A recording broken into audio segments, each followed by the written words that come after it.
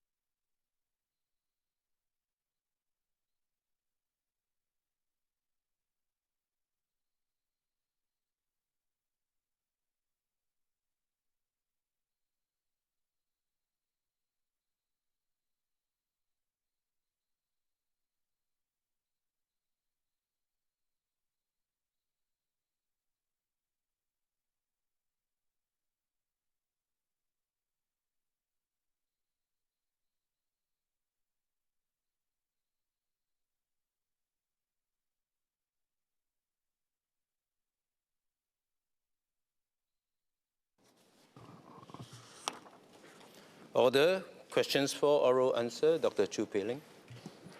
Question 1, please.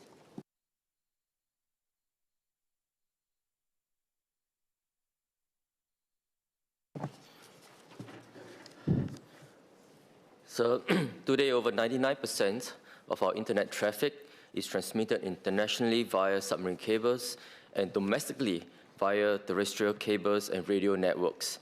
In Singapore, specific enterprises may use satellites as a secondary channel for communications or environmental monitoring.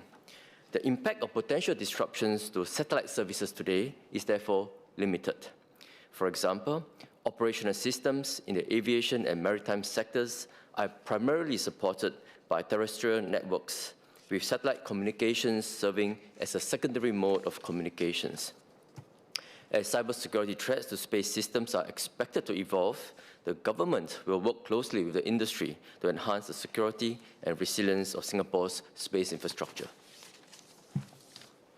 Dr. Chu.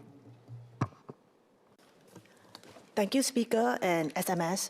I have 3 supplementary questions. The first SQ, as reliance on satellite-enabled systems grows, is there a role for strengthening domestic capabilities in satellite cybersecurity monitoring, threat detection, and attribution?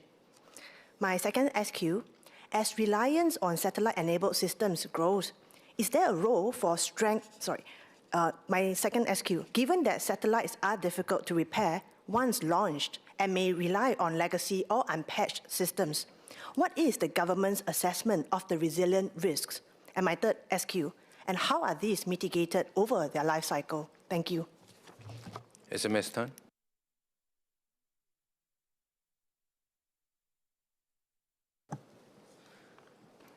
So I thank the member, Dr. Chu, for her supplementary questions. My sense of her questions is that it stems from a concern around the resilience and security of our digital connectivity infrastructure, which is understandable. The digital connectivity infrastructure is increasingly essential for our economy and our daily lives. Let me just set a context and elaborate on a point I made earlier. More than 99% of our internet traffic is via non-satellite means. So unlike other larger countries, perhaps Singapore is a hub for submarine cables. Most of our internet traffic to other parts of the world is via submarine cables, and we are a very submarine cable dense hub in the world. That's the first point. The second, within Singapore, domestically, we have a very robust digital connectivity infrastructure. We have fiber optics cables to almost every home and every businesses. In fact, Singapore is probably one of the world's first countries to have fiber optics cables to every address. That was more than 15 years ago. And complementing that is the mobile infrastructure networks. And about 5 years ago, we rolled out the 5G standalone networks, making us probably one of the first countries in the world to have a nationwide coverage of standalone 5G mobile coverage. So these networks complement one another, and security and resilience are built into these networks in its design. So 99% of our internet traffic are through submarine cables to other parts of the world, and within Singapore, through the terrestrial networks, primarily our fiber optic cables, as well as our radio networks, which are mobile networks. So that is a context in which how we look at our digital connectivity infrastructure. On top of that, we participate actively with international bodies that set standards for resilience and cybersecurity for the space industry. For example, international standards such as those from the International Organization for Standardization, Institute of Electrical and Electronics Engineers, and a consultative committee for space data systems. So satellite operators and their partners adopt cybersecurity and resilience standards relevant to their specific use cases, such as for IT, aerospace, and telecommunications. And users that transmit sensitive data would also adopt stringent data encryption policies to protect the data in transit. And Singapore participates actively in many of these committees. This space is evolving. The space technology is evolving rapidly, especially with commercial endeavors in this area. And Singapore continue to monitor the trends closely and participate actively. Mr. Jaugiam. Question 2, please.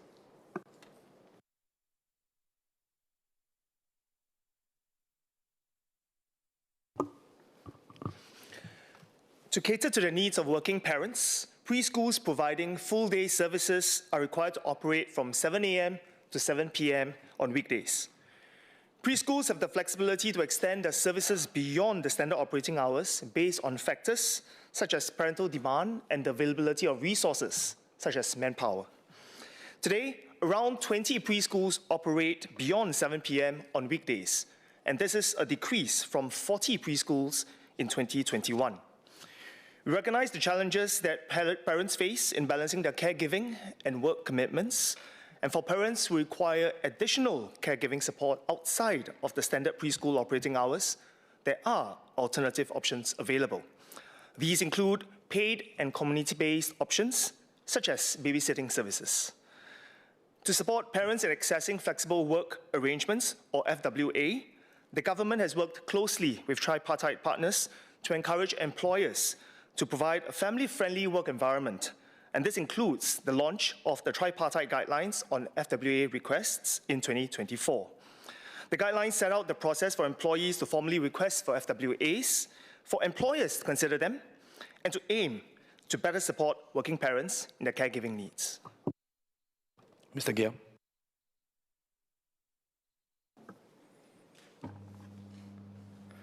So for a worker finishing work at 6 p.m.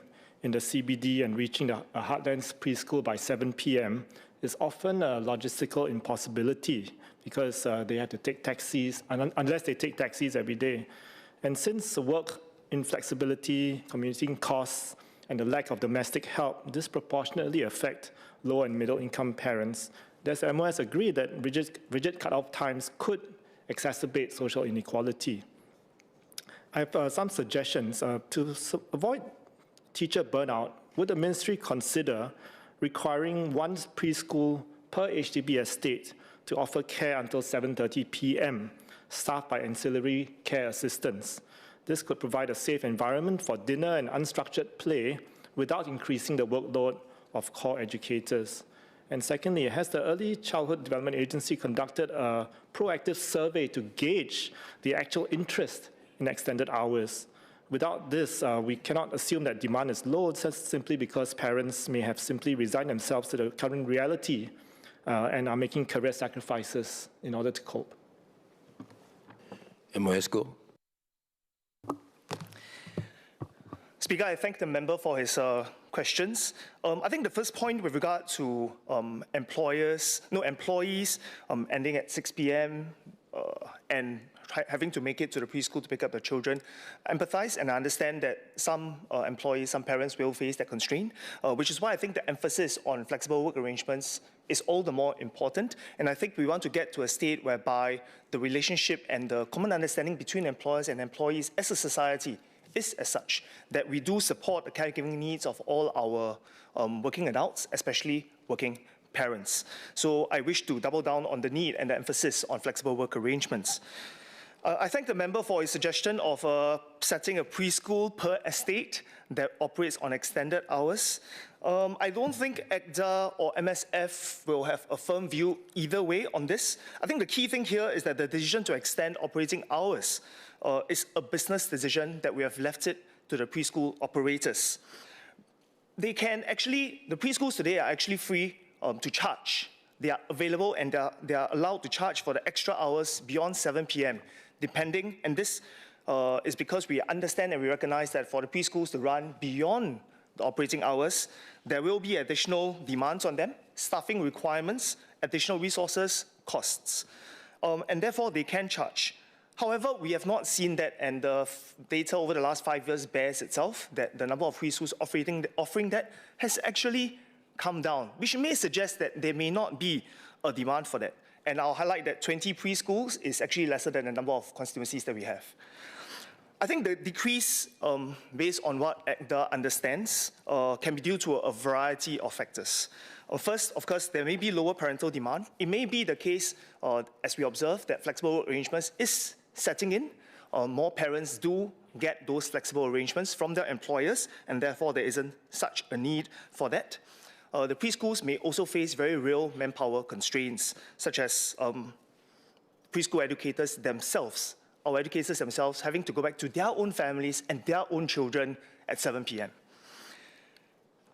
Actually, another reason may also be because parents themselves recognize that it is important for them to spend enough time with their children and not leave the children in the preschools for too long a period. I reference a study made in 2024. This is the Singapore Longitudinal Early Development Study, SG LEADS, that actually found that the longer the children stayed in preschools beyond 40 hours, and significantly beyond, we start to observe that their literacy, their numeracy achievements do have some impact. And I think generally parents do recognize that too many hours in the preschool is not a good thing. More family time is useful. And I think from MSF's perspective, we strongly encourage our parents to spend enough quality time with their children. Thank you. Dr. Hamid Raza. Question 3, sir.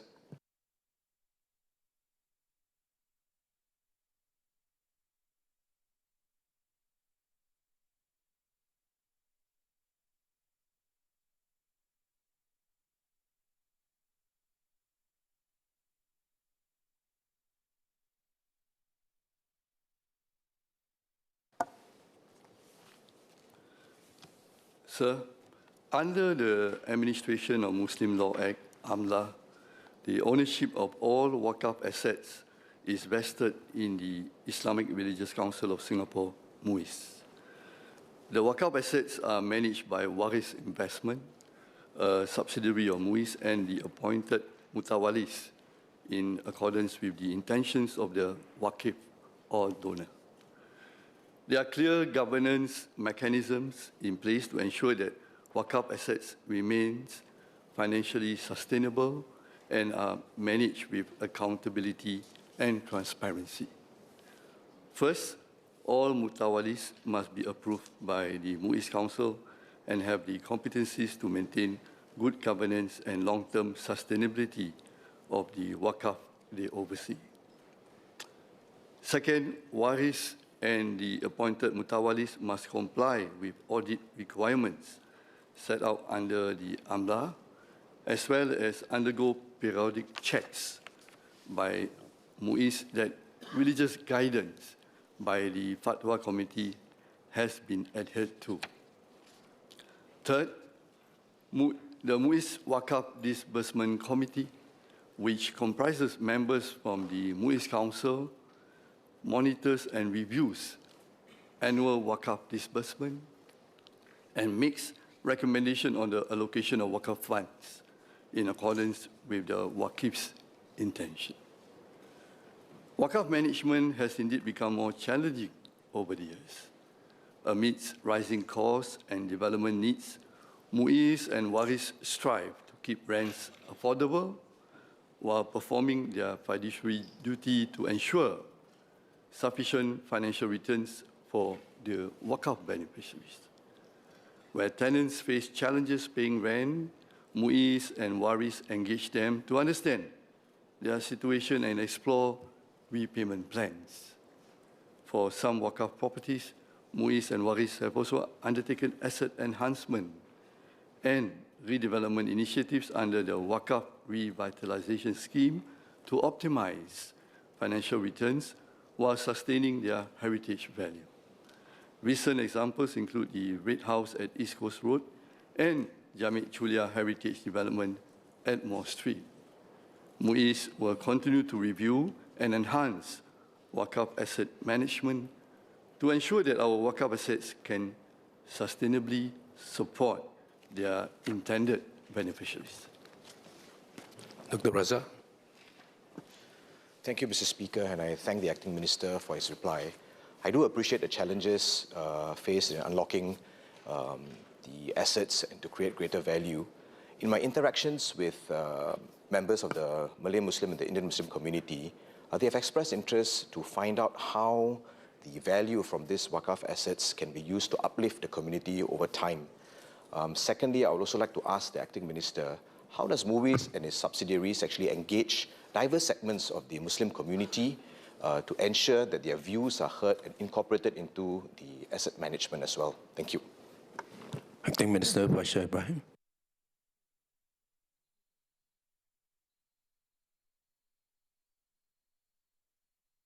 So I thank the member for the SQs. These are very good questions indeed. In fact, we often hear and meet the community leaders, and they ask about such questions.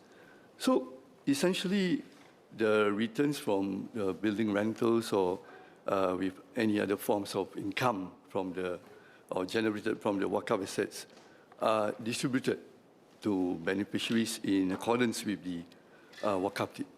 So we have to be very clear about that, and we follow what's in the Wakaf deed. In 2024, a total of $11.3 million was disbursed to the Wakaf beneficiaries, which include the family members of the benefactors, and as well as mosques, madrasa, community organizations, and charities. And depending on the intention of the Waqif, these returns may be used to build and maintain mosques and madrasas, support the poor and needy, and also fund the development and welfare of the community. In fact, I've been very fortunate to be involved in development of Wakaf back in the early 2000s when I was in MUIS Council, where I was actually looking after the Wakaf aspect of MUIS work. And I saw how the community worked together, and MUIS leading the community, working together to see how the returns go back to where it's supposed to be and to the community. And fast forward to today, you see a vast development in that space, whereby not only there have been asset or Wakaf revitalization and also asset enhancement, optimization have been done, as well as looking at the historic value of the Wakaf. And all I can say that the community, in fact, has benefited a lot significantly from these Wakaf returns. And sometimes I discuss with the mosque leaders, community leaders, as to how they have been using the returns. And I am very happy to see that such return sometimes something that they look forward to, because that help in the way not only they manage the mosque, but that help in the way they reach out to the community and benefit the community. So I must say that the returns of Wakaf assets not only go back to where it's supposed to be, but with the value enhancement efforts and also the returns that have been that the community has gained has somehow helped to build build the community. That means it helps in the development of the Muslim community, in the Muslim community and beyond. And also, your second question is about how we engage the mosque leaders, community leaders. Yes, indeed, we do. Right? And in fact, just to give you an example, I was also directly involved. I was helping Minister Masagos on the restoration work of the historic Jamik Chula Mosque and the development and construction of Jamik Chula heritage. I remember the various engagement sessions we had. We tried to reach out to the Indian Muslim community leaders, had many sessions. Even we went back and forth when there were they needed clarity, there were clarifications, or even certain things that did not meet the planning criteria. We spoke to them, and then there were constraints. We decided on an option that, well, would provide a balanced outcome. And I must say that this process not only reached, but also it gave the community leaders the satisfaction that they are part of this journey. So this is something that we want to continue to do. As you can see, the Jamit Chulia Mosque restoration have been completed, and the Jamit Chulia Heritage is going to be completed soon. It's the pride of the community. And not only we want to develop for today, I think the key, what I got from my engagement, the community leaders want to do this for the future generation as well. So I assure the member that we'll do our best to ensure that what the Waqif would like to leave behind is not only acceded to, we hold it with trust. Ms. Yeo Wan Ling.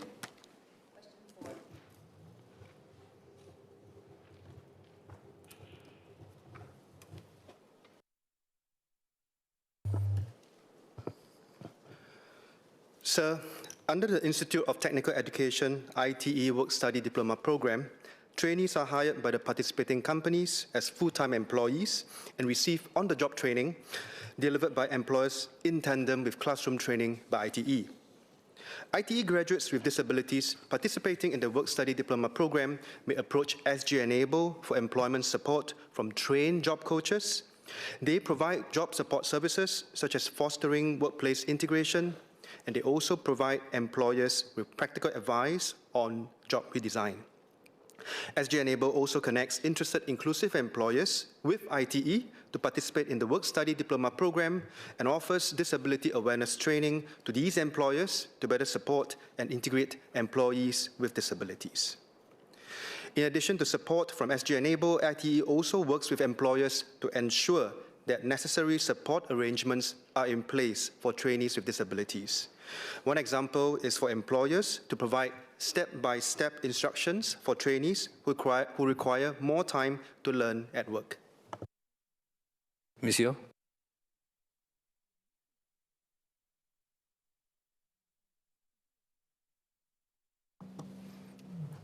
Thank you, Speaker.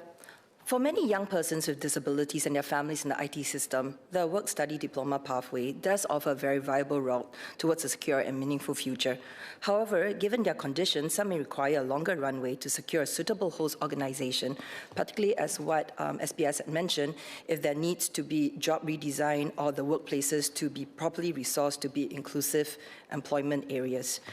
Could I ask, if the ministry would also consider establishing and regularly updating a centralized repository of inclusive employers, for example, the companies recognized under the SG Enabling Mark, to make this available to schools offering the Work-Study Diploma Program, especially not just for the diploma, but also for work attachments, industrial attachments. The other one too, would the ministry also consider working with the schools and SG Enable to actually provide flexibility, especially with the extension of program deadlines for our persons with disabilities, especially if they are unable to find a suitable host organization within the stipulated deadline timeframes for reasons unrelated to their academic merits. SBS Cho. So I thank the member for her SQs and for her attention to this space, inclusive employment. On the centralized register, I think as she has correctly identified, the essence of this scope of work really is about the customized nature of providing job support. So finding out students with disabilities, what their specific areas of strengths, interests, motivations, and possible career pathways are. And that's a highly bespoke journey. I think we will double down on that front. As to time extensions, I think we could take the suggestion back and explore her suggestion. But even if we were to grant time extension, I think it goes back to the first point that I mentioned earlier, and that is for each student, we need to really explore what the possibilities are. Because this area of work, again, on inclusive employment, is one that's highly bespoke. Mr. Tsai Ing-cho.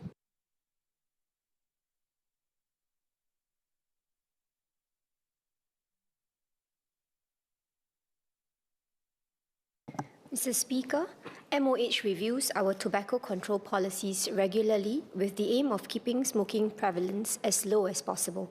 We do not rule out introducing a ban on flavoured tobacco products in the future and implementing further tobacco tax increases. Mr. Choi. Thank you, Speaker. 7 clear days ago when I filed this question, not knowing that a few hours later, PM would raise cigarette tax, answering part B to the question. I have 3 SKUs for MOS. In 2022, the Straits Times reported over 50% of flavored cigarettes, over 50% of cigarettes sold in Singapore are flavored. This was noted to be far more than in other countries where the market share is typically 5 to 25%. There are also countless scientific studies that have shown that added flavors make cigarettes more appealing to youths as they mask the harsh tobacco taste. Some flavors like menthol also interact with nicotine in the brain, making them more addictive. Given this, my 3 SQs are, was there studies that found correlation between the popularity of vape and flavored cigarettes amongst youths, which was due to the variety of flavors that they were sold in? Number 2, are flavored cigarettes in Singapore more addictive? And what is the current market share of these cigarettes? And thirdly, are there plans to reduce the proportion of flavored cigarettes sold or to entirely cut them out? Thank you. MOS Rahayu. Thank you, Speaker.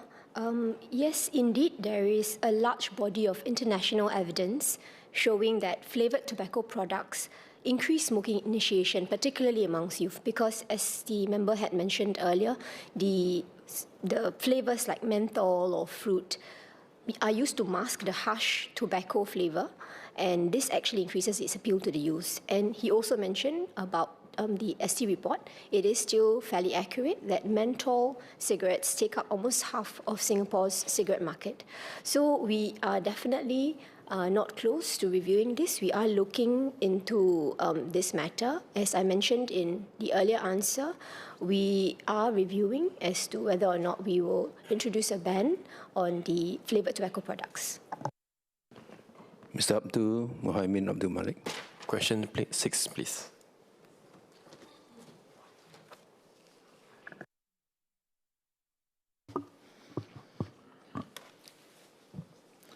Besides the use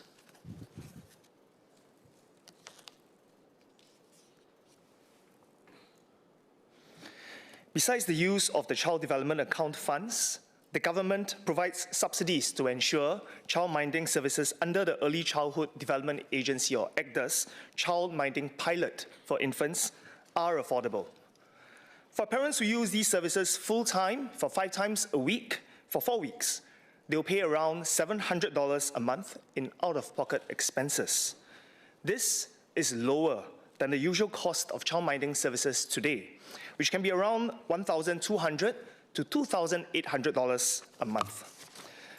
Of all families enrolled, more than 80% have used their infants' CDA monies to defray the out-of-pocket expenses of child-minding services under this pilot.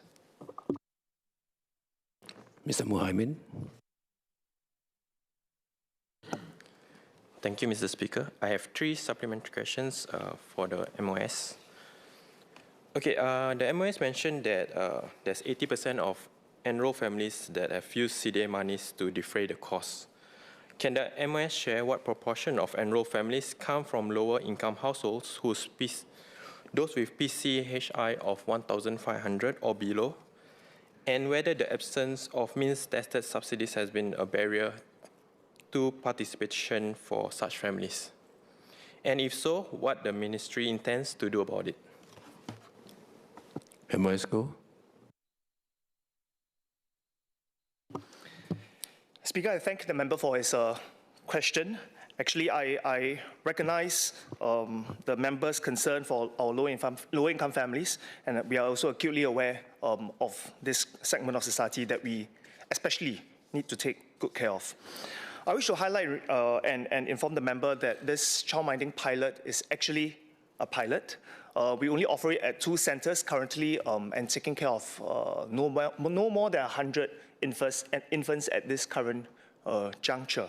So the objective of the pilot really is for us to explore how to do this well and to scale this across the country, including how to make it even more inclusive for all children, for all income types, as well as to understand also what operators need to do to keep this a viable model.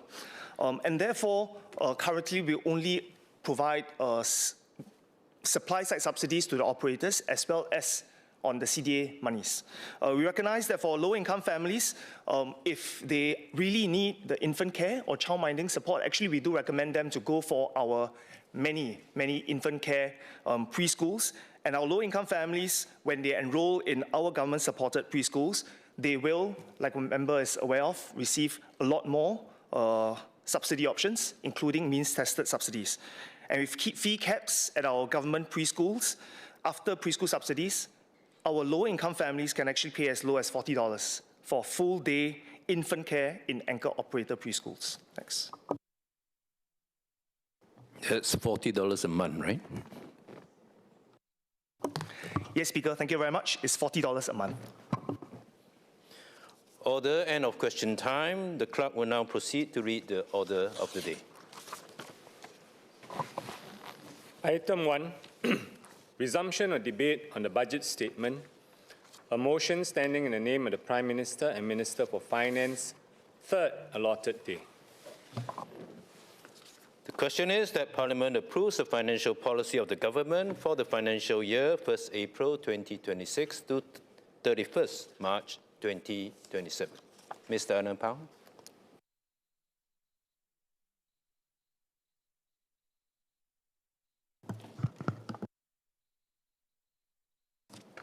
Mr. Speaker, I rise to speak in support of the budget as delivered by the Prime Minister. What struck me about this budget is not just a package of measures, but the signal it sends. In a more uncertain, fractured world, it reassures that all Singaporeans that we remain steady, confident, and united. It reassures Singaporeans that we are always here to take care of each other. This budget carries a we first direction, reminding us that progress is not just about growth in figures, but about shared responsibilities, stronger bonds, and a social compact that is real in everyday life. Mr. Speaker, if we take this we first direction seriously, then we must pay attention not just to the policy intent, but how these policies land on the ground, especially at transitional points where households and business are most exposed. In that spirit, while I'll touch briefly on Comlink Plus, measures affecting SMEs, I'll focus my remarks on revised path policies and the issues of transitional fairness. First, Mr. Speaker, I support the enhancement of Comlink Plus, which is a scheme that helps families progress from public rental towards home ownership. But I want to raise practical issues on transitional risk. Moving from public rental housing to a new home is not that simple. For some of these families, there's a degree of vulnerability as encountered moving. There's renovation costs, furniture costs, travel routines, childcare, school logistics, and sometimes a change in the workplace too. Some of these families may not yet be stable to absorb a sharp drop in social and financial support. If they're immediately treated as having graduated out of Comlink Plus, it is only human nature that if these families fear by buying a home triggers immediate loss of support, they may delay taking up the step of home purchase that the policy is trying to encourage. Mr. Speaker, this is not a call to keep families dependent. It is the opposite. We want families genuinely to make the difficult step from rental to ownership or from assistance to self-reliance. We should make the transitional predictable and safe. I hope NSF can share how support is tabled when these families transit out of Comlink Plus and whether their families' coaches can help with a transition plan so they do not fall into the gaps between the schemes at the most vulnerable and most fragile moments of the transition. Next, Mr. Speaker, the budget also introduced policies that affect a large majority of SMEs. In doing so, the government typically engages trade associations, chambers, to gather feedback on the ground perspectives. However, not all SMEs is required to be part of these bodies. Even SBF, as the Apex Business Chamber, only have compulsory membership for companies above 0.5 million paid up or authorized capital threshold. This means a substantial segment of the micro SMEs may not be in a room when these policies' feedback are being gathered, even though they are the ones who are most sensitive to costs and compliance changes. I therefore urge the government to consider opening feedback channels to hear from these small and micro SMEs via channels such as the SME centres, so that in all fairness, the policy do not get shaped mainly by the larger companies. Mr. Speaker, for the last part of my speech, I will turn to the path changes. Since the announcement, I have received ground feedback from residents and people who are concerned about a sudden implementation and the financial hit they may have to take through no fault of their own. As announced, path rebate was reduced by 45% and the cap lowered from 60,000 to 30,000. This change applies to COE obtained from the second COE bidding exercise in February 2026 onwards. Mr. Speaker, my concern is not about whether the government has good policy reasons to recalibrate path. Policy can and do change all the time. My concern is the effective date and the absence of transition safeguards for buyers who had already committed to a car purchase under the prior framework. One of my Geylang Serai residents shared with me that before the budget day, he committed a vehicle purchase and paid a deposit based on the prevailing path rules. However, after the announcement, the dealer's position was that the deal will proceed. And if the buyer cancels, this deposit will be forfeited because the dealer did no wrong, and any dispute should be taken to the authorities. In reality, for many committed buyers, there is no meaningful option to renegotiate the pricing or cancel the purchase without losing substantial deposit.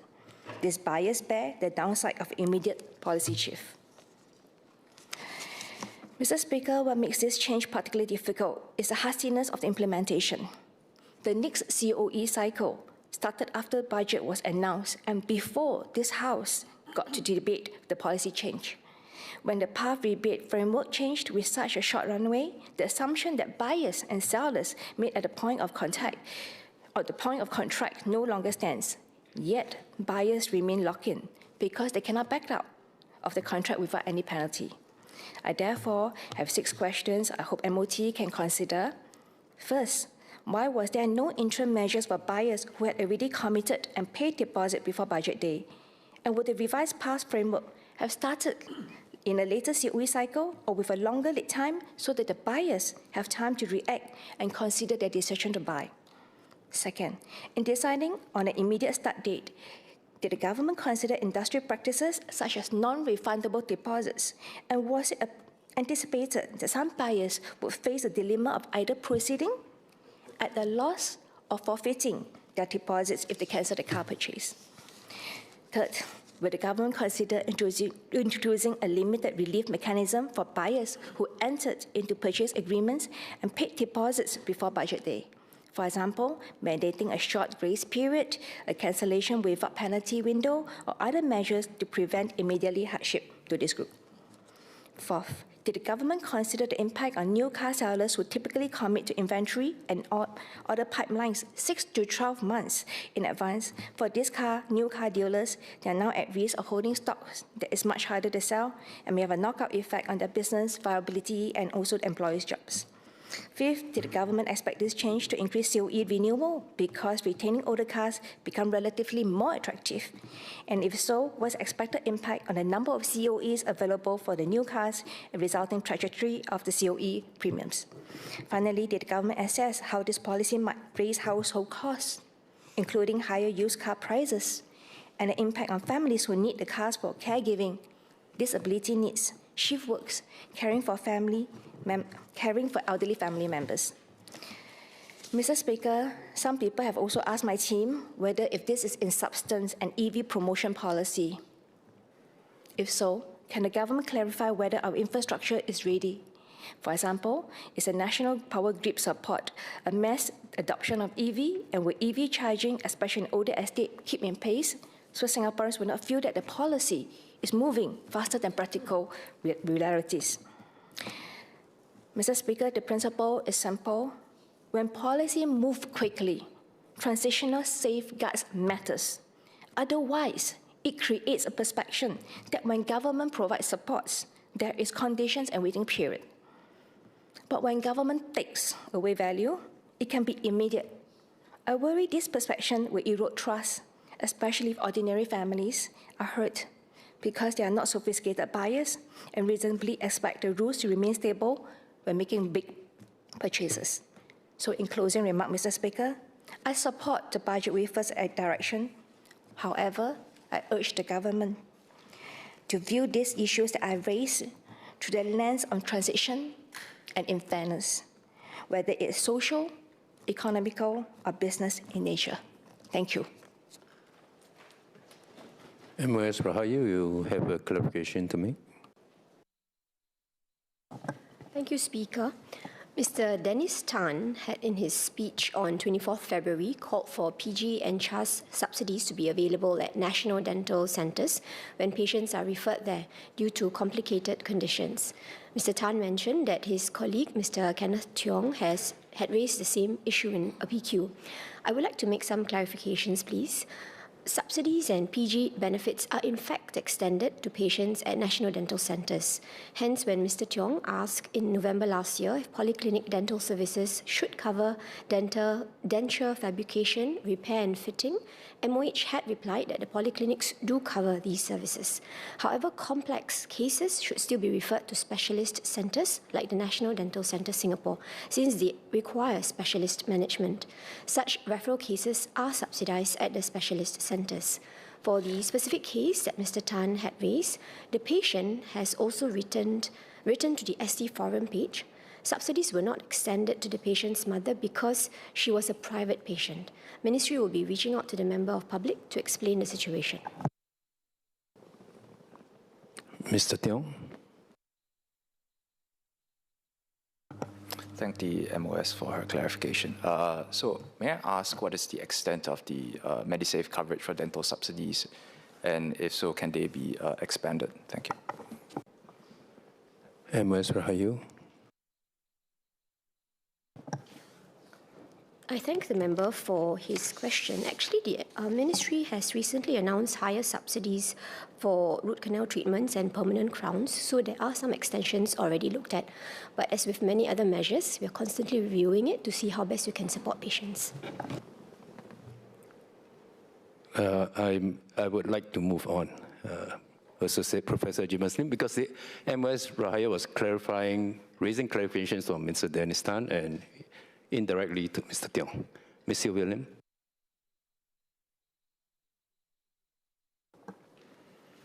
Mr. Speaker, last year I turned 60 and was classified as a senior citizen entitled to a Passion Silver card. It was a proud moment for me. I had reached a recognized life stage when society deemed it fit to accord me a public travel concession.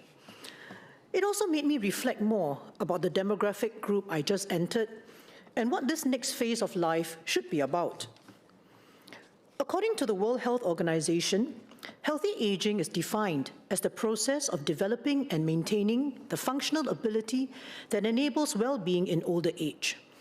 It moves beyond a disease-focused model, aiming to maximize a person's capability to be and do what they value, whether in terms of mobility, relationships, or societal contribution. Our own Ministerial Committee on Aging has adopted a similar approach. In its 2023 Action Plan for Successful Aging, it is stated that, and I quote, "Aging is not only about illness and frailty, it also provides opportunities for longer years of active engagement, good health, and contribution to society," unquote. Sir, I have spoken about ageism in this House in the past.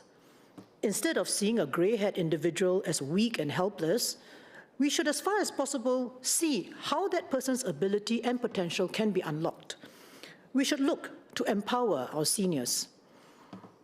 Over the years, various taxpayer-funded schemes have been put in place to uplift seniors. I will highlight just a few. If seniors wish to continue working, the government provides employers with a senior employment credit, which has been extended for another year under this year's budget. Senior Singaporeans have also been included in the Skills Future program, making lifelong learning affordable. Our public buses are now fully wheelchair-friendly, with bus stops mostly barrier-free, encouraging disabled seniors to go out and stay connected. Sir, the topic of the Prime Minister's budget speech this year is securing our future in a changing world. Yet at the same time, amidst this relentless pace of change, we must ensure that we do not leave our seniors behind, many of whom are struggling to keep up with a world vastly different from the one they used to know.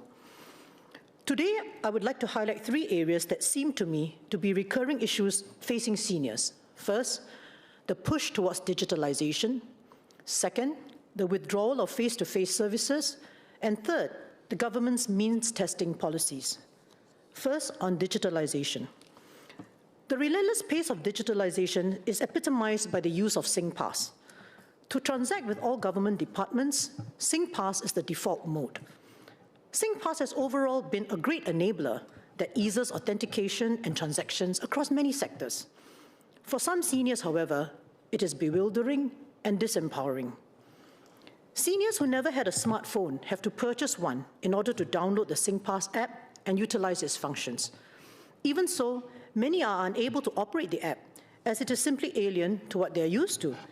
They find it difficult to open the app to quickly scan QR codes or to toggle between the app, SMS functions, and websites in order to key in one-time passwords, all within a short time limit. Seniors with close relatives or friends can get help for digital transactions. However, this still engenders a feeling of dependency and helplessness. Then there are seniors without children or close relatives. The prospect of isolated seniors is real. According to the Ministerial Committee on Aging, an estimated 83,000 seniors above 65 will live alone by the year 2030. These vulnerable seniors may end up trusting the wrong people or may decide not to transact with the government at all. Many seniors, especially the older ones, did not have the opportunities for schooling unlike later cohorts.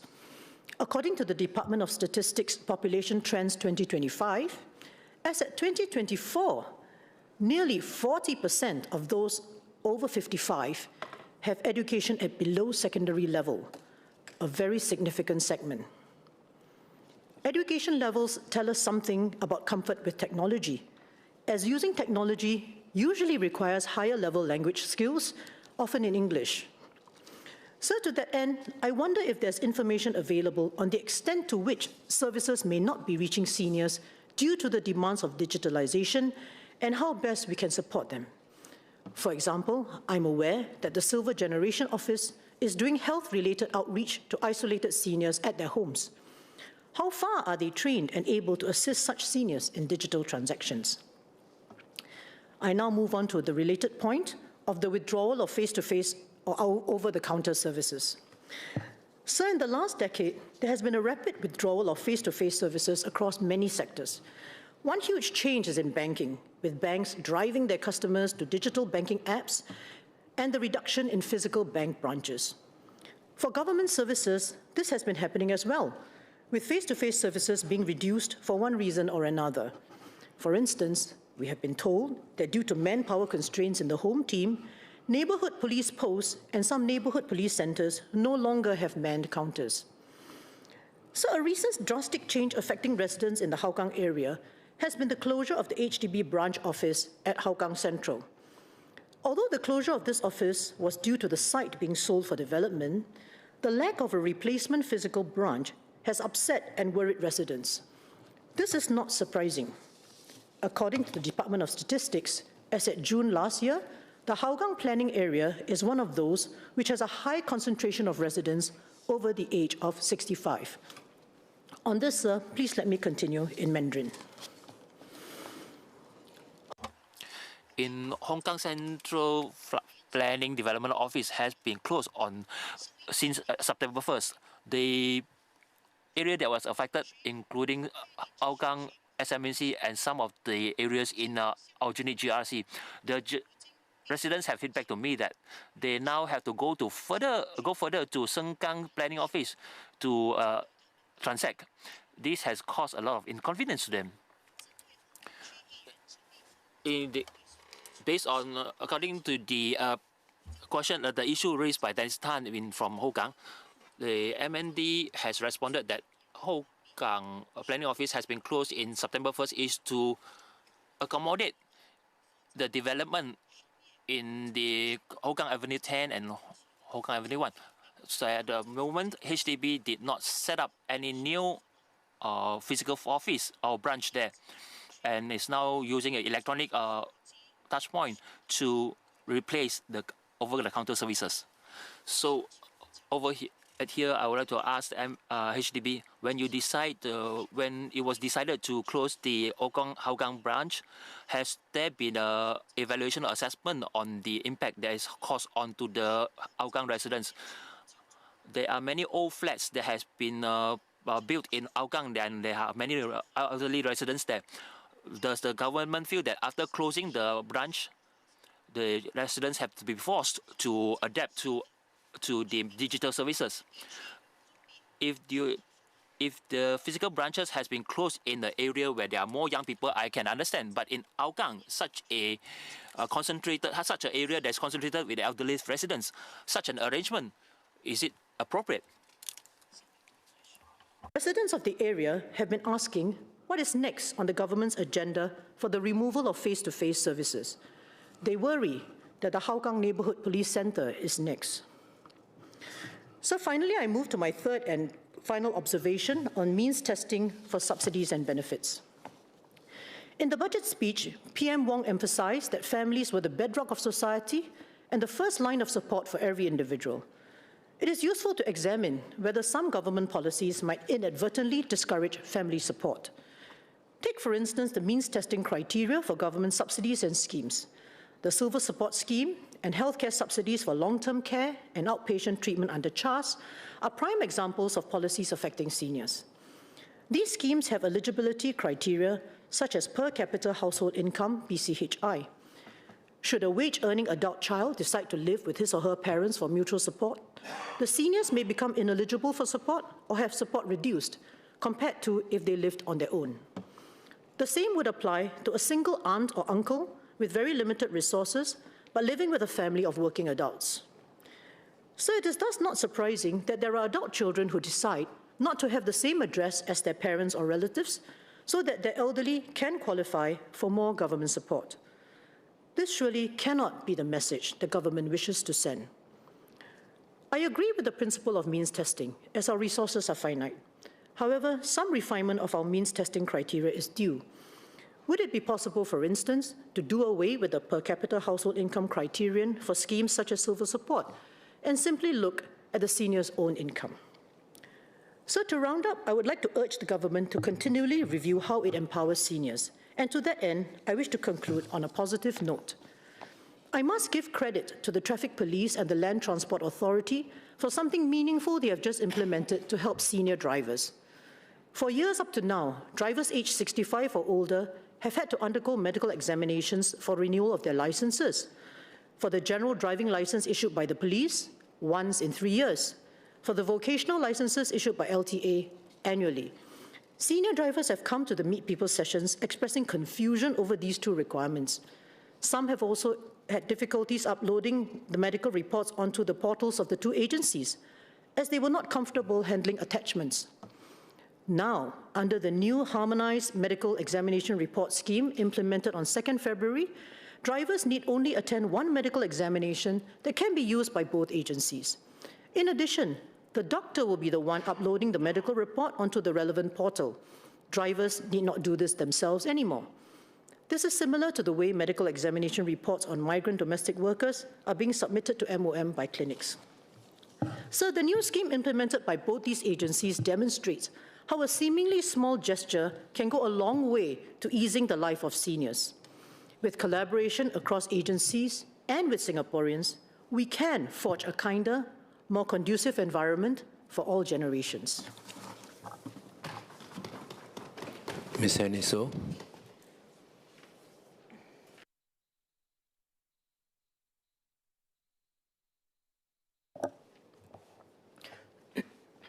Mr. Speaker, I rise in support of Budget 2026.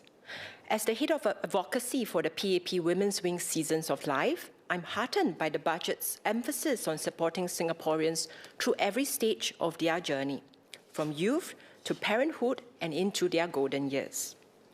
Drawing from my engagements with residents in our Marsiling UTGRC and various community partners and stakeholders, I wish to raise recommendations that build on this foundation, ensuring no one is left behind as we navigate life seasons together. Let me begin with our youth and the imperative of education for lifelong learning. As Deputy Chairperson of the Education GPC, my colleagues and I remain unwavering committed to ensuring access to education at all life stages. I fully agree with the Prime Minister that learning must go beyond and extend beyond theory and translate into hands-on applications that empower individuals to thrive.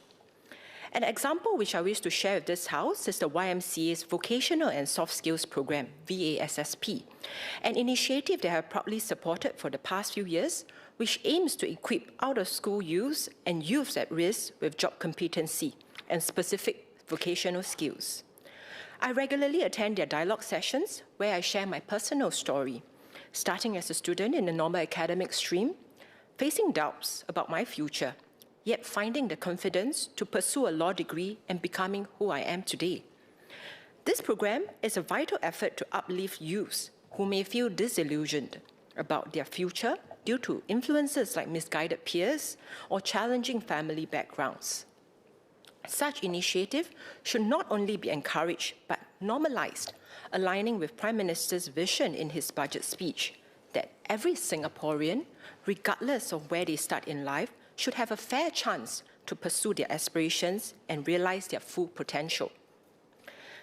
As our nation ramps up efforts in AI education and encourages lifelong learning, we must ensure that the right infrastructures is in place to support every keen learner.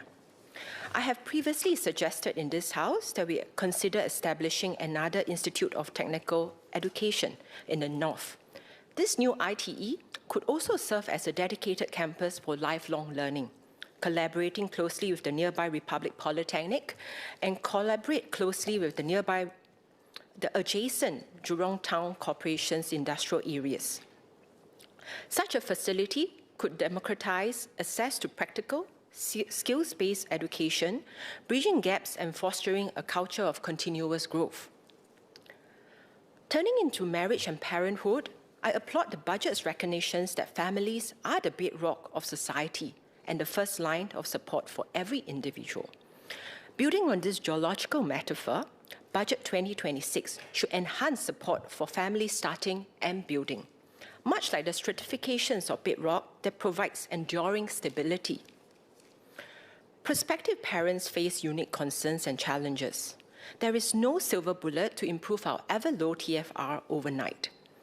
The decision to marry and have children is deeply personal.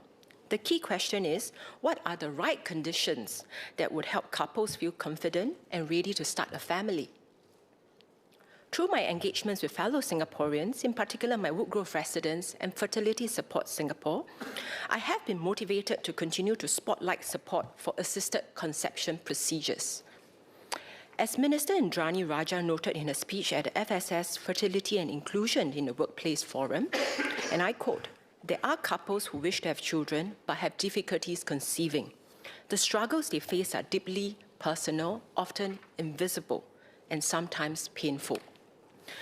SingHealth statistics indicate that roughly 1 in 6 couples, about 17%, experience infertility in Singapore. For these couples who clearly wish to start families but face daunting hurdles, we can and must do more. FSS community engagements reveal that financial costs are the top stressor, forcing some to abandon their fertility journey entirely. With 2 successful years of historically low TFR, sir, it's time to act, then the time to act is now.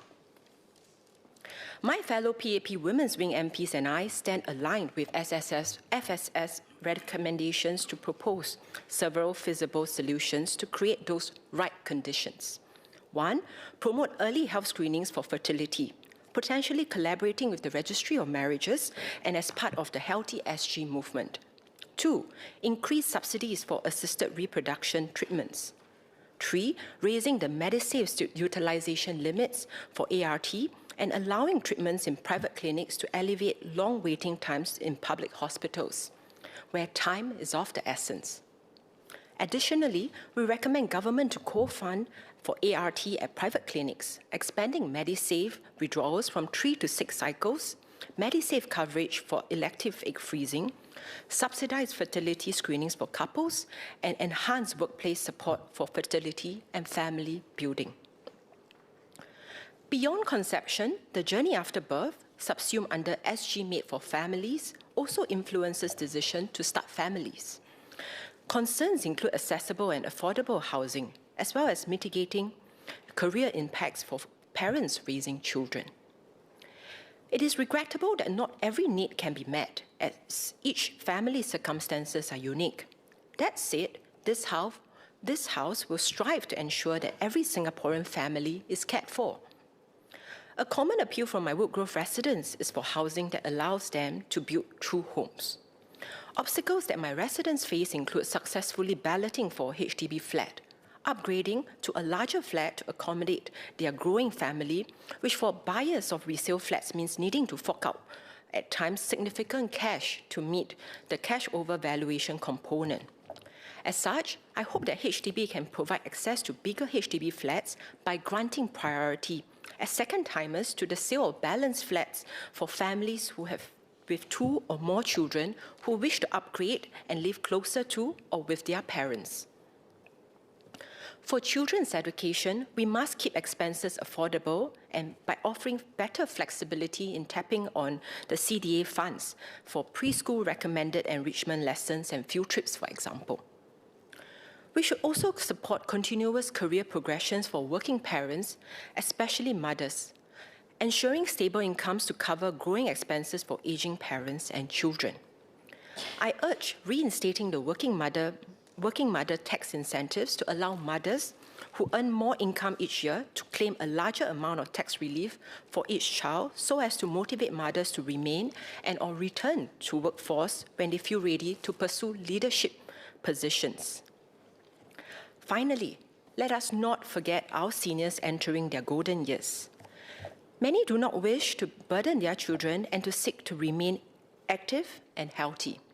Grassroots organizations and active aging centers play a complementary role in this, supporting seniors with face-to-face interactions, helping them to embrace digitalizations, organizing regular engagements to foster community bonds while keeping our seniors' minds sharp and prevent physical frailty.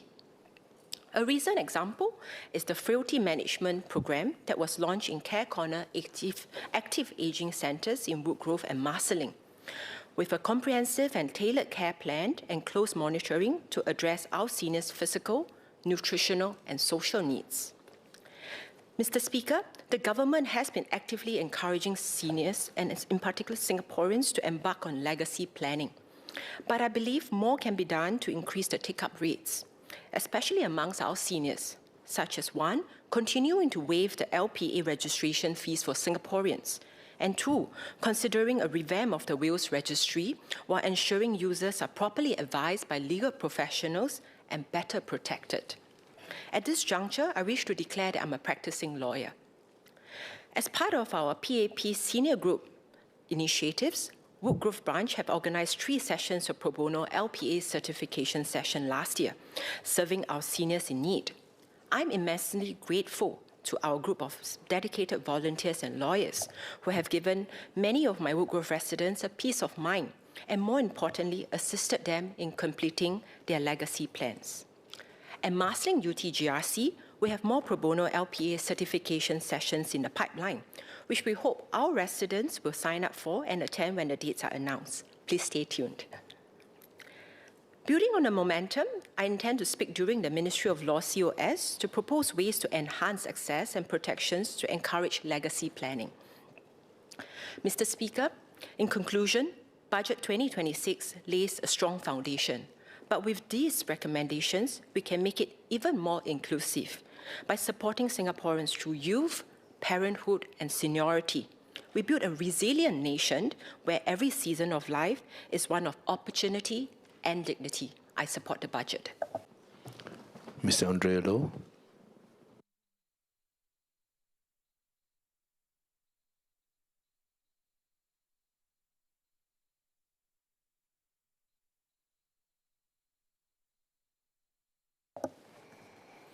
Mr. Speaker, the Prime Minister has set out an ambitious vision for AI.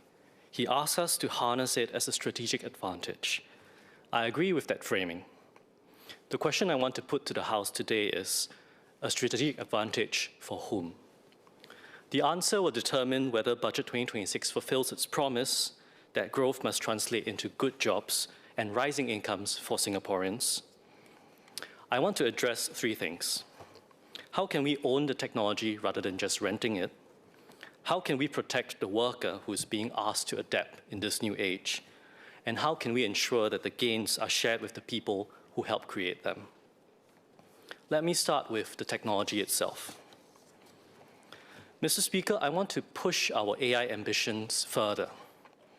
Right now, the heavy fiscal levers in our AI strategy are largely focused towards adoption, identifying where AI can improve our existing industries and subsidizing our businesses to deploy it faster.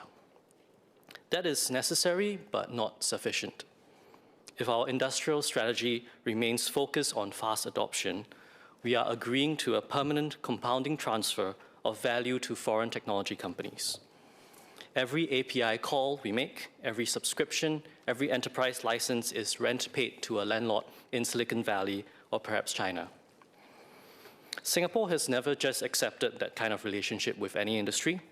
We move up the value chain, extracting value at the source. We do not just use semiconductors, we manufacture them. And our ambition for AI should be no different. We need to stake out our own defendable positions and capture the value that comes with them. The question is therefore where specifically we have a right to win. And I think that the answer starts with understanding Singapore's constraints. We cannot win a compute war. We lack the land, the power grid, and the capital to train trillion-parameter frontier models. But Singapore has been here before. When we face constraints in other industries, we did not try to outspend our larger competitors. Instead, we identified niches where our specific combination of capabilities gave us an advantage, and we built from there. We have already done this in AI. Singapore has produced Sea Lion and Mara Lion, large language models built on open weights foundations, fine-tuned for Southeast Asian language context and our cultural context. We identified a gap in our region, and we filled it. That was and remains the right instinct. We must now look further afield with global ambitions. I want to make the case for another niche, one with global export potential, Edge AI, and the efficiency research that underpins it. The rest of the world is running into the same energy wall that we face when deploying AI. Data centers are straining electrical grids everywhere. The United States is planning new nuclear power plants specifically to power AI data centers. My colleague Dennis Tan earlier highlighted in this House the outsized environmental impact of an indiscriminate rush to embrace large-scale models for every minor task, a dilemma that every nation is grappling with. This global problem, in other words, is the same problem our constraints have been forcing us to think about. How do you make AI run on less? This is the field of model distillation and quantization, compressing large AI models so that they can run locally with minimal degradation in performance without an internet connection to the cloud on a fraction of the energy. The result is what practitioners call Edge AI, intelligence that runs on the device itself rather than routing data to a distant server. The Prime Minister had announced 4 national AI missions in this budget. I want to look at 2 of them through the lens of Edge AI. In advanced manufacturing, the robots on a factory floor cannot depend on a cloud connection. A production line that hesitates because of a network latency or halts because of an outage is a competitive liability. The AI running that factory needs to operate locally and be resilient to disruption. In connectivity, the autonomous systems that manage our containers at our ports make thousands of routing decisions every second. Our ports handle a large proportion of the world's transshipment volume. These decisions cannot wait for a round trip to a data center. The export potential follows directly. As the rest of the world scrambles to solve their energy and latency constraints, The software that makes AI run efficiently on local hardware will command a significant premium. We're already being pushed to solve this problem. We should be solving it deliberately and with an eye on selling the solution. I'm not a deep technical expert, and I'm not offering a comprehensive blueprint today. What I am suggesting is a way to think about where Singapore has a right to win, and Edge AI is one possible answer to that question, among many others. The same logic points towards explainable AI, building tools that make the reasoning that AI models make transparent enough for regulated industries to deploy. Finance and healthcare, the two other sectors that are the focus of our AI missions, are just these industries that operate under obligations to explain automated decisions. Singapore's regulatory institutions and our reputation for the rule of law may give us a genuine advantage in this space as well. These are just ideas, and there will be other niches that neither side of the House has yet identified. So what do I ask for? The government has already committed $37 billion under the Research, Innovation and Enterprise 2030 plan, with AI explicitly within the scope. I ask that within that envelope, Edge AI efficiency research, model distillation, quantization, and on-device deployment be named as an explicit priority, with success measured by commercial export potential and not just domestic adoption. My more specific ask concerns the national AI missions. The 4 missions are already funded. I ask that each mission consider edge deployment capability as a key design criterion, whether an efficient, low-latency, sovereign edge model is appropriate for the use case. And more broadly, I ask that the government establish a formal process for identifying Singapore's AI export niches, applying the same constraint-aware logic that produced Sea Lion and Mara Lion across our strategic industries. Not just edge or explainable AI. A systemic search for where Singapore has a right to win and a commitment to back those niches with capital. The goal is to ensure that in years to come, Singapore is a genuine owner of commercial AI capability that we can export to the world. Not just a well-compensated tenant, but a landlord of our own. But owning the technology is only the first part of the answer. The second is protecting the people being asked to adapt to it, including those that the market has already started to leave behind. Mr. Speaker, the aggregate economic data looks encouraging. Broad-based wage growth and lower income inequality. But averages can be dangerous, and they can mask a specific problem that I think deserves more attention. Research published in October last year by Stanford University and ADP found that since late 2022, which was when ChatGPT broke cover, entry-level hiring in AI-exposed sectors in the US has fallen by 16%. For software developers, aged 22 to 25 specifically, the headcount has fallen by a greater 20%. We do not have such granular data for Singapore, but that alone is part of the problem. This is what I call the broken bottom rung of the ladder.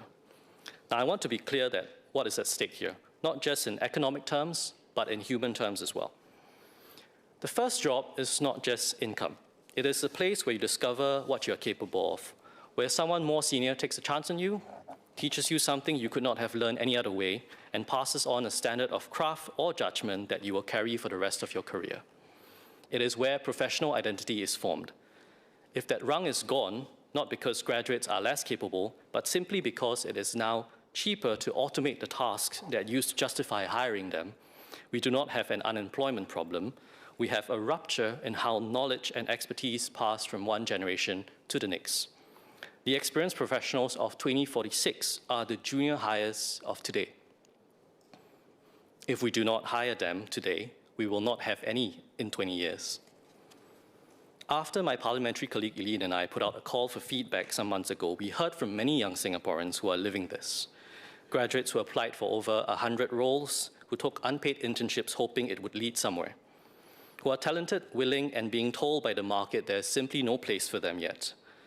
They are simply asking for a chance to start. The broken rung is the most visible symptom, but the disruption does not stop at entry-level workers. Mid-career workers face a parallel challenge, skills that took years to build being absorbed by AI faster than retraining programs can respond. So what do I ask for? Data first. We cannot manage what we do not measure. I call on MOM to publish granular employment data for new graduates broken down by sector, role type, and AI exposure levels.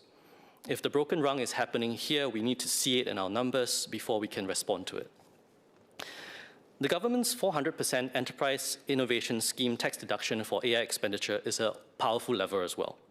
While the details are being firmed up, I asked that the government require that firms claiming the EIS deduction above a meaningful threshold demonstrate a credible plan for maintaining graduate and entry-level roles, not by preserving roles that AI has genuinely made redundant, but by investing in reimagining what junior work looks like in an AI-augmented firm.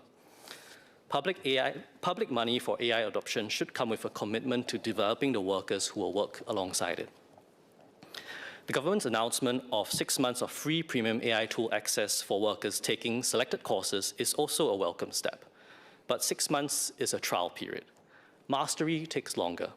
AI is not a course you complete, it is daily practice, much like using a spreadsheet program is.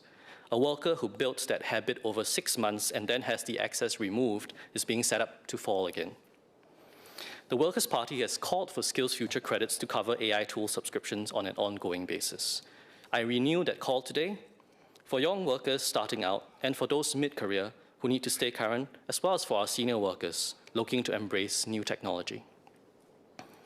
The Skills Future Level Up program currently targets workers aged 40 and above, but the disruption is hitting many earlier. Singaporeans in their mid to late 30s, the millennial cohort, where careers were built on skills that AI is now absorbing, are facing displacement before they even qualify for mid-career support. Lowering the qualifying age to 35 is a simple, concrete, and targeted step that addresses where the disruption is actually occurring. That brings me to the third and final question. AI is not just changing how we work, it is changing what we owe each other. The assumptions baked into our social contract about risk, about reward, about the relationship between capital and labor were written for a different economy. Budget 2026 is an opportunity for us to update this. So what do I ask for? The Workers' Party has called for redundancy insurers across multiple parliaments. I argued for it myself in my maiden speech, so I will not repeat the full argument today, but I want to offer a different frame for it. Critics have called it a welfare crutch. I want to make the opposite case. Redundancy insurance is the engine of the economic agility that this budget demands. A worker with 6 months of financial breathing room can say yes to retraining. They can take the risk of moving sectors. They can be the bold, adaptable Singaporean that the government is asking them to be. Without that buffer, the rational response to uncertainty is not agility, it is paralysis or grabbing the first job that comes along, plunging workers into a cycle of underemployment. And paralysis is exactly what we cannot afford in an economy that's undergoing structural transformation. The government is rightly optimistic about AI's potential, but responsible governance requires managing all our outcomes, including the downside. Redundancy insurance is a suitable hedge, and I urge the government to act on it. The EIS deduction condition I proposed earlier on maintaining graduate and entry-level pipelines as a condition for tax deductions addresses new workers entering the workforce. But there's a parallel question about existing workers. What happens to the person already in the job when AI arrives? Right now, the tax system is largely neutral on the question. A firm can deploy AI to augment its workforce or to replace it. And incentives are often available either way. Without a nudge, the default logic of capital is to substitute labor. Labor is expensive.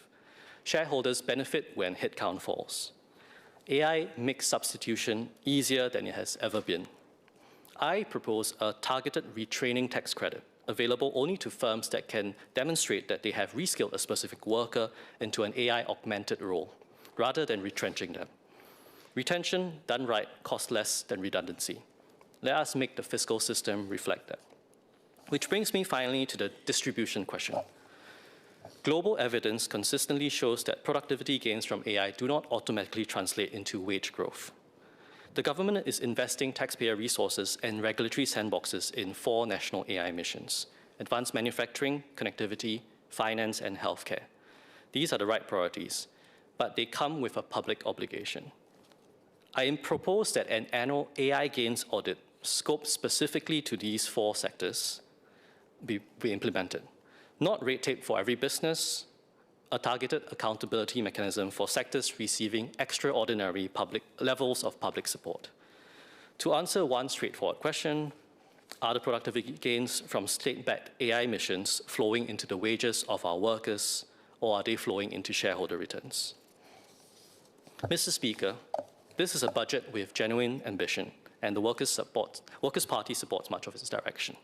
But ambition must come with accountability. The strategic advantage of AI must be felt in the wages of our workers, not just in the earnings reports of the companies deploying the technology. Own the technology, not just rent it. Protect the worker that's being asked to adapt to it, and ensure that the gains of AI accrue to workers and not capital owners. These are not obstacles to Singapore's AI ambitions. They are the conditions that make these ambitions worth pursuing. Thank you, Mr. Speaker. Dr. Chu Pei-Ling.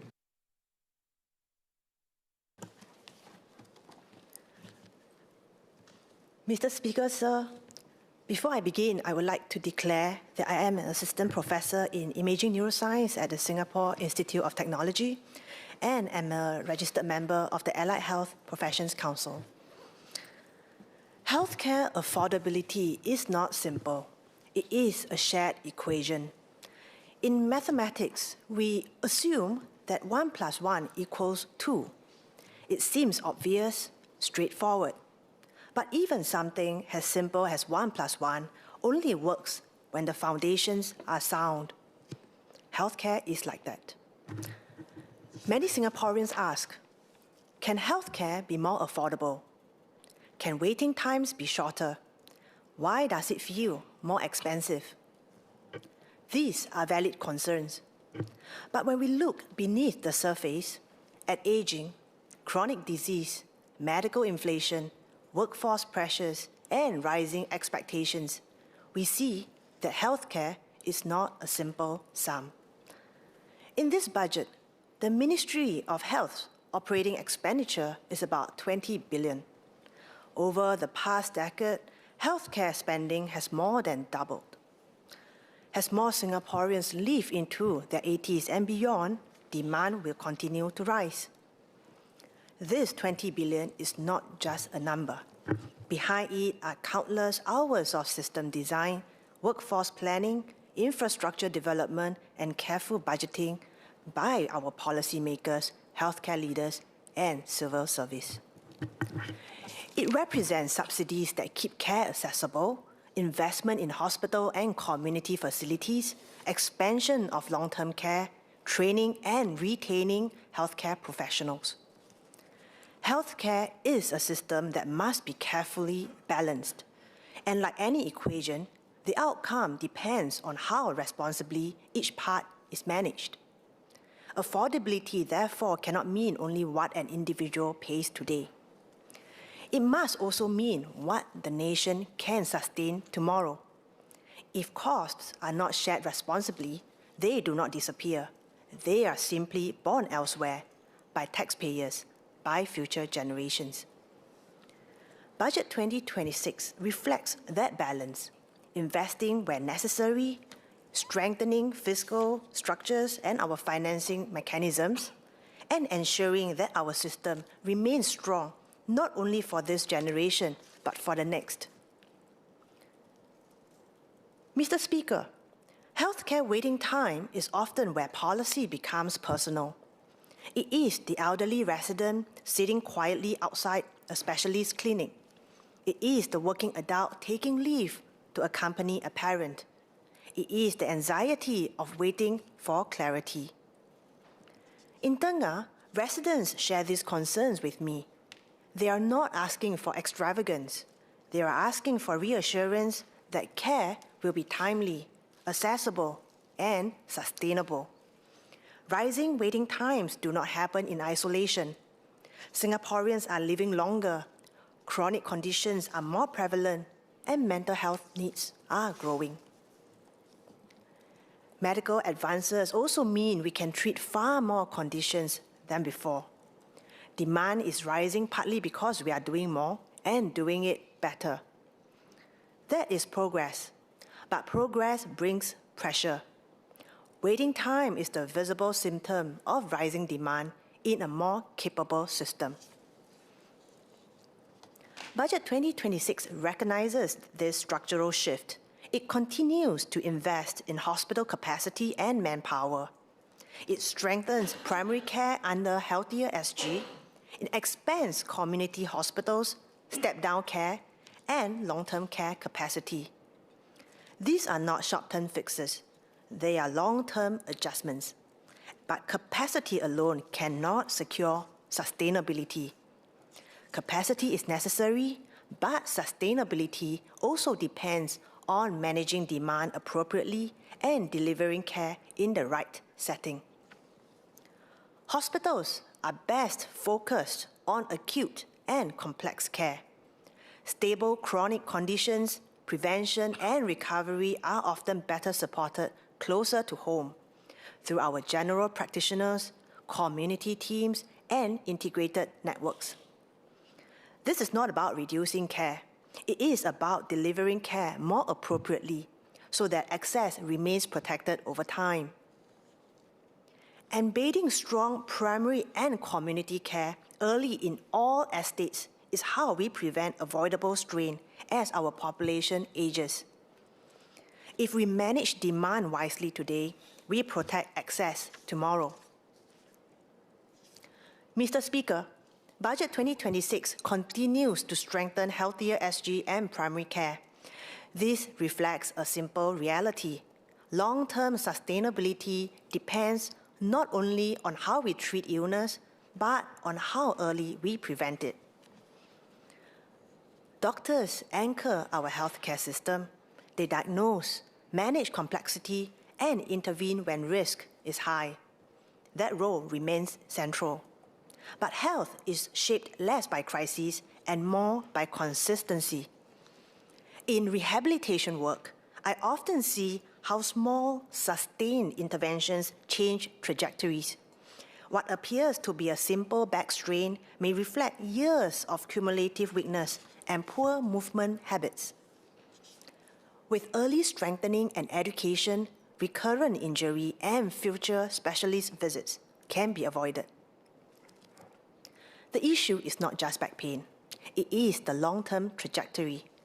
Managing blood pressure before complications arise. Keeping diabetes controlled before organ damage develops. Maintaining strength and balance before a fall leads to hospitalization.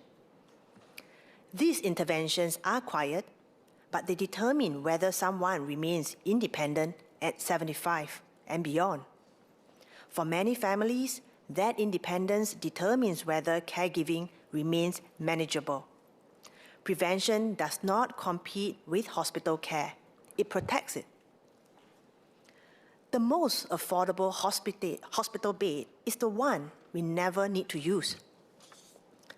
Budget 2026 strengthens this direction through Healthier SG enrollment, primary care reinforcement, and expanded community and long-term care capacity.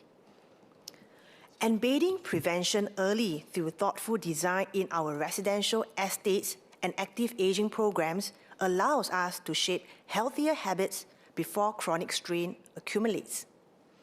Extending health span alongside lifespan reduces pressure on families, hospitals, and public finances.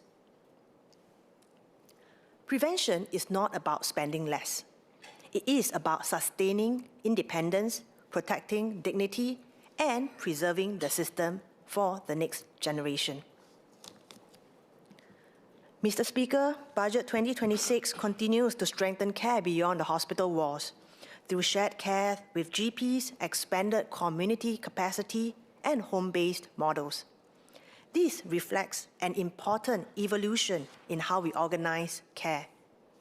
Hospitals are built for acute and complex conditions. Doctors stabilize patients after stroke, surgery, or serious illness. That role is decisive and remains central. But long-term outcomes are determined by what happens after discharge. Recovery is not automatic. When rehabilitation is timely and coordinated, patients regain function earlier, caregiver strain reduces, and hospital capacity is preserved for those who need it most. When recovery is delayed or fragmented, avoidable readmissions return pressure to acute services. Strengthening community rehabilitation and home-based recovery therefore improves both patient outcomes and system efficiency. This is not an additional layer of care. It ensures that our investment in acute medicine delivers full value. We can continue refining these by shortening time to rehabilitation after discharge, strengthening community therapy capacity, and tracking functional outcomes to ensure quality and accountability. These refinements do not compete with acute medicine, they complete it. For example, in my constituency of Tengah, as a young and growing estate, planning neighborhoods that are aging-friendly and rehabilitation supportive from the start will reduce avoidable strain as our residents grow older. Good medicine stabilizes. Recovery determines whether that stability lasts. Mr. Speaker, behind every infrastructure expansion and policy reform in this budget stands a healthcare workforce carrying increasing complexity. Doctors manage clinical uncertainty and high-stakes decisions. Nurses sustain care across wards and communities under rising demand. Allied health professionals restore function and independence. Pharmacists safeguard medication safety. Care coordinators keep services connected. Each profession carries distinct responsibility, and each is indispensable. If we want better access and shorter waits, we must strengthen not only capacity, but coherence.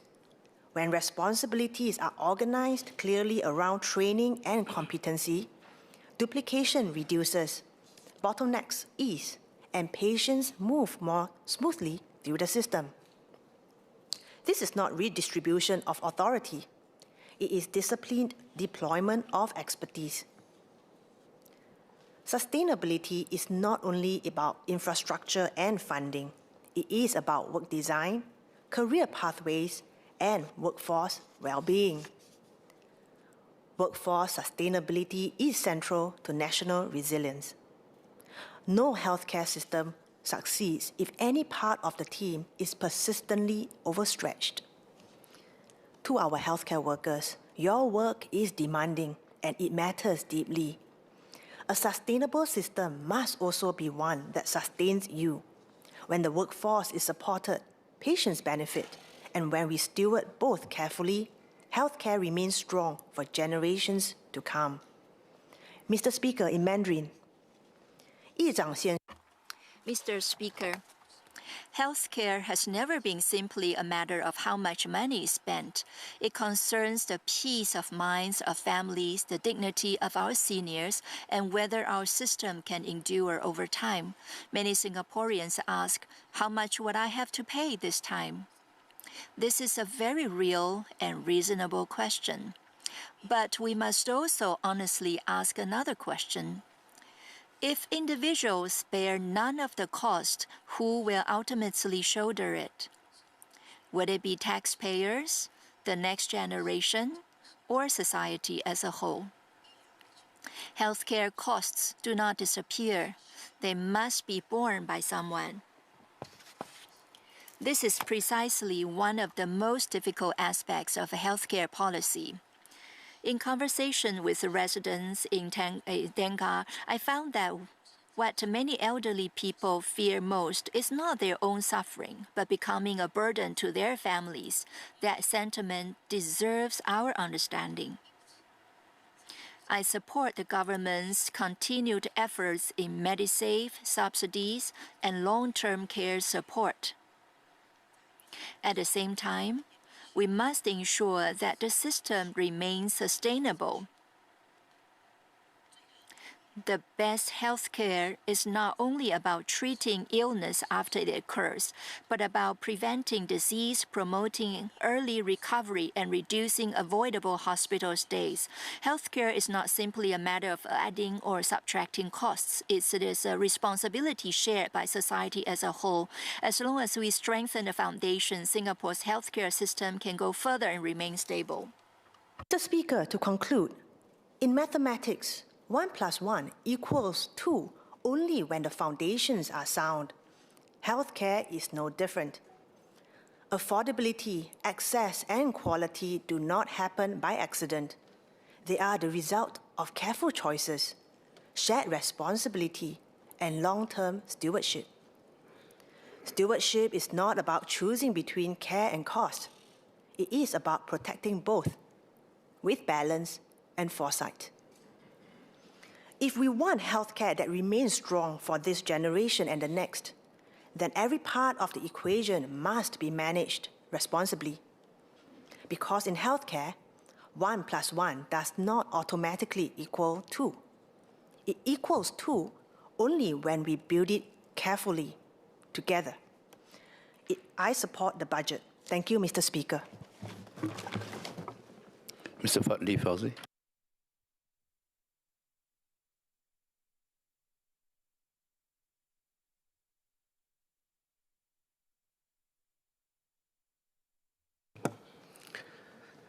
Mr. Speaker, this is the first budget of the current parliamentary term. I like to think of this as an opportunity for us to future-proof Singapore.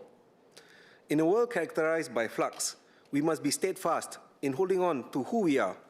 Our collective identity as Singaporeans are our roots, keeping us fixed and resolute as one people through disruptions and upheavals. Sir, the budget is as much about our collective values and identity as much as it is about dollars and cents. In his budget speech, the Prime Minister identified that the spirit of our people is our greatest strength. He also said that Singaporeans must be active participants rather than mere spectators in our nation-building efforts. I agree with these sentiments. But, sir, participation requires agency. If the government is sincere about the spirit of our people being our greatest strength, then we must be equally sincere about giving Singaporeans the means and the space to tend that spirit themselves. Too often, however, Singaporeans find themselves as mere spectators in the making of our national collective identity. The government recognizes the importance of nurturing the shared bonds of civic friendships among Singaporeans. I hope to, however, convince the House that our national identity and sense of solidarity is something that is best fostered organically, from the ground up, in ways that affirm and reflect our citizens' lived experiences. In the next few minutes, I will talk about heritage, history, and human ingenuity. First, I want to suggest the importance of heritage conservation, not out of sentimentality or nostalgia, but because these places have meanings for us as Singaporeans. Places and place memories are important to our identity and belonging. Unrelenting change, including those brought about by rampant commercialization, can degrade our sense of who we are. Second, I will also suggest that the construction of our national history can be more democratized and inclusive. If Singaporeans are to be active participants in nation building, then we deserve to tell a Singaporean story that is brought forth by the collective memory making of the Singapore public. My final point will address the government's focus on AI. I understand that we have to embrace advances in technology and seek to include these tools in our repertoire. My concern is specific, that we do not elevate artificial intelligence to such a degree that we risk undermining the very thing that we are seeking to enhance, our human ingenuity. Sir, our heritage is essential to our civic and national identity. The government has made it a priority to renew and strengthen our Singapore spirit in this year's budget. I especially welcome the Prime Minister's plans to strengthen our cultural and heritage institutions, which include the reopening of the revamped Malay Heritage Centre. However, even as the Istana Kampung Glam welcomes the public through its doors once more, it would be a pity if Kampung Glam itself loses its cultural character as a historical precinct which has served and still continues to serve local communities. I spent part of my early childhood in Busrau Street, which was once known as Kampung Kaji. For me, Kampung Glam cannot be separated from the social and communal practices which are embedded within the neighborhood. Kampung Glam thrives because the district remains a living heritage for the communities who live, work, and visit there. I'm sure that the House shares my concern about how traditional and heritage businesses, often with long-standing roots in Kampung Glam, are finding themselves displaced by the challenging operating environment. On 12 January, a report by Channel News Asia revealed that between 2023 and 2025, the yearly median rent in Kampung Glam rose from $6.02 to $7.54 per square foot, translating to a 25% increase over 2 years. During our sitting earlier this month, the SPS for National Development confirmed that a small proportion of tenants did face rental hikes of 25% or more in these 2 years. He, however, said that these involve leases for shops in high footfall streets, such as Haji and Bali lanes. However, this is not sufficient as an assurance that Kampung Glam will remain viable for heritage businesses.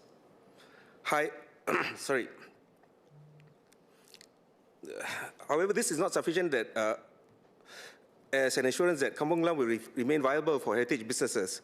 High rents in Haji and Bali lanes can easily have a spillover effect on other adjacent streets, such as Arab Street, which houses some traditional textile retailers. The disappearance of heritage businesses in Kampung Glam will be an irreversible thinning of the precinct's place meaning. We should also not understate the intimate connections between our sense of self, our sense of belonging, and our sensing of the physical infrastructure. To a large degree, our identity is anchored in places. People know who they are because they know where they were, where their grandparents brought them around to run errands, where they posed with their extended family around Sultan Mosque for a Hari Raya photo, or where they socialized over teh tarik with friends, or brought their partner for a date. Even when I grew older, I continued to bond with my father about Kampung Glam and our shared interest in its history and heritage. Born and raised in Kampung Gaji, my father would regale me with stories of Wat Chantok and playing with his friends from Gedong Kuning and other parts of Kampung Glam. While he is no longer here, our conversations still live on fondly through my memories and every time I drop by Kampung Glam. Mr. Speaker, it may be said that churn and change is a constant order of the market. However, such indiscriminate churn can carelessly sever the connective threads nested in Kampung Glam that intricately links people and places, history and memory, and identity and belonging. A nasi padang stall that has operated for decades, or a textile shop that has served both grandmother and granddaughter, these are not merely commercial storefronts peddling goods and services. These are also precious repositories of cultural knowledge, community relationships, and public memory. These are simply gone when they are gone. And no influx of souvenir shops, photo booths, and Instagram-friendly cafes can compensate for such a loss. Sir, if I may, I would like to quote a line from an essay titled Displacing Singapore, written by Mr. Peter Chopert, which described the constant physical transformation of Singapore as such. The past continually makes way for a future that has no time to ripen into a present. With Kampung Glam, we have the opportunity to do things differently, to let the past ripen into a present. We can still balance the forces of commerce and the imperatives of culture. This includes helping the heritage businesses that carry the memory of many generations, supporting the families who have anchored this district through the decades, and taming speculation so that the cultural heritage of the district is not hollowed out. The URA's planning perimeters for historic districts stipulate guidelines for building use.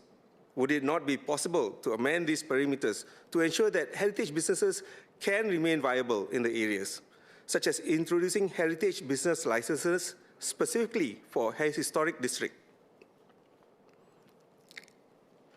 This would offer heritage businesses some measure of protection from open market competition, as well as prevent the over-commercialization of a historic district. Sir, I turn now to the topic of our national history. Recently, I visited the Albatross File exhibition at the National Library, which I thought was quite remarkable, since it is not often that the state offers a revisionist account of its own historical narrative. As a student, the narrative of separation that I was taught was one of expulsion. A Straits Times report from 21st December 2025, quoting a former secondary school history teacher, confirms this. That aside, the declassification of the Albatross File is a good move. Yet, the existence of this file was only first revealed in 1996 by Dr. Goh Keng Swee during an interview with Dr. Melanie Chu, and it took another 27 years for it to be fully declassified. Must Albatross really wait for 30 years before its existence was to be publicly acknowledged, and almost 60 years after independence before its contents were to be fully revealed to the public? Even then, the declassification process of Albatross seems tightly managed. I refer to the 7th December speech by SM Lee Hsien Loong, who shared how a specific team went through the material carefully, picked out the key documents and sections, annotated them, and wrote up the editorial apparatus. I don't mean to downplay the considerable work and effort of these scholars. However, was there a reason that the file was not released to the public domain in the first instance, so that the wider community of scholars and the public can read, discuss, interpret, and construct their understandings of a past in a more democratic and collective fashion? As the Minister for Digital Development and Information stated in her written answer on 12 January, a deeper appreciation of our history and how we got here will strengthen our national identity. I however doubt that our more mature and discerning citizens can truly have this deeper appreciation if the government's approach to history remains didactic, where history is meant to be consumed by the people rather than constructed by the people and for the people. Historical narratives gain resonance when it is written by the many, not dictated by the few. Sir, in the spirit of encouraging and facilitating a deeper appreciation of our history, would it not be more reasonable to have, as a default, an automatic declassification and public release of records once 25 years have elapsed?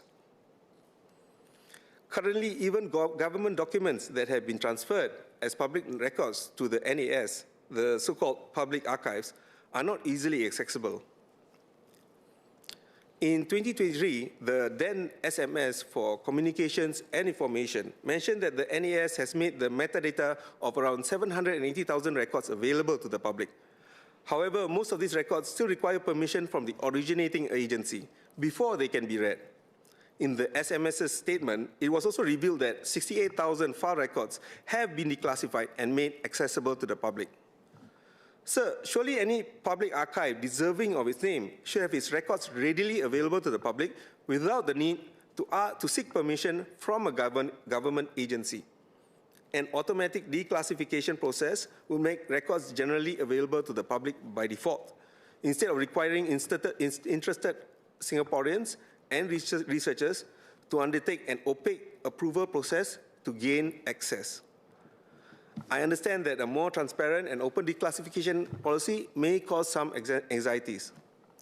However, the government can heed the advice of SM Lee, who once said, quote, "In teaching the Singapore story, you have to deal with delicate issues, especially race and religion, and sometimes relations with our neighbors.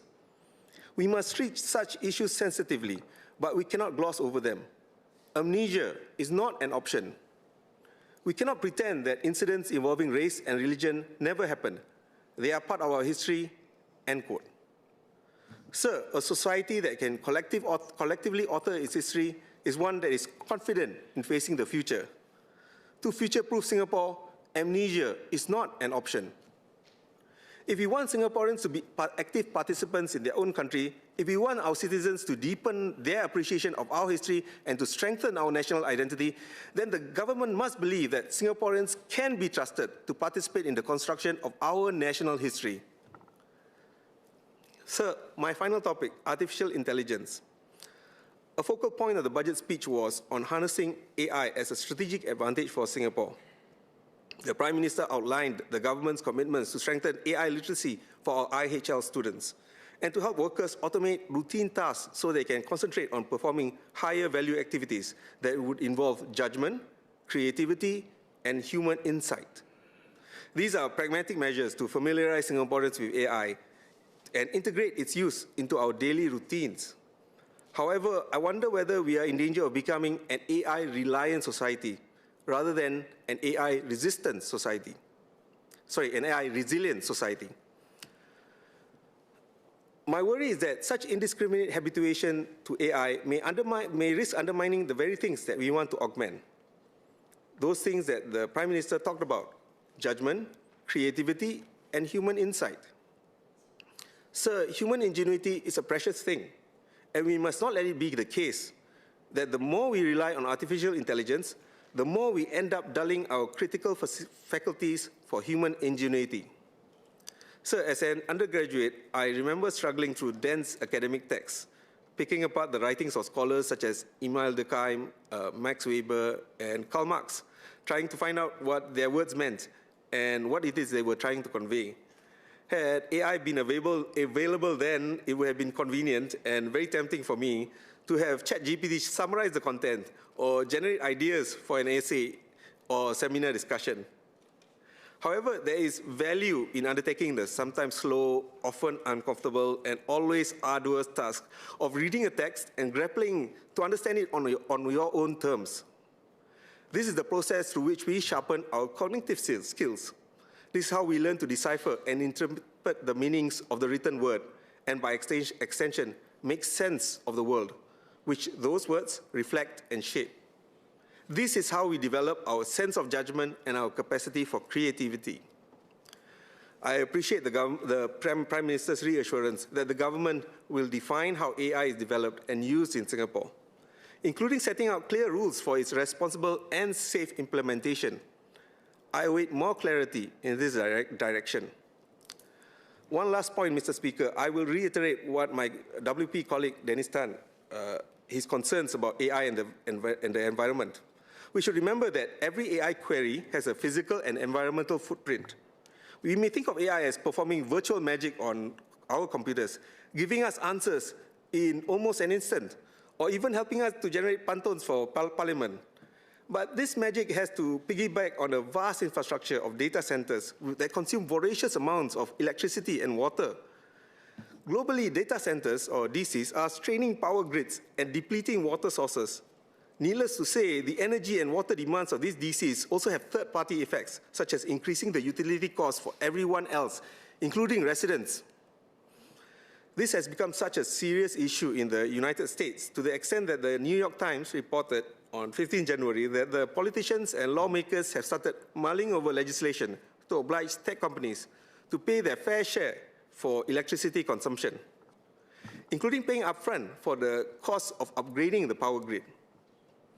Locally, DCs accounted for 7% of Singapore's total energy usage in 2020.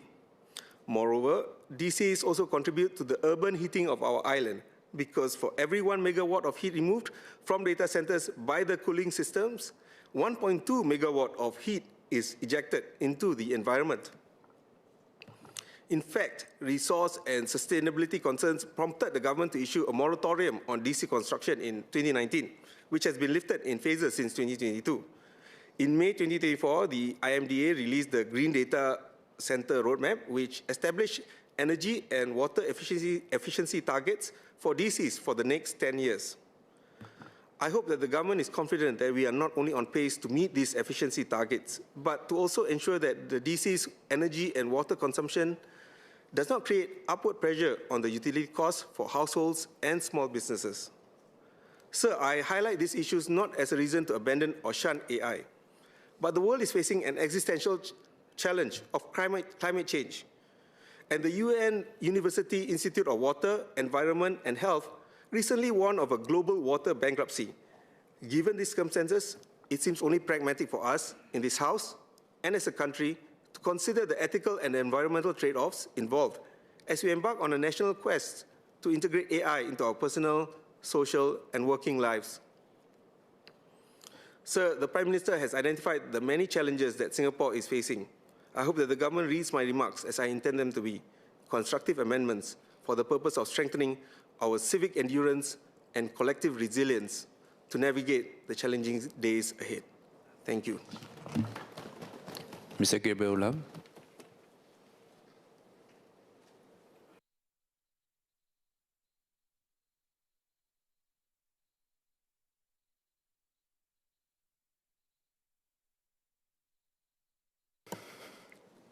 Mr. Speaker, Budget 2026 is not incremental, it is strategic. It is presented at a moment when the Prime Minister has described a profoundly changed world, more fragmented, more contested, and less predictable. Last year we grew at 5%. This year growth is expected to moderate to between 2% and 4%. The global environment will remain structurally uncertain. And in such a world, resilience must be intentional. Today I will focus on three foundations that will determine whether we truly secure our future together. 1, a workforce that can outrun disruption. 2, families that experience structural assurance. And 3, a Singapore spirit strong enough to withstand fragmentation. These are not separate agendas. They reinforce one another. Economic resilience begins with adaptability. This budget strengthens that adaptability. The local qualifying salary will rise to $1,800. The progressive wage credit scheme will be enhanced and extended. More than 600,000 individuals took up Skills Future supported training last year. Over 60,000 mid-career Singaporeans have benefited from the Level Up program.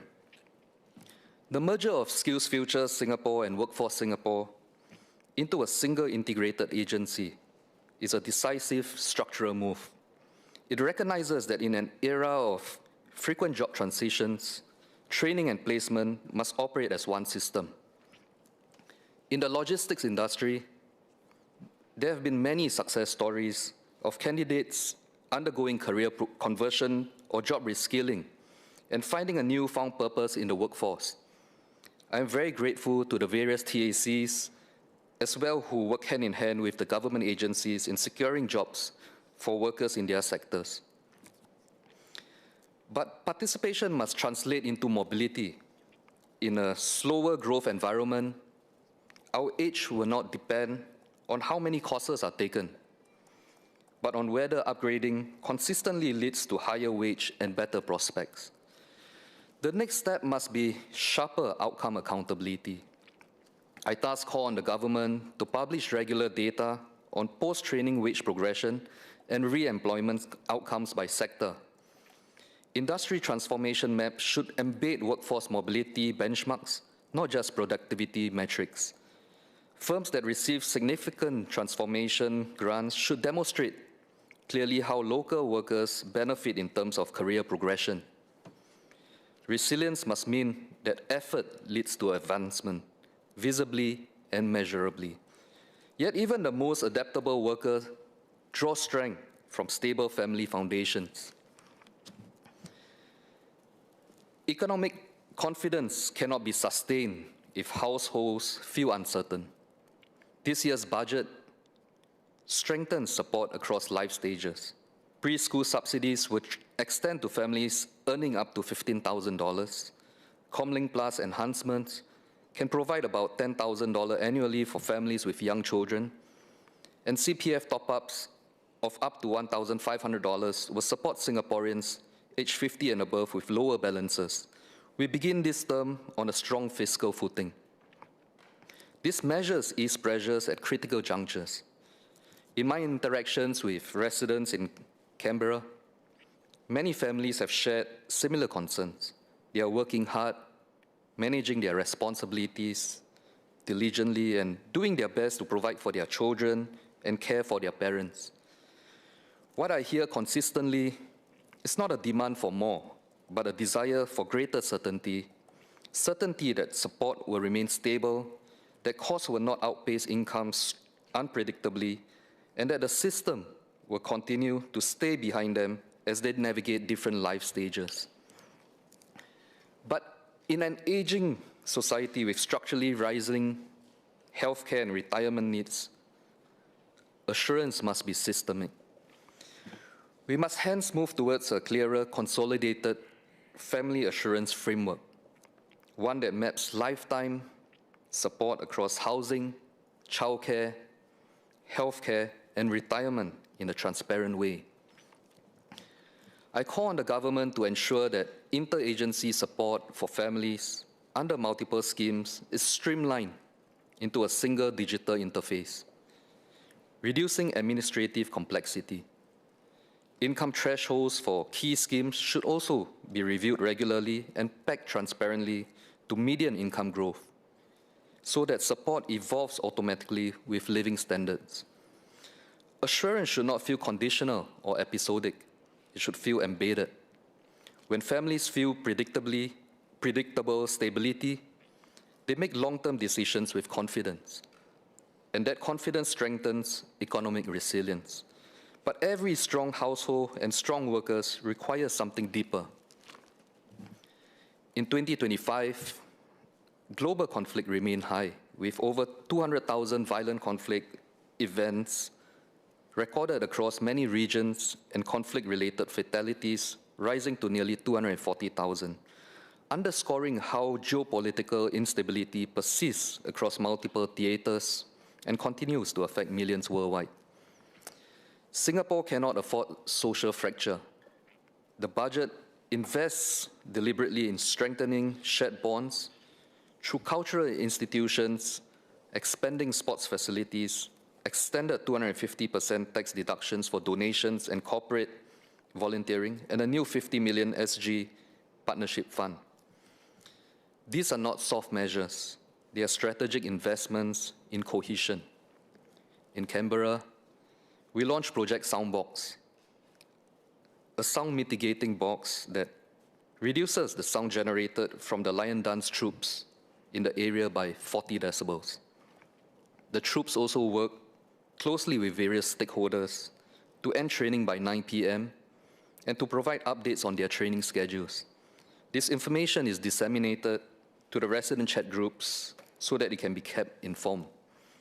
We have also organized learning journeys where residents of different races come and see the troops training, and with the troops giving a briefing on the significance of various dance moves.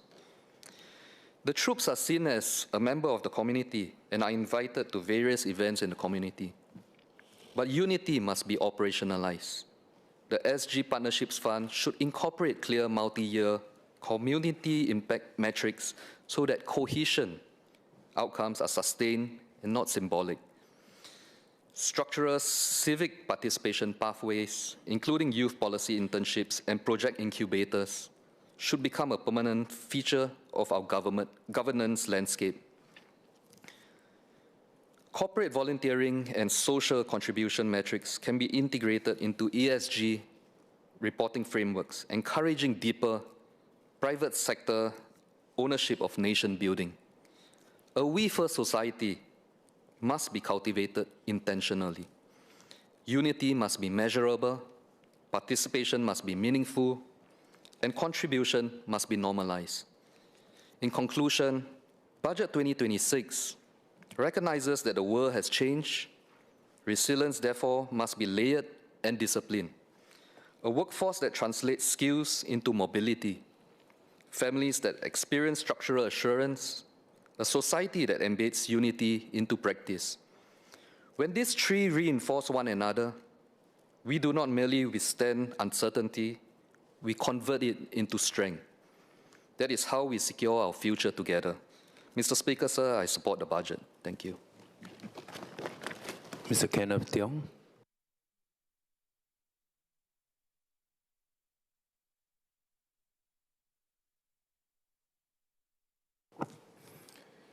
Speaker, last week was Lunar New Year. I had the pleasure of sampling a Xiangshan Hongmei Mandarin orange. The texture was extraordinary. The vesicles of the orange were very sweet, the skin almost paper thin. It has been described as eating jelly, or jelly growing on a tree. 12 to 15% sugar content, low acidity, no floating skin. So it inspired me to investigate its history. The Hongmei-ren was once called the Ehime number 28, developed over 15 years at the Ehime Prefectural Fruit Tree Experiment Station in Japan, prized for its jelly-like texture and ultra-premium positioning. But due to a lack of IP protection, it was lost. A handful of scion cuttings were carried to Xiangshan County, Zhejiang Province in China in 2001. Today, the Hongmei-ren has expanded to over 1 million mu over 15 Chinese provinces, dwarfing Japan's 300 hectares by over 100-fold. 15 years of breeding, gone just like that. It is one of the most consequential agricultural IP losses in modern Japanese history, alongside the Shine Muscat grape and strawberry leakages. And that reminded me of something closer to home. It is well known that our R&D ecosystem over the last 30 years has not produced impressive commercial outcomes. Tens of billions of spending since 1990, more than 30 years. Where are the deep tech commercial successes? The report card of significant commercial outcomes, high-value IPOs, globally competitive companies, is bare. That is what I would have said up to May 23rd, 2025. On that day, Mirexis, a microRNA cancer diagnostics biotech company incubated over many years of A-star research at Biopolis, IPO'd on the Hong Kong Stock Exchange, raising $1.09 billion with China-linked cornerstone investors. Finally, a $1 billion IPO. Coincidentally, also about 15 years of effort, like the Japanese breeding the Ehime number 28. But the story is more complicated. Mirexis listed in Hong Kong, not Singapore, because SGX has no equivalent to HKEX pathway for pre-revenue biotech. Its cornerstone investors were Chinese entities holding over 40% of the IPO. Its manufacturing is in Zhejiang Province. Its growth market is in China. So the initial signs came from Singapore, but commercialization leaked offshore. If this is success, then what does failure look like? Now, this is not the fault of the Chinese. They optimize rationally within the realities of the system. This is our failure to capture value, our responsibility to anticipate, to get it right, to make sure Singaporean taxpayers reap the rewards of tens of billions plowed into R&D. Mirexis highlights two facts. First, the system does not produce a strong pipeline. The Mirexis is the only billion-dollar IPO or commercially significant R&D company after 30 years of continual investment tells you something. Second, even when a success emerges, the system is naively vulnerable to value chain leakage. To lose $1 billion IPO may be regarded as a misfortune. To lose more is carelessness. I will return to this later. So I welcome the budget's commitment to $37 billion under RRE 2030 and the expansion of startup SG equity into growth capital. These are steps in the right direction. But the question is not whether we are spending enough. It is whether the system converts that spending into commercial outcomes of Singapore. Now, why does the system produce these two outcomes? A limited pipeline of commercially viable R&D companies, and B, a failure to take advantage of successes when they come. The structural flaw is that agencies like EDB and the stat boards are structured as grant givers, not as investors or ecosystem builders. If you are a grant giver, your job is to mark the market, to benchmark, to do due diligence against market rates. If you mark the market, you are then subject to the audit process. Every decision scrutinized against whether you followed the benchmark. If you are a civil servant in that position, there's absolutely no reason to stick your neck out. Zero incentive for upside, only downside risk from audit. So of course, you end up with super conservative civil servants who say, I don't want to do any innovation. You end up with long meetings where senior officials agonize over $5,000 or $10,000 because they are worried about compliance. Worse, annual KPI cycles force officers to judge 5 to 7 year bets on a 12-month horizon, so promising ventures get culled before they can prove themselves. Meanwhile, you miss the forest for the trees. To take an ecosystem approach to funding so that the day-to-day operational environment for R&D startups is the best that it can be. To design policy to capture R&D upside. Our agencies are structured to avoid losing money, not to make it. That is why 30 years of spending has not produced 30 years of results. Now, I agree with the Prime Minister that R&D is a core imperative. Productivity gains, moving up the value chain, all of this matters. But there must be an honest reckoning with 30 years of limited commercial outcomes and value leakage. The R&D ecosystem needs three things: money, speed, and a market. First, money. I tried to count Singapore's government-linked startup funds. I stopped at 20. There are 8 sub-schemes under Startup SG umbrella alone: SG Innovate, Sora Innovation under Temasek, Vertex Holdings with 7 sub-funds, NRF, A-Star, IMDA, MAS run their own programs. This is not an exhaustive list by any stretch of the imagination. Now, of course, each was created for a reason. Each has a logic. But the aggregate effect is a landscape so fragmented that no single entity has the mandate, the capital concentration, or the institutional authority to make the kind of large, decisive, fast bets that define successful deep tech commercialization elsewhere. The SG Growth Capital merger of SEEDS and EDBI is a step in the right direction. But the deeper question is whether we have the institutional courage to truly consolidate, to give 1 to 2 entities the capital, the mandate, and critically the permission to fail at scale, rather than spreading accountability so thin that no one is responsible for ecosystem outcomes. The pruning must go deeper. France has a public investment bank called BP France, Banque Publique d'Investissement, a single institution combining innovation investment, SME lending, loan guarantees, export credit insurance, and strategic equity stakes. In 2024, BP France deployed 60 billion euros. Its officers proactively contact companies with programs. It is commercially viable with 2024 net income of 900 million euros. Under François Hollande and economic advisor Emmanuel Macron in 2012, France merged 4 fragmented investment bodies: 1 for SME loans, guarantees innovation, 1 for venture capital, 1 for strategic equity, and 1 for regional equity into a single entity, BP France. Export credit insurance was added later in 2017. It now employs about 3,500 staff, centralizing innovation investment, economy-wide strategic investment, SME financing, loan guarantees, export support, and regional business development. The diagnosis that prompted BP France's creation was plain. Despite strong science and underlying dynamism, France's entrepreneurial culture was weak, risk-averse, and fearful of failure. BP France also organized learning expeditions and export programs to help French companies internationalize. It became the anchor investor across French tech, not just deep tech.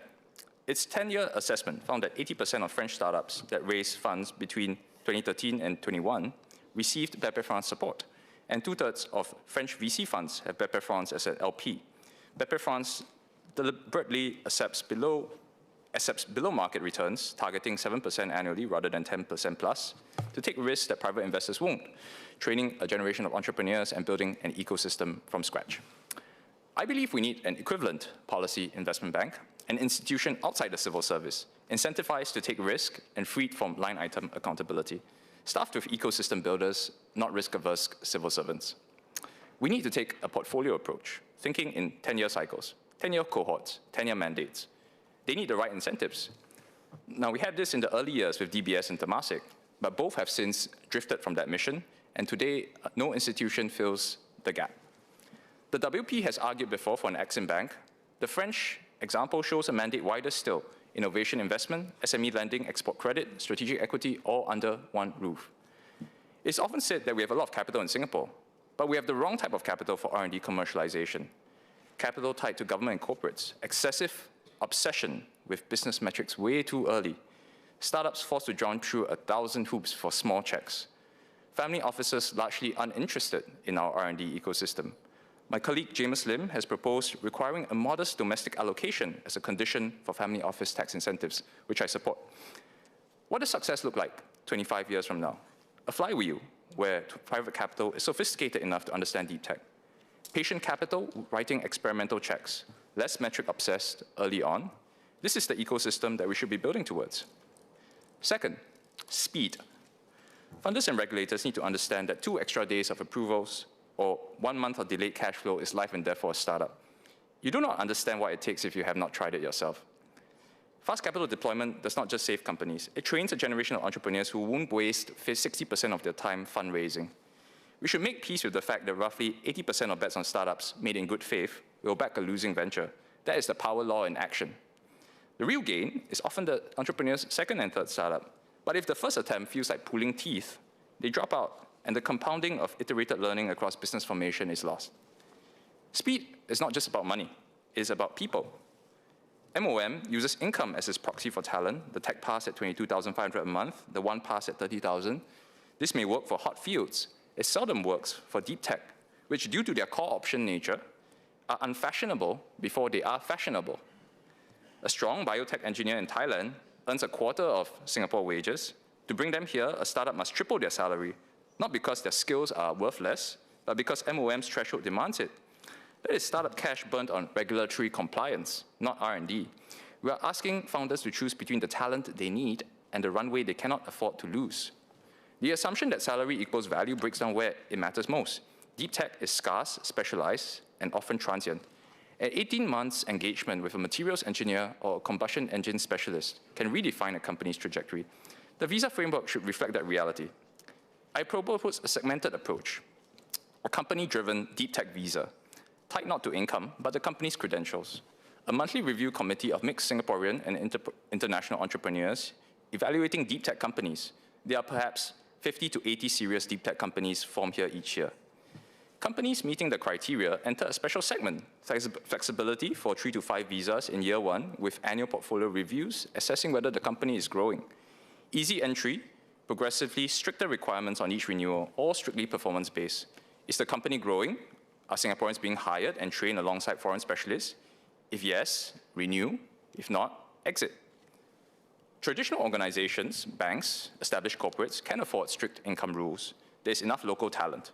But deep tech startups need radical fluidity, and the visa regime most suited to them should follow the company, not the person.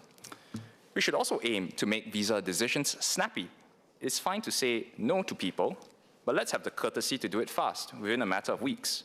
Let's not waste our company's time. Third, a market and offtake. Money and speed are necessary, but insufficient. If no one is buying, the system must be designed for offtake, structured so that when R&D produces something, there's a buyer on the other end. Singapore hosts regional headquarters, not global ones. Decision-making centers remain in New York, London, Paris, Shanghai. Regional postings run 3 to 4 years. When the regional executive who champion an innovation pilot rotates home, continuity goes with them. Corporate incentive structures often reward launching initiatives, not seeing them through, creating structural discontinuity. Tax incentives should require backing from both regional and global headquarters. If there is no interlocutor in New York or China who has signed off, no incentive. This ensures a direct link to decision-making and prevents projects from being forgotten when executives rotate home. Beyond that, we should attach strategic buyer offtake commitments to grants, require MNCs to pilot, evaluate, or procure from at least one local startup or SME as part of grant conditions. And the government itself must practice innovation procurement. Europe and China give SMEs quotas of contracts to help them gain scale, so we must do the same. Now, I said I would return to the question of protecting value. Money, speed, and a market can build a pipeline, but pipeline alone is not enough if the value leaks out. 3 countries have dealt with this question, and they are not peripheral economies. They are among the most successful R&D ecosystems in the world. Israel protects at inception under the law for the encouragement of industrial research and development. Excuse me. I'll say that again. Under the law for the encouragement of industrial research and development, the Israel Innovation Authority attaches binding conditions to all public R&D funding. IP developed with public grants cannot be transferred outside Israel without explicit prior approval. Unauthorized transfer is a criminal offense. Now, no known prosecution has occurred, but the deterrent is powerful. Taiwan protects through structure. ITRI spun off TSMC in 1987 by transferring fabs, equipment, technologies, and 98 professionals to a new Taiwanese entity with significant government ownership.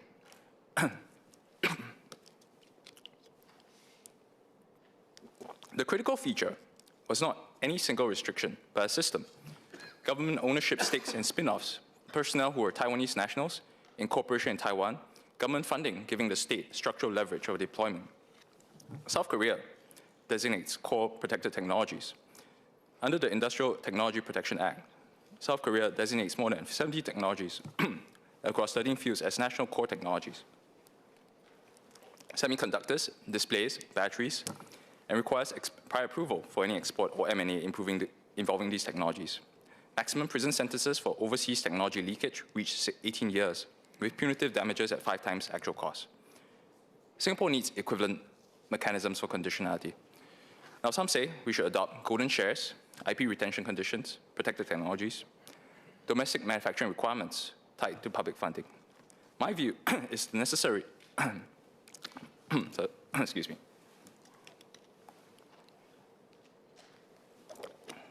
I'll say that again.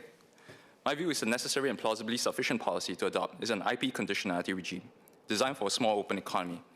Legislate the IP developed with public R&D funding cannot be permanently transferred offshore without prior approval from a designated authority, enforceable domestically against Singapore domiciled entities and individuals.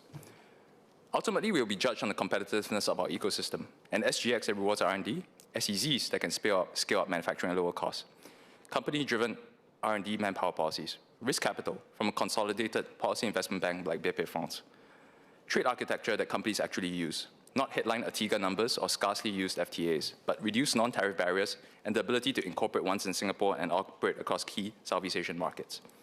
When companies reach a certain size, the siren song of redomicile will prove irresistible for many. The competition shifts to building a growth capital ecosystem deep enough and catalyzing a Southeast Asian market large enough that staying makes more sense than leaving. So sunset such an IP conditionality regime once the ecosystem is strong enough. This will crowd in private R&D and take the burden of sustaining our headline R&D numbers of the Singaporean taxpayer.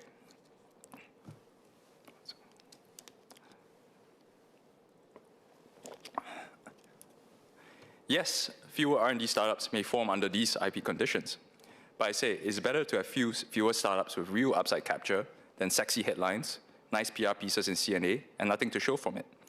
And it shifts R&D accountability to where it belongs, not on public servants approving a grant, but on the system retaining value.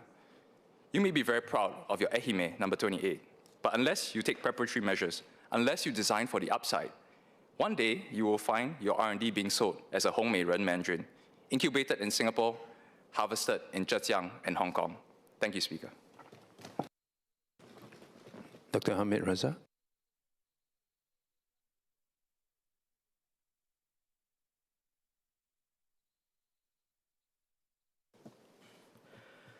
Mr. Speaker, sir, I rise to respond to Budget 2026, which shows a government responding to the needs of the people while taking care for the long term. As expectations rise with regards to access to care, social support, and well-being, and rightly so, we should not only be spending more in terms of the help we give our people, but also spending to ensure that the help is received in a simple and dignified manner. In this regard, I have 3 reflections to share. First, how residents experience our systems on the ground. Next, the progress Singapore has already made towards systemic integration. And third, how we can deepen integration so that care truly becomes seamless. First reflection, when help exists but feels hard to reach. Let me share a story of one of our residents in Jurong Spring, Gekpo. A senior elderly lady who comes monthly to collect her food packs from our weekly ground-up initiative called the Jurong Spring Food Cares Program. For months, she didn't come, and we wondered what had happened to her. One day, I received a phone call from her sister saying that she had fallen, taken ill at the hospital, and was now recuperating at home. She eventually returned to a home in our constituency, and I visited her. She was overwhelmed. Medical appointments, social service worker appointments, and many other agencies that she had to visit. At the same time, she was trying to cope with the new diagnosis of breast cancer, not knowing exactly how deeply this was going to affect her. Now, she did not lack the services or the help. What she had lacked was just better coordination and integration. Our systems are robust and well-intentioned, but to a vulnerable senior, they can sometimes feel difficult to navigate. Now, as we move towards a we-first society, we must design systems not just for efficiency, but also for human experience. Reflection number 2, the current progress we have made on integration as a nation. Mr. Speaker, sir, I want to acknowledge that Singapore has already made significant progress in integrating healthcare and social support. And this is important because health and social issues do not exist in isolation. The formation of the Agency for Integrated Care, AIC, the development of regional health systems, expansion of community care, and aging-in-place initiatives like the Age Well SG demonstrate our strong foresight and the sustained effort by the Ministry of Health and the whole of government. Integration is already underway through care coordinators, transitional care programs, and stronger partnerships across primary, acute, and community care sectors. These are important and commendable foundations, but we must be cognizant that integration succeeds not merely when agencies connect, but when our people feel the connection. Health challenges today are rarely purely medical. A clinic visit may begin with diagnosis of diabetes or an injury, but underlying issues may include loneliness, caregiver strain, financial stress, or mental health concerns. To truly integrate care, we must see the whole person and not just the diagnosis. Reflection 3, learning from international practice and adapting it for Singapore. Now, during my public health training at the Swazi Hawk School of Public Health, I studied models of integrated care that left a lasting impression on me, including work from the Manchester Local Care Organization in the United Kingdom, where integrated neighborhood care has been implemented at scale. Patients with complex needs were assigned a single caseworker supported by a multidisciplinary team, which included doctors, nurses, social workers, and other allied health professionals. One person understood the patient's story. One person coordinated services. One trusted point of contact. Patients did not have to repeat their stories across agencies. They experienced continuity, clarity, and most importantly, dignity. Now, Singapore does not need to replicate another system, but we can adapt useful principles within our already strong healthcare and social care systems. Mr. Speaker, sir, I propose that we explore placing more integrated caseworkers within our community and primary healthcare systems, the first touch points for many of our seniors. Now, why these settings? First, the seniors already trust their doctors. Second, as I've mentioned before, medical and social needs surface simultaneously most of the time. Third, early intervention becomes possible. And fourth, support becomes proactive rather than reactive. Imagine a simple workflow, a senior visiting a primary care physician for follow-up for poorly controlled diabetes. The doctor identifies several social vulnerabilities. A co-located or a nearby social worker or caseworker immediately responds and assists with application for financial aid, mobility devices, befriending services, and even social prescription. True integration begins when help starts the moment the need for that help is recognized. Now, this can be piloted progressively within our regional health systems, leveraging our healthier SG networks, existing care coordinators, shared digital records, community partners, including our community health posts. In fact, this might achieve 3 of our national priorities of creating more jobs, providing seamless care, and even piloting AI solutions when we handle very complex health and social issues. Now, stealing the words of my colleague, Dr. Tan Wu Ming, from last year's COS debates, this shouldn't be seen as a cost, but as a forward investment, an investment in our people, for our people. So let's invest more in integration. And integration is not just about building new systems, but about making existing systems feel like one. Mr. Speaker, in Malay, please. Tuan Speaker, Mr. Speaker, before I continue, to allow me to give some focus on our Malay Muslim community. Many Malay Muslim seniors face challenges that not only relate to physical health, but also social, emotional, and spiritual in nature. In our culture, peace of mind, morals, support, and spiritual guidance are very important to age gracefully. Many of them come to us not just for financial or medical assistance, But because they are seeking a place that understands their spiritual needs for our community, that place is the mosque. Community organizations and local asatiza networks. The mosque is not just a place to perform their prayers, but also a community place, a place where seniors seek support, guidance, as well as meet up with friends. We actually have a strong, based on the strong foundation, we launched the first mission.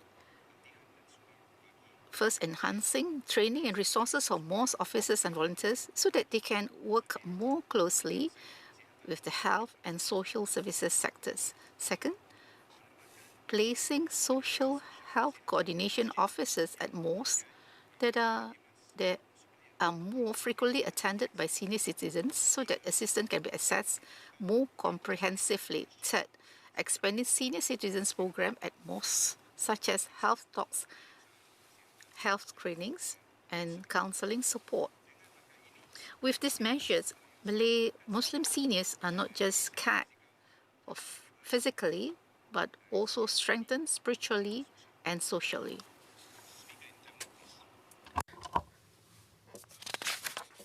Mr. Speaker, at a time when we are debating on budget plans with regard to aging, we must also reflect on how we understand aging.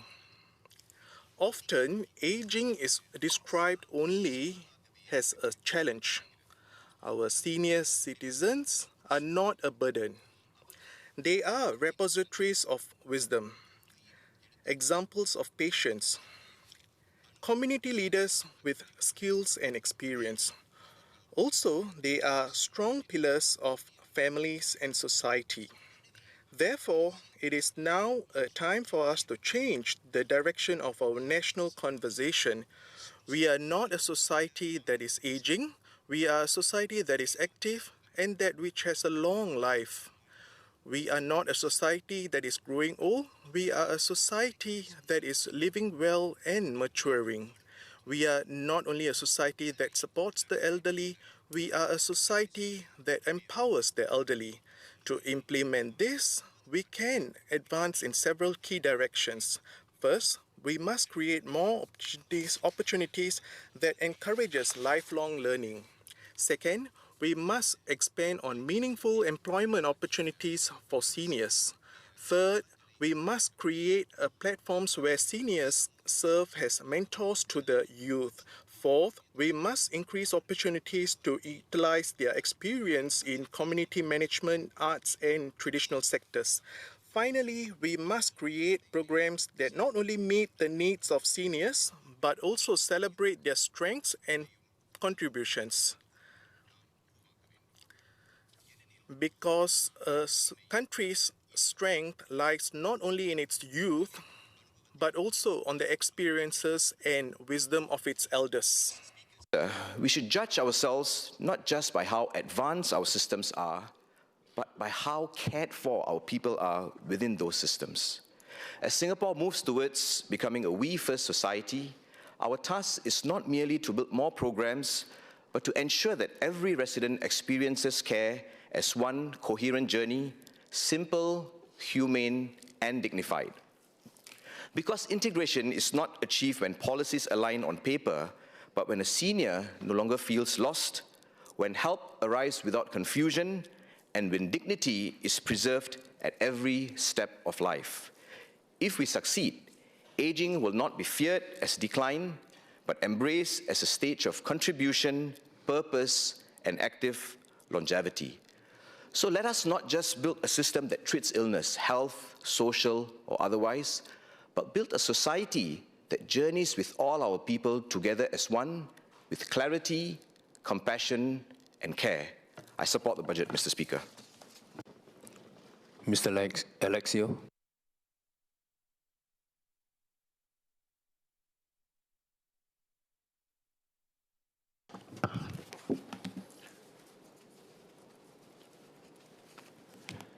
Mr. Speaker, I'm extremely heartened by the government's support of our seniors in this year's annual budget statement. As the Prime Minister acknowledged in the budget statement, with longer lifespans, retirement adequacy is a major concern for our seniors. This is a sentiment that's echoed by the seniors in Potong Pasir. Our life expectancy in Singapore has risen over the years to about 83.5 years. If a senior retired in 2005 at the statutory retirement age of 62 years, at that time, he or she will be 82 in 2025, a long retirement period of 20 years.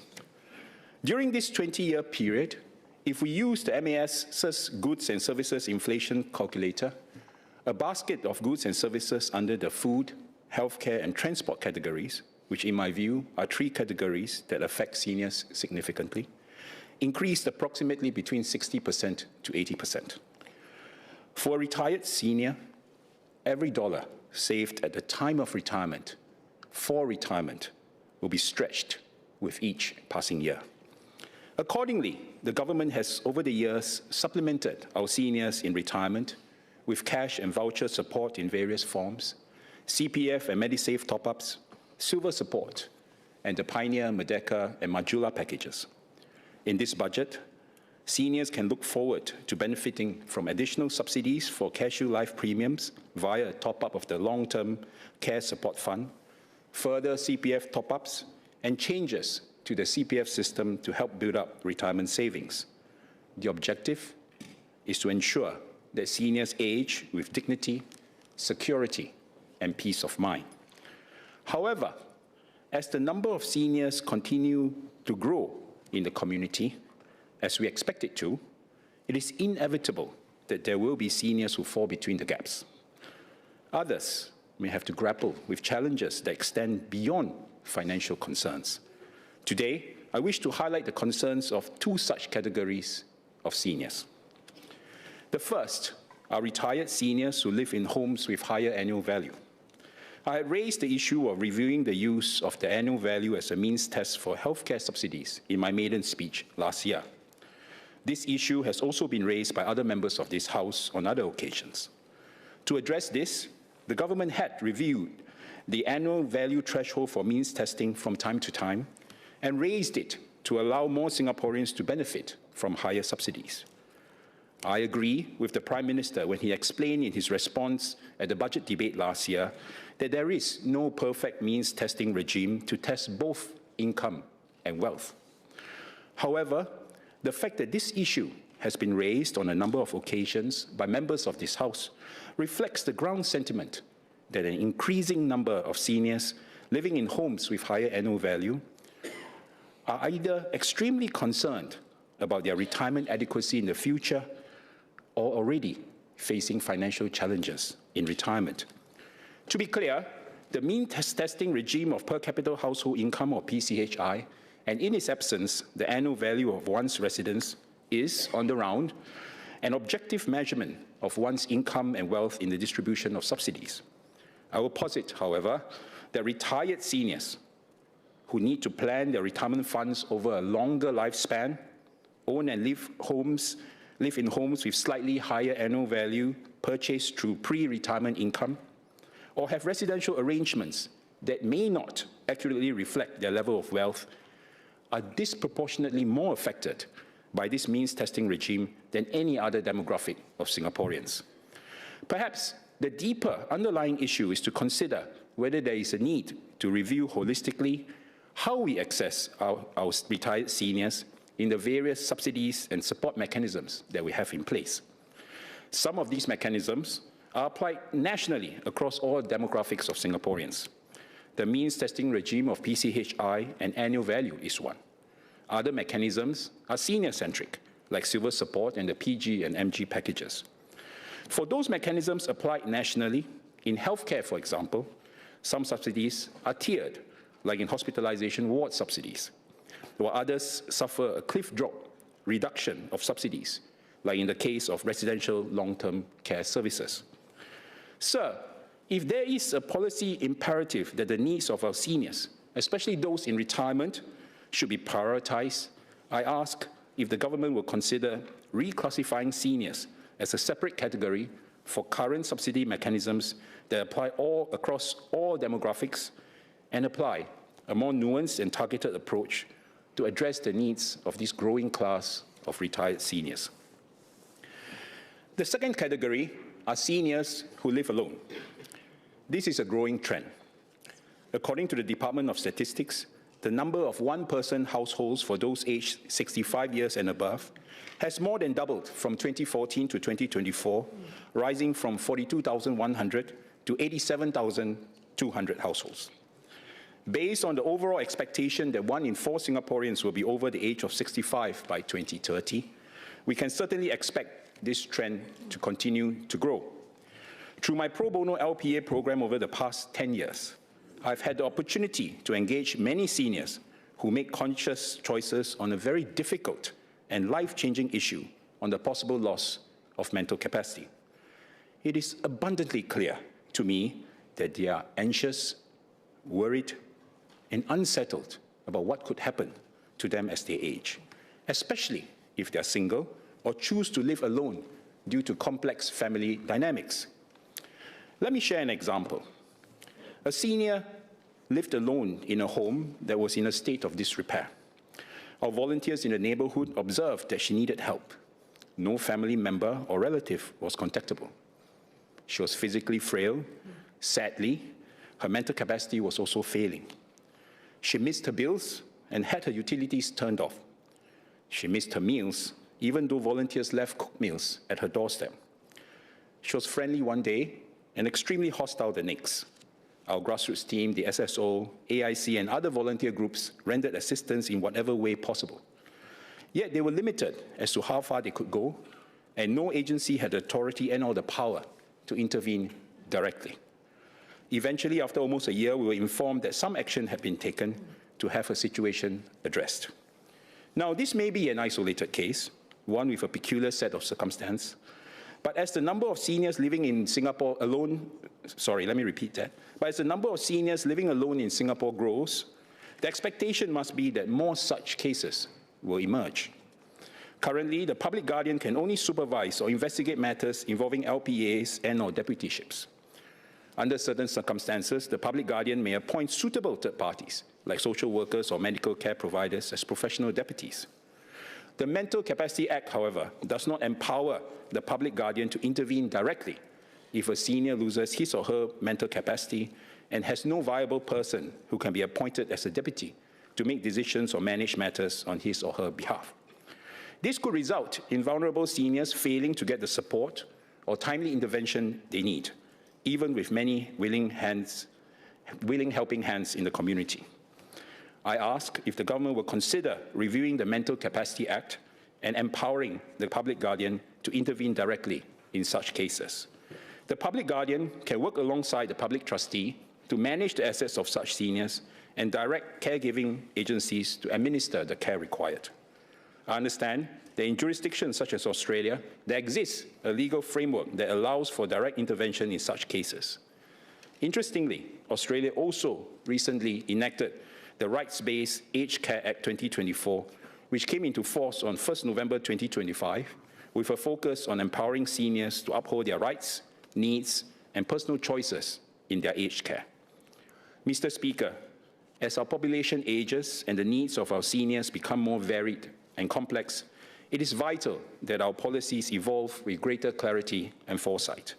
The concerns I raised today, from retirement adequacy to fair access to support, and the vulnerabilities of seniors who live alone, remind us that no single framework can meet every circumstance.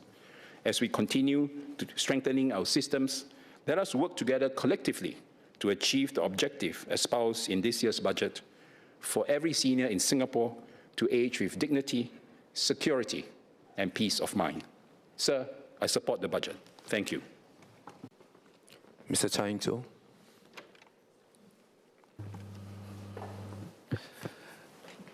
A surplus of 15.1 billion. Mr. Speaker, sir, this year we find ourselves in a position of remarkable fiscal strength. This year we find ourselves in a position of remarkable fiscal strength. Much of the debates in this House have been dedicated to national AI missions and our digital frontier. With the privilege of being the last speaker of the debates, I want to speak about a different kind of infrastructure, one that doesn't run on silicon or servers, but on the time, heart, and grit of our people. I'm referring to the care economy. When we say care economy, we are not just talking about a sector of work. It refers to the unpaid labor of a daughter waking up at 3 a.m. to check on the rise and fall of breath of her bedbound father, the teacher conducting a welfare check in the evening at home of an absent child. It is the parent caring for an adult child with special needs, worrying about the future when they pass on, or a retiree delivering lunch to a lonely neighbor unwell for the day. Currently, the national accounting of our GDP struggles to see that work. It is invisible. The World Economic Forum estimates compensation of unpaid care labor globally to be in the tune of roughly 11 trillion, 9% of global GDP. Closer to home, a 2024 Duke and US study revealed that informal caregiving for our seniors aged 75 and above is worth 1.28 billion annually, an equivalent to 11% of our total government expenditure on healthcare, which is today's second after defense. Behind every fiscal surplus is an invisible surplus provided by our caregivers. Their time is unaccounted, but without it, our society would fracture. We must recognize that care has a cost, often paid in the currency of burnout by those who give the most. First, I'd like to call for a flipping of paradigms. The terms silver tsunami or super-age society are used often with a sense of gloom and burden. I call for a reframe. Let us strive amidst a silver opportunity for a super healthy society.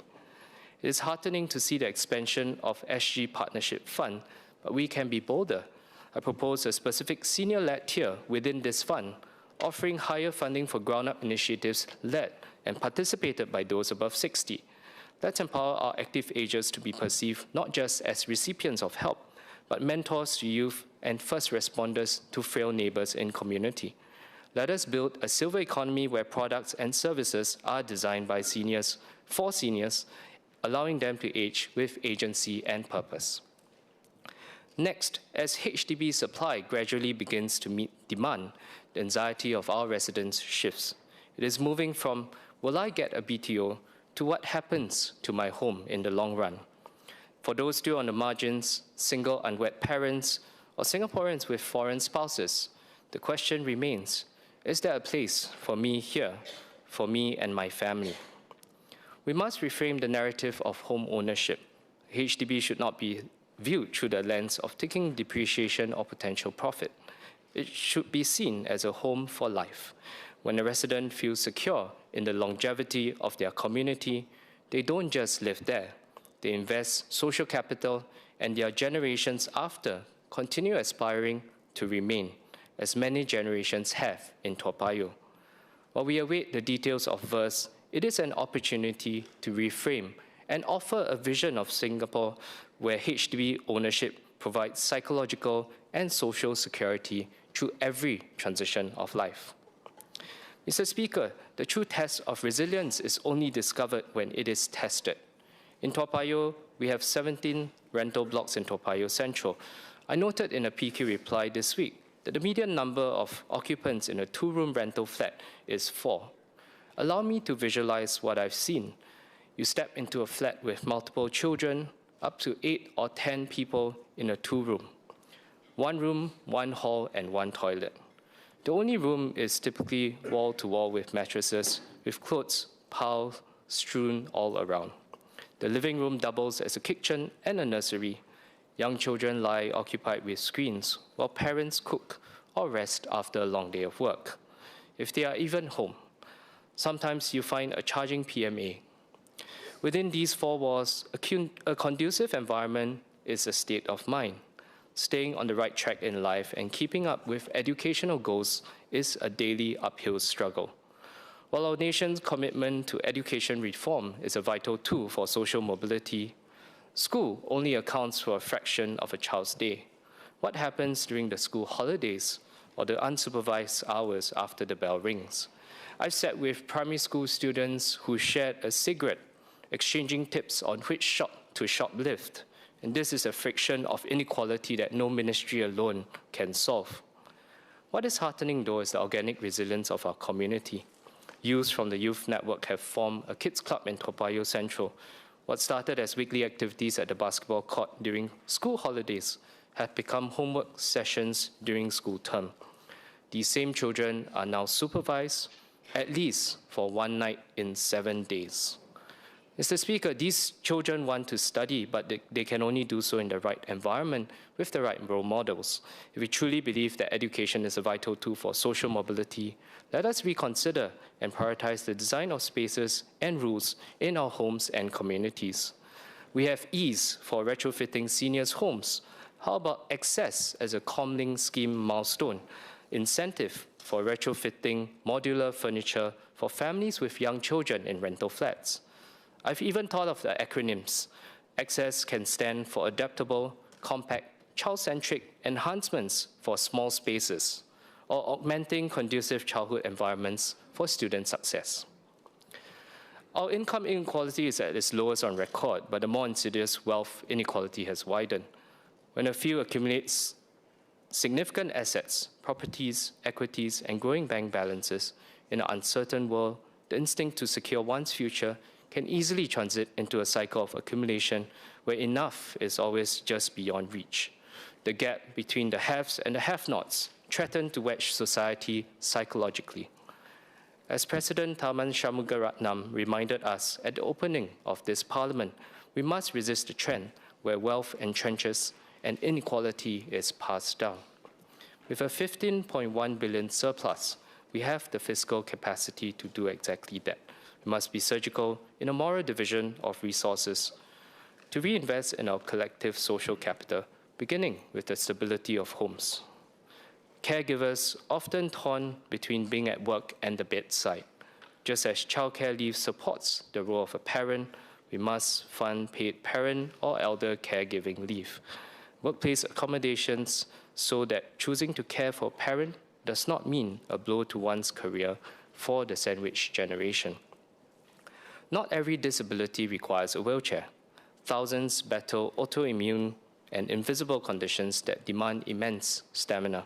We must fund better diagnostic support and workplace flexibility, ensuring our infrastructure of care includes the struggles we cannot see. The rising tide of youth mental health challenges is a cry for presence.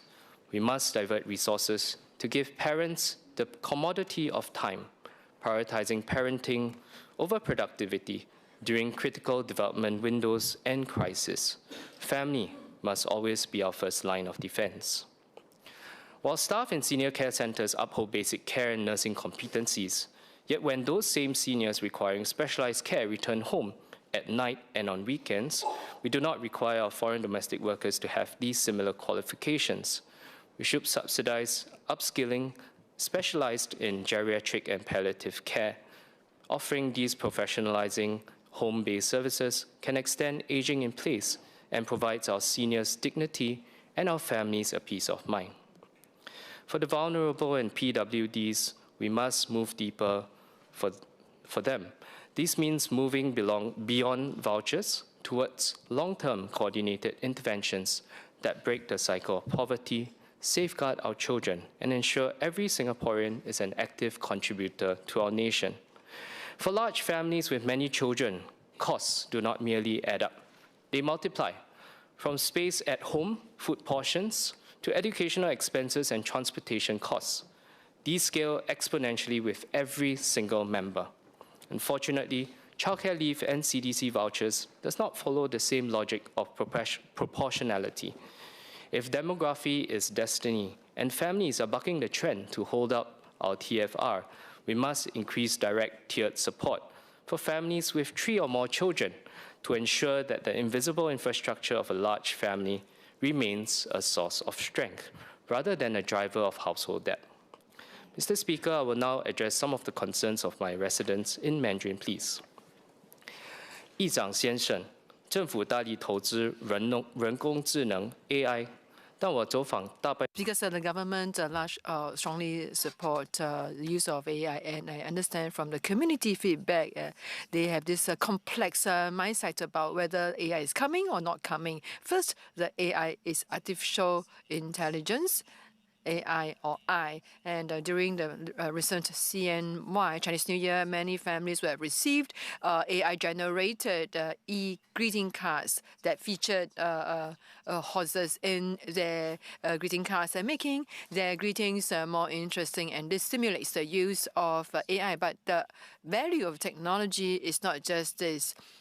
The biggest thing about AI is the great ability to organize and to simplify administrative work. The second I is I means love in Chinese. What the seniors worry is not how intelligent are the machines, but what it can replace in humans. What they are concerned with AI, the technology, they are losing AI or I, the love.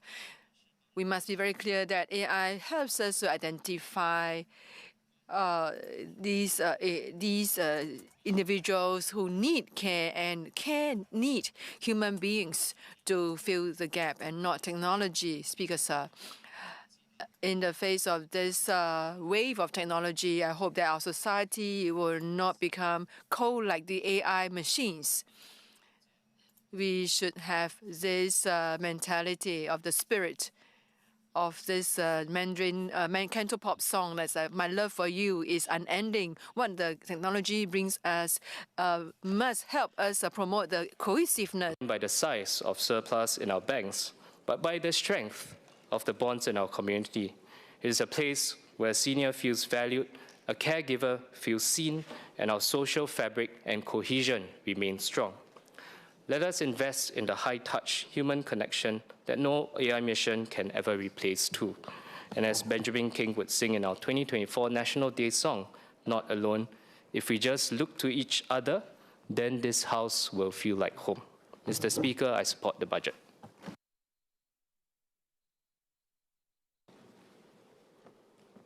Prime Minister and Minister for Finance.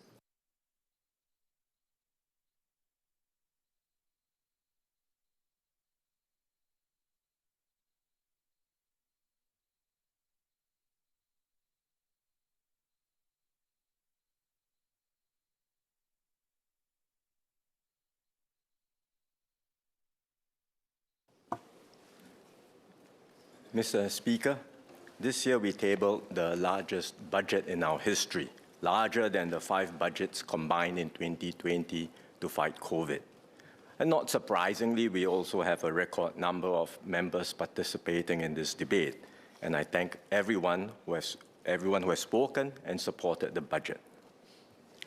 I would like to start by sharing with members something I say to at all budget dialogues I have attended so far, and that is, please do not look at any one budget in isolation, because it's not possible for any single budget to be all-encompassing. So if your favorite item is not mentioned in this year's budget, it does not mean that it has been overlooked or ignored, because every budget builds on the last and lays the framework and groundwork for the next. Indeed, in the debate, several members highlighted that suggestions and points they raised on AI in previous years were taken up this year, in this year's budget. So that's the spirit in which we craft and design every budget. And on that note, I've listened carefully to the many thoughtful suggestions that have been shared in the last few days. Even in the occasions when I've not been in this chamber, I've read your speeches. We will study your suggestions and give them due consideration. And maybe in a few budgets from now, some of these suggestions will be highlighted thereafter. Sir, I will not be able to address every point raised today. The program-specific questions will be taken up during the Committee of Supply debates. For my response, I will focus on 3 broad issues that have been highlighted.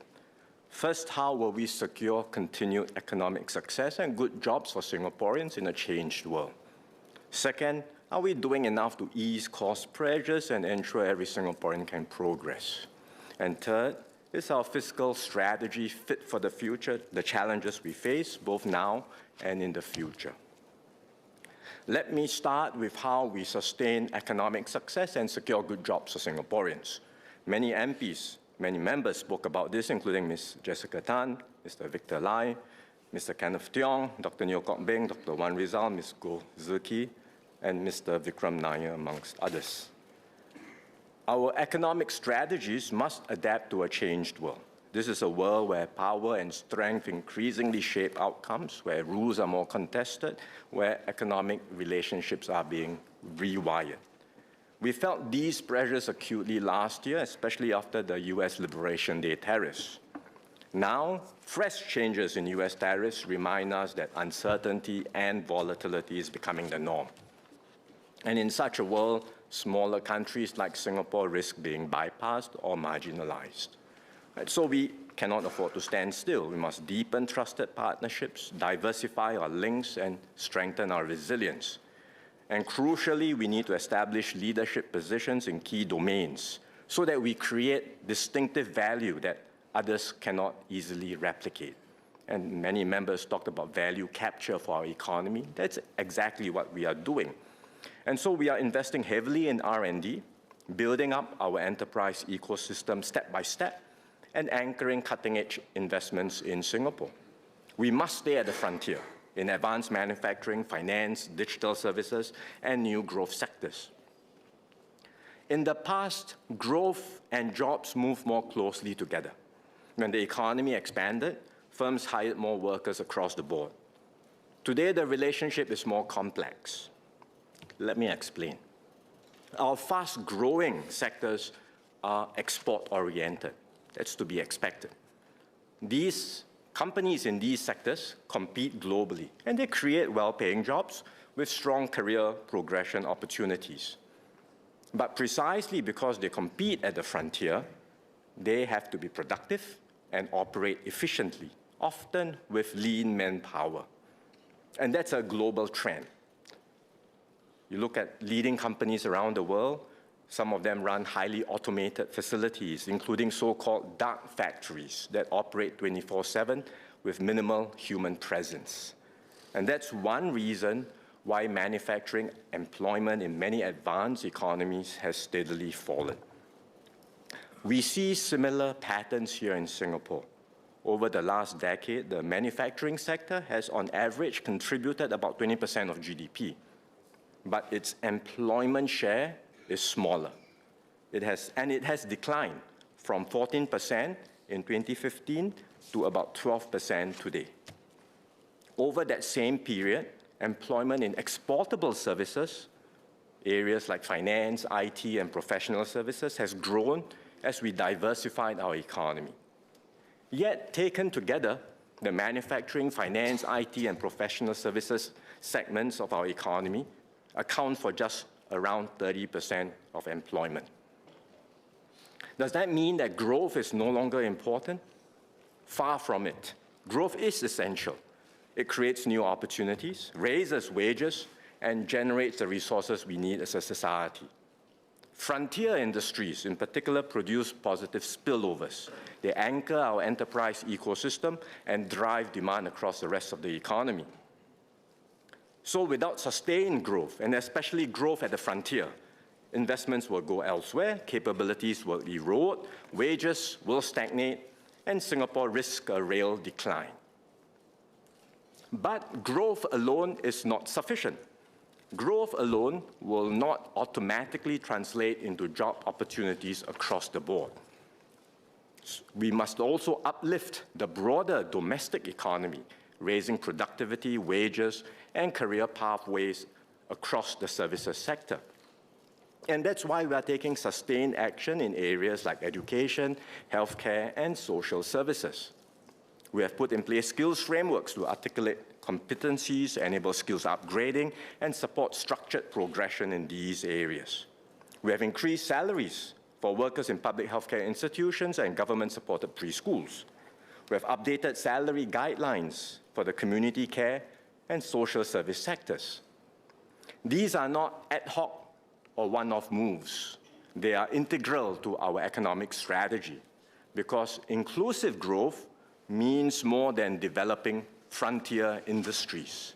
It also means ensuring that domestic services that Singaporeans rely on daily, become more productive, more professional, and more attractive as careers. In this regard, SMEs play a critical role. They employ many Singaporeans and anchor economic activity across our island. Many members also shared their concerns about SMEs, including Ms. Diana Pang, Mr. Jackson Lam, Mr. Fadli Fauzi, Mr. Edward Chia, Ms. Denise Pua, Mr. Azhar Othman, and Mr. Shahriar Taha. In particular, the two SME segments under greater pressure are retail and F&B, food and beverage. These sectors face structural headwinds from e-commerce and changing consumer habits, and from increased overseas travel by Singaporeans, and perhaps also by the strong Singapore dollar. Yet, even amidst these challenges, the number of F&B and retail establishments continue to grow. And with more players in the market, competition has intensified. So how should we respond to these trends? In the immediate term, we have provided corporate income tax or CIT rebates, including in this budget. Over the longer term, our support must be sustainable and should not distort market incentives. For businesses in retail and F&B, what are their cost drivers? The largest components of their operating expenditure are the cost of goods and materials, labor, and rent. Let me go through each one of these. In a small economy like ours, goods and materials are largely priced in global markets, so there's little scope for us to influence these costs. On rental cost, at the macro level, rentals have broadly tracked economic fundamentals. Rent increases for retail spaces have trended below nominal GDP growth and inflation in the last few years. Rental costs have also declined as a share of total business cost. Between 2019 and 2024, they fell from 26% to 17% for the F&B sector, and from 30% to 26% for the retail sector. Now, that's the broad picture. Of course, market rents vary by property type and location. Individual tenants may face higher rent increases at renewals, and we are mindful of these cases. Where government agencies are landlords, like HDB and JTC, and where we have direct oversight, like in hawker centers, we have frameworks to keep rents fair and competitive. And we will continue reviewing and updating these frameworks. We will also continue to monitor the situation closely to ensure that rentals remain sustainable and competitive. I've covered cost of goods, rental, next, manpower. Indeed, labor costs have increased in recent years. Part of this reflects structural factors, an aging population and tighter labor supply, as well as market forces as firms compete for workers. But part of this is also the outcome of policy. Through the progressive wage model, we are raising wages for lower wage workers. That's the right thing to do, to uplift incomes, strengthen dignity in work, and narrow wage gaps. And at the same time, to support businesses through the transition, we introduced the Progressive Wage Credit Scheme, and in this budget, we are enhancing the scheme and extending it for another 2 years. That reflects our consistent approach to uplift workers while supporting firms to adjust. Mr. Mark Lee asked for more leeway for SMEs to hire foreign workers. We cannot relax the dependency ratio ceiling, the DRC. Doing so will encourage excessive reliance on foreign manpower and weaken our Singaporean core. But we will consider calibrated ways to provide more flexibility, like expanding the sources from which businesses can hire work permit holders for certain types of occupations where genuine shortages exist. And we will continue to strike the right balance, sufficient flexibility for businesses without undermining Singaporean workforce development. Ultimately, the sustainable path forward is productivity improvement and business transformation. And many members spoke about this. We know that SMEs need more support to embark on such transformation. Several members, including Ms. Cassandra Lee, Mr. Lee Hong Chuan, and Mr. Henry Kwek, have offered suggestions on what more we can do. Mr. Mark Lee also highlighted the need to strengthen management capabilities, and he and several other MPs, including Mr. Liang Eng Hua and Mr. Victor Lai, spoke about the importance of internationalization. These are all useful feedback and suggestions, and the government will continue to take them on board, study them, and lean forward to enable our SMEs to innovate, upgrade, and internationalize. SMEs that redesign jobs and transform their operations can offer higher wages and more meaningful opportunities to attract and retain Singaporeans. Many SMEs have done so successfully, including those in retail and F&B. Enterprise Singapore and the Singapore Productivity Centre recently did a deep dive into F&B establishments in Singapore. The findings were reported in the media, and they are very instructive, because F&B establishments that benchmarked themselves with productivity standards and knew that they were lower than the benchmarks could find practical and useful ways to raise their productivity. And when they did do so, they have generally done better. I mentioned Harry Ann's on Budget Day as one example. Other companies have done so too, restructured, transformed, digitalized, and even expanded abroad.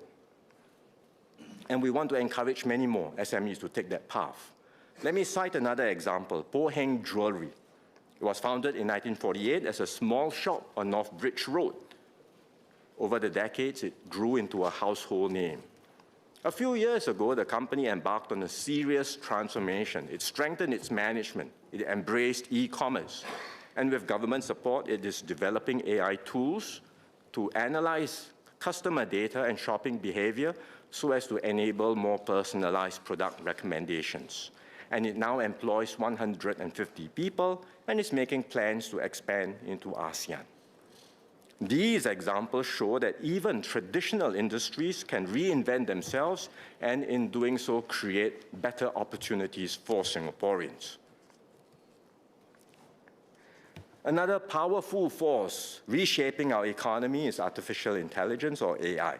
And many members spoke about this, including NTUC SecGen, Mr. Ng Chee Meng, Mr. Desmond Tan, Mr. Desmond Chu, Dr. Charlene Chen, Mr. Darrell David, Ms. Lee Hui Ying, Ms. Mariam Jaffa, Mr. Andre Loh, and Associate Professor James Lim.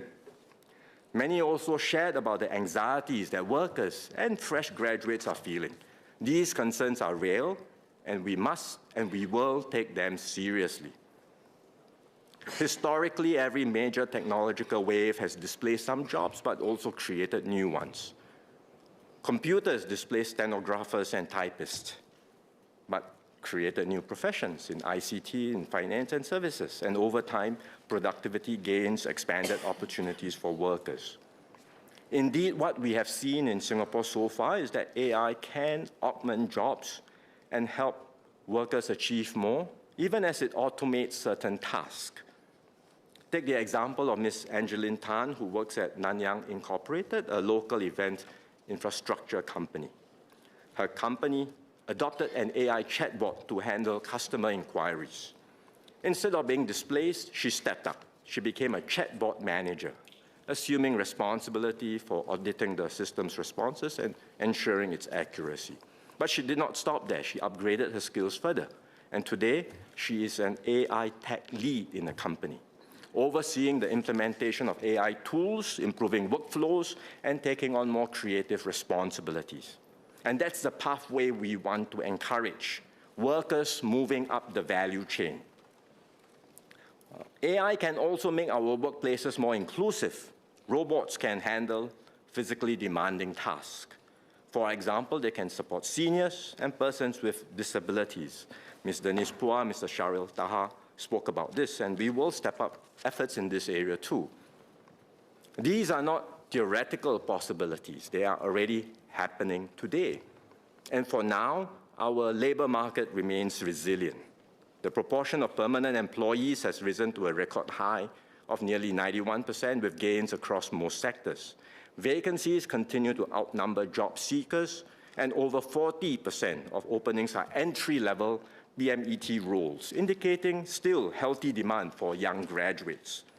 So, thus far, the evidence does not point to widespread displacement. But as many members have highlighted, there are emerging pressures, and we recognize that. We cannot rely only on today's data. We must prepare for tomorrow. And I mentioned earlier that the historical experience with major technological waves is that ultimately more jobs are created than lost. That has been so in the past, but there is no economic law that says this will always happen or that this will happen in the future. Indeed, many are concerned that this time may be different because AI is more powerful, advancing faster, and affecting a wider range of occupations, and many members raised important concerns. For example, that companies may lean too heavily on AI and invest less in worker training, that more workers could be displaced and the older ones will find it harder to re-enter the workforce, and that entry-level jobs, the first rung of career ladders, may be hollowed out.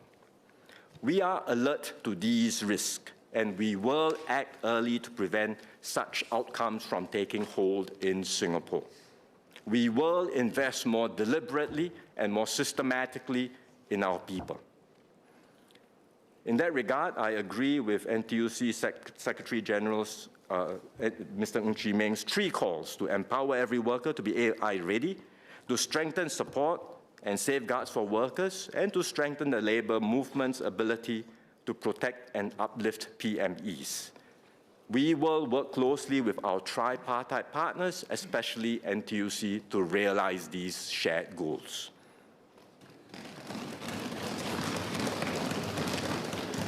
What does this mean in practical terms? For example, as we develop champions of AI and implement our national AI missions, we will not only just help companies transform, we will capture value in Singapore, we will pay close attention to how these companies apply AI, and importantly, guide them to use AI to enhance human skills and expertise.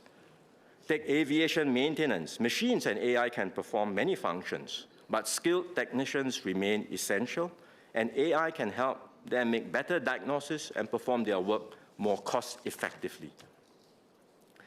Achieving all this will not be easy. Every sector is different, and how they use AI and the impact on workers in each sector will vary.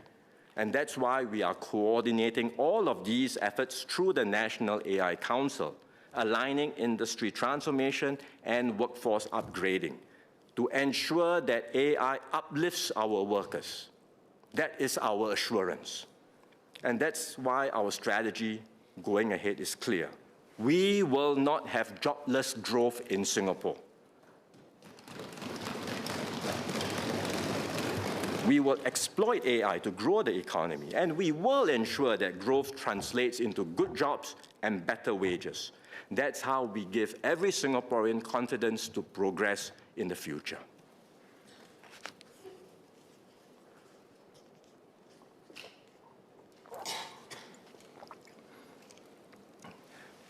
Next, let me touch on cost pressures. We achieved better than expected growth of 5% last year. Yet, as many members have highlighted, including Ms. Aslina Abdul Halim, Mr. Saktiandi Supat, amongst others, Singaporeans continue to feel cost of living pressures. The data may show improvement, but lived experience and realities do matter. So the question is this: what more must we do to ease cost pressures and ensure every Singaporean can continue to progress? We must first understand why affordability and cost concerns have surfaced, not just in Singapore, but across many economies around the world. After COVID and the war in Ukraine, inflation surged globally. In Singapore, it rose to more than 6% in 2022, and it has since come down to 0.9% last year. Inflation has moderated, but price levels remain higher than before, and that's what households are experiencing. To cushion the spike, we provided more than $10 billion through the assurance package. Some have observed that the transfers in this year's budget are smaller than last year. But in fact, support in this budget remains substantial and broader in scope. We are providing CDC vouchers, cash support, utilities rebates, Child Life SG credits, and CPF top-ups for seniors. What does this mean? A middle-income household with young children receives about $2,800 after you tot up all the different items. A lower-income household with young children, about $5,000 and a retired elderly couple about $7,600. Essentially, we give more to those with greater needs, and we give more to seniors, especially our retirees, as they are not working and have to cope with higher prices on fixed incomes. These are meaningful sums, and they are on top of substantial, broad-based subsidies for essentials like education, healthcare, and housing, as well as targeted support for lower-income families and workers. Mr. Louis Chua said that the government's primary response has been to rely on one-off and ad hoc handouts. He said that last year I had clarified the matter then, but regrettably he has repeated this false claim again this year. Because the facts are, only about 5% of our overall budget is for one-off measures. That was so in FY 2025, and it is so in FY 2026. The remaining 95%, the overwhelming share, is for longer-term and structural schemes. And in this budget, we enhanced preschool and student care subsidies, as well as Comlink Plus to support families with children. Total social spending has increased this year. It has not gone down. We are providing more help for Singaporeans. And our approach is not just to cushion the cost, because the durable solution to cost pressures is steady, sustainable wage increases. And Mr. Sean Low highlighted concerns that a decreasing proportion of Singaporeans benefit from economic growth. He highlighted the concerns among seniors. And indeed, one group that will face greater impact is retirees, because they are not working. And that's why we provide more for them in the budget. But when we look at data at both the household and the individual worker levels, household and workers, in fact, incomes have risen faster than inflation over the past decades across the entire income distribution. So real incomes have gone up for both households and for workers across the entire income distribution. We also look at household expenditures. Spending has increased in dollar terms, but expenditure as a share of income, that has either remained stable or fallen across the income distribution as well, meaning Singaporeans generally are spending less as a share of their incomes, even if their expending has gone up in dollar terms. In particular, the share of household income spent on essentials like food, public transport, and education has declined across all income quintiles. There is one exception, and that is healthcare. Singaporeans are spending a larger share of their income on healthcare and health insurance. That reflects our rapidly aging population, because as you get older, you will tend to spend more on healthcare. And that's why we provide significant and growing subsidies for healthcare services and for our national health insurance premiums. It's also why we have taken steps to rein in overly generous private riders and other practices that drive up medical inflation, especially in the private sector. And we will continue to ensure that healthcare remains affordable in Singapore. No Singaporean will be denied the healthcare they need because of an inability to pay. That is our assurance.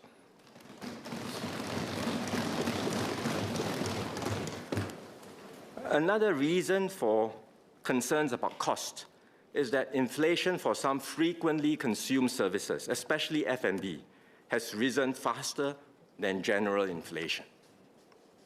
Now, food consumption may form a smaller share of income, which I mentioned just now, but we experience the higher prices each time we order something or we dine out, and the psychological impact is immediate and visible. The domestic services, be it healthcare or F&B, are labor-intensive. We want wages for Singaporeans in these sectors to rise. But when wages rise, costs also increase. And that's the fundamental tension every economy must manage. Some countries choose to suppress service wages to keep prices low. But then this traps a segment of workers in low-paying jobs. That's not what we want to do. Others, like the European economies, have taken a different path. Wages in the services sector are high.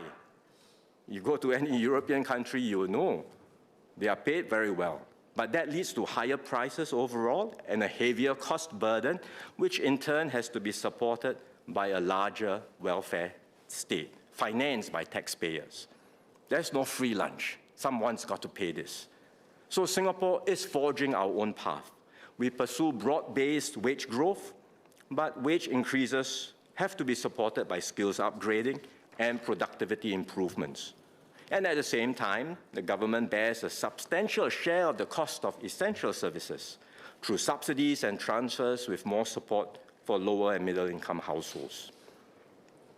Overall, this balance has delivered good and affordable services to Singaporeans at a sustainable cost. But we know that this is still a work in progress. The macro data may be reassuring, but as many members have highlighted, the lived realities differ from household to household, and the circumstances will vary for specific segments. Different families face different pressure points. For example, there are larger families with more children, and they will face greater cost burdens, as Mr. Pritam Singh and Mr. David Ho have highlighted.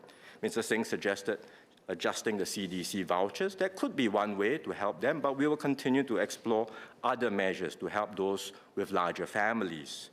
There are also families caring for seniors or children, and especially those sandwiched with both. Ms. Yeo Wan Ling, Ms. Jessica Tan, Ms. Nadia Samdin highlighted their concerns. And in fact, we already provide more for them in the budget, in every budget, including in this year's budget. There are families with members who have special needs. Professor Kenneth Poon and Ms. Haslina Abdul Halim highlighted their concerns. And caregivers too need to be supported, as Mr. Tsai Ing-cho and Ms. Herting Ru highlighted. In recent budgets, including this one, we have strengthened support for all of these groups, and we will continue to do so, and will consider the suggestions that members have made.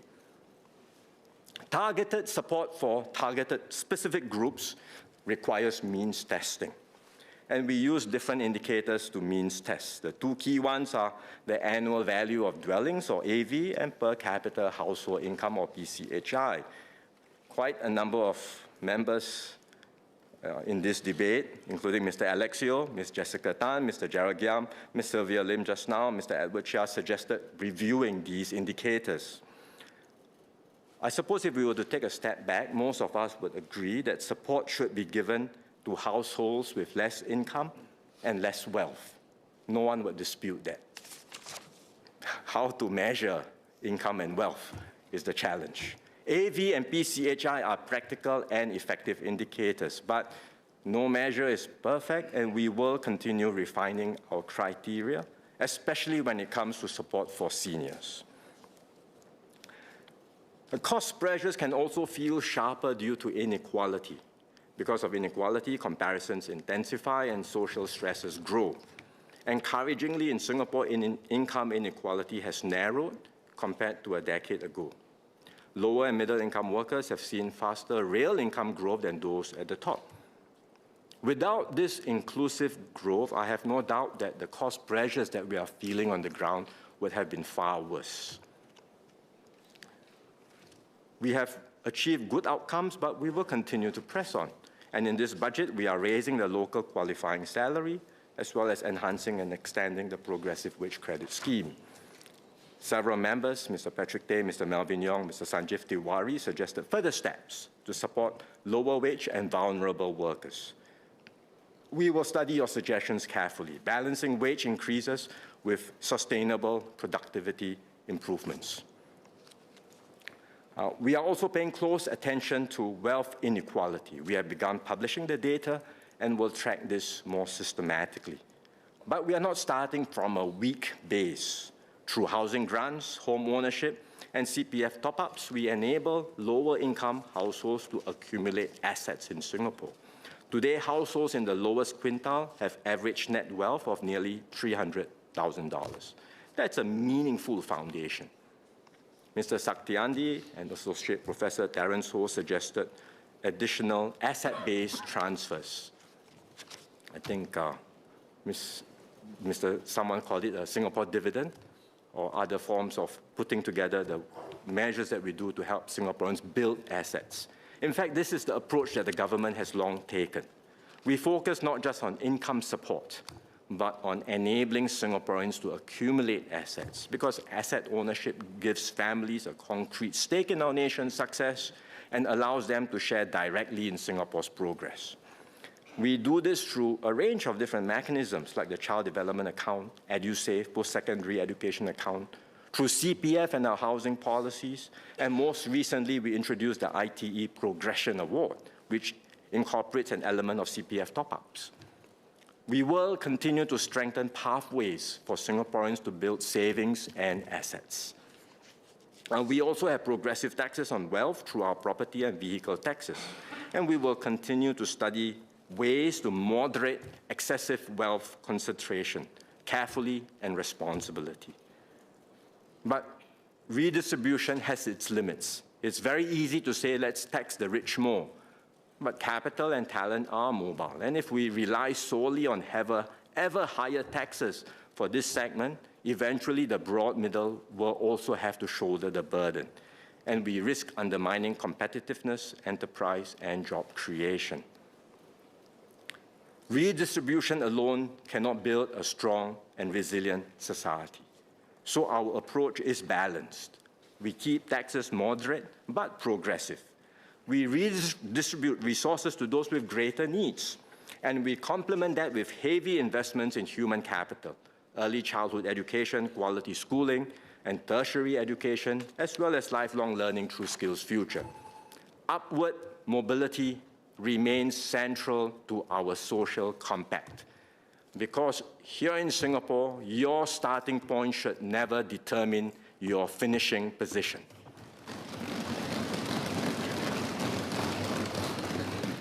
Several members also spoke about retirement. Mr. Saktiandi has been championing this for many budgets. Ms. Polisan also mentioned this in the debate. And in this budget, we are indeed strengthening our CPF system because Singaporeans are living longer and we want them to retire with confidence and peace of mind. Our CPF system rests on sound and sustainable principles. Each member saves for his or her own retirement, but we do not leave individuals to fend for themselves. We boost those with lower balances through silver support, a modular package, and periodic CPF top-ups, and we continue to review the parameters of these schemes. That keeps our system fiscally sustainable while ensuring that those with less get more support. The CPF provides, as members would know, risk-free returns of 2.5% on the ordinary account and 4% on the special account with extra interest of 1 to 2%. Members who wish to invest their savings for potentially higher returns can do so today through the CPF investment scheme, or the CPF-IS. But the experience with the CPF-IS has been mixed. From 2016 to 2024, while a majority of CPF-IS OA investors earn above 2.5% per annum, only about half achieved returns of more than 4%. This is for OA. In other words, many would have been better off topping up their CPF special account and earning the guaranteed 4% return. For CPF-IS SA investors, the results were even more sobering. Around 3 in 4 made 4% or less per annum. In other words, they underperform the SA rate, which is risk-free. So the reality is that we all talk about investment, such a wonderful thing, but investing and earning consistently good returns is not that easy. And that's why we took some time to study how to implement a low-cost investment option within the CPF. It has to be simple, low-cost, and effective. There are commercial life cycle products available in the market, but up to now the take-up has been limited, partly due to the high fees, which can go up to as much as 2%. But in recent years, the market has matured. More players have entered, and digital platforms have helped to lower the cost. And that's why we now believe it is possible to offer well-diversified life cycle products at lower fees. The CPF board will be engaging the industry next month to call for expressions of interest. There's still a lot of work to be done. Designing the scheme, the specific parameters that several members talked about, building the IT system, and ensuring a smooth and seamless user experience. The CPF board is working towards rolling out the scheme in the first half of 2028, but if we can do this earlier, we will. Beyond retirement, we have and will continue to strengthen support across life stages. We have initiated major moves as part of Forward Singapore. In public housing through the new HDB classification system of Standard Plus and Prime flats. In healthcare through Healthier SG and Age Well SG. We have made Skills Future a key pillar of our social compact, and we are strengthening this further. We have introduced the Skills Future Job Seeker Support Scheme, and we have enhanced ComCare and ComLink Plus. Mr. Abdul Muhaimin asked about this particular issue of ComLink Plus. Let me just touch on it briefly. There are today about 11,000 families on ComLink Plus. Most are in rental housing. There are around 14,000 eligible families living in rental flats. We have approached them, but some chose not to come on board ComLink Plus or could not be contacted. With the enhancements to ComLink Plus, we will redouble our efforts to reach out to them, and with stronger community support, we hope more of them will come on board the scheme. And we will also extend ComLink Plus to lower income families beyond the rental blocks. Members have also offered many other suggestions to further strengthen our community and social support system. Many suggestions have been offered. For example, in healthcare delivery and integration with social support. Members like Dr. Chu Pei-ling, Mr. Dennis Tan, Ms. Rachel Ong, and Dr. Hamid Razak just now spoke about this. Suggestions around housing and neighborhood rejuvenation. Mr. Ang Wei Neng, Ms. Joan Pereira touched on that.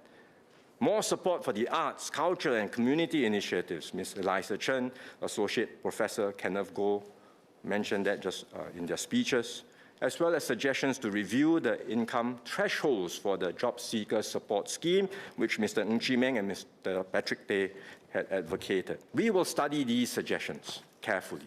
In particular, the Job Seeker Support Scheme was launched only recently, about a year ago, so we will review the scheme and its parameters once we have more experience. Many members also asked for more support for families, especially for parents and would-be parents. Mr. Fu Tse-siang, Ms. Hanny So, Mr. Sean Low, Ms. Eileen Chong, Mr. Gabriel Lam, and others have highlighted this concern. Indeed, our falling total fertility rate is a serious concern. It's not unique to Singapore. It's happening across all advanced and high-income economies. So we really should have some humility about this, because no country has truly succeeded on a sustained basis to reverse this decline. Members offered practical suggestions around housing, cost pressures, and the affordability of raising children. Some also asked for more work flexibility and leave provisions so that parents can be present in their children's formative years.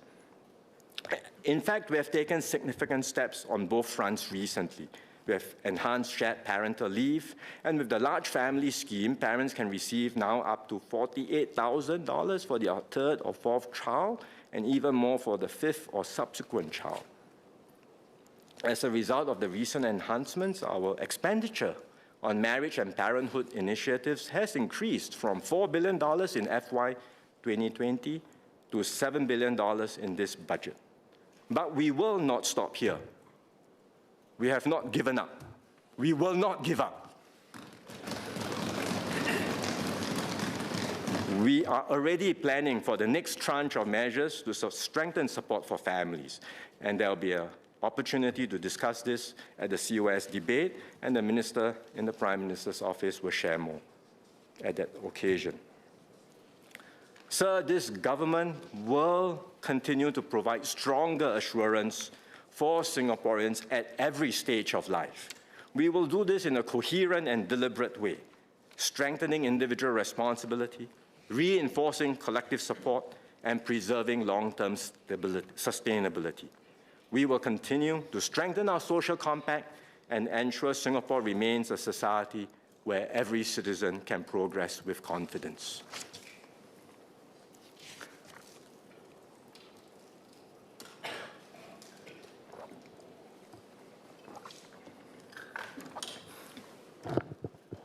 Let me move on to the third question. Is our fiscal strategy fit for immediate challenges, and is it positioning us well for the future? Let us look at the global context. Since the start of this decade, countries have been tested in ways few could have anticipated. Many advanced economies are now carrying record high levels of public debt. And as debt rises, so will borrowing costs. Over time, this constrains fiscal flexibility and weakens longer-term growth potential for these economies. Against this backdrop, Singapore's strong fiscal position is a strategic advantage. Many members spoke about our fiscal position and public finances, including Mr. Ang Wei Neng, Ms. Valerie Lee, and Mr. Seah Yao Chuan. I'm glad they see our healthy fiscal position as a strength, a source of strength. Given the surplus we've generated, 25 and in FY25 and also the ones that we expect in FY26, Mr. Gerald Giam had asked whether the GST hike should be re-evaluated. But let us consider the facts. At the beginning of this decade, we knew that healthcare spending would rise sharply in line with our rapidly aging population. This was structural, not cyclical. And healthcare was not the only area where spending pressures were increasing. We had estimated that healthcare alone would require additional funding of 0.6% to 1.2% of GDP. And this would happen in the second half of this decade, which we are in right now. That is a significant and permanent increase. The question was how to fund this. And we studied a range of options. We raised property taxes and motor vehicle taxes for luxury cars. We increased the top marginal personal income tax rates. But these moves were still not sufficient to close the structural funding gap. The Workers' Party had suggested raising the maximum net investment returns contribution, or NIRC, we can use in the annual budget from 50% to 60%. We did not agree with that proposal because the NIRC framework was carefully designed to safeguard intergenerational equity. If we increase the cap to 60%, that can ease immediate pressures, but it will weaken fiscal discipline, reduce our buffer for future shocks, and shift a heavier burden onto the next generation. And in the end, the GST was the only broad-based and sustainable option to fund rising healthcare needs while preserving our reserves framework. But even as we raised the GST, we also made sure we mitigated the impact on Singaporeans. We delayed the effective tax increase for the majority of Singaporean households by at least 5 years. We enhanced the permanent GST voucher to further defray the tax paid by lower and middle-income households. And after accounting for these measures, the majority of GST collections are and will continue to be from higher-income households, tourists, and foreigners.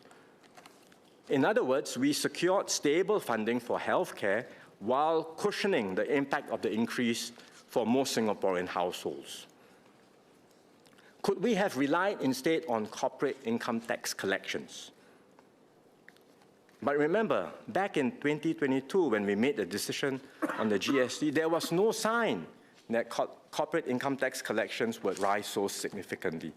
At that time, discussions on BEPS were still evolving. The eventual outcomes and their revenue implications were far from certain. It would not have been responsible to fund permanent healthcare commitments using revenue sources that were uncertain and can yet dry up. The corporate income tax collections only started rising towards the end of FY 2023 and have stayed elevated until now. This outcome was not anticipated. It was due to GDP growth outperforming expectations in 2024 and 2025, as well as better than expected contributions from multinational enterprises in a few key sectors. And this brings us to the issue of fiscal marksmanship. Mr. Alex Yam, Mr. Gerald Giam, Mr. Louis Chua, Mr. Seah Yao Chuan touched on this. And we have debated this before in the House. It's perhaps my favorite topic because I've shared before I started work in MOF doing precisely this, fiscal projections. And as I've explained, our forecast deviations are within a reasonable range, comparable to other advanced economies. Within this range of variation, revenues in recent years have indeed come in above projections. Is that because we were overly conservative? The short answer is no. Our projections are prepared by MOF economists using the best available data at the start of each financial year, including GDP growth assumptions at that time. But for a small, open economy like Singapore, growth outcomes can diverge significantly from forecasts as global conditions evolve because we are so dependent on the external environment. Forecasting Singapore's GDP growth is like forecasting the world's GDP growth, which is very, very difficult to do. Likewise, revenues from property transactions or COE premiums are inherently difficult to predict. You can tell what the next year's property prices will be, what next year's COE premiums will fetch. It's very hard to do. In the case of COE, we increased the quotas, yet the premiums continue to rise with sustained demand. And that explains the increase in revenue from licenses and permits, which Mr. Gerald Giam asked about. So forecasting in such an environment will never be exact. But I assure everyone in this House and Singaporeans that our approach has been and will be responsible and professional. A further insinuation is that the PAP government deliberately painted a doom and gloom picture for electoral advantage. But let's consider the facts and the context. After the US Liberation Day tariffs, there was widespread uncertainty across the world, not just in Singapore. At that time, how many analysts projected 5% growth for Singapore in 2025? I don't recall any. The reason why things did not turn out as badly as we feared was partly due to factors beyond our control, but also partly because of the decisive steps we took. DPM Gan Kim Yong and the team moved quickly, engaging the US to safeguard our core interest, deepening links with other countries, forging new agreements that sustain investor confidence. Our agencies, our businesses, and our workers adapted swiftly and worked tirelessly through a very uncertain period. Their efforts deserve recognition.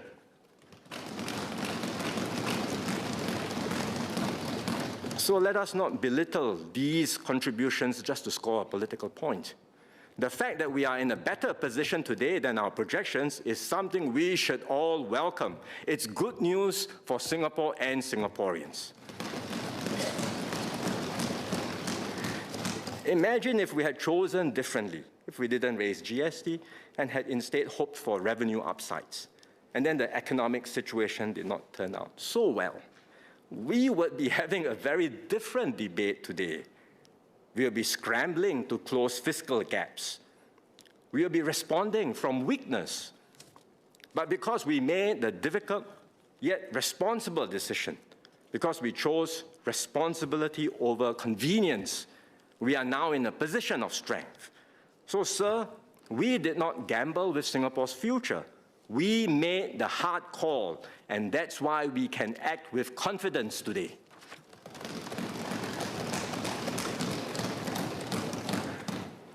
Next, let me turn to our medium-term revenue and expenditure outlook. We are expecting structural revenue increases from FY 2027. That's when the first revenue collections from the BEPS top-up taxes come in. Based on the strong corporate tax collection so far, and that's pre-top-up tax, our initial sense is that the further increase from the top-up taxes could be significant. We will continue to firm up our estimates over the coming months as we get more up-to-date data on how firms are performing and adjusting their plans. Since the BEPS revenue is coming in, some may ask, well, how about rolling back the GST? But again, the GST increase was introduced to fund rising structural healthcare expenditure for an aging population. These spending needs are permanent and will continue to grow, and they should be supported by a stable and reliable revenue base. At the same time, as I've shared in the budget, government spending is rising in many other areas, aside from healthcare, for social needs, economic competitiveness, our energy transition, security, and infrastructure. So the additional corporate tax revenues will strengthen our fiscal position and support these growing needs, but they do not replace the structural role of the GST, and especially what we have done to fund for permanent and rising healthcare costs.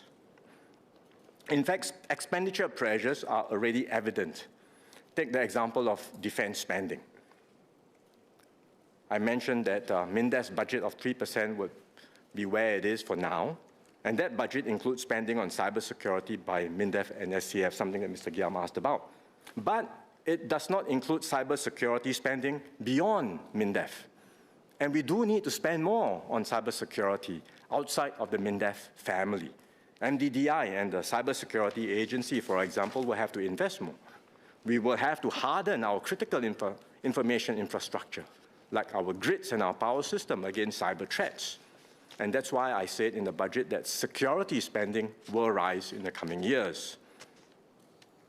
In short, our aim is not to run high surpluses for the rest of this term of government, something that Mr. Liang Eng-hua asked about. Our objective is a balanced budget over the term of government. And that's clear from our historical records. Mr. Xie Yao-Chuan very helpfully gave a speech yesterday outlining the historical data. And if you look at the past years, we've had balanced budgets in many years. Balanced meaning within a range of plus minus 0.5% of GDP in terms of the overall fiscal balance. We've had years of surpluses, we've had good years, but we've also had years of deficits. But on the whole, we plan for a balanced budget over the term of government. And if there are upsides on the revenue, if there are revenue upsides, when there are revenue upsides, we will deploy these to meet our growing needs. Mr. Sean Low suggested giving back surpluses above 2% of GDP to all Singaporeans. But in practice, we actually do not wait to cross a mechanical threshold like that. Whenever there are revenue upsides, we have shared some of the gains with Singaporeans. Last year, we used that to fund the SG60 package. This year, we channeled them towards CPF top-ups and the cost of living special payment. And we have also strengthened our national priorities by investing in our social support system, enhancing our connectivity, security, and economic resilience. For this FY 2026 budget, expenditure is at 18.4% of GDP. As I said just now, it's the largest budget on record. Earlier, MOF had projected that government spending could reach 20% of GDP by 2030. But if you look at the trends, since emerging from COVID, expenditure has been growing by an average of $10 billion every year, and we expect our needs to rise even more for the coming years in this term of government. So government spending is likely to exceed 20% of GDP well before 2030. In light of our fiscal position, Mr. Sean Low had asked if the government can commit to not making further major revenue moves.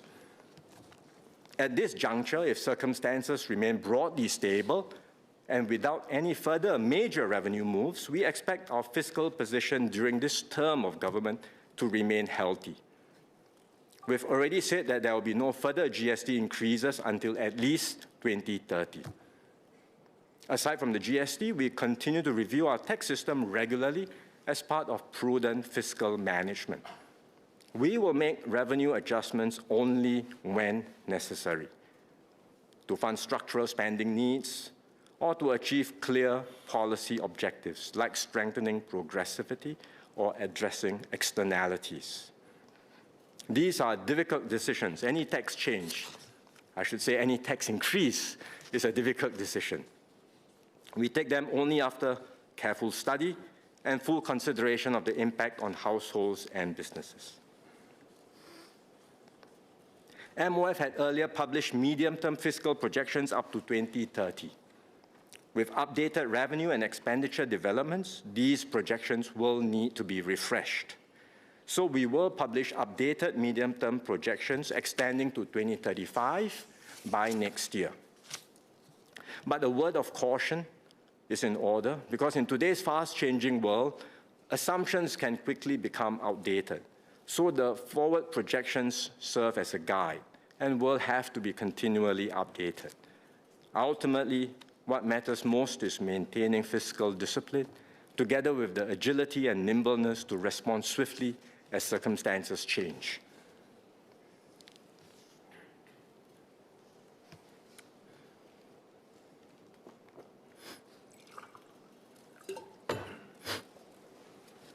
Let me turn to specific points on our tax system. Ms. Diana Pang asked about the timing of the changes to the PATH rebate. We implemented the vehicle tax changes immediately to prevent a rush to market. That has long been our practice for property and motor vehicle-related taxes. The changes are announced and then applied immediately to ensure market stability and fairness. A number of questions has been raised on this particular issue, and MOT will address them separately. Mr. Saktiandi and Mr. Louis Chua shared their views on the personal income tax regime. When taken together with our progressive tax rates, tax reliefs and rebates, currently about 1 in 3 resident workers pay no personal income tax. Amongst those who do, about 8 in 10 have an effective tax rate of less than 6%. So we will consider these suggestions around the personal income tax as part of our regular fiscal reviews. There was a debate yesterday about what it means to run a surplus, a fiscal surplus. Does a fiscal surplus mean that the government is taking more from the economy and leaving households and businesses to bear a deficit? This is an oversimplified and inaccurate characterization of how our fiscal system works. A surplus simply means that in a year, revenue exceeds expenditure. And in Singapore's case, revenue includes significant investment income from our reserves, not just taxes collected from businesses and households. So if you exclude NIRC, expenditure exceeds revenue. In other words, we are putting money back into the economy, not draining money from businesses and households. And in fact, our budgets in both 2025 and 2026 have been expansionary, with significant support for households and businesses. More importantly, we should look at who pays the tax and who benefits from the transfers. And on that score, the picture is clear. For every dollar of tax paid by the top quintile, they receive 20 cents in benefits. That's the top income quintile. Pay $1 in tax, you get 20 cents in benefits. In contrast, the middle quintile receives around $2 in benefits. $1 of tax, you get back more, $2 in benefits. And the bottom quintile gets $7 in benefits. In other words, those who have benefited more, those who are better able to contribute, are the ones who generally pay more in taxes. And we use that revenue to strengthen our social compact and provide greater support to those who need it most. So, Mr. Speaker, our fiscal system is fair, progressive, and sustainable. It is pro-worker, pro-enterprise, and pro-Singapore.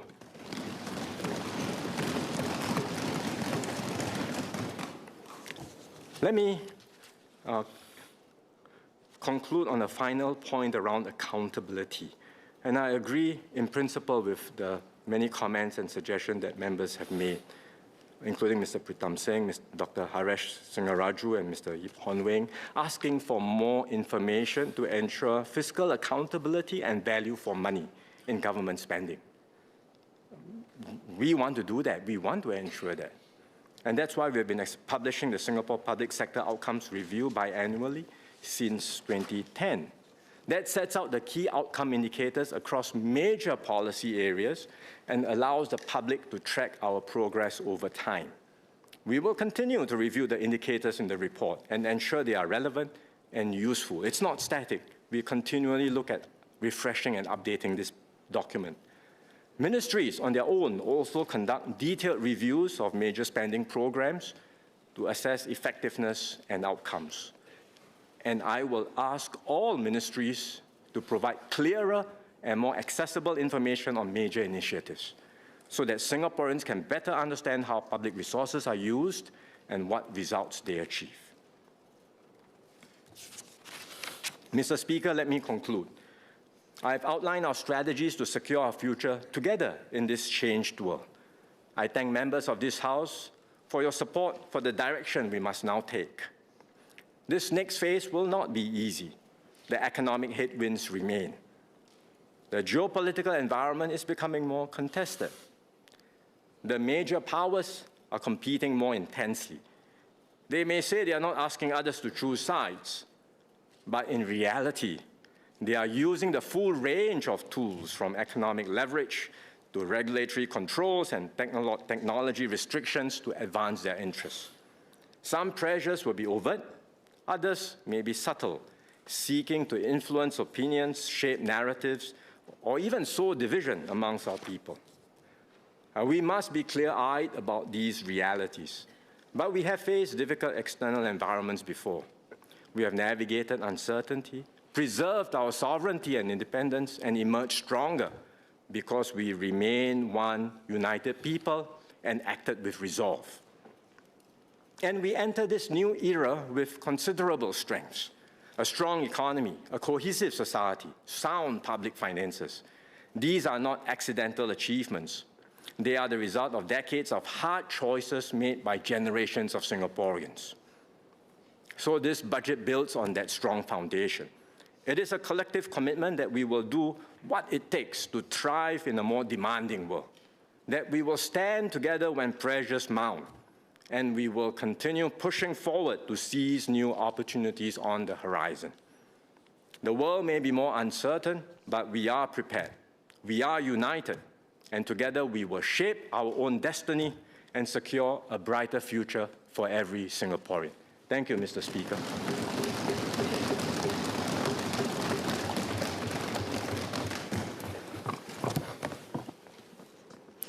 Before I call honourable members for clarifications, I seek members' understanding to keep them clear and concise. And if you have many clarifications, please raise all of them when called upon. Knowing Prime Minister, I know he will also keep his answers clear and concise. Mr. Pritam Singh. Thank you. Thank you, Mr. Speaker.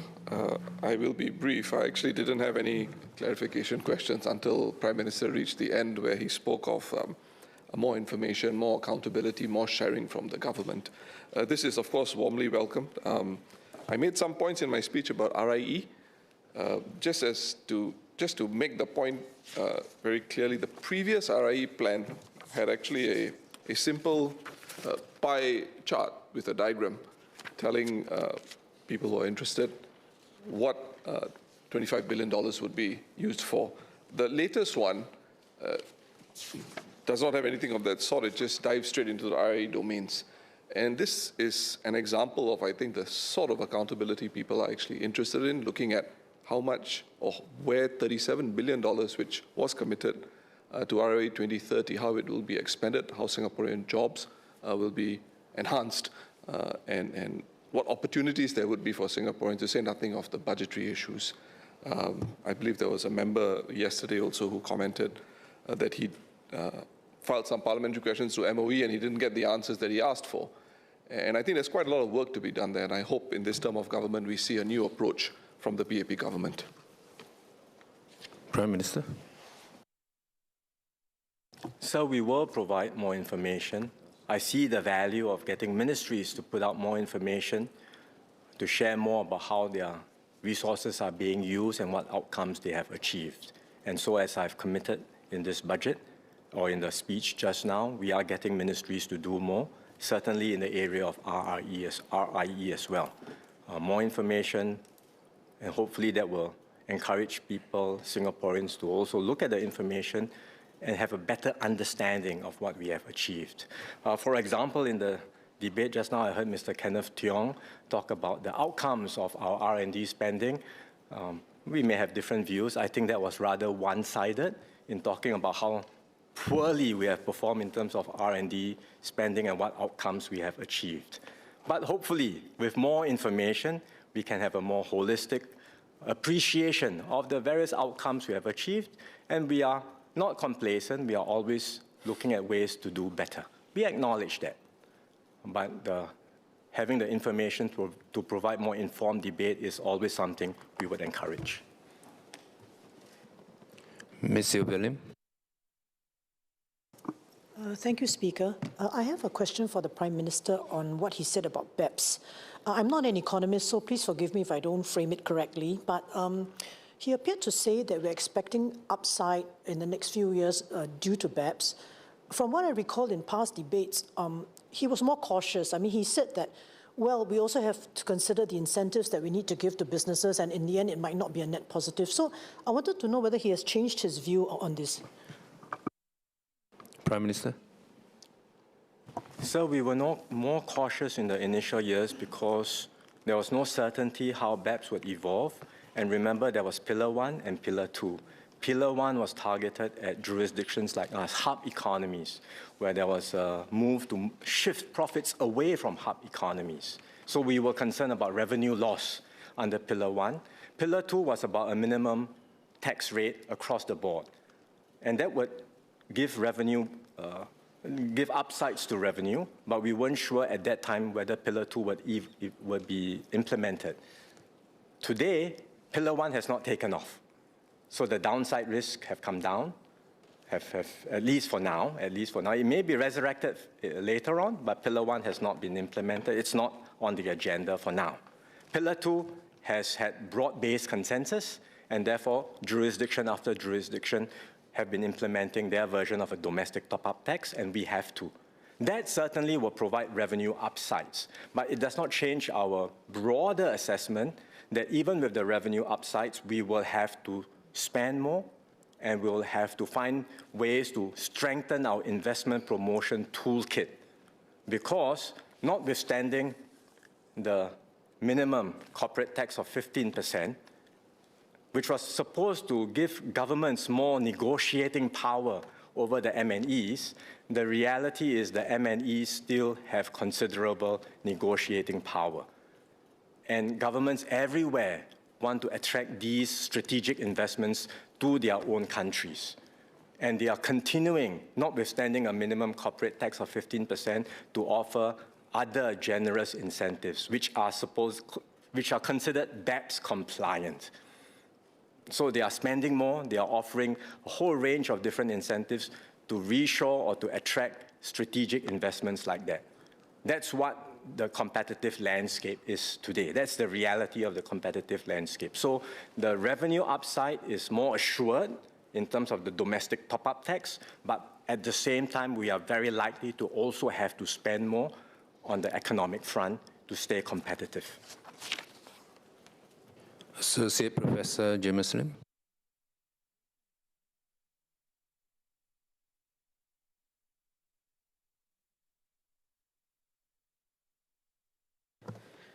So I appreciate PM Wong's highlighting of the F&B sector, which of course is close to many Singaporeans' hearts and stomachs.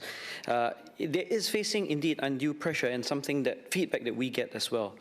PM emphasized how the government has, where it can, look to mitigate pressures that they face on rent. He spoke about how it tries to limit hikes in properties that it controls.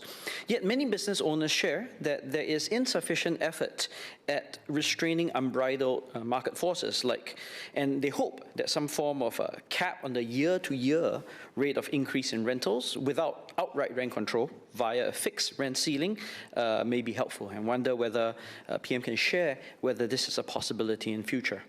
On labour, I appreciate PM's explanation that foreign worker quotas and levies remain needed to ensure a Singaporean core.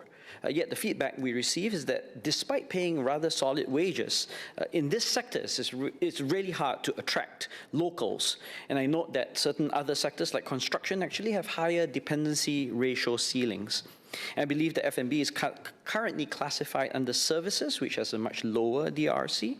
Given the unique work conditions within F&B, I'm wondering if the government will consider relaxing the ratio for this sector. Prime Minister.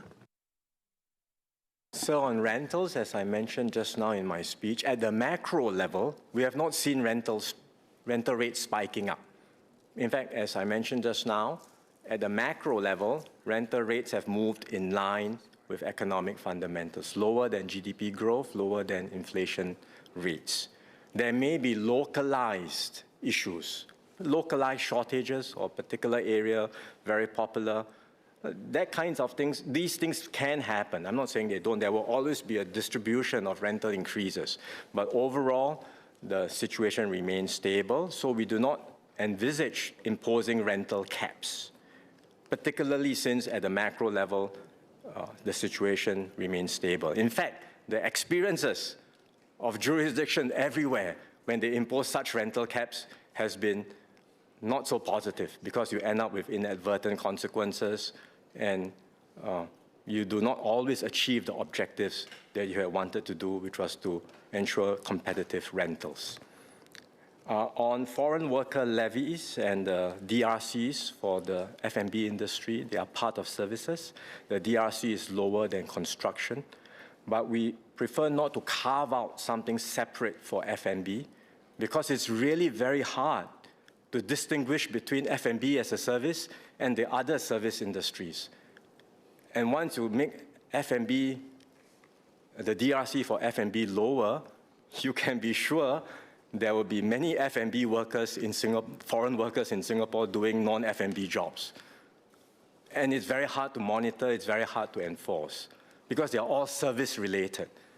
So we'd rather keep services DRC as a whole where it is, but as I mentioned, where there are ways in which we can extend some flexibilities to businesses, like on the source of workers, we will consider doing so. Mr. Sakhyandi Supat.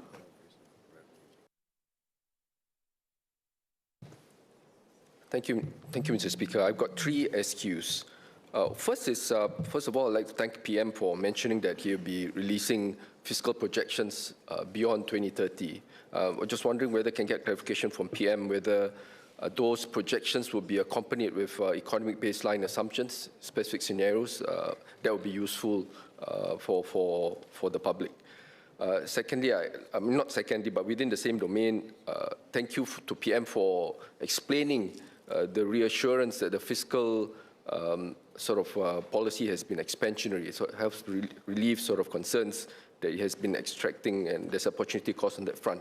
Second SQ, Mr. Speaker, is on climate transition. I think PM in his speech and in his opening budget did touch a bit on climate and energy transition, but I was wondering whether PM can share a bit more about climate transition, especially our plans to have those polders around Singapore. What are those costs on our fiscal needs and our fiscal expenditure going forward? Because those will be quite substantial beyond 2030 and beyond 2040 as well. And thirdly, in terms of I would like to thank PM as well about him mentioning about my suggestion about changing the thresholds for the income tax thresholds to help relieve low income and middle income workers and Singaporeans. I was wondering what's the possibility of that suggestion actually being implemented. Thank you. Prime Minister. So on the 3 questions, first, yes, we will provide the economic assumptions underpinning our fiscal projections. Second, on the climate transition, we will continue to provide more information on both our mitigation as well as our adaptation plans, because we are moving on both. On the mitigation, it's really about pushing for decarbonization and doing more in terms of clean energy, and there will be opportunities in due course to share more. On adaptation, it's really about protecting Singapore against rising sea levels and we will also find opportunities to share more about these plans. We have already started to set aside resources for these two areas of work, which will require a lot of additional investments. So we are already setting aside funds for that. Thirdly, on the personal income tax thresholds, as I said just now, we will take in these suggestions, take on board these suggestions as part of our regular fiscal reviews. I would also just want to mention again on the point that Mr. Associate Professor James Lim talked about rental. While I gave a macro picture about the overall rental rates, as I mentioned in my speech just now, I do recognize averages may not capture every single experience. There will be instances where rental renewals end up with sharp increases. We know that this happens, but the interventions and the way we help will have to take into account the different considerations. We do not think rental caps will work, but for example, if we understand better a particular situation where there has been very sharp increase in rental, but for that location, it could be a supply shortage. There could be specific circumstances linked to that area. Then we will have to study and consider what appropriate interventions might work for such circumstances. Okay, Associate Professor James Lim. Just to very quickly clarify, I don't mean a rental cap in terms of the total amount that it can increase to, but just the rate of increase, precisely what you are getting at, which is when there's a surge, whether there's a cap on how much that surge can occur. Prime Minister. Sir, as I mentioned, in instances where government is a landlord or where we do have some control over rentals, hawker centers, HDB rentals, JTC rentals, we already do so, and we will continue to fine-tune our framework. Ms. Mariam Jaffa.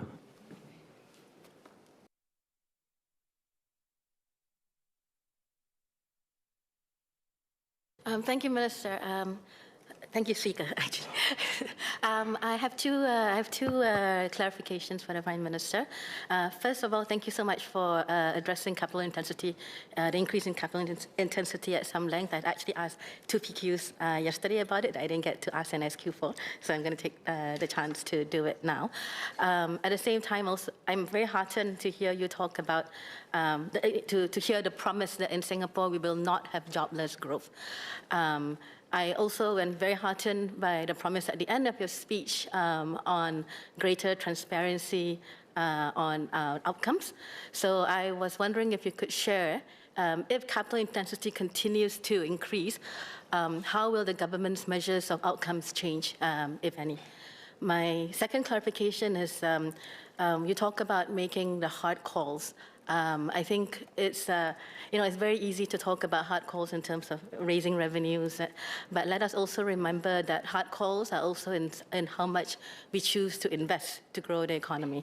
And so I'd like to just hear his thinking around how he will balance the need for immediate support, preserving fiscal space for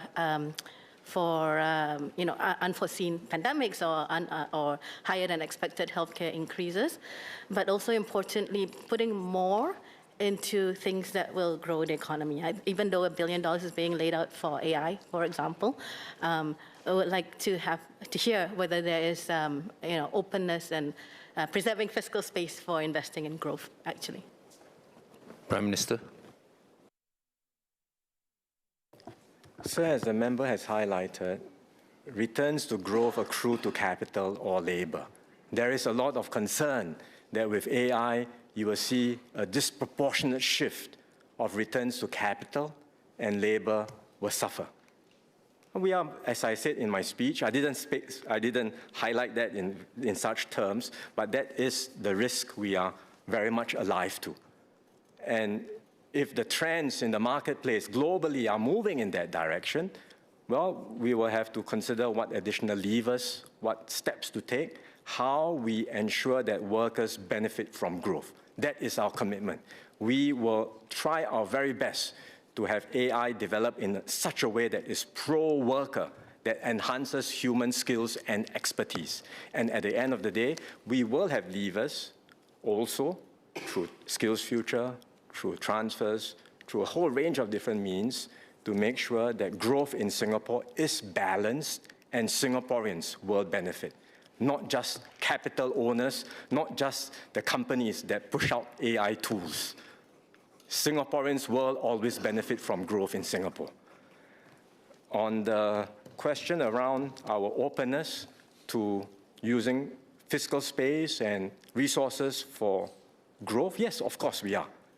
We will always want to grow the pie because that's what our future is about. We have to be at the frontier.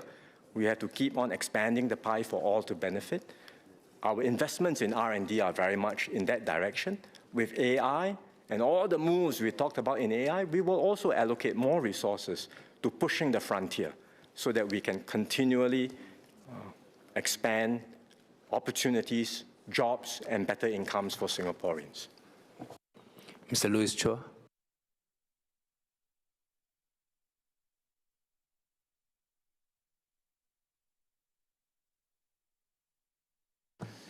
Thank you, Speaker.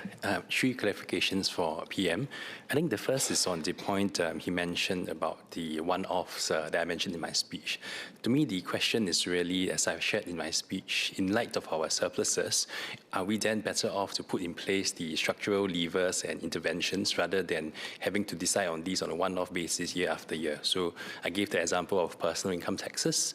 Are we better off having that updating of the bracket rather than have varying personal income tax rebates year after year?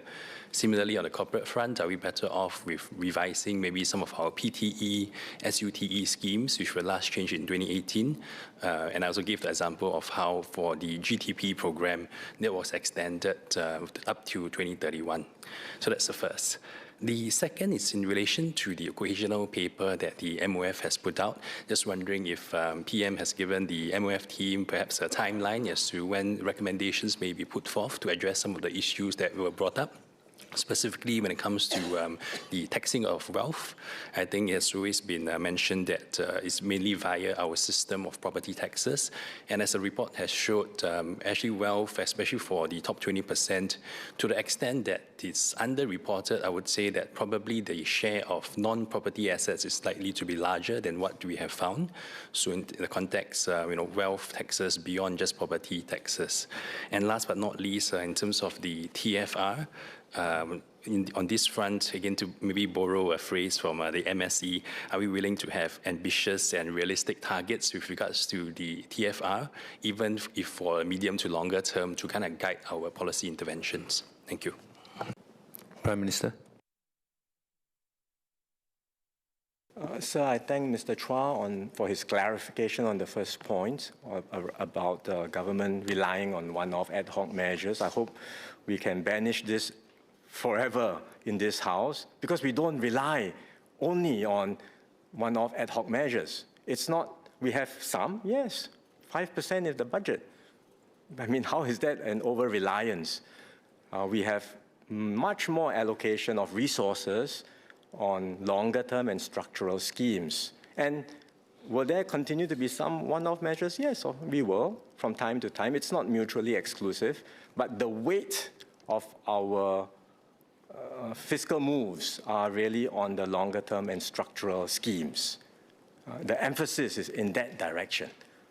And it's not just a mindset issue, it's not just a policy issue. You can look at it from a resource issue. 95% allocated there. Clearly, the emphasis in these areas. And the reviews will be done from time to time. It's not, as I mentioned just now, policy changes, policy reviews take some time. We take in suggestions. Some suggestions we may not be able to do, and we explain our position, and there will be differences of views, but there will be suggestions which we think are good, and we will consider them carefully, and in time to come, we will make the changes. And for the suggestions that Mr. Chua had suggested on, I had put forward on personal income tax, we will take them, as I mentioned to Mr. Saktiandi, together with other suggestions that members have given as part of our regular fiscal reviews. That also goes to timeline. The occasional paper that we are putting up will be done by next year, but the fiscal reviews that we do on policy front, that happens on a regular basis. There's no specific timeline for this because we are always on a continuing basis reviewing and updating our policies. On TFR and measures, will we be more ambitious? I would say we've always tried to be ambitious. We've pushed the boundary each time in terms of the moves we made. And in this coming review, we will be even more ambitious. Can we set targets? Name me a country which has succeeded on a sustained basis. These are very complex. This is a trend that is happening around the world. It's not just about economic. If money can solve the problem, I will put the money down and solve the problem. But it's not just an economic issue. It's far more complex than that. Countries have spent far more than us and have not been able to achieve meaningful, sustained improvement in their TFR. So we will try. We are not giving up. We will be more ambitious. And Minister Indrani at the COS debate will share more about how we can try to engender a whole of society reset around marriage and procreation. We will give it our best efforts. Just a quick point that I wanted to, my colleague just highlighted to me when Mr. Singh talked about the RIE reports and what had been published. In fact, someone alerted me that there are additional reports that beyond what Mr. Singh had shared. The office, they do put out, NRF has put out more information already. But in any case, as I said, our commitment, whatever the baseline is today, we will do more. Mr. Mark Lee. Thank you, Mr. Speaker. I have two clarifications for the Prime Minister. When tariff shocks escalated last year, businesses were certainly genuinely uncertain. It was the government's swift and credible response that stabilized sentiment and positioned Singapore as a trusted base amid fragmentation. However, as the tariff situation becomes uncertain again and supply chains continue to readjust, could the Prime Minister give assurance to businesses that we will have the fiscal space to support them to respond decisively if volatility intensifies? At the same time, as we move decisively into frontier industries like AI, quantum, and space technologies, these are energy-intensive and capital-heavy sectors. Could the Prime Minister clarify how the government assesses our long-term fiscal headroom to support both frontier industry development and the sustainable energy infrastructure required to power it? Thank you. Prime Minister. So on the first question, yes, we give our assurance to all businesses. We are all in this together. Whatever uncertainty and volatility we may face, the government will certainly be there to walk with our businesses and our workers to navigate the changes ahead of us. We are not out of the woods yet. The situation was better than expected last year, but there's new uncertainty now, and I think uncertainty and volatility will now be the norm anyway. So we will continue to work closely with our businesses and workers, and also as part of our tripartite system. On the frontier industries and sustainable, and the fact that they are energy intensive, it is a cause for concern. I think Mr. Dennis Tan had also spoken about this. We are trying our best to manage this, and the solution for us at the end of the day is to accelerate our efforts on decarbonization, to be able to harness even more clean energy sources than what we have, than the limited sources we have today. That is key. It may not be, the new sources may not materialize in the short term. We are working on multiple fronts, including importing clean energy from outside Singapore, pursuing ideas like hydrogen as well as civilian nuclear energy. But we are going full steam ahead on all of these areas so that we can find clean energy sources for ourselves, reliable, sustainable, competitive, and that will help drive the industries of the future. Ms. Yeo Wan Ling.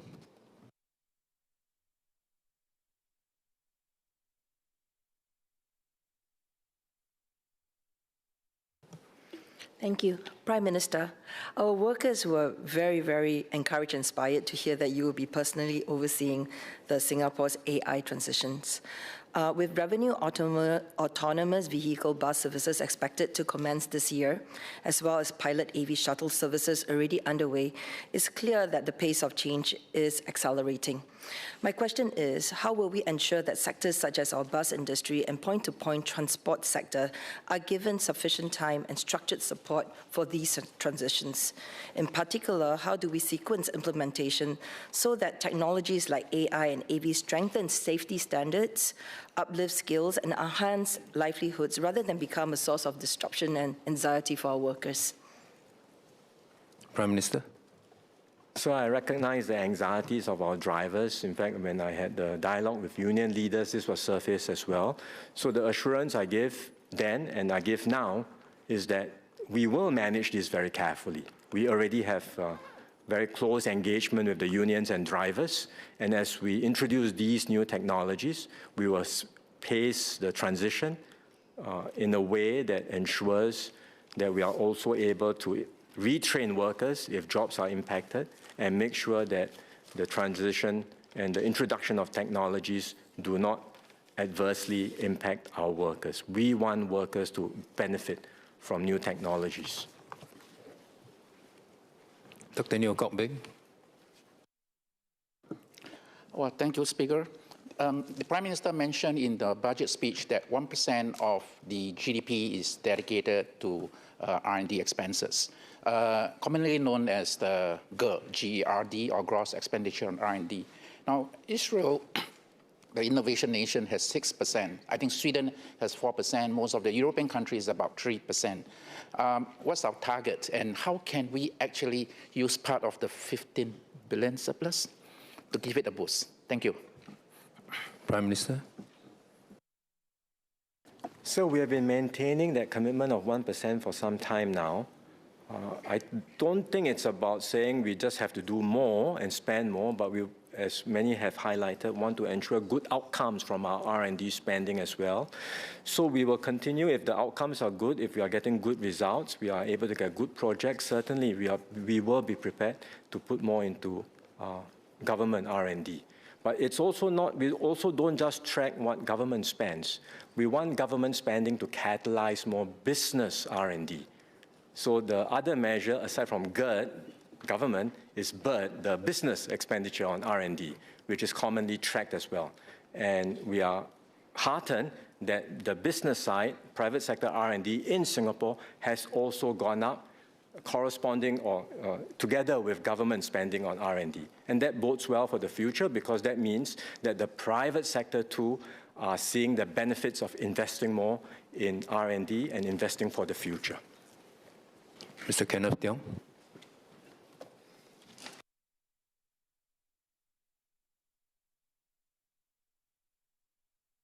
Thank you. Thank you, Speaker. So I, of course, respect the Prime Minister's prerogative to characterize my views on R&D as somewhat one-sided. So I'd like to offer him the opportunity for a fuller defense in light of perhaps three groups of facts. First,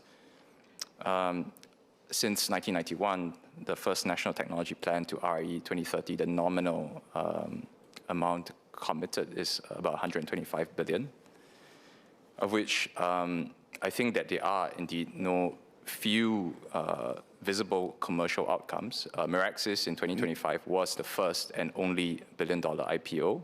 I don't recall any other commercially significant companies out there.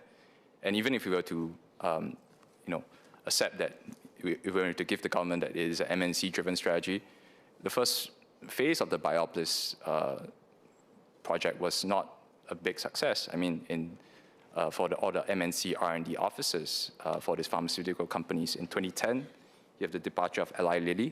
2013, you have the departure of Pfizer. 2014, the departure of GlaxoSmithKline. 2016, the departure of Novartis.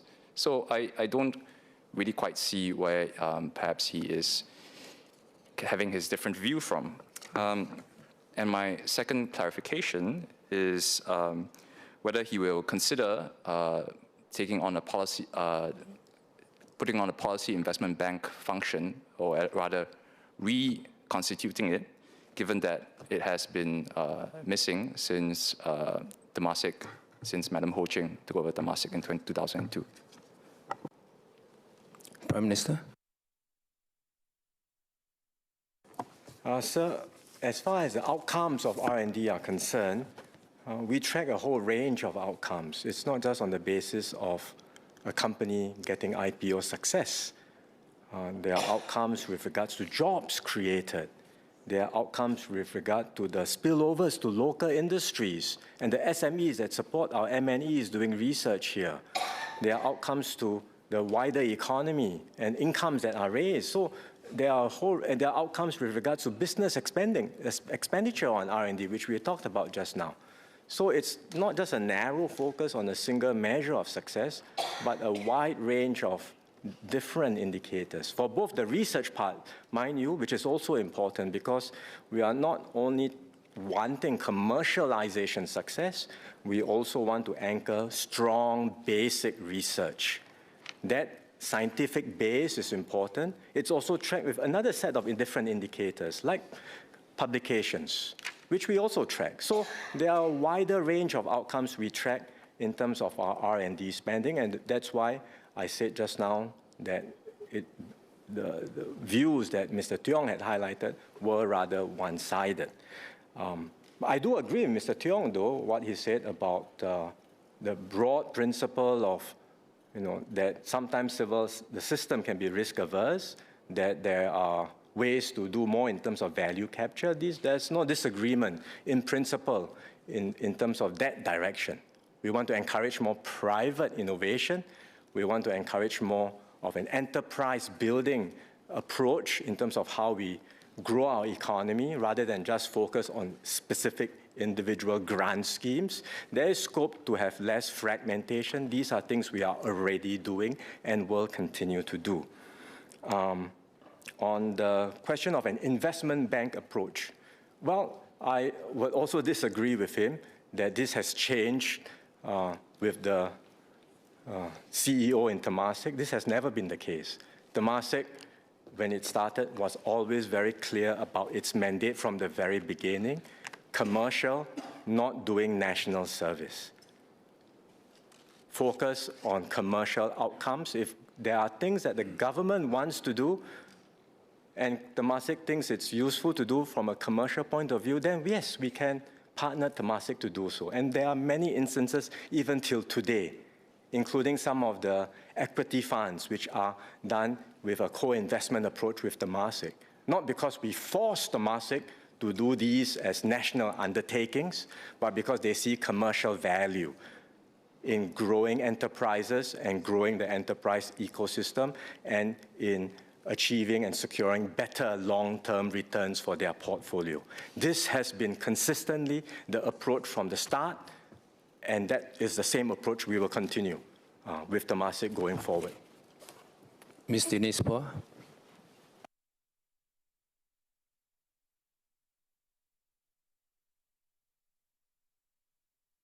Yes, sir. Thank you, PM, for a convincing roundup speech. I'm seeking three clarifications. Number one is on SMEs. In this age of AI and growth, I asked about how government intends to strengthen the intermediaries who are actually advising the SMEs in this age.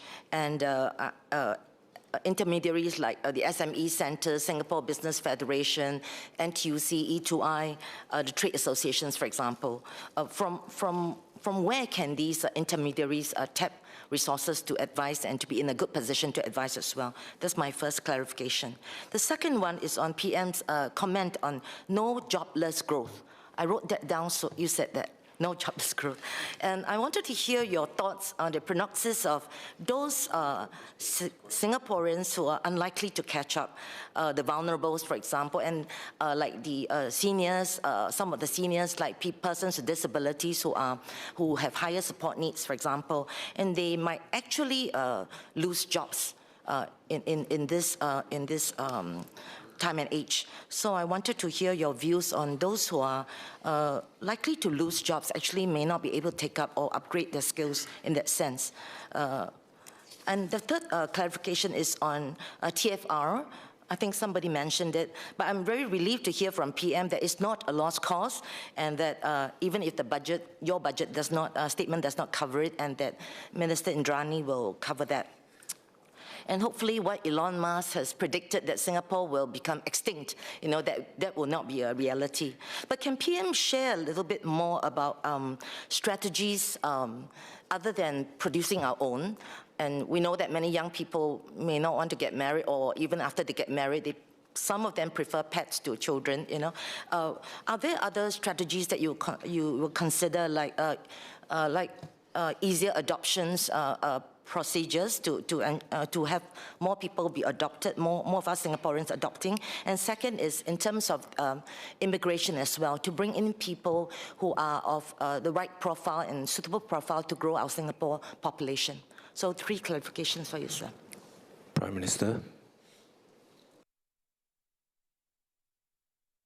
So on intermediaries, it is an area we are looking at. No easy answers now, because where it comes to providing IT solutions that are AI-enabled, that's quite straightforward. But when you talk about intermediaries who truly understand what it means to transform an enterprise using AI, in fact, there are very few. And I mentioned this in my budget speech. Even the leading companies are grappling with this and looking at ways to do this better.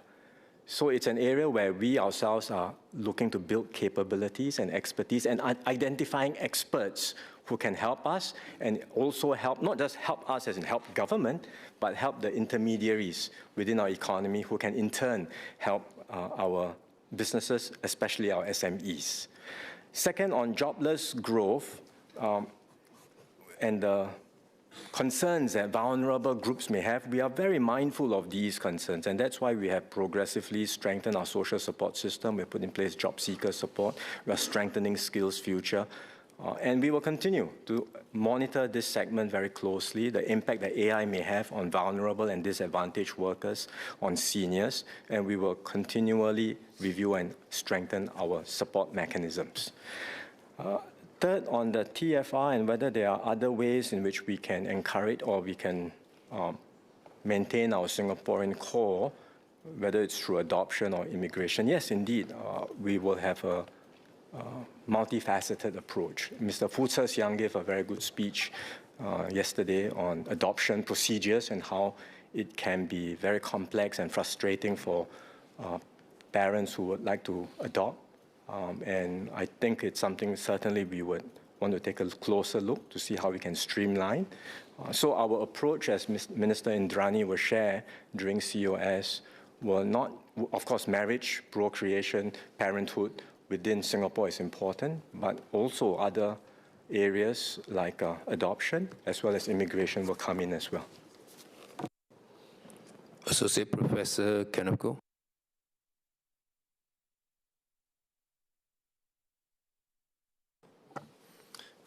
Thank you, Speaker, and I thank the Prime Minister as well for his wrap-up speech. My questions relate to education and inequality. And just like Member Denise Phua, I want to quote something you mentioned, which is that the starting point should never determine our finishing position. I think that's a very high and inspiring principle to share. But I bring this up because, based on the recent data, and I had asked a PQ to MOE before about the difference in PISA scores across different income groups. And we find that these differences are statistically significant. They are there. While they are no different from the other OECD countries, I think that we have that larger aspiration, not just to match up to what other countries are doing, but to do better regardless of what the other countries are doing. So I wanted to hear from PM, what your thoughts are, what the MOF's thinking is around this issue. Thank you. Prime Minister. So the concerns that the member had raised on education are indeed on our agenda. In fact, many members spoke about education during the debate. I didn't really touch on it as a topic in the round-up speech, but we have this as one of the key items on our agenda for this term of government, looking at how we can especially help disadvantaged groups level up in our education system, focusing on those with less resources, those with different start points, making sure that more support is given to them, but at the same time addressing the other concern too, which many members spoke about, the concerns about high-stakes exams, the anxiety about the arms race that parents and students are feeling. So that's on our agenda. That's something we are looking at. Other concerns that I think members raised in this House during the debate, for example, around digital screen time, Ms. Herting-Rue talked about that, others too, access to social media for children, that's also on our agenda. So there are things that we are reviewing. Like I said, I can't cover every single topic in a budget or in a round-up speech, but these are things and priorities that we are looking at, and we will have future occasions to address them. Mr. Jerogam.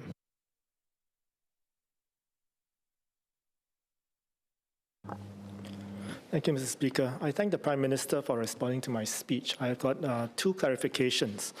The Prime Minister said that budget estimates are prepared by MOF as economists based on available data, including GDP growth projections.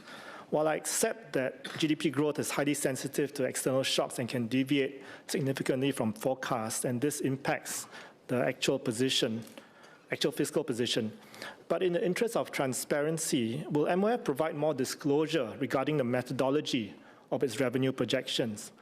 For example, are GDP assumptions pegged to the midpoint of the official forecast range at the start of the fiscal year?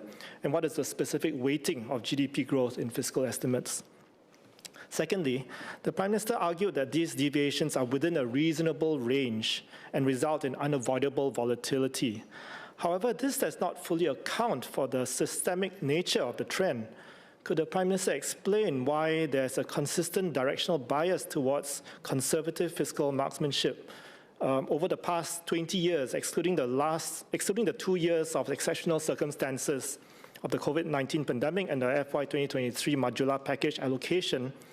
18 of these 20 years, the actual surpluses have consistently exceeded original estimates by significant margins. A review of the historical data shows that these variances frequently reach double-digit, triple-digit, or even quadruple-digit changes. Prime Minister. So the MOF economists, when they look at fiscal projections, use the government's forecast of the economy, which is also published. We would typically use the midpoint of the range. And then, of course, you have to factor for, because this is in nominal terms, you have to factor for that. And the projections are done on those bases, right? There is a well-defined methodology used by many governments to project revenue, which often are tied to incomes. There's a certain buoyancy estimate of how buoyant the revenue is when incomes rise. So the GDP is the most critical assumption in many revenue projections. The estimates are what they are. Why have we seen more revenue upsides than downsides over the years? Perhaps there is a simple explanation to this, which is that we have consistently performed better than expected. We should welcome that.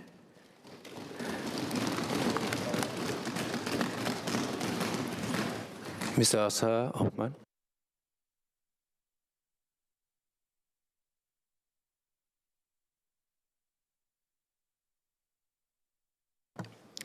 Thank you, Mr. Speaker.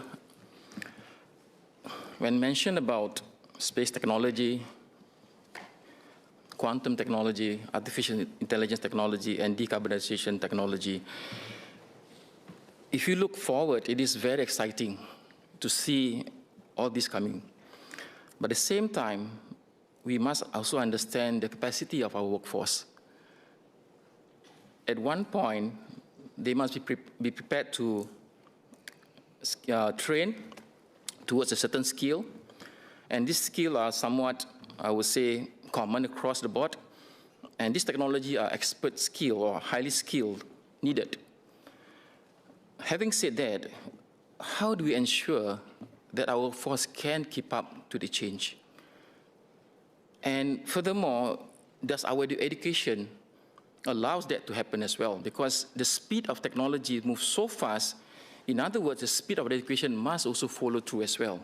So these are things that become very clear and very apparent of what I think we must prepare the workforce to. The ability to learn, the ability to quickly learn become crucial as well. Secondly, the point I want to raise is that I look at countries who have a 2040 vision, a 2050 vision, and sad to say that the fundamental of the citizen are not able to cope to the change where the country wants to go to. So in other words, as the country moves forward and get better and better, the workforce or the people still lag behind. At one form, they try to get better because of their own internal problems or their own family problems. Another section is that how do we improve, how we make them improve to keep up to the technology or to the change. So Singapore, in a context whereby we are moving quite rapidly, so does the world, but does the workforce, does the citizen able to do so? And how do we change the structure or allow the structure to be evolved, starting from education, and looking at how workforce can adapt to it. Because the word is... Oman, get to your clarification. So this is the point I say, how do we prepare our workforce towards this technology change? Thank you so much. Prime Minister. So I agree fully with Mr. Azhar that human capacity, human capital is critical. In fact, I would say the long-term potential of Singapore, how far we go, really depends on us being able to maximize our human potential. That is key. And that's why we have long invested in education. And it's not just about the investments, but it's about updating our system so that at the school and tertiary levels, we help prepare our students well for new industries of the future. But even that alone is not enough because, as Mr. Azhar highlighted, the technology is changing so quickly. Whatever you have learned in school or from your tertiary levels of education may very well need a refresh and an update a few years later after you graduate. And that's again why we are investing significantly in Skills Future, and we have made it a key pillar in our social compact. So we are mindful of all of these concerns, of the need to prepare our people well for the future, and we will continue to invest heavily in every Singaporean. Mr. Sean Low.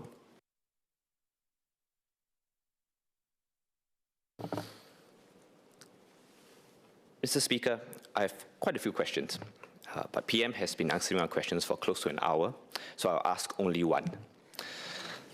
And I note the collective sigh of relief in the House. I'm glad to hear PM's roundup speech. Specifically, he acknowledged that rising incomes are the best way to guard against increases in the cost of living. But he also acknowledged that for the 500,000 retirees in Singapore, they do not experience these rising incomes when the cost of living increases. To the government's credit, the last few years of support have given that assurance to our retirees. Would the PM now agree that we should assure this group of retirees that that structural support should always keep up with the cost of living, not the once-off measures that PM mentioned, but that 95%? Can PM promise our 500,000 retirees in Singapore that the cost of living should be not too much of an anxiety to all of them, and that the current levels of support should stay the same in real terms? Thank you. Prime Minister. So I was relieved when Mr. Loh said he only had one question, but he asked the most difficult question. But to answer the question, we will continue to monitor cost of living across all segments of society. We are very mindful that retirees will face a potentially the biggest concerns because they don't have incomes, they will not benefit from wage increases, and the cost of living pressures will be felt more acutely by this segment. And so our assurance to them is that we are watching out for them. We will take care of our retirees, but at the same time, we will also take care of all Singaporeans to make sure that we help wages go up, we help retirees who do not have wage increases ease their cost pressures across different areas, and everyone in Singapore can truly benefit from the nation's progress. Ms. Polisan. Thank you, Speaker, and thank you, PM, for a run-up speech. PM, you mentioned in your budget speech on taking SkillsFutures forward and strengthening the assurance for mid-career workers and seniors. And in my speech, I asked to help our young seniors stay relevant and employable for the long term. I call for more fundamental revamp of the SkillsFutures and to retrain our workforce every 10 years or so to counter the shorter economic cycles and the impact of AI. I'd like to PM to share more about beyond merging WDA and SkillsFutures and involving the IHLs and ITs more for CET. Will the government be looking at more measures to help our young seniors, especially the PMETs, to stay effectively more relevant and more employable? Thank you. Prime Minister. So the short answer is yes, we will certainly help our young seniors. We know that at that mid-career level, if you are made redundant, getting back into the workforce can be more challenging. At that level, wage increases also may not be as high because there is a certain life cycle to wages. It tends to be higher. Wage increases tend to be higher when you are younger, and then after a while it starts to plateau off. So they will face more pressures too. So we are mindful. That's why we have already put in place schemes like Level Up for those above 40. And we will continue to see how we can strengthen support for mid-careers, young seniors. And with the merger of SSG and WSG, I'm sure we can do more. There are many good ideas put forward by members for many different segments. Young seniors, retirees, disadvantaged groups. We want to do more for everyone. I wish I had a wand, a magic, solution that can solve every problem and take care of every group overnight. But the realities of life are not like that. Policies take time.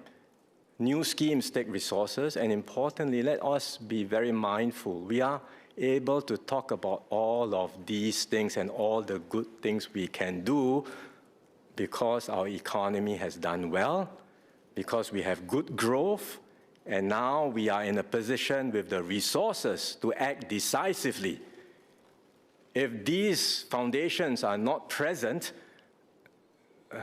we'll be scrambling. We'll be having a very different conversation. So let's also be mindful of the fundamentals, keep our economy growing, keep on ensuring a dynamic, vibrant economy, good growth, and generate the resources we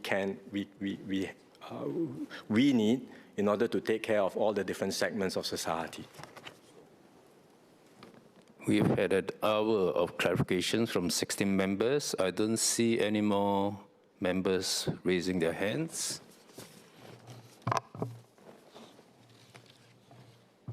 The question is that Parliament approves the financial policy of the government for the financial year 1st April 2026 to 31st March 2027. Those who agree, say aye. Aye. Those who disagree, say no. I think the ayes have it. The ayes have it.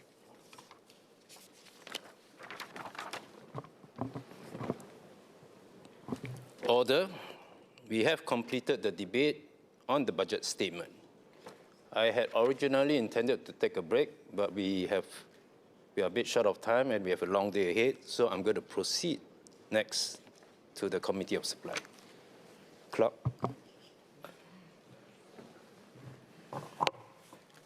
Item 2, estimates for the financial year 1st April 2026 to 31st March 2027, Committee of Supply, first allotted day.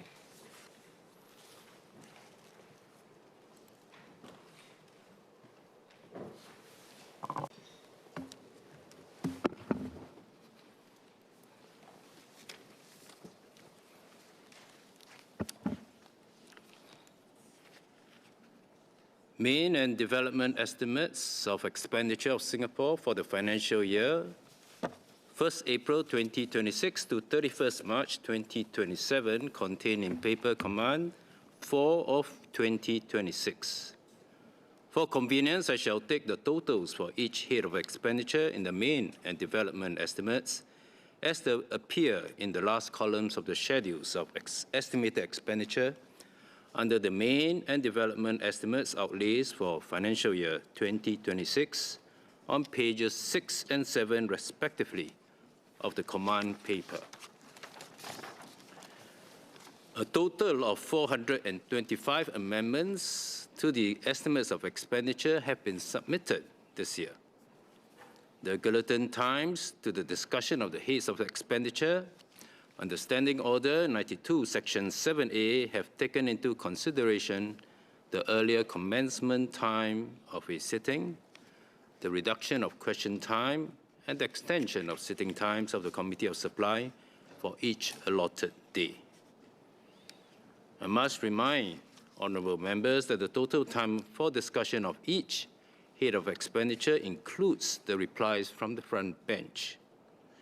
With the assistance of the additional timer in the chamber, I trust that honourable members will be able to keep to the speech times indicated against their amendments.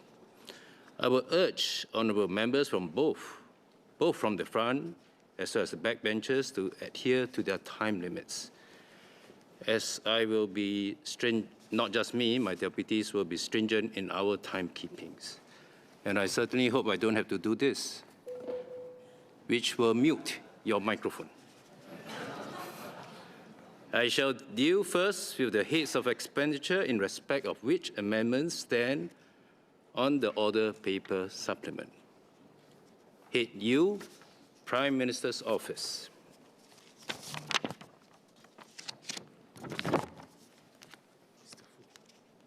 Mr. Fu Zhexiang.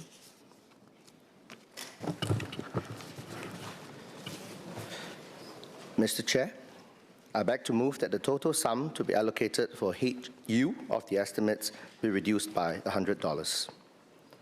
Sir, the rules-based international order that has prevailed for decades, characterized by free trade, global supply chains, and the development of multilateral institutions like the UN and the WHO, and international law and treaties like the Paris Agreement on Climate Change, is being unraveled. Countries have adopted more protectionist measures like tariffs and restrictions on trade, contributing to the fragmentation of global supply chains and economies. As a small and open country, these trends will disproportionately affect us in Singapore. How we adapt and capitalize on these trends will determine Singapore's success in this new era. As frontliners and policymakers, our public service plays a critical role. Our public officers will need to have a keen understanding of our rapidly changing global environment. They will need to have the gumption and courage to question assumptions held by their seniors and predecessors, to be able to make decisions necessary to seize and develop opportunities for Singapore and Singaporeans. At the same time, back home, Singaporeans' expectations of the public service are evolving. Our social fabric is becoming more diverse. Singaporeans increasingly want to play an active role in shaping our nation's future. They seek meaningful engagement and consultation on policies and initiatives that affect their lives, including their lived environment. For example, when I recently did a citizens' reflection session with my citizens, I received strong and positive feedback from those that joined the session to discuss the recent land transport bill. They told me that they found the session refreshing and they gained much deeper perspectives into the workings of our legislative process. And their interest will extend to the realms of the executive processes, land use planning, and many other policy areas of Singapore. That said, The conduct of the session took considerable time and effort by the Institute of Policy Studies and myself, and it also required sustained commitment from the participants to produce a report. So greater consultation requires not just a willingness to consult, but the dedication and commitment to put in the time and effort. So in light of this, how is the public service preparing our officers to better understand and meet the challenges posed by a changing domestic landscape, where there's a greater need of engagement and consultation, as well as a fracturing world order? Thank you very much. The question is that the total sum to be allocated for head year of the estimates be reduced by $100. Ms. Hertingru.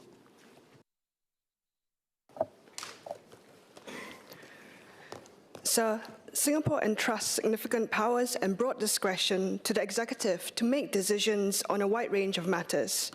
These include POFMA and FICA, which allow ministers to give directions and make decisions relating to fake news and foreign interference, and the Online Safety Relief and Accountability Bill, which empowers the Online Safety Commission to direct takedown of harmful content or restrict online accounts. Where executive discretion is exercised, and in the absence of a judicial review ouster, the public usually is only able to use judicial review to question it, albeit limited to grounds of legality, procedural propriety, and rationality. A recent use was in the UK in 2019, when the Supreme Court ruled that then Prime Minister Boris Johnson's prorogation of Parliament was unlawful, and Parliament resumed the next day. In Singapore, judicial review is rare. Given this, how does Singapore guide and monitor the use of executive discretion, and what are the safeguards in place to ensure that these are done judiciously? I'm not saying that there is no place for judicial discretion, nor am I calling for judicial micromanagement.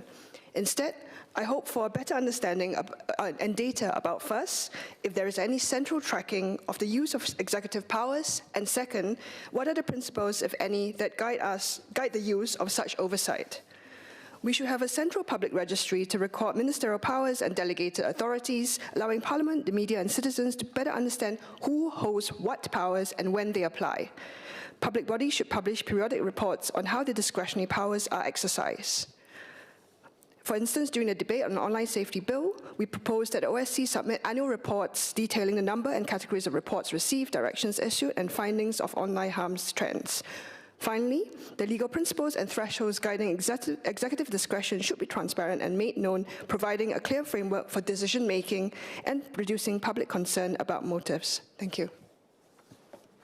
Mr. Sanjeev Kumar Tiwari.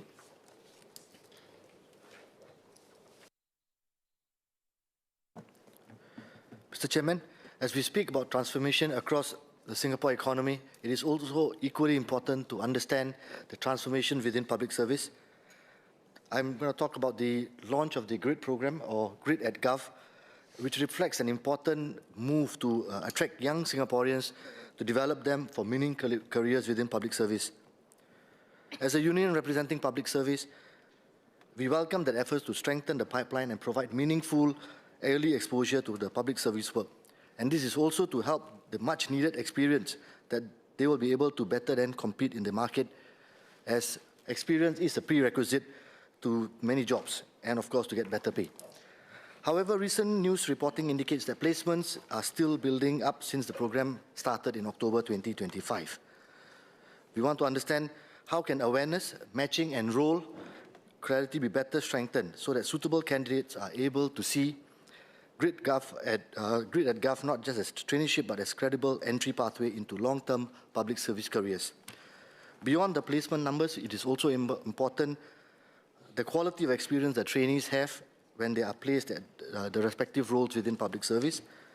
And it is also important how impactful the roles are so that they not only find purpose but also see clear development pathways ahead within the public service. In addition, this is also important for mid-career officers who require similar guidance on career refresh and job redesign. Ultimately, whether we speak of GRID at Gov, AI-enabled transformation, career progression, or workplace fairness, the central question is, can public officers see sustainable and meaningful long-term career in public service? The next thing is also with the soon-to-come Workplace Fairness Act, which marks an important national step in addressing workplace discrimination. While the Act does not apply directly to public officers, the underlying principles remain relevant within public service. We hope to understand, in this context, how will the government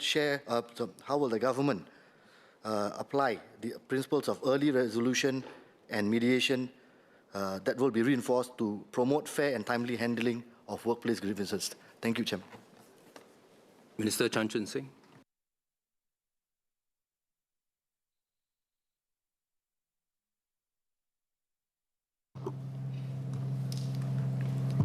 Chair, I thank members for their questions on how the public service will ensure we continue to meet the needs of Singapore and Singaporeans well. Let me first address the cut by Mr. Fu Zhexiang on how we are preparing our public officers for tomorrow's challenges. We agree, indeed, the international order and our domestic landscape are fundamentally changing, and changing fast. Singapore must rethink our approaches and seize new opportunities to secure our place in the world. To keep Singapore exceptional and ready for the future, I believe we must do three things well: understand the world well, understand our people well, and understand technology well. First, understanding the world is vital to sharpen our clarity on how Singapore and Singaporeans can stay relevant in the new world. Given how small and open we are, and how everything in Singapore is affected by global developments elsewhere, from security to trade to food and technology access, we need to make sound decisions for Singapore, and our officers must understand the new world that we operate in.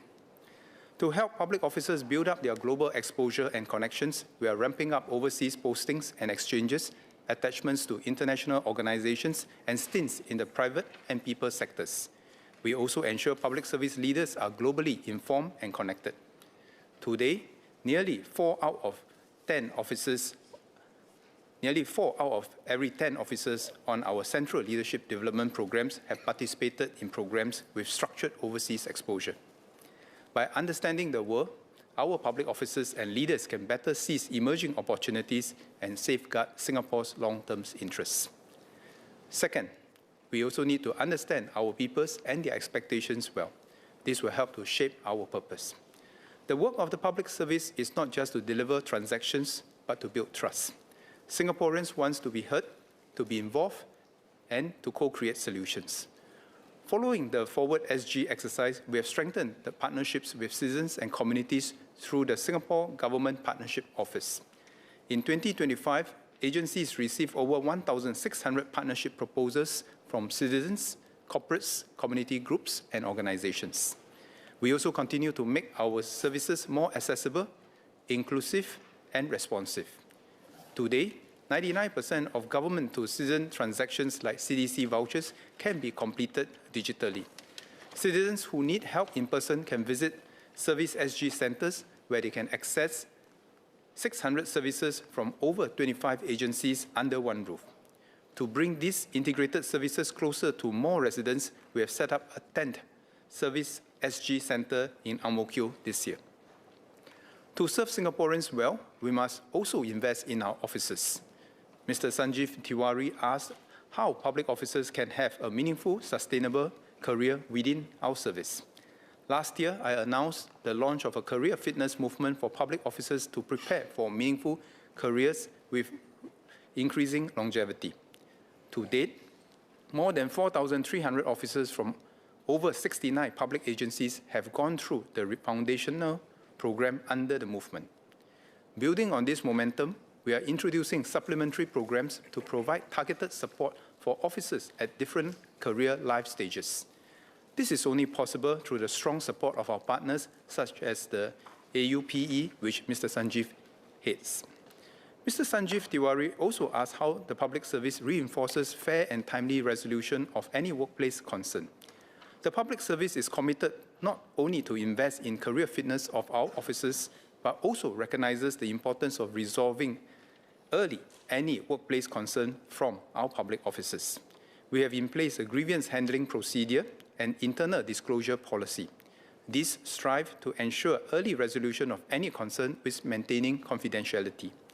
We will continue to review them to ensure that they remain relevant and effective, working in partnership with the unions. On Mr. Sanjeev's question on the Grid at Gov program, The government is committed to invest in the skills of trainees. For trainees with an interest and aptitude to pursue a long-term career in the public service, we will also continue to invest in them as part of our career fitness movement. Third, let me touch on technology. Understanding technology is an essential capability for every public officer and leader. Technological advancement, like generative AI, is not a good to have, but a must-have for all of us to thrive in the future. Hence, we are enhancing our capabilities in science, technology, and engineering across the public service to improve how we deliver services. For example, all public officers are required to undergo compulsory digital and AI training, while digital training for senior public service leaders have accelerated over the past years. This goes to every level, from the PERMSEC to the last officer. Let me now conclude. To ensure Singapore is ready for the future, our public service will equip our officers to understand the world, understand our people, and understand technology. Understanding the world will sharpen our clarity on how we can maintain Singapore's relevance. Understanding our people will shape our purpose and enable us to deliver for and with Singaporeans. And understanding technology will strengthen our capabilities and enable us to harness the latest achievements. Let me say that again, and enable us to harness the latest advancements to be future ready. This is how we will continue to deliver as one public service and keep Singapore exceptional for all Singaporeans. Let me now address Ms. Herting-Ru's question on how PMO guides the use of ministerial powers and discretion. The Prime Minister assigns responsibilities to ministers, including for statutory functions. All statutory functions must be exercised in accordance with the law. The law confers discretion on ministers and other officials so that they can exercise their judgment on how best to deal with each case based on the facts instead of mechanically applying a rigid rule. The rationale for a discretionary function is scopes and limits, and any applicable safeguards would have been debated by this House when the legislation was passed. Each minister is responsible for exercising the statutory functions assigned to him or her. The most important issues are referred to and discussed by Cabinet before a final decision is taken. Cabinet, in turn, is collectively responsible to Parliament. Thank you, Chair. May I have your permission to take clarifications for PSD's portion now? And I think we have 100 seconds. Any clarifications for Minister from the three members? Ms. He? I'd like to thank the Minister for his reply.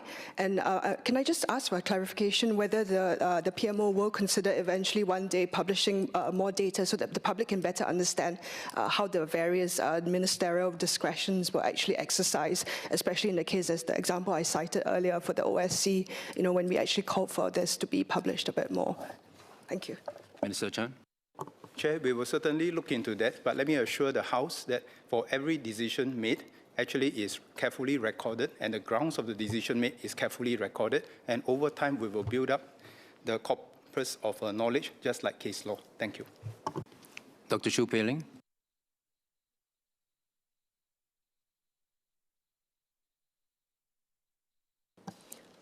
Mr. Chairman, the Prime Minister has laid out clearly the realities of the world we face.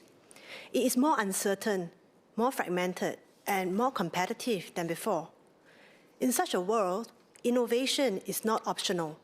It is central to Singapore's long-term economic strength and strategic resilience. The government's $37 billion commitment under RIE 2030 reflects foresight and discipline. It is a deliberate investment in deepening our capabilities so that Singapore remains competitive, relevant, and able to create real opportunities for our people.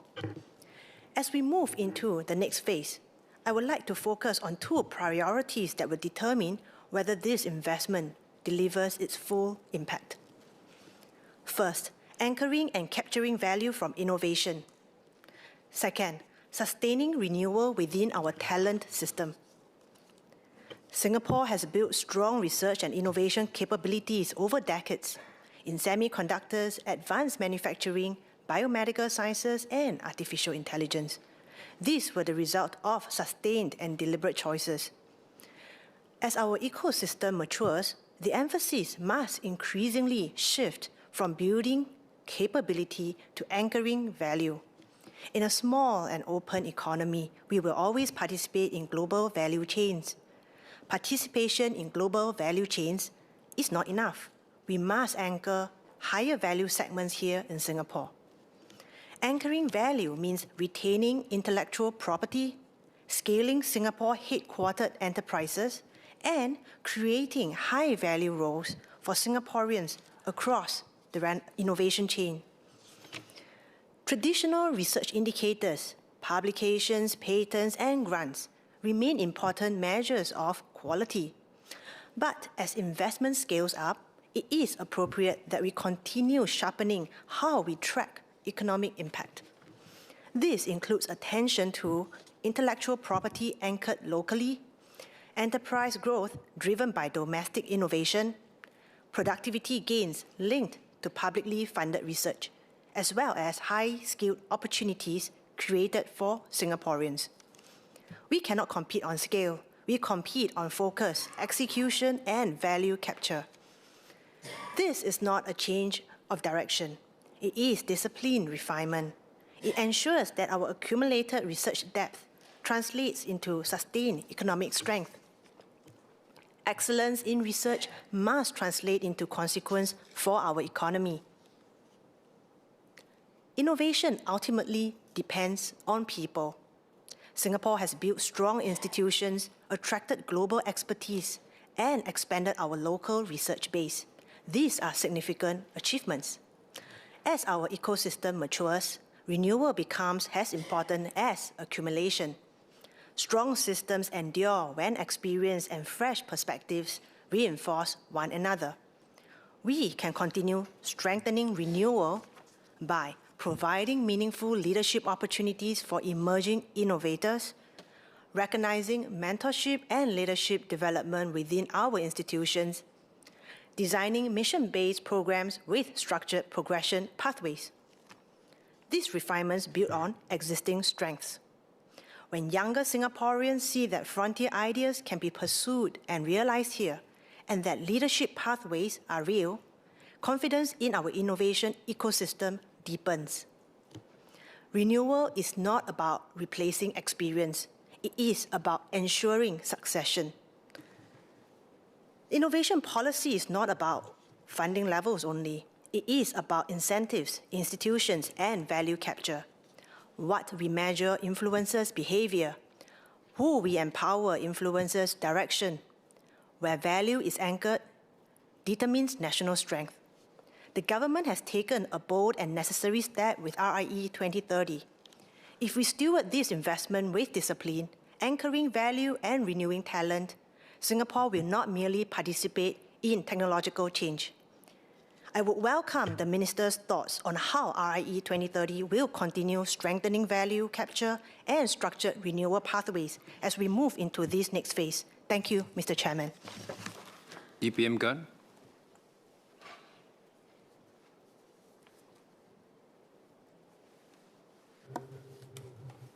Mr. Chairman, Dr. Chew Pei Ling highlighted the need to anchor and capture value from innovation and sustain renewal within our talent system. Research, Innovation and Enterprise 2030, RIE 2030, will focus on contributing to our economy and national priorities and ensuring our research capabilities and talent remain globally competitive. We will launch a number of new large-scale cross-cutting RIE flagships and RIE grand challenges. These will focus on research and innovation, which can drive outcomes in major economic sectors and key national strategic priorities. For example, Semiconductor RIE flagship seeks to strengthen Singapore's position as a strategic node in the global semiconductor supply chain, building new research capabilities and advancing the manufacturing of chips and semiconductor equipment in Singapore. The benefits from RIE investments extend beyond the economy to the society at large.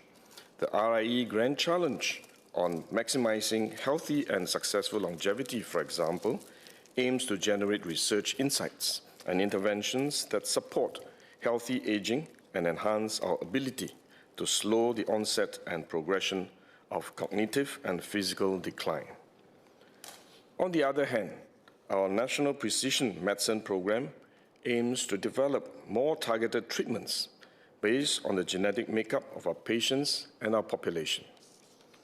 RIE 2030 will also address sustainability challenges through targeted investments in areas such as decarbonization, climate adaptation, and sustainable urban development. We will develop a comprehensive portfolio of decarbonization solutions. We will also accelerate Singapore's nuclear safety research through the Singapore Nuclear Research and Safety Institute, or SNRSI, to explore safe, clean energy options for our future energy mix. For climate science and adaptation, we will develop integrated solutions for flood prevention, urban heat management, and coastal protection. We will strengthen Singapore's resource resilience through advanced water treatment, next-generation urban farming, advanced and circular waste management systems. Enhanced climate science capabilities will provide more precise weather forecasting and climate projections, strengthening Singapore's competitive advantage in weather-sensitive sectors like aviation and maritime. We will continue to support the building of strong collaborations between our research institutions and private sector partners to conduct industry-relevant research and development, and to commercialize inventions and technologies from publicly funded research. Through these collaborations, our institutions build up capabilities and know-how while meeting industry needs and enabling our researchers to commercialize their intellectual property with companies developing innovative products and services. This in turn spurs increased private sector investments in Singapore and creation of new high-value jobs while further strengthening Singapore's RIE's ecosystem. We are also scaling up platforms that bring together our institutes of higher learning, public research institutes, and industry to accelerate commercialization of technological advancements in strategic areas, including medical diagnostics and additive manufacturing.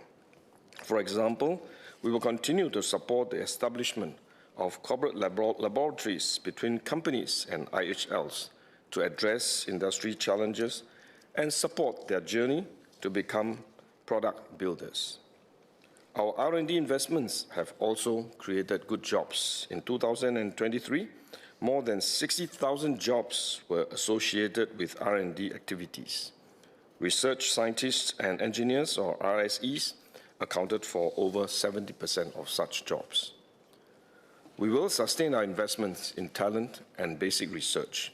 RIE 2030 will seek to attract top and upcoming researchers while nurturing local talent across research, engineering, and innovation domains. Talent schemes such as the NRF Fellowships and Investigatorships, Returning Singapore Scientist Scheme, and the NRF Professorship enable awardees to establish strong teams and access advanced facilities needed for ambitious and high-impact research. NRF has introduced a new postdoctoral award to support high-potential postdoctoral talent to pursue independent research. International postgraduate scholarships for Singaporeans will also be enhanced to broaden global exposure and open up new avenues for value creation. These moves will help to strengthen Singapore's deep tech and commercialization talent pipeline. We will continue to attract top-tier and promising research talent and enhance links between our researchers and the global community, which will anchor a strong base of scientific capabilities here that will spur future breakthroughs and create value in the long term. Thank you, Chairman. Any clarifications from Minister? No, we move on. Ms. Polisan.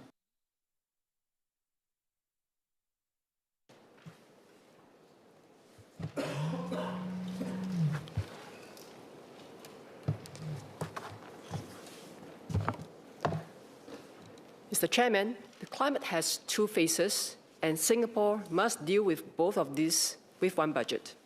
First, the climate is a global commons. So, as in so many things for a small and open economy, Singapore is a price taker of global norms of behavior. We cannot ourselves dictate how fast the sea levels rise, how much human activity to curtail, how little carbon is emitted into the air.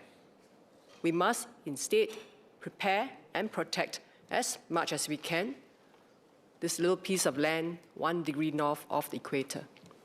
This is the second phase of climate change, that although much happens is a result of all countries acting in concert, the impact on specific countries must be dealt with by each country on its own. No global savior is going to come and give us a helping hand. There are very few countries that can say with confidence and indeed with enough bankability to say what we are saying with this budget, that we, as a country and as a people, are prepared to spend hundreds of billions of dollars for generations of the future to protect our sea line, our homes, and businesses. Because although we are price takers in the global commons, we are not passive. We have the resolution and resources to ensure climate adaptability. This is in many ways the Singapore story. As our forebears have done for us, so now we must do for the future. Here, I would like to thank the National Climate Change Secretariat for its achievements in 2025, especially at the COP30 at Belém, Brazil. There, Singapore was amongst the 13 out of 195 countries, to update its nationally determined contribution by the deadline. Singapore's 2030 NDC aims to reduce emissions to 45 to 50 million tons of CO2, supporting our 2050 net zero goal. This shows Singapore's commitment. Even though we contribute only 0.1% of the world's emissions, can I ask the Minister what is the expected impact to Singapore's climate goals from USA's stance on climate, including most recently its withdrawal from international climate organizations? Second, in view of PM's mention in his budget address on carbon tax pricing, to adopt the lower range of, or to possibly adopt the lower range of $50 per million ton CO2, I would like to ask what is the progress on Singapore's key domestic mitigation measures to meet our 2035 NDC target? What progress has Singapore made in procuring carbon credits to meet our climate targets? And if we do cut to $50, how do we ensure businesses do not back off on their green transformation plans? Mr. Azhar Othman.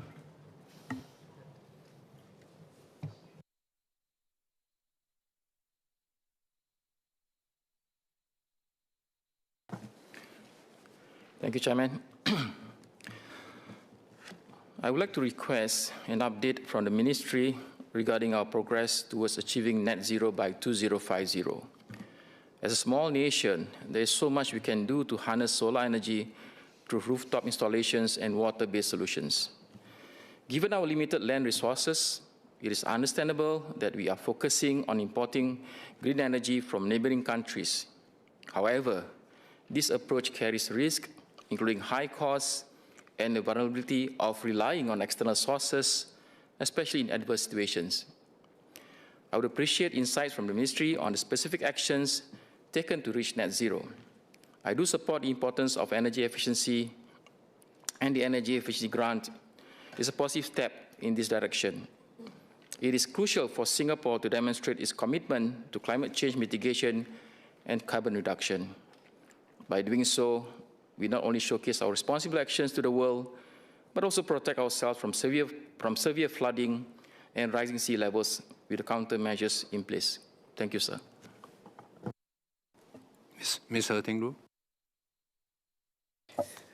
Mr. Chairman, the PM signalled in his budget speech that the government is considering the lower end of the planned carbon tax range for 2030, citing weaker global climate momentum. While we still have time before deciding, how does the government ensure that there is enough pressure on large emitters to decarbonize? With the recent carbon tax increase, how does the government evaluate its impact and progress on decarbonization, given that the allowance system makes the decision-making process more complex both for firms and for price setters? Is progress fast enough? Have KPIs for allowances been met? Which allowance recipients are resisting decarbonization? What is the government's evaluation of the carbon tax's effect on the development of domestic renewables projects and projects importing low-carbon electricity to Singapore? Has the constrained supply of high-quality international carbon credits pushed Singapore towards higher reliance on low-carbon electricity import projects? These are pertinent questions as our electricity use accelerates, particularly with the expansion of data center capacity. While the government should support higher levels of low-carbon electricity use in data centers beyond the 50% stated in the second data center call for application, is the increase in demand for electricity hampering our decarbonization efforts? Are big tech firms also outcompeting smaller users like SMEs and households for cheaper renewable electricity? Even without the AI-driven expansion, green electricity is in high demand due to increased electrification. The government should consider tougher measures on data centers and other key polluters alongside the carbon tax. Frameworks already exist in the form of efficiency standards and grants to support progress. What is needed is ambition to scale up incentives and disincentives alongside more clarity on what our emissions roadmap looks like in the industrial sector. Mr. Mark Lee. Chairman, in a more fragmented global environment, climate policy is no longer moving in lockstep. The United States have pulled back from certain multilateral processes, while Europe and regional partners are progressing at differing speeds. Singapore, as a small and trade-exposed economy, must navigate this divergence carefully. The business community thanked the government's position that our carbon tax trajectory is set with a pragmatic and calibrated approach, taking into account international developments, competitiveness, and the progress of decarbonization technologies. The long-term direction is clear, but in the near term, calibration must remain dynamic. How does government continuously assess whether Singapore's carbon pricing remains aligned with major trading partners to minimize carbon leakage and unintended relocation of emissive activities? Beyond the tax trajectory, coordination is equally important. If decarbonization is left to firms individually, costs may fragment and SMEs may fall behind. One way is to manage through structured supply chain coordination. Large procurers, our queen bees, can lead by setting common reporting standards, sharing tools, and co-funding capability building across supplier networks. Will the government consider scaling such supply chain-led models so that decarbonization becomes coordinated and investable rather than uneven and burdensome? Thank you. Ms. Lee Hui-Ying.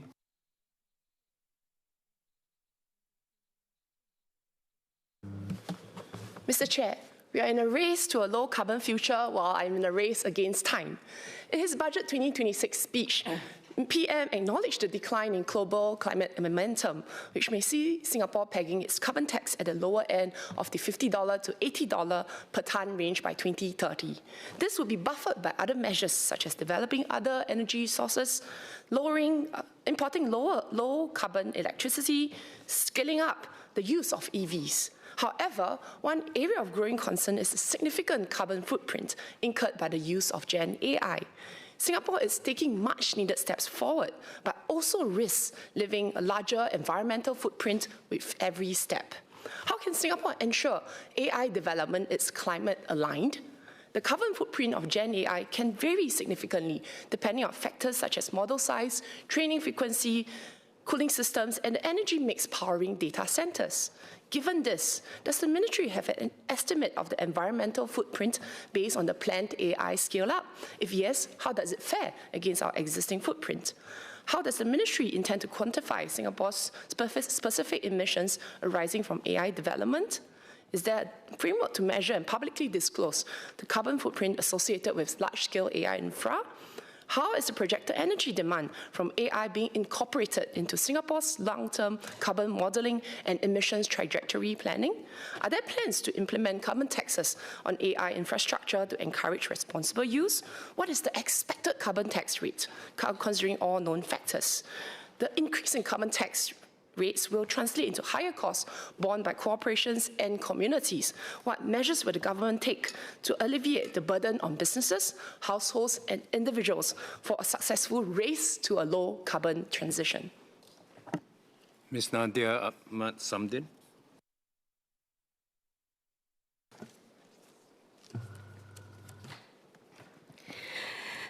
Sir, the new global order, AI advancements, and climate pressures are reshaping economies, lives, and livelihoods. Climate change is not a distant threat.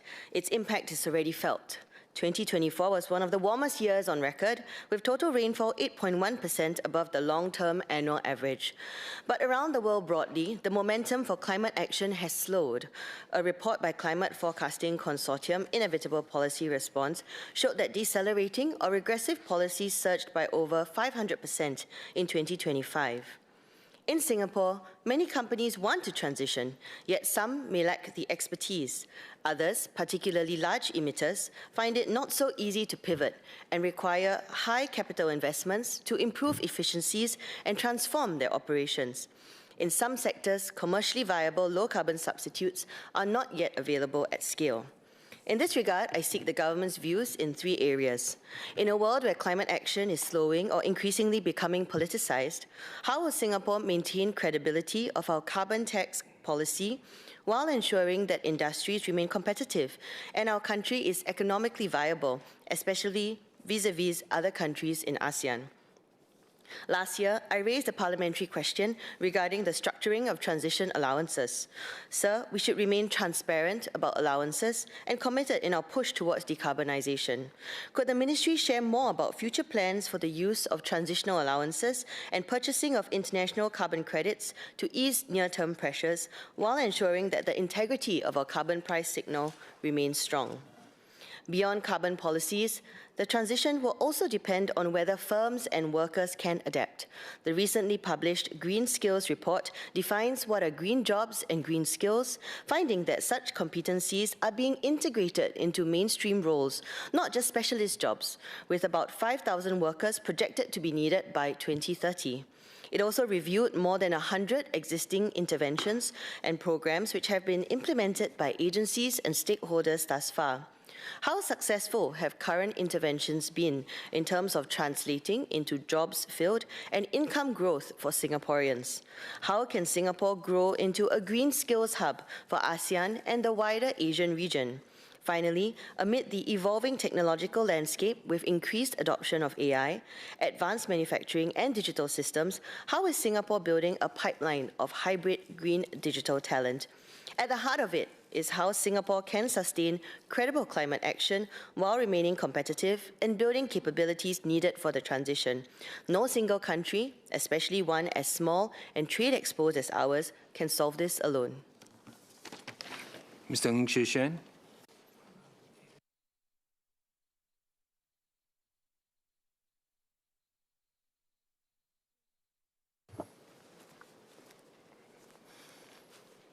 Chairman, in this budget focusing on helping workers to transit in a changing world, I want to talk about how our decarbonisation plans translate into opportunity, not anxiety, especially for workers and companies in carbon-exposed sectors.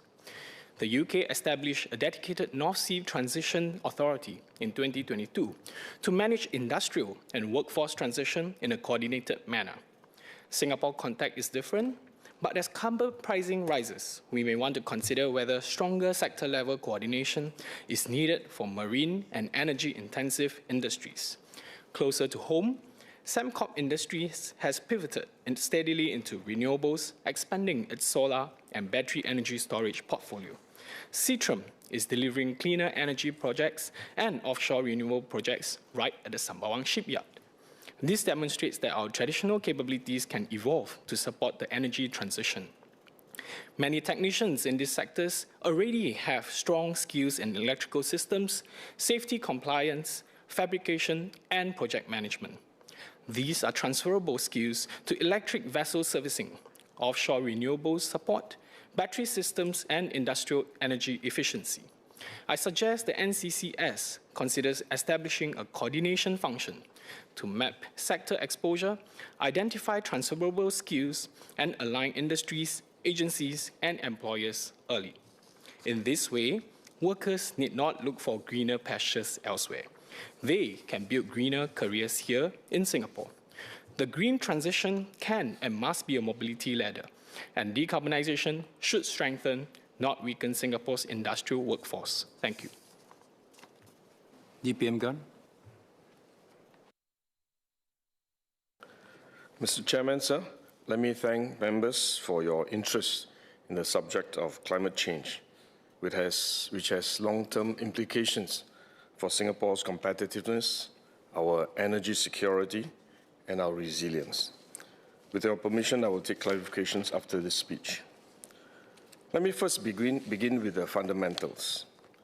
Whatever the political debate of the day, the physical reality of climate change will continue its course. In fact, its effects are becoming more pronounced, more frequent, and more costly.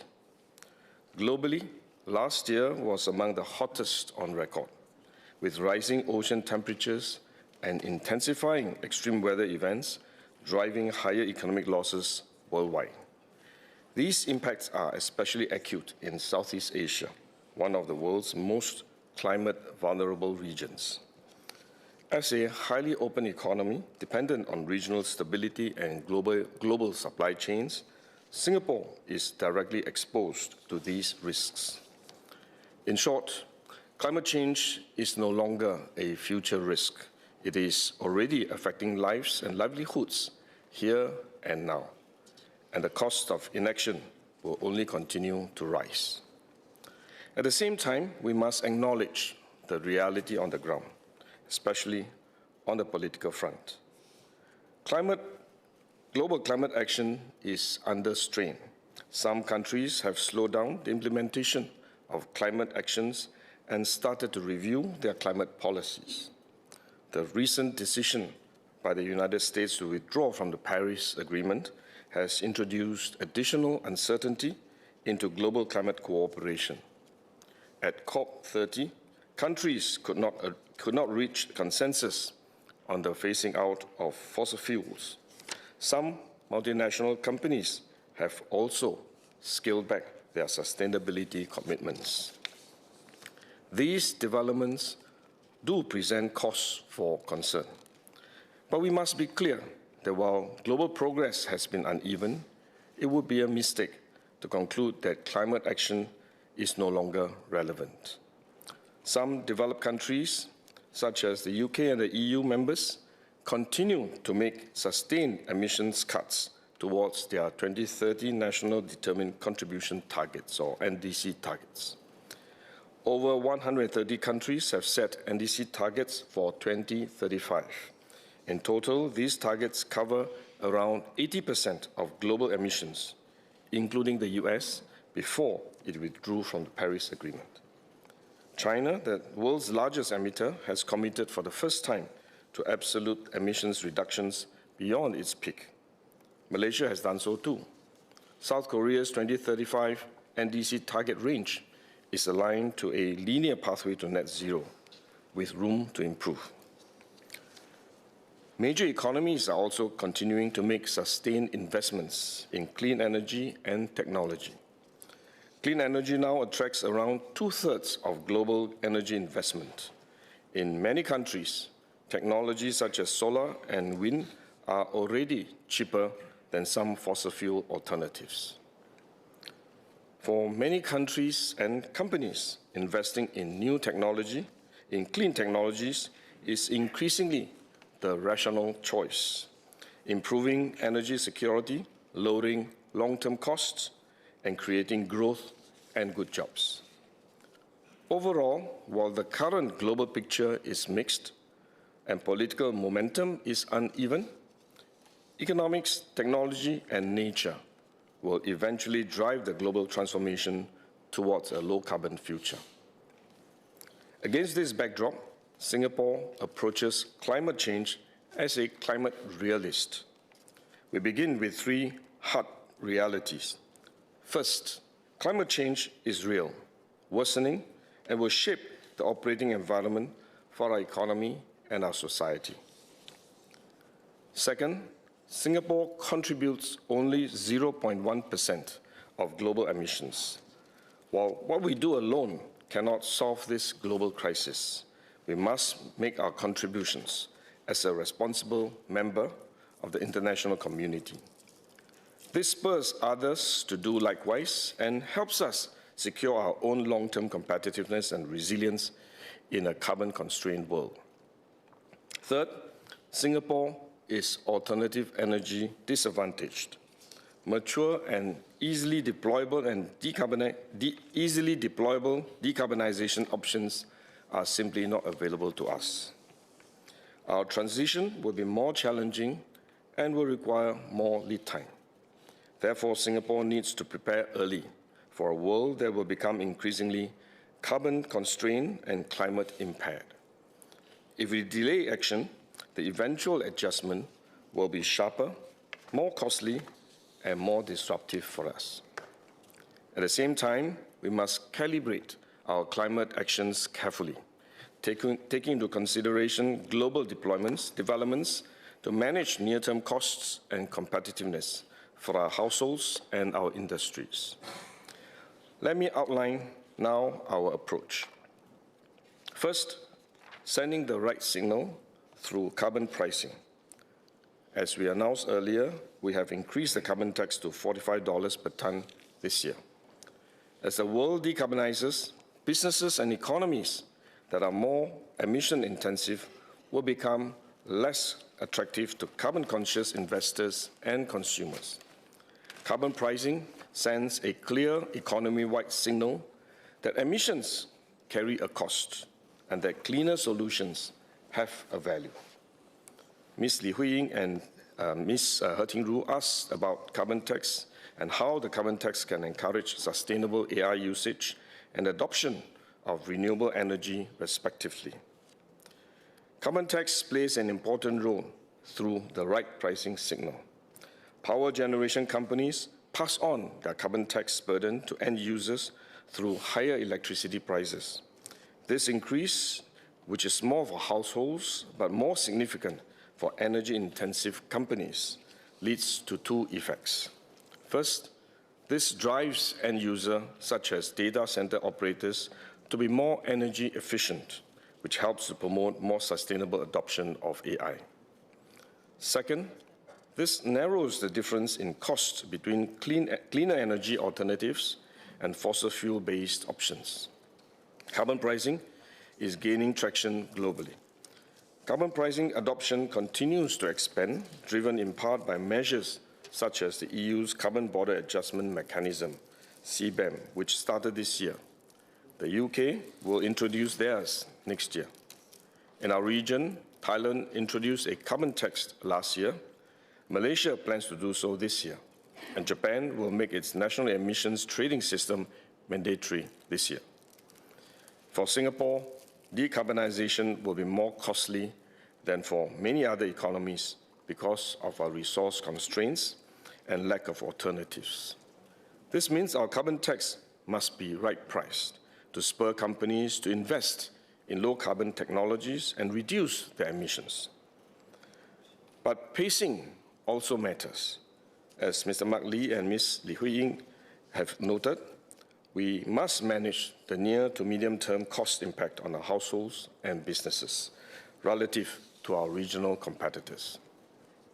We are therefore reviewing the carbon tax trajectory for 2028 and beyond, and will announce future rates in advance.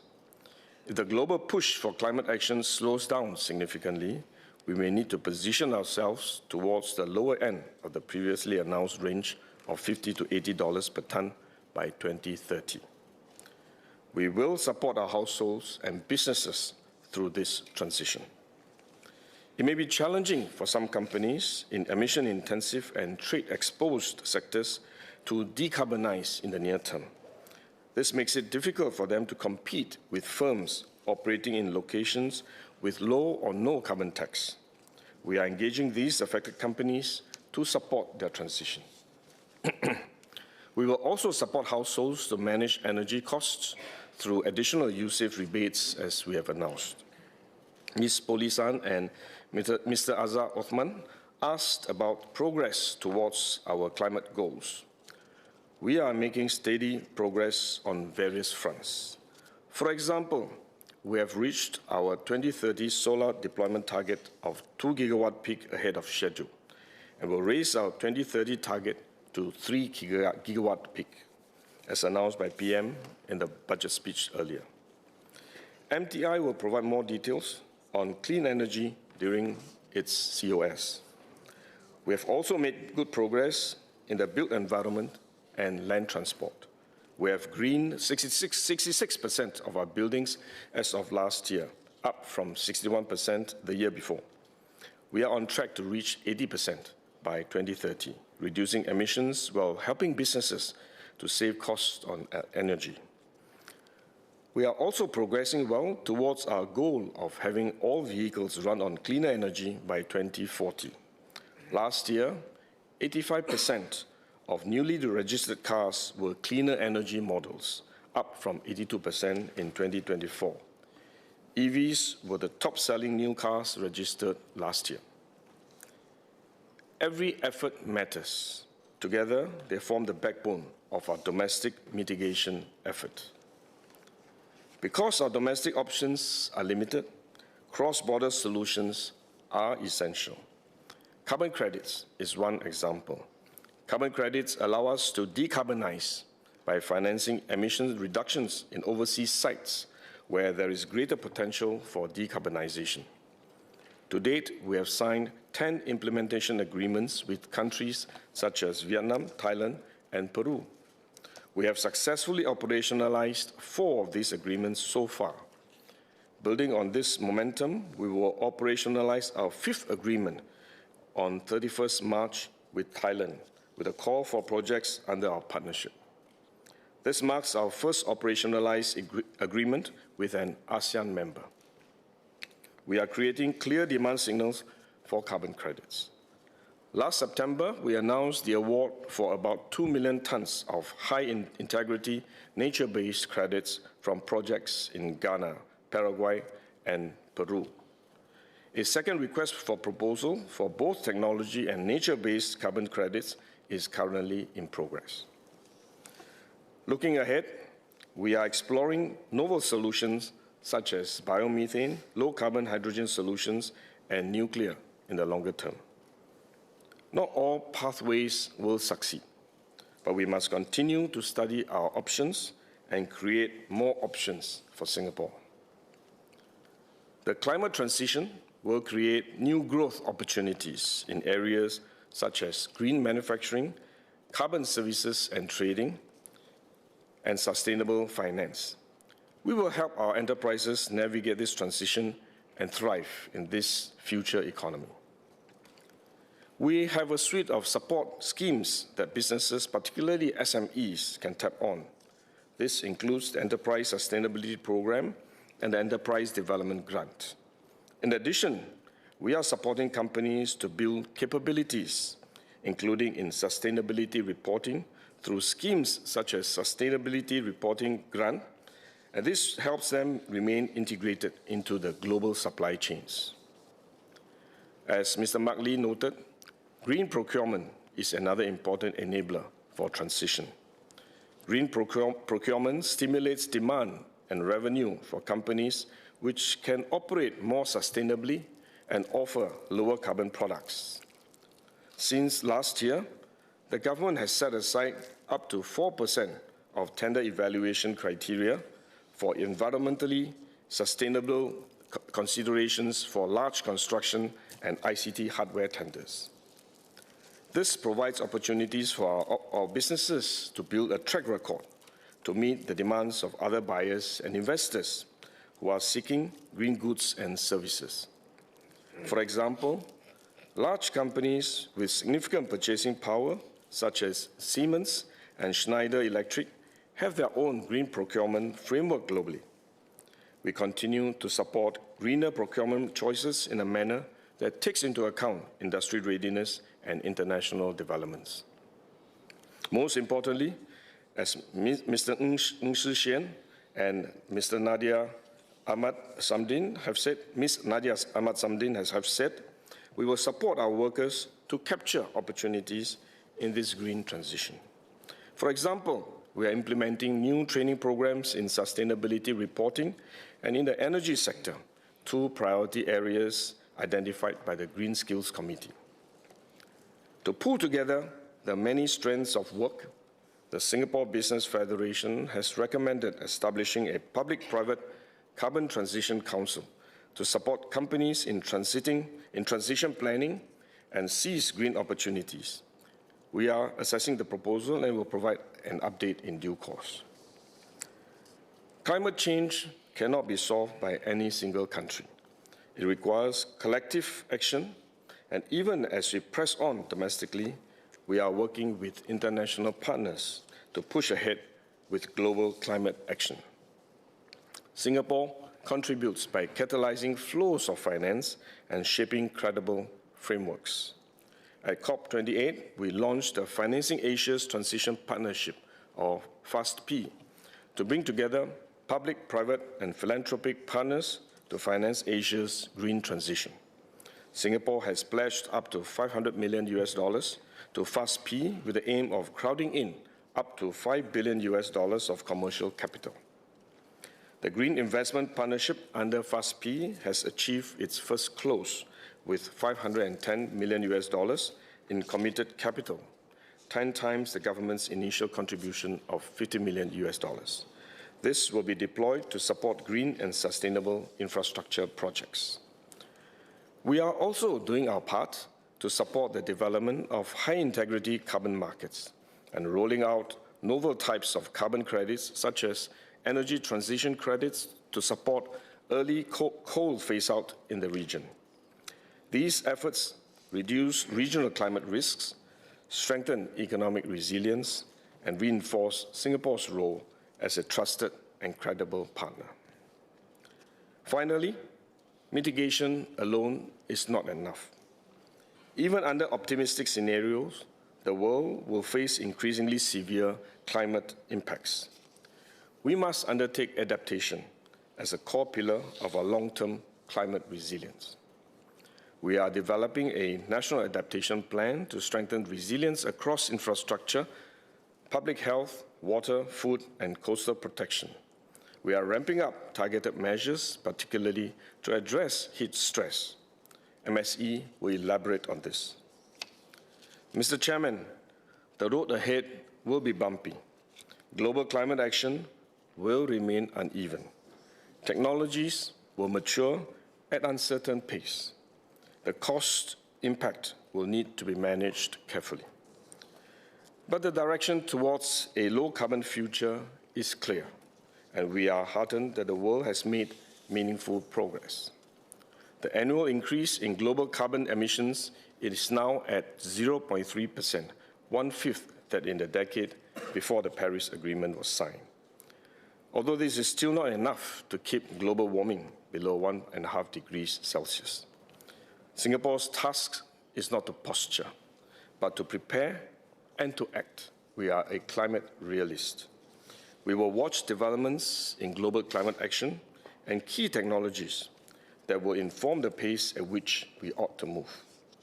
And we will do what we must to secure our survival and prosperity in the low-carbon and climate-impaired world of the future.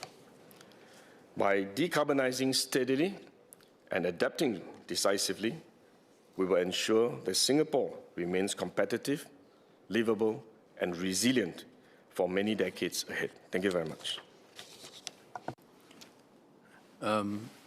Ms. Nadia Samdin. Thank you, Chairman, and thank you, DPM, for your speech as well. I had two clarification questions. The first is really in the acknowledgement that Singapore is a small player, and at the same time, we continue to be a trusted partner to others who are on the same journey as us. Could DPM please share more whether there are plans, especially if the recent Green Skills report and opportunities for us to expand, to really provide talent to wider Asia. Beyond just creating good jobs for our people, this will also allow us to build closer relationships regionally for greater effort. And my second clarification is on transparency and plans for transition allowances moving forward. Thank you. EPM Gun.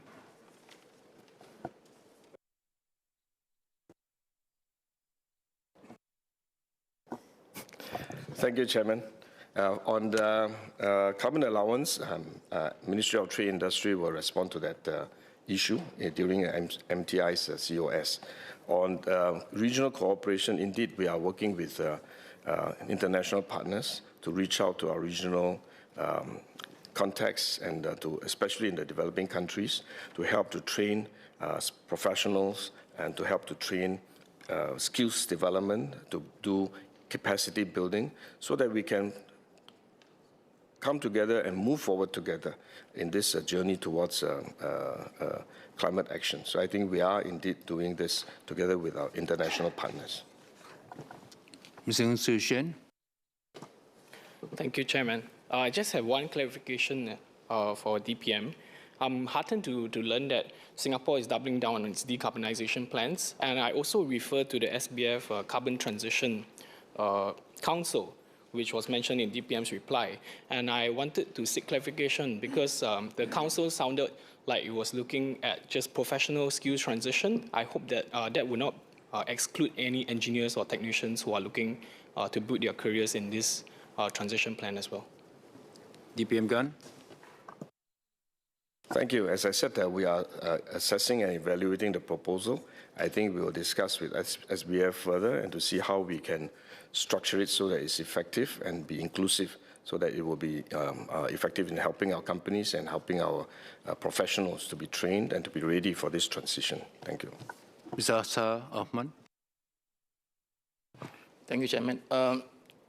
As far as I made aware that we are planning to import green energy from different countries, being vulnerable to this kind of power sources, can DPM clarify how do we mitigate the risk of importing such power from these countries? As we all know, a certain position, a certain situation can happen that these may be blocked or disrupted. Thank you, sir.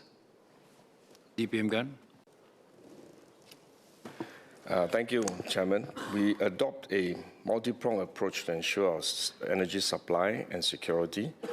Today, we rely primarily on natural gas, and even our natural gas supplies are imported. We don't produce our own natural gas. So there is a certain need to ensure supply resilience, and it is something that we always think about, we always consider, and we need to invest. To some extent, we built our storage system for the natural gas. We have long-term contracts, and we also have multiple contracts with multiple suppliers, and that will ensure our supply chain resilience. And similarly, as we explore alternative energy sources, we must also keep in mind this energy security, whether it's import of electricity, whether it's import of other possible energy sources. We will always have to bear in mind this energy security. And one strategy is really diversification. The other way is to make sure that you have long-term contracts, you have secure contracts, and you have alternatives. So we will not be able to rely on any single particular source, any single particular form of energy. So I think diversification is our key strategy in ensuring energy security. Of course, we need to do as much as you can internally, and that is why we are maximizing our solar deployment and explore other alternatives, including the possibility of a nuclear at some point in time. Moving on, Mr. Vikram Nair.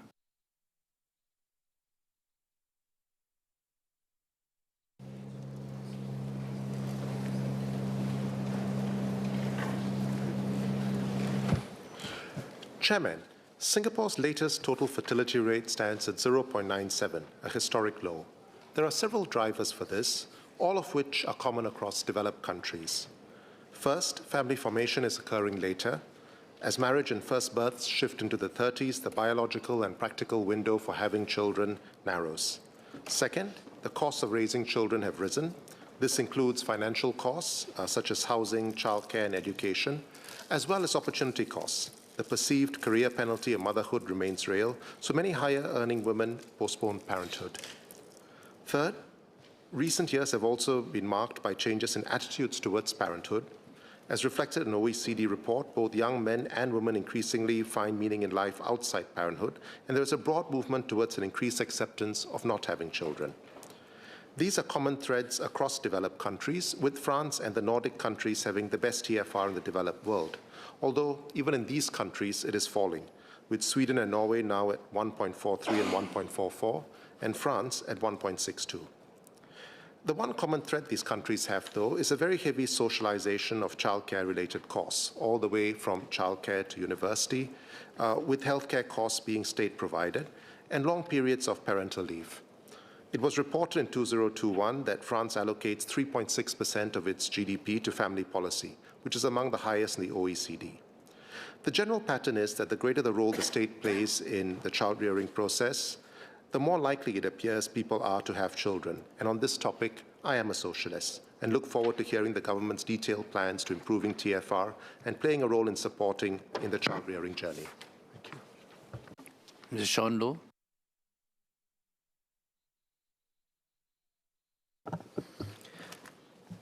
Mr. Chairman, during the budget debate, I spoke about the need to take decisive action by assuring Singaporeans that the basic cost of child raising should never be a barrier to having children. PM said the government will not give up. His words will resonate with many Singaporeans, perhaps even my wife. It is now time to fundamentally rethink our long-term population strategies and plans. First, for the past few years, our fertility rate has been far lower than the population white paper's assumed fertility rate of 1.2. This has implications on immigration and integration. Slowly but steadily, immigration rates have been creeping up. New citizenships granted reached an all-time high, around 23,000 per year. If our citizen births around 29,000 in 2024 continue to decline, there will come a day when the number of new citizenships given to immigrants exceeds the number of Singaporean babies born. We must delay this for as long as possible. Singaporeans deserve a lot of credit for maintaining an open and harmonious society, but we should not take this for granted. We must increase the emphasis on assimilation. Within our immigration framework, this means prioritizing immigrants who have spent a longer time in Singapore and who have married into Singaporean families. It means prioritizing those who are contributing in a larger way to society. It means prioritizing those who have a basic proficiency in English, which is the language of interaction in our common space. By extension, this also means rejecting behavior which ostracizes our minority communities, such as shop signs that do not have English. And it also means ensuring that our common spaces at work, home, and play support the continued integration of immigrants. This is not the government's job alone. Businesses and the community have a part to play. Second and finally, technology has advanced, and especially at the intersection of artificial intelligence and robotics.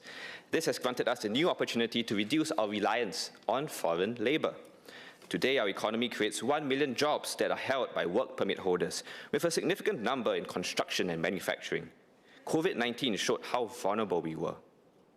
In other countries, intelligent robots destroy jobs and displace citizen workers. But in our situation, intelligent robots can help to reduce our reliance on foreign labor, creating a more resilient economy and freeing up infrastructure for other users.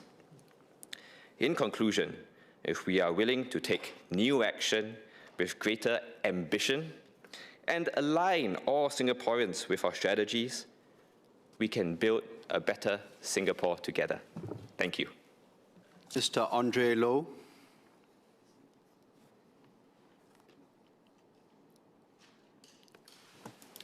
Chairman, earlier this month, the Ministry of Finance published Singapore's wealth inequality data for the first time. Our wealth Gini stands at 0.55, higher than our income Gini and likely an underestimate. Wealth and income inequality are distinct problems, and they require distinct solutions. Wealth compounds across a lifetime and passes down across generations. MOF's own data shows that social mobility is moderating. Among children born to fathers in the bottom 20%, the proportion who remain stuck in that bracket increased across successive cohorts. The ladder is still there, but the rungs are getting further apart. The Child Development Account has one great feature.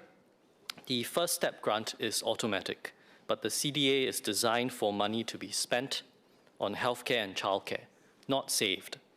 And its most substantial feature, co-matching of up to $15,000, accrues only to families who can afford to deposit money in the first place. The families who need the help most benefit the least. I propose that Singapore study the introduction of a baby bond, a universal state-endowed account opened automatically at birth, invested in a diversified and low-cost portfolio over 18 years. If directed to Singapore equities, it gives every Singaporean child a stake in the nation. Time and compounding do the heavy lifting. A meaningful endowment invested early becomes real capital by adulthood. I propose 3 design principles. 1, a universal starting grant, the same base endowment for every Singaporean child. After all, we are all equal at birth. 2, public funding only and no private contributions. The UK's Child Trust Fund allowed private top-ups, and it ended up compounding the advantage of families that were already ahead.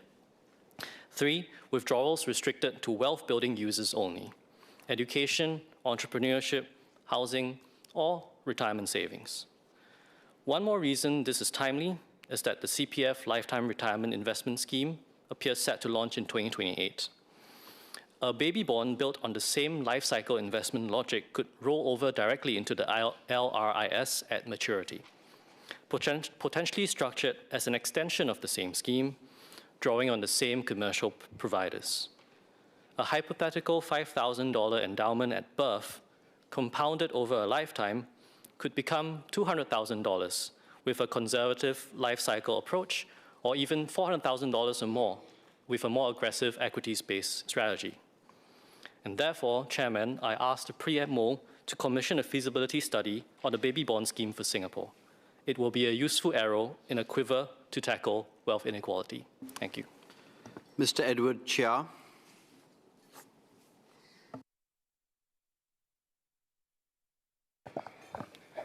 Mr. Chairman, I rise to speak on population sustainability and the Singapore core.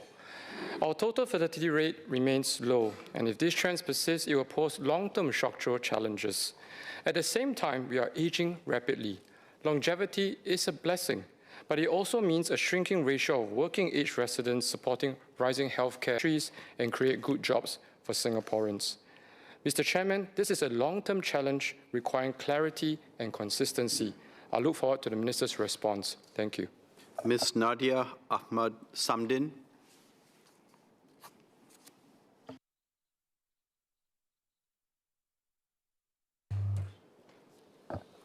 Thank you, sir. Prime Minister Lawrence Wong was a great hype man for Minister Indrani, so I'm really looking forward to her speech. In my past speeches, I have made calls for better fertility health support, including on subsidies, IVF treatments, and health screenings. In my budget speech yesterday, I spoke about how our super-aged society status and low TFR presents an existential challenge. Over the past few years, the government has made significant efforts, including our Made for Families plan. These are deeply personal decisions, and we must frame it sensitively and optimistically for younger Singaporeans to feel hopeful about having someone to have and to hold through good and bad times in life. I urge the government to continue to respond meaningfully, not incrementally, and consider what are the most meaningful ways between direct cash transfers to offset costs, provision of services such as childcare, or even tax measures. Today, I will focus on forming and flourishing families. Sir, love cannot be legislated, but more conducive environments perhaps can be designed. Many youth share how a lack of time and opportunities to meet people, as well as economic and social anxieties, are some barriers to romance. Facilitating intentional opportunities to meet new people once youth have left school, outside of the grind of work, and repeated proximity in shared contexts, for example through hobby communities or even volunteering, could ignite a spark. Could we weave some of this into our design of schemes to gently create opportunities for social interaction? For example, a version of the Culture Pass to encourage shared experiences by bundling special tickets for two and encourage bringing someone else along. How can Active SG credits help people find new pickleball doubles partners, try a badminton class together? And could mentoring programs for young professionals have mentors who guide their mentees in small groups or industry fellowships which do the same? Next, as informal family care remains central, how can we better support couples and families who want to stay near family members? Beyond broadening housing typologies, which I will speak about in the MND-COS, some seniors now hesitate to move in with their children as it could affect eligibility criteria of certain schemes, such as healthcare subsidies, the Home Caregiving Grant, where seniors' adult children's incomes will be factored in if they are living together. Given the cost pressures on family today, especially for those with young children, could we review mean testing thresholds for certain support schemes? A final point, not everyone may be so fortunate to have family support. I reiterate my call to form parenting circles within neighborhoods where parents can opt in to share baby items and figure out this phase of life together. This can be done in a systematic way, for example, through SMSs sent out by the government at certain milestones, 6 months or 1 year. This time period is important as social isolation within the early years of parenthood correlates with lower fertility in their family journey. I suggest refining HDB priority schemes to consider applicants' existing living arrangements. Those facing ascertainable hardships, such as overcrowded households, family conflicts, or past pregnancy loss, could receive an additional ballot chance. Second, more support is needed for couples facing conception difficulties. SingHealth data shows roughly 1 in 6 couples experience infertility here. Through engagements with residents and Fertility Support Singapore, I've seen financial costs as the top stressor, sometimes of forcing couples to abandon their journeys entirely. In these connections, I reiterate several proposals which, in my considered opinion, would establish the right conditions and constitute more support by the government for aspiring parents. 1. Promote early and complementary health screening for fertility, potentially collaborating with the ROM and as part of the Healthy SG movement. 2. Increase subsidies for assisted reproduction treatment. 3. Higher Medisave utilization limits for ART, allowing treatments in private clinics to reduce long public hospital waits where time is critical. And 4. Government co-funding for ART at private clinics, expanding Medisave withdrawals from 3 to 6 cycles. Coverage for elective egg freezing, subsidized couple screenings, and enhanced workplace support for fertility and family building. Third, on raising children, we must keep education and family expenses affordable. Offer greater flexibility in using child development account funds for preschool, recommended enrichment lessons, and field trips, for example. We must also continue to support continuous career progressions for working parents, especially mothers, to ensure stable incomes amid rising costs for children and aging parents. I urge reinstating working mother tax incentives, allowing mothers who increase their earnings to claim larger relief per child. This will motivate them to stay in or return to the workforce and pursue leadership roles when ready. In closing, these refinements, better housing access, stronger fertility support, and ease family raising burdens can help more Singaporeans realize their aspirations. Let's continue building a Singapore truly made for families. Thank you. Mr. Yip Hon Weng. Deputy Chairman, in the 15th century, Venice was a wealthy global hub. But as its population weakened, it grew cautious, protecting privilege rather than renewing itself. Venice did not collapse in a single moment. It simply faded as it became smaller than the world around it. Today, with a TFR of 0.97, Singapore faces a similar precipice. We must continue supporting families, but we cannot assume fertility will rebound fast enough to offset structural aging. To maintain vitality, a calibrated intake of new residents remains a difficult but necessary reality. But society cannot change faster than it can absorb. I ask the Minister, what is the government's planning range for annual population growth over the next decade? What rate is socially and infrastructurally sustainable before housing, transport, and healthcare are strained? Are there defined triggers for additional mitigation? And what are the projected parameters towards 2030, so this House can debate numbers alongside principles. Growth must match provision. If growth outruns infrastructure, if trains are crowded, flats are expensive, and competition for jobs intensifies, it breeds deep-seated resentment as Singaporeans feel squeezed at home. But if services and jobs expand in lockstep, we replace friction with confidence. Regarding non-resident manpower, we need a more granular approach. Construction manpower is surge capacity that builds our home and infrastructure. Since their interaction with the local workforce is limited, should we give the sector calibrated leeway to meet build targets while holding firms to higher standards of housing, safety, and healthcare? For S-Pass and Employment Plus holders, the anxiety is often about concentration by source, by sector, and within specific firms, not absolute numbers. Should we publish indicators or define soft thresholds to intervene before clustering becomes entrenched?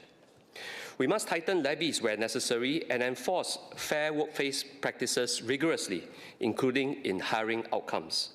We must be able to see that locals are being hired, promoted, and developed.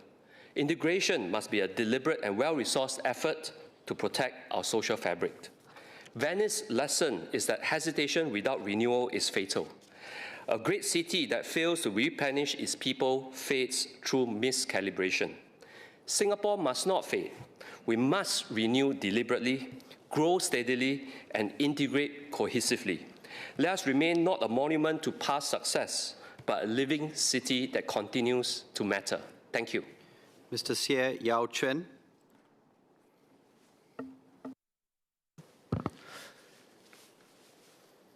Chairman, last month, DPM Gun telegraphed that our TFR, and I quote, base has come down further, unquote, in 2025. But our first collapse in TFR actually happened 25 years ago, in 2001. From 1985 to 2000, we had on average 47,000 live births per year. From 2001 to 2020, this plunged to around 40,000. This shift 25 years ago is now creating a moment of reckoning for the size of our resident workforce today, because these smaller birth cohorts are now starting to enter the workforce 25 years later. So for the first time in Singapore, the birth cohorts hitting working age are smaller than the cohorts aged 65 to 69, i.e. those reaching retirement and re-employment age, roughly. Smaller by 30,000 persons. Just 5 years ago, we had almost 20,000 more hitting working age than those aged 65 to 69, from 20,000 more to 30,000 less, a drop of 50,000 over 5 years. The stark implication is this: to keep our resident workforce growing at the same modest rate as in previous years, we will have to top up our resident workforce with more new citizens and PRs by around the same number over 5 years. And even if we assume a discount for AI-driven productivity growth, we will still need to naturalize quite a lot more compared to current levels. That is why, in my view, we are facing a moment of reckoning in our immigration policies. We need to intensify. This was preordained 25 years ago when our TFR first collapsed, and those birth cohorts are hitting working age today. The government has been stressing the importance of integration to make immigration work. But beyond enhancing integration, I think we also need enhanced equity to make intensified immigration work. And so I put forth in good faith the following policy proposals. First, introduce NS for new male citizens of working age. This is about enhancing equity between citizens by birth and citizens by choice. The full-time NS can be shorter than 2 years for pragmatic reasons, but there should also be ORNS obligations. Second, if we expect larger numbers of new citizens and PRs in our workforce, then let's continue to keep the EP numbers in our workforce largely constant. At the same time, redouble efforts to manage concentration in certain professions and companies and of certain nationalities. This is about enhancing equity in the job market in professional recognition and in career progression. Third, in our autonomous universities, yes, keep the share of foreign undergraduates constant because it is important for Singaporean undergraduates to learn how to collaborate and compete with peers from all around the world. But at the same time, let's look at reducing the number of locally funded scholarships and tuition grants to these foreign students. This is about enhancing the sense of equity for our young adult Singaporeans as they prepare to start their careers. And finally, let's also look at reducing and managing the concentration of foreign undergraduates in certain courses in our universities. Let's take a whole-of-government approach to enhance equity for Singaporeans so that we can make immigration work for Singapore and all Singaporeans. Ms. Lee Hui Ying.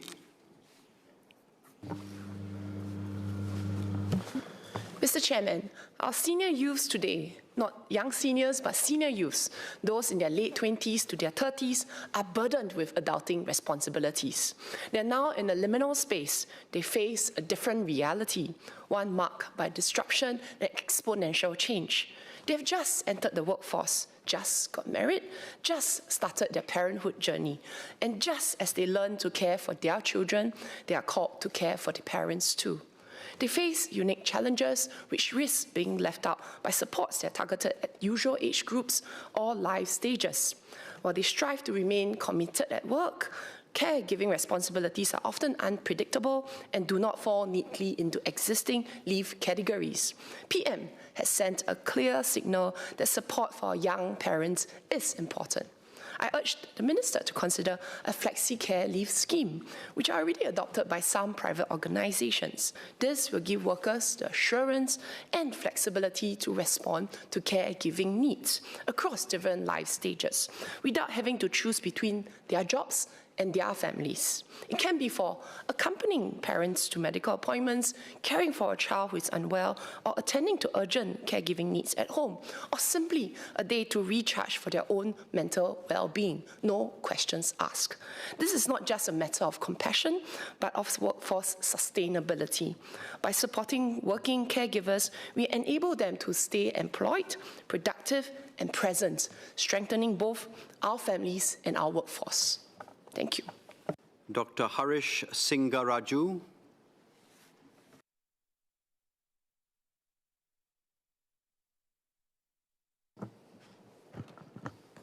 Mr. Deputy Chairman, in my budget speech, I asked this House, across domains, is this person's life improving?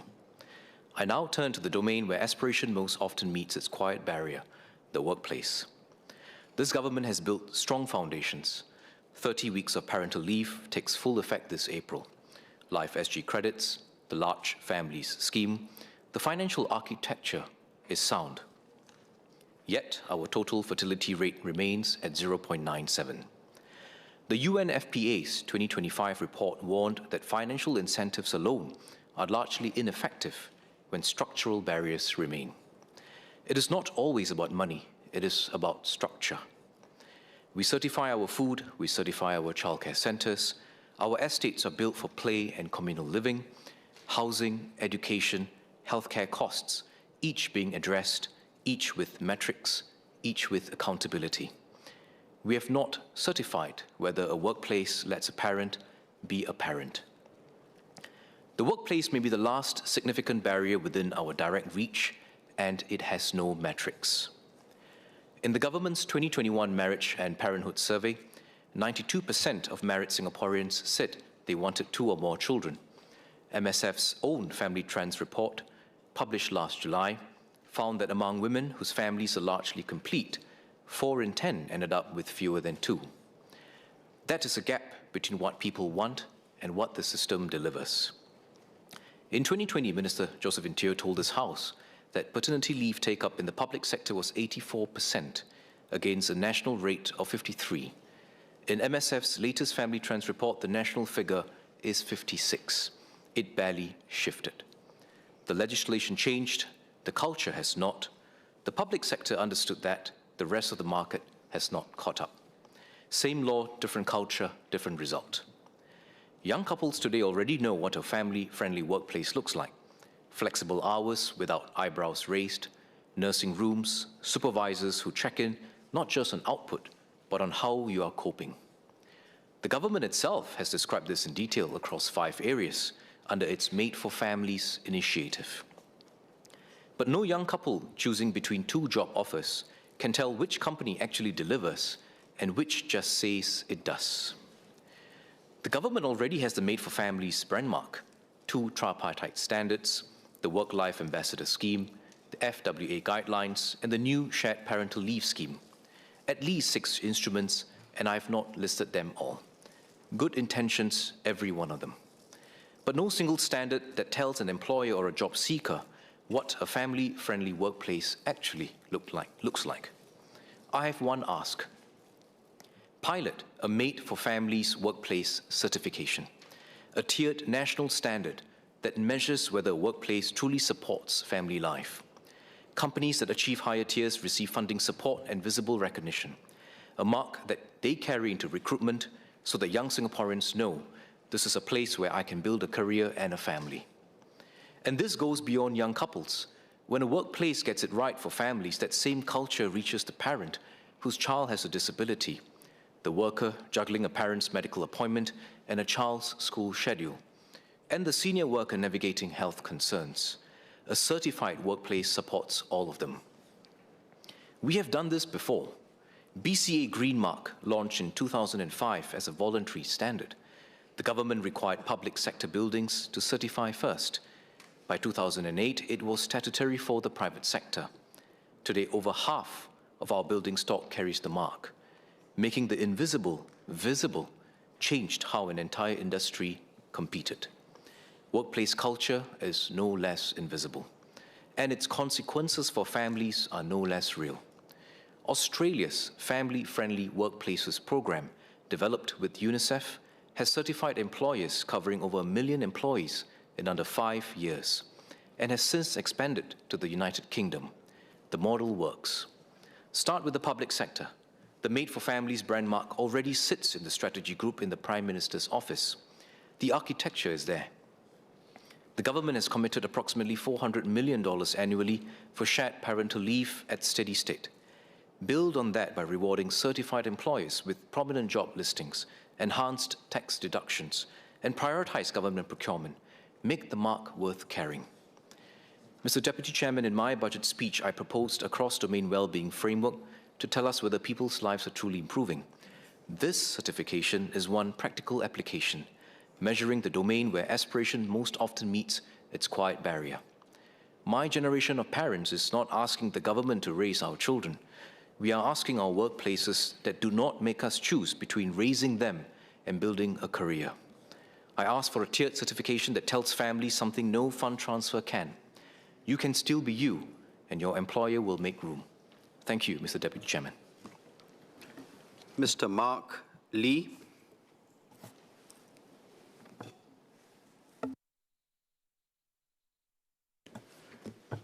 Chairman, we often speak about population sustainability in terms of birth rates and aging statistics, but one of the real levers lie in our workplace, in how our workplaces are designed.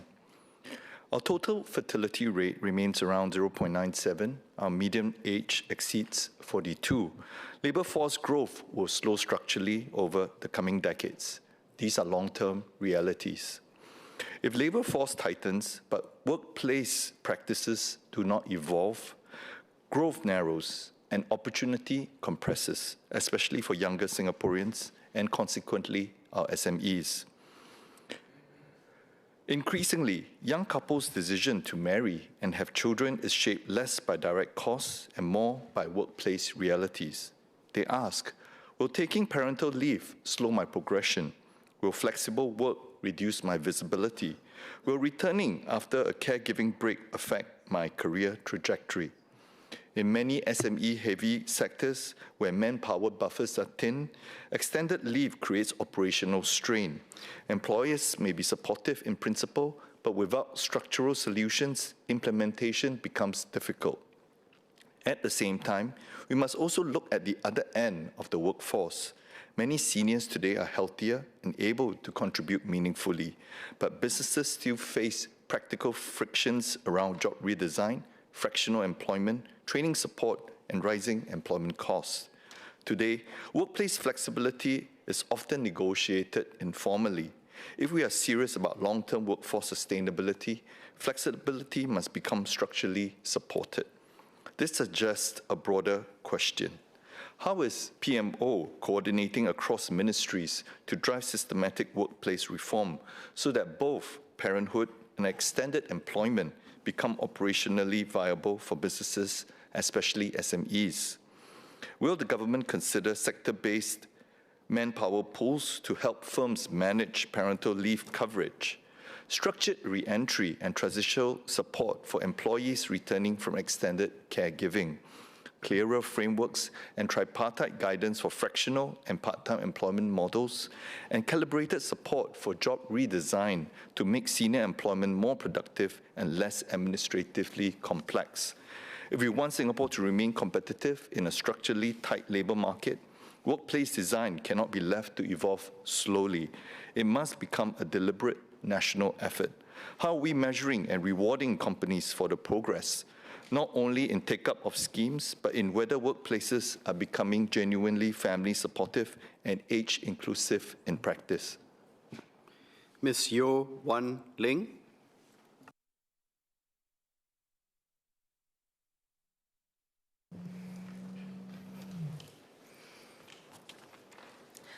Chairman, supporting families in the workplace. First, on flexible work arrangements. FWAs must become workable norms, especially for SMEs. Many want to offer flexibility but struggle with manpower constraints and workflow redesign.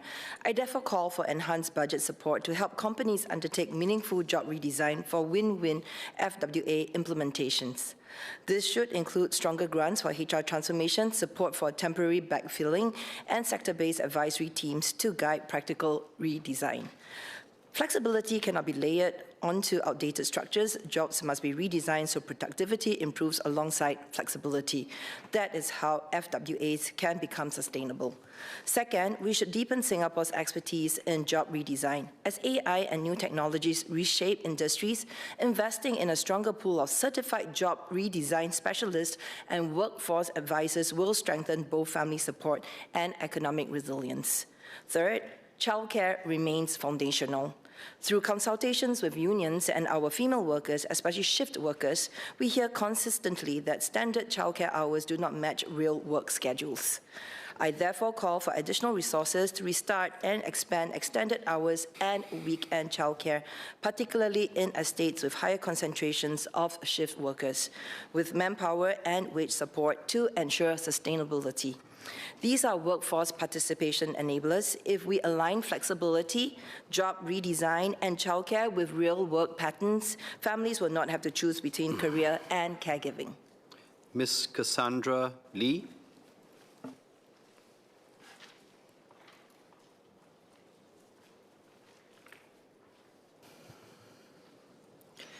Chairman, Singapore's TFR fell below 1 in 2023. 2024 was the year of the dragon, which typically gives us a boost in the yearly TFR rate. However, the dragon could only hold a fort for us by keeping the number steady at 0.97 in 2024. Chairman, I still remain hopeful. Recently, South Korea's birth rate rose for a straight second year in 2025. Its marriage rates also went up. I hope we will soon welcome the same good news for Singapore. In this regard, I would like to ask the PMO what is the TFR for 2025? In light of Singapore's demographic challenges, it is more important than ever before that we keep those in our current labour force resilient and supported. To do so, we must strengthen workplace support for families. Housework and caregiving remains one of the main reasons for persons to remain outside the workforce. This was cited in the report on labour force in Singapore 2025. The majority of caregivers outside the labour force are mothers taking care of children aged 12 and below. When you add in the caregivers caring for children above age 12, the number grows by more than 1/3. 3 in 4 of such caregivers are in their 40s or younger, and 66.5% held tertiary qualifications, including degrees. Caregivers have shared that flexible work arrangements and practices for more progressive and inclusive workplaces would encourage them to continue working. From supporting employees who are undergoing fertility treatment to understanding the pregnant mother and providing the flexibility to the working parent, workplace support for families would go a long way to ensure Singapore is truly made for families. The government has made commendable efforts in recent years to step up support through a multi-pronged support framework, such as the introduction and enhancement of government-paid parental leave and the tripartite guidelines on flexible work arrangement requests. The private sector has also started leaning forward, and the community has seen ground-up efforts. I would like to highlight the work done by Fertility Support Singapore, a non-profit social advocacy group started by a group of women in 2020.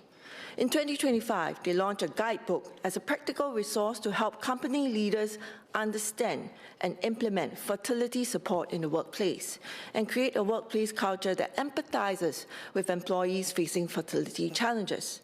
Their aim for this is also to contribute towards a Singapore where, I quote, "No employee has to choose between career and family," unquote. I ask that we do the same for all working parents. Guide their employers on what to do, how to be supportive. To create a truly resilient workforce, a mindset shift is especially important amongst SMEs, which form the backbone of Singapore's economy, contributing around 50% of our GDP and employing around 70% of our workforce. The capacity to adopt progressive workplace practices varies across businesses and industries, given differences in industry characteristics, stage of growth, cost consideration, and manpower needs. Larger and better resourced organizations, often MNCs, tend to have more established HR functions and larger teams, allowing them to implement family-friendly measures more comprehensively. In contrast, SMEs often operate with tighter resources and leaner teams. These structural realities mean that SMEs may find it more challenging to implement such practices and retain talent. This is precisely why additional support for SMEs is crucial, so that progressive workplace practices can take root more evenly across the whole economy. To do this, we should focus on shifting mindsets and reshaping HR practices. Beyond policy and legislative scaffolding, let's invest in changing how employers think about workplace support for families. This is not to say that working parents should be given preferential treatment. We must also balance the needs of other employees at different life stages, including those who may not be planning to start families, those who are single, and those who are caregivers to their parents. Each employee has their own needs, so too do employers. And we need to meet their business consideration and operational requirements. Fairness for employers and employees must remain a core principle. How can we do this? I propose that we do this starting with HR practices. I believe that HR practitioners play a significant role in shaping workplace culture and norms. They are often the ones who translate policy into day-to-day practices and guide supervisors on how these policies should be applied. The Tripartite Institute for Human Resource Professionals, which administers our national IHRP certification framework, has played an important role in shaping HR standards across industries. We can leverage this framework to further strengthen HR professionals and their management capacity by placing greater emphasis on the consistent and fair implementation of family-friendly workplace practices.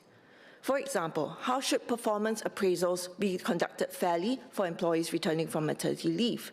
How should managers respond appropriately to urgent childcare leave? How should supervisors support employees undergoing fertility treatment? How should HR facilitate conversations and present options to employees navigating challenging family situations? For the longest time, Chairman, we have left it to private market forces to deal with a national issue. I ask the government to take national action at a scale commensurate with the seriousness of the problem. A national problem needs actions to be taken at the national level. Thank you. Ms. Kwa Boon Teng.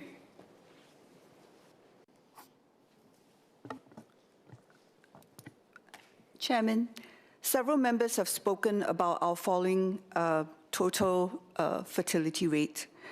This is a pressing issue, not just for Singapore, but for many countries around the world. This is especially challenging because there are a myriad of reasons why we are seeing this falling birth rate. I would like to focus on infertility as a contributing factor. First of all, I support the Honourable Member Ms. Hanny So's call to promote early fertility screening for couples who are starting their married life together.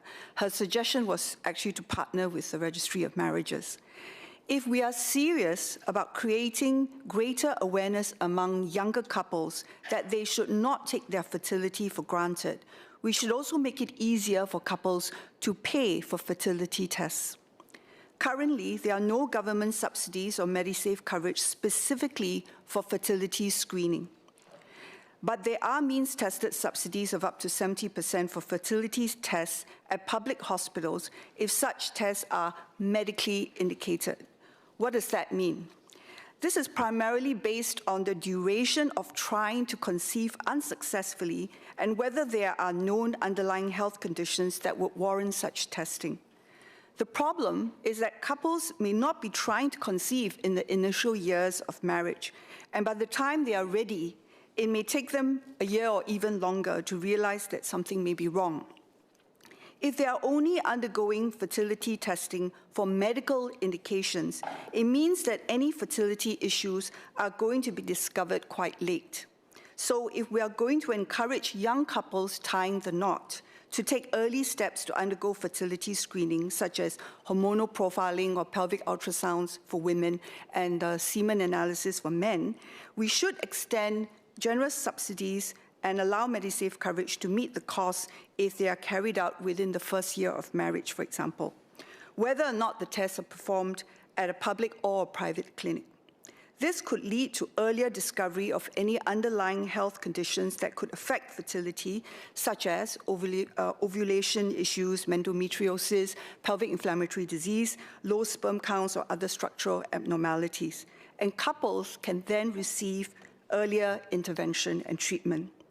It seems ironic to me that we are telling young couples we will only subsidize the cost of tests that could lead to the discovery that they have medical indications for infertility if they already fulfill the definition of medical indications for fertility testing.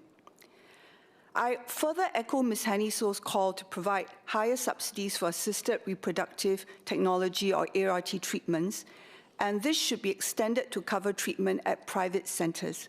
Right now, government co-funding for IVF is up to 75% for 3 fresh and 3 frozen cycles, but only if the treatment is sought at our 3 public ART centers at SGH, KKH, and NUH. Even so, patients may have to pay upfront cash deposits of up to $5,000 or more, and the coverage varies depending on whether both or one spouse is Singaporean. Many couples have to undergo a number of cycles to successfully conceive, and some may lack the financial resources to keep trying if they do not succeed right away. The stress of hoping for success before subsidies run out can only make things worse. An essential part of the strategy to reduce barriers to ART services must include the extension of subsidies to cover services provided by private assisted reproductive centers. If subsidies for ART services at public centers are to be increased, it could further overwhelm our public sector healthcare services, which are already stretched thin, and lengthen waiting times for IVF treatment. Even if we provide a slightly lower subsidy for private care, it will mean giving a range of options for married couples. Some may choose to seek treatment at a private center with some subsidies because it's more affordable to them, whilst others who depend on maximum subsidies can access ART services at our public hospitals. We can and must help those who want children but cannot conceive without help.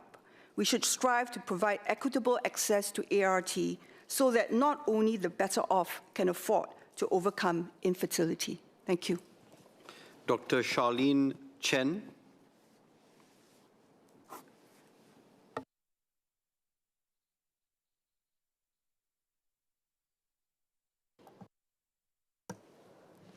Chairman, let me begin with this. There are Singaporeans who do not want children, and that is entirely their choice. But there are also many who, in their ideal life plan, hope to have both a meaningful career and children at some point. The issue we face is not desire, it is timing. Structural pressures, long working hours, housing pressures, workplace expectations are real, and policy must continue addressing these. Allow me to share a personal reflection. 10 years ago, when I was close to my mid-30s, a professional mentor and his wife gently asked me if I was considering having children. I smiled and said, "Let me give birth to my journal article before I give birth to a child." In my case, publishing journal articles was my KPI. I felt I needed to stabilize my career first, because I was unsure whether I could give both my work and a child and the attention they deserved. For many Singaporeans, it may not be journal publications. It may be a promotion, financial stability, a home, or building up savings. He shared with me a Chinese saying, 我们说成家立业，不是立业成家. I did not appreciate what he meant then, but over time, I reflected on it differently. I went on to publish my papers. I eventually started my family, but by then I was in my late 30s. And those who have had children later in life will know it is simply more physically exhausting. On hindsight, this was a classic example of the planning fallacy.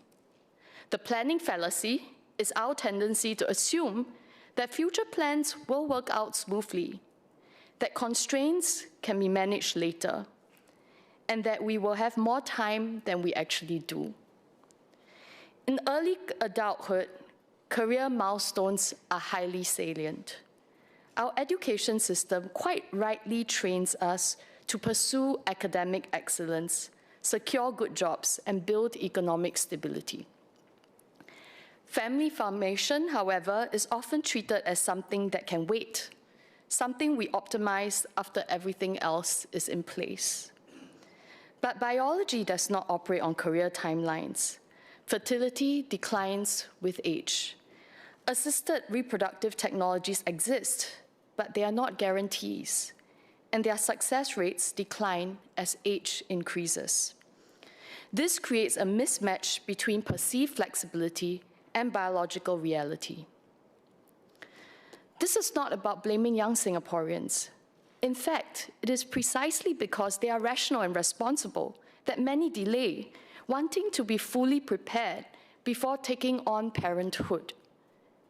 But when we delay family formation until we feel completely ready and overestimate the flexibility of future timelines, we may unintentionally narrow our own options. So my proposal is straightforward. Beyond financial incentives, we should address this behavioral blind spot directly. First, integrate clear evidence-based fertility education into existing young adult touchpoints, universities, workplaces, premarital programs, delivered in a neutral and non-judgmental way. Second, develop life course planning tools that help individuals map career and family aspirations in parallel rather than sequentially. In fact, I support the Honourable Member Ms. Hanny So's proposal on fertility screening after couples go through ROM. The aim is not to pressure anyone. If someone does not want children, that choice must be respected. But if someone hopes to have children someday, policy should ensure that someday is grounded in realistic and informed awareness of biological timelines. Addressing the planning fallacy will not reverse fertility trends overnight, but good governance improves decision quality. And in a small nation where our people are our greatest resource, helping Singaporeans future-proof both career and family aspirations is not intrusion, but an effort to support informed life choices for the long term. Thank you. Dr. Hamid Razak. Mr. Chairman, fertility is often discussed as a demographic or an economic challenge, but I would like to offer another perspective. It is also a public health priority as fertility challenges today are increasingly medical, psychological, and financial, not merely social. For many couples, fertility difficulties bring emotional strain, repeated uncertainty, and significant financial stress. Our reproductive health pathways must therefore provide not only treatment, but sustained support through the journey.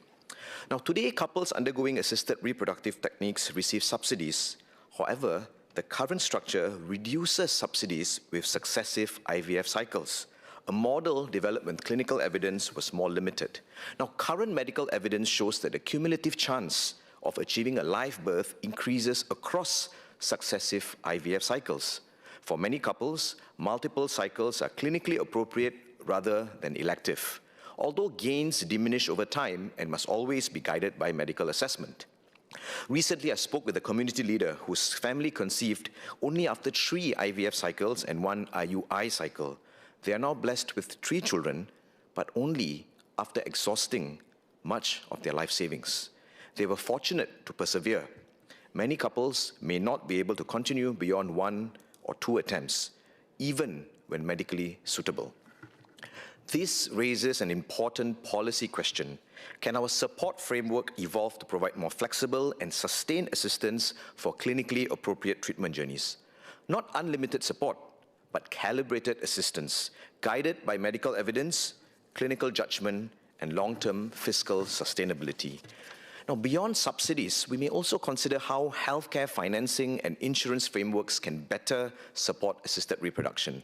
Today, the absence of meaningful risk-sharing mechanisms adds financial uncertainty to couples who are already in an emotionally vulnerable state. Mr. Chairman, may I urge PMO and MOH to work together and look at fertility from a public health lens, explore a more progressive approach to subsidies, and can PMO also work with MAS to consider inclusive insurance schemes that could provide risk-sharing mechanisms? If we view fertility through a public health lens, supporting parenthood becomes not just a social policy objective, but a long-term investment in Singapore's resilience, intergenerational balance, and national future. Because when Singaporeans choose to have children, they're not just building families, they are building our future. Thank you. Ms. Valerie Lee.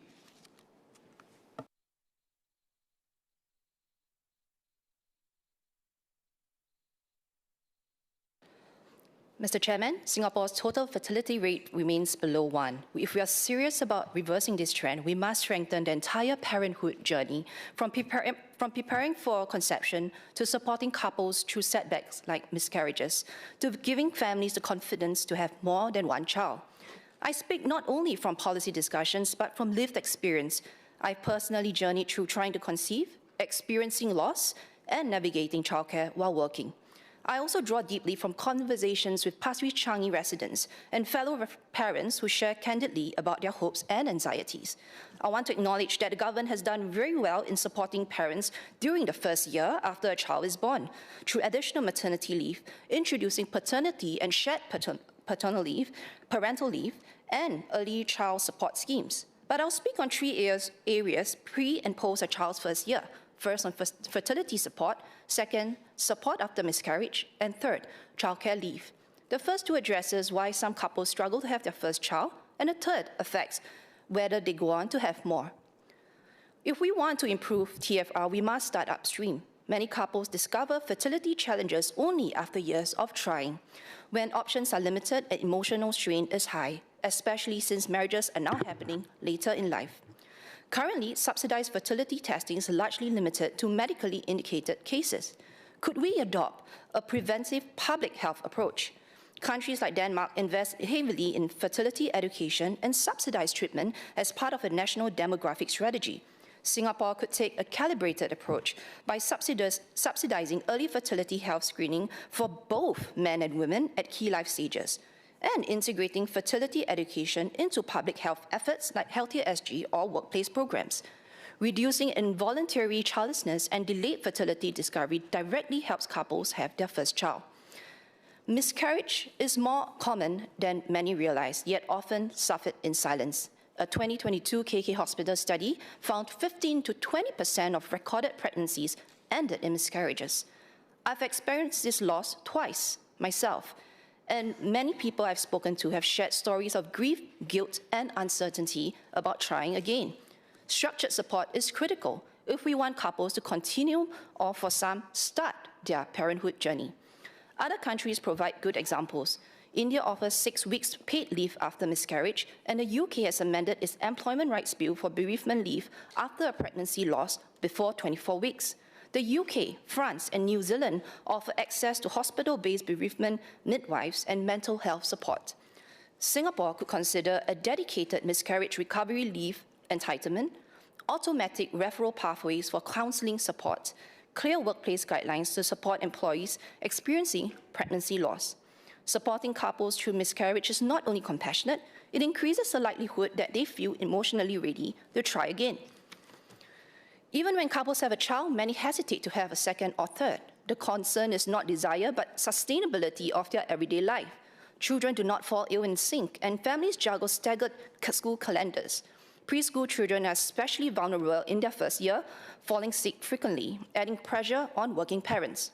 While shared parental leave has improved, structured support mostly ends after the first year. Yet caregiving demands grow as families expand. In my view, flexible work arrangement is not the right solution. While they may seem convenient on paper, for parents juggling childcare at home, they often prove impractical. Countries like Germany and Sweden offer substantial flexible parental leave over several years, recognizing the support must extend beyond infancy and adapt to families with multiple children. Singapore could consider incremental steps, increasing childcare leave during preschool years, especially the first year, when illness is most frequent, extending the concept of shared parental leave beyond 12 months, and a flexible childcare leave bank across multiple years to support multiple children and key school transitions. When parents feel support beyond their first year, they are more likely to have a second or third child. Flexible ongoing leave is not just compassion. It is a pro-family, pro-fertility policy. If we build this continuum of care, we send a clear message for those who aspire to parenthood that Singapore stands firmly with them, not only at birth, but throughout the journey. Thank you. Ms. Alisa Chen, please deliver both your cuts together. Mr. Chairman, supporting parents of young children is key to making Singapore a home for families and addressing our population decline. Strong postpartum and caregiver support can make a real difference. The founder of Safe Place, Ms. Jennifer Heng, who works with women in unsupported pregnancies, shared that many consider abortion because they feel they lack the help to raise a child. I was also deeply saddened by reports of mothers with postpartum depression who took not only their own lives, but also those of their newborns, feeling overwhelmed and alone. While we already have follow-up healthcare after delivery, I propose enhancing this with structured in-home postpartum visits in the first year. Trained maternity nurses could provide guidance on newborn care, breastfeeding, physiotherapy, and mental health screening. They could also identify signs of family stress, isolation, or financial difficulty, and coordinate follow-up support with health and social services. What are the PMO's plans to further address the concerns of parents in having more children? And has the PMO considered plans to enhance postpartum care for parents as a means to support parenthood and address our total fertility rate? Are there plans to consider such comprehensive and coordinated support programs or expand community-based support programs for parents of young children? Supporting parents does not end with the first year. Some parents leave the workforce to care for their children during these formative years. Many intend to return once their children are older, but career gaps often become barriers. Employers cite skills obsolescence, and for those contemplating parenthood, this risk can influence their decision on whether to have children at all.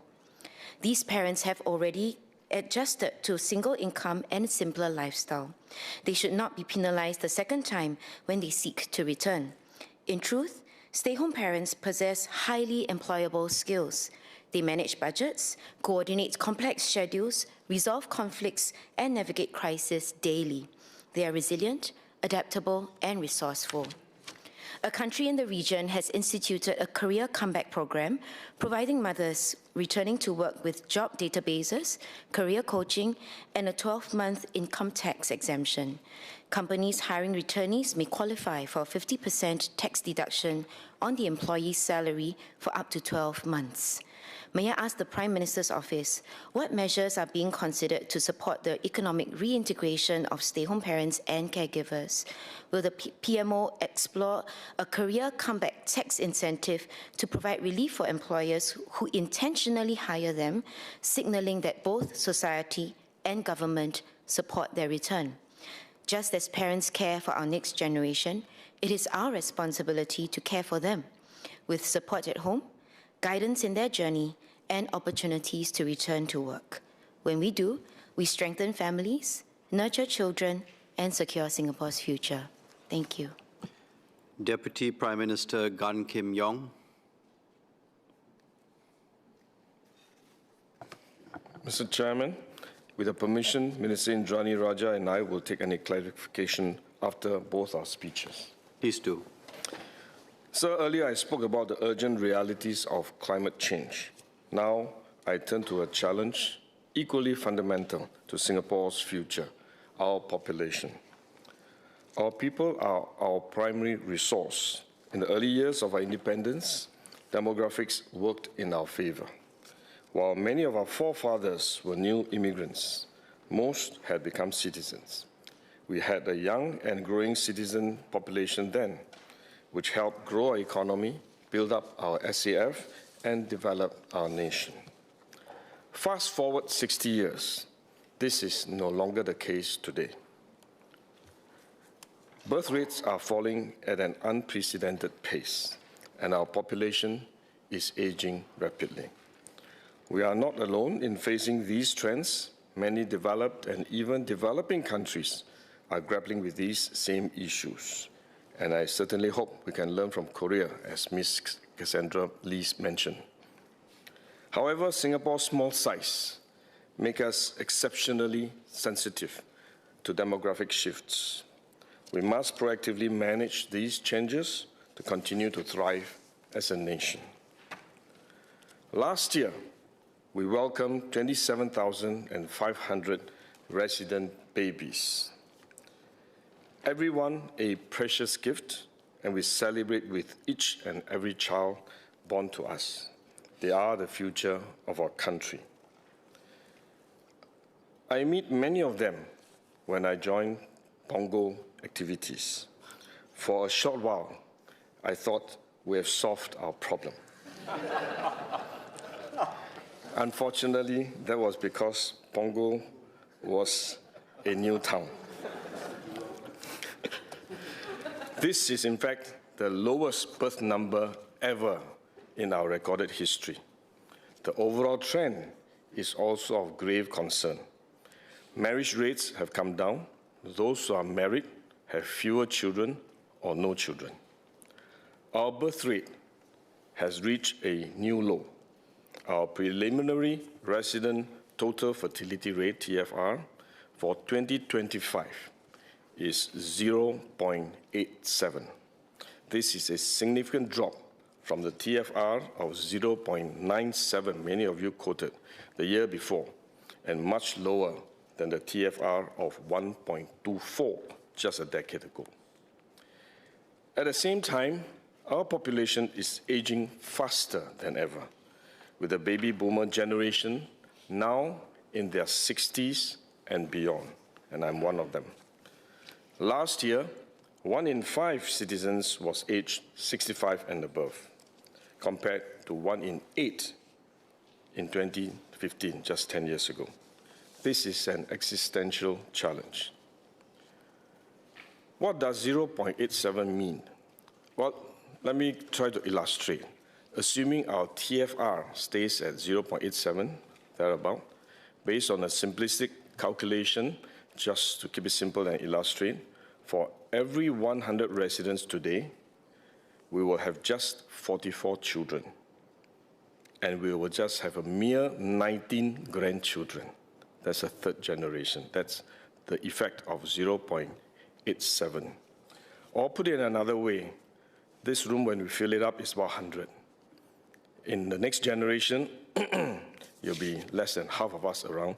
Round about the optics that we had during COVID-19 when we have to have safe distancing. And the next generation is just about the front row, one row, not two rows, one of the front rows. 19 of us will be left. So that's what 0.87 means. Over time, it will be practically impossible to reverse the trend because we will have fewer and fewer women who can bear children. PM said we have not given up, and he emphasized we will not give up. Let me add one more. We cannot give up.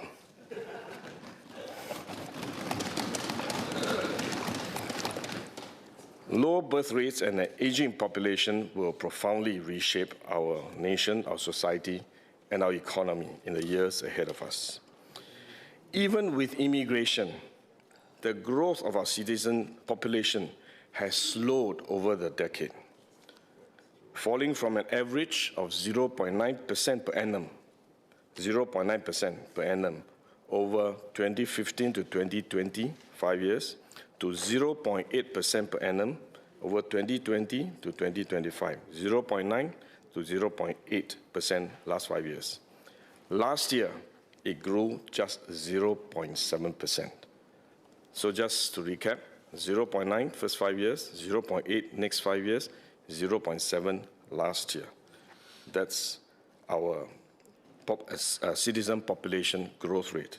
If no new measures are taken, our citizen population will start to shrink by the early part of 2040s. Fewer births today means fewer young people over the next 2 to 3 decades. You can't overnight have give birth to young people. So you have fewer births means you have fewer young people for the next 2 or 3 decades. A smaller working age base will have to support a rapidly growing elderly population.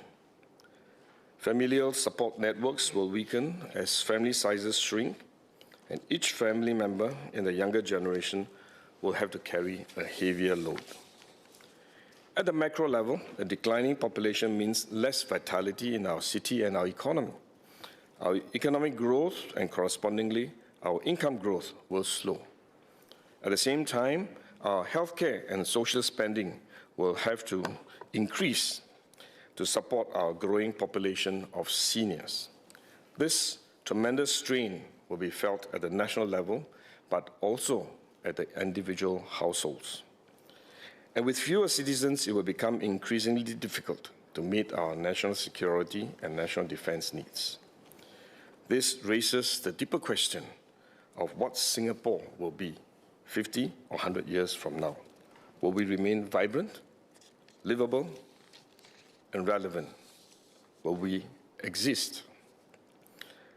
Our first and top priority is to continue to support Singaporeans in forming families. Over the years, we have consistently invested in our families. We have steadily enhanced support for families in housing, preschool, education, and healthcare. To better support working parents in managing their work and caregiving responsibilities, we also recently introduced the new Shared Parental Leave Scheme and doubled the mandatory government-paid paternity leave from 2 weeks to 4 weeks. But we will need to do even more. The decline in fertility is a multifaceted challenge. It reflects broader generational shifts in life priorities and mindsets. Attitudes towards marriage and parenthood are shaped by many factors: workplace norms, employer practices, availability of familial and community support, and social attitudes towards having and raising children. We need to address these issues holistically and not simply blame it on any particular single factor. We will do more to strengthen support for Singaporeans in their marriage and parenthood journey. Minister Indrani will speak later about the whole-of-nation reset needed to support Singaporeans in starting families. Let me speak plainly about the realities before us. Even as we redouble our efforts to support Singaporeans in starting families and having more children, we will still need a carefully managed immigration flow to augment our low birth rates. Most Singaporeans recognize the case for immigration. In 2021 Institute of Policy Studies survey found that over 75% of Singaporeans agreed that immigrants are generally good for Singapore's economy, and 62% agreed that immigrants improve Singapore's society by bringing in new ideas and culture. But we know that's not the full picture. While Singaporeans can accept the need for immigration in the abstract, they also have personal concerns and anxieties. Will bringing in immigrants mean fewer job opportunities for us? Will the Singapore that my children grew up in feel vastly different from the one that I grew up in? I understand these concerns, and we take these concerns over competition and our social fabric seriously. We will continue to take steps to address them. We will maintain the broad ethnic balance of our citizen population and continue to carefully manage the impact of immigration on our population composition to preserve the overall texture of our society. We will carefully manage the pace of immigration and ensure we do not bring in immigrants faster than we can accommodate. This means making sure the development of public infrastructure like housing, transport, and services keep pace with the growth of our population. We will also continue to be selective about who we bring in. As Mr. Edward Chia noted, many of the immigrants we take in today either share family ties with Singaporeans or have studied, worked, or lived in Singapore for quite some time. The majority of our immigrants are also of working age, contributing to our economy. We will continue to explore further ways to ensure the immigrants are committed to Singapore. Mr. Sean Low spoke about how we must place greater emphasis on integration, and we agree. We will step up integration efforts, creating more opportunities for citizens and immigrants to interact, connect, and build relations and trust. There are ongoing efforts to help immigrants integrate and become familiar with local culture. All new citizens between the ages of 16 to 60 go through the Singapore citizens' journey so that they understand our history, our norms, our values, and build stronger ties with the local community. We also piloted a new permanent resident journey program last year to help new PRs settle in and integrate, and we intend to scale it up shortly. The People's Association is also working through its network of over 1,500 integration and naturalization champions to drive integration in local communities and foster good relations between new citizens and their Singaporean neighbors. Our immigrants came from different cultures and traditions. It will take time for them to integrate. First-generation immigrants will need to adapt to our norms and customs, but their children are likely to integrate more easily, especially if they grow up in Singapore. Take, for example, Bipul Jain, who arrived in Singapore in 2007 with his wife and 6-month-old son on a work assignment. What began as a temporary relocation became permanent, as his Singaporean colleagues welcomed him and introduced him to our local culture. Bipul actively immersed himself in the local community, trying local food, picking up Singlish, volunteering at his son's school and in the community, and making new friends along the way. In 2017, he took a significant step by enlisting in the SAF Volunteer Corps, initially to teach his son about national service, but he soon developed a deep passion for defending Singapore. Today, Bipul's elder son, that 6-month-old baby who arrived in 2007, is following in his father's footsteps and proudly serving his national service. Bipul, his wife, and his 2 sons are PRs and have applied for citizenship. Their story shows us what is possible when we open up our doors and hearts to newcomers. Over time, many of them become our friends and eventually fellow citizens, working together in one Singapore team to build a brighter, better home for all of us.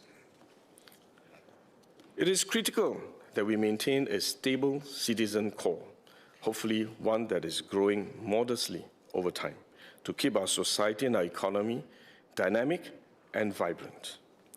Last year, we granted around 25,000 citizenships.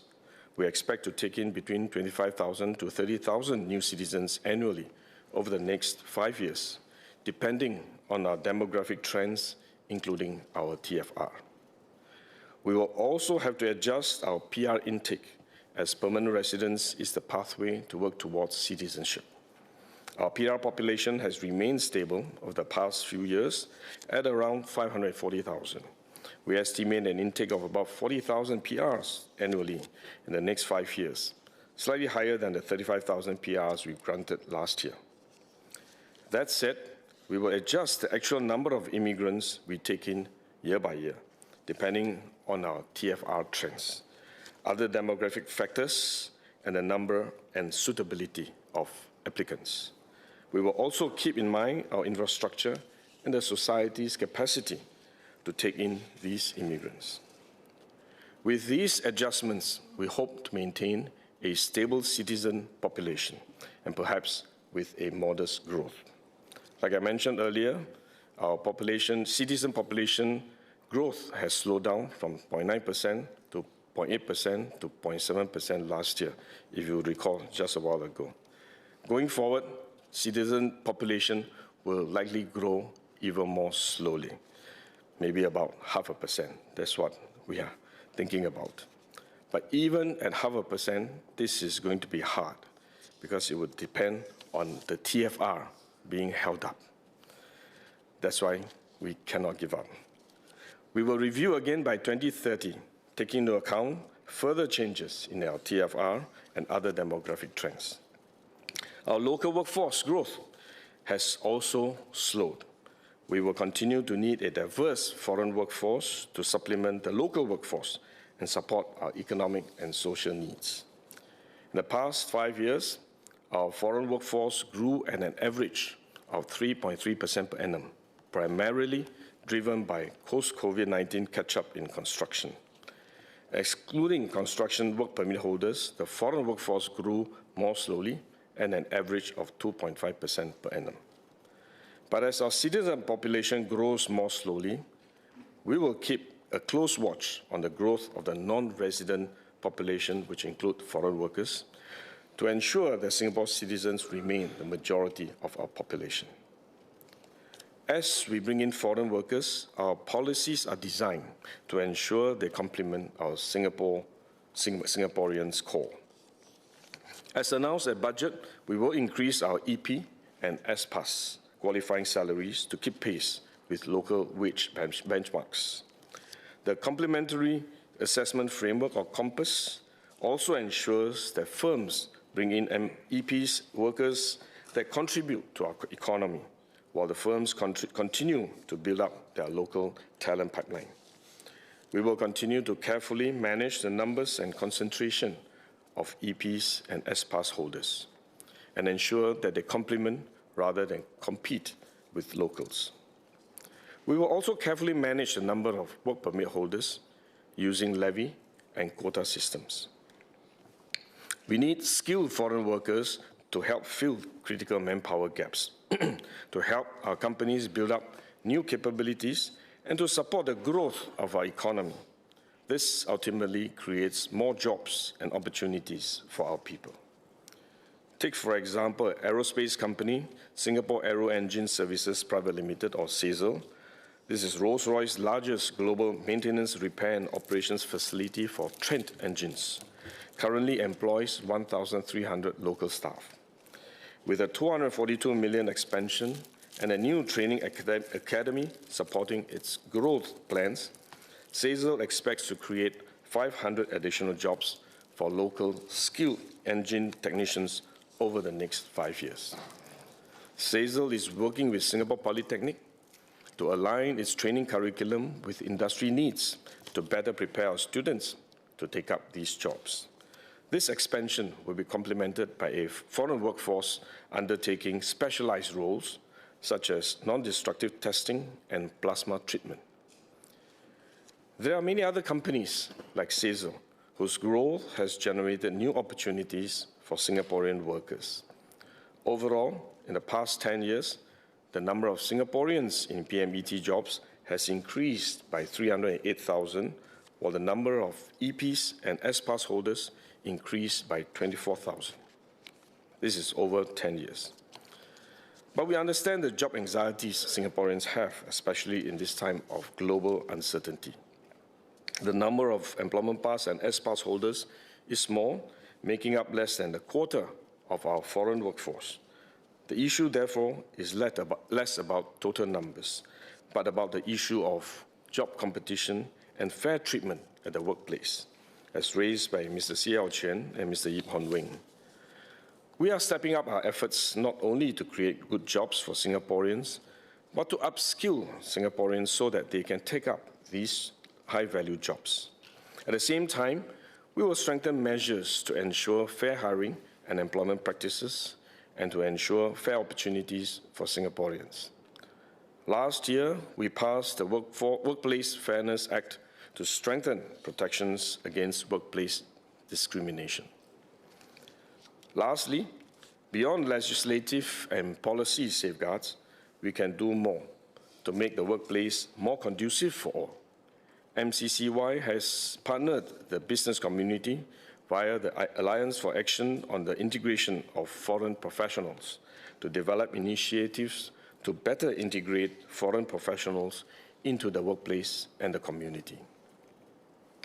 MCCY and Ministry of Manpower will elaborate further on some of these initiatives at their own Committee of Supply debates. As Mr. Edward Chia and Mr. Yip Hon Wing noted, we also need foreign workers to meet our social needs, and they ask if we can have more flexibility. For example, migrant domestic workers help look after our young children and our aged parents, giving us peace of mind while we are out at work. We also need migrant construction workers for major infrastructure projects. They help build our flats, hospitals, roads, MRT lines, and critical projects like Changi Airport, Terminal 5, and the Tuas Port. These workers make up almost half of our foreign workforce population. Demand for these groups will fluctuate depending on economic and construction cycles. For example, post-COVID-19, we had to catch up on a series of important construction projects, including BTO flats. This strong demand led to a 6% annual growth, or 36% growth cumulatively in the number of construction work permit holders over the last 5 years. These migrant workers are transient and do not compete with Singaporeans for jobs. But it is important that we plan ahead to support their presence here, including catering for dormitories and housing, transport, and recreation spaces. If we can do this well, it will give us more flexibility and capacity to allow for temporary surges in their numbers while minimizing the impact felt by Singaporeans. At the same time, we will press hard to raise productivity in construction. And MND set up an action team earlier this month to work with industry players to improve productivity and help companies save time, save cost, and save manpower. Across the board, we will do what we can to raise productivity to reduce our reliance on foreign manpower. The recent moves to simplify the levy framework, expand sources, and raise the maximum age and period of employment for work permit holders will nudge businesses to hire and retain higher skilled workers so that they can do more with less manpower. Looking ahead, our total population for the next 5 years will hopefully still grow, but most likely at a slower rate than over the past 5 years. And our total population will still be significantly below 6.9 million by 2030, as we have said earlier. Beyond 2030, if present trends continue, it will take us a considerable time to reach 6.9 million. Let me be clear that we are not chasing growth for the sake of growth. Economic growth is the means to an end, which is to improve the lives of Singaporeans. Our overarching goal has been and will always remain to serve the interests of Singaporeans. We will keep close track of the population size and composition to ensure that the trends are sustainable, that infrastructure needs are met in a timely and adequate manner, and that ultimately Singaporeans benefit from our population policies. To conclude, our falling TFR presents a serious and profound existential challenge to our society, our economy, and our security. The government must and will do its utmost to address this challenge. This is our commitment to all Singaporeans. We will redouble our efforts to support Singaporeans to aspire to marriage and parenthood and to realize their dream. This has always been and will continue to be our fundamental policy and priority. We must never let up in supporting Singaporeans to have families. We will also continue to review our immigration intake and approach, making sure to address the concerns of Singaporeans. We will continue to study how we can further strengthen our investment in key areas for Singaporeans: education, housing, healthcare, and jobs. This way, every Singaporean will have the assurances, opportunities, and support needed to realize his or her aspiration in our shared vision. But the existential challenge of our low TFR is not something that the government can tackle on our own. Earlier, someone asked Prime Minister whether we have a target for TFR. It is extremely difficult to set a target on something that we do not control ourselves. We ask Singaporeans to partner us in this effort. We welcome all debate and fresh ideas on how we can do so. Our path ahead will not be straightforward, but I am confident in our ability to adapt and thrive. Together, we will build a vibrant and resilient Singapore for present and future generations. Thank you. Minister Indrani Raja.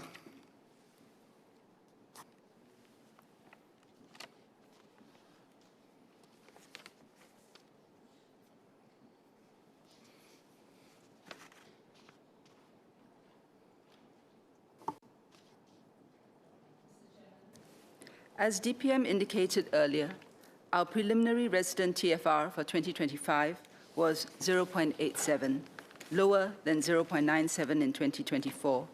It is our lowest TFR to date. Resident births across all ethnic groups decreased, with the decrease in Chinese births being proportionately larger, at a drop of 15% compared to 2024. This is due in part to the typical post-Dragon year decrease. The declining TFR means our citizen population growth has slowed. This is an existential challenge for us. Trying to raise our TFR has always been a priority, but with the latest figures, this has acquired a new urgency. The government is wholly committed to addressing this issue head-on, and we will spare no effort to arrest and reverse this decline. However, it cannot be the work of government alone. We need all of society to play their part. To ensure that our plans are targeted and effective, we must first understand the drivers and the factors that are inhibiting marriage and family formation. Declining TFR is not an issue unique to just Singapore. It is a global phenomenon. All over the world, more people are choosing to remain single or marry later, and those who marry are choosing to have fewer or no children at all. As PM pointed out earlier today, this issue is not simply economic. Some countries have spent a lot on a whole range of support schemes. Others provide very generous welfare systems. These measures can help at the margins, but they have not fundamentally reversed the trend. Countries like France and the Nordic countries, which have long been held up as exemplars of higher TFR, continue to see declines in their birth rates.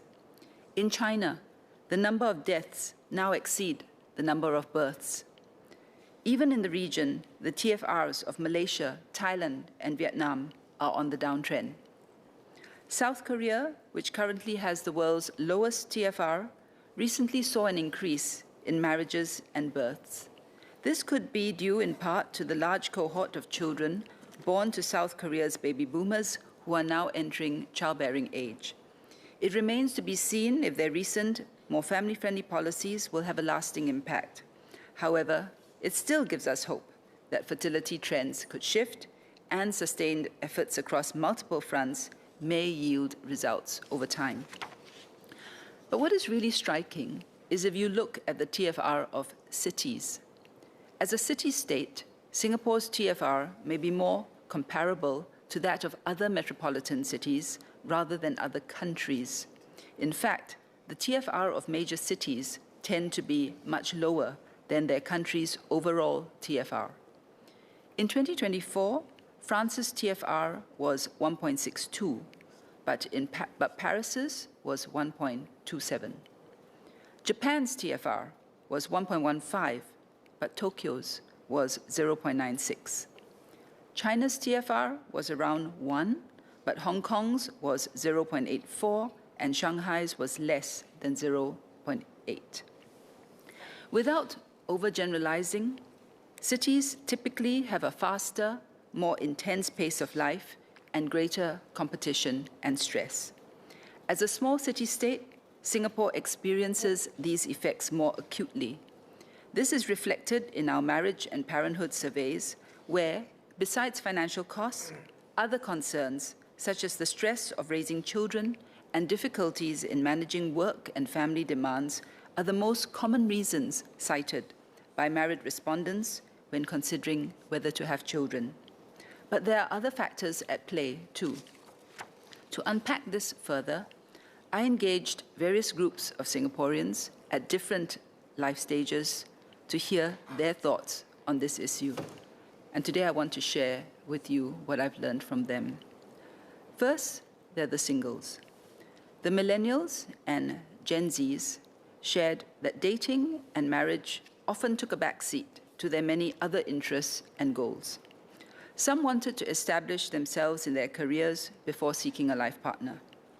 Others were looking for the right marriage partner, but had yet to find the right person.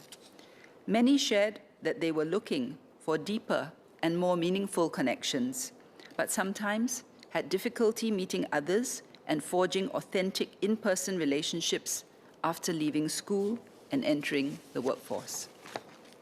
Next, there were those who were married but hesitant to have children. This group felt anxious about becoming parents. They were worried about not being able to live up to the expectations of being a good parent. Some feared that having children meant trading off their careers and other life goals. Others were concerned about the financial, emotional, and mental demands of parenthood. And some women were anxious about how they would cope with the physical and emotional changes that come with pregnancy. Then, next, there were the married who want children but have fertility issues. On the flip side, these are the married couples who very much want children but are unable to conceive. They spoke candidly about the challenges encountered in their fertility journey, including only realizing the problem very late, not knowing where to get help, the fear of stigma, limited workplace support, and difficulty in getting time off for fertility treatments, and the cost of fertility treatments. Then we had the parents with young children. Without exception, everyone in this group spoke about the joy their children had brought to their lives. They did not sugarcoat the challenges and sacrifices of parenthood, but when they weighed these against the love and happiness they experienced, they were glad they had chosen to have children. However, they also expressed their hope for more support for families and better balance between work and family responsibilities.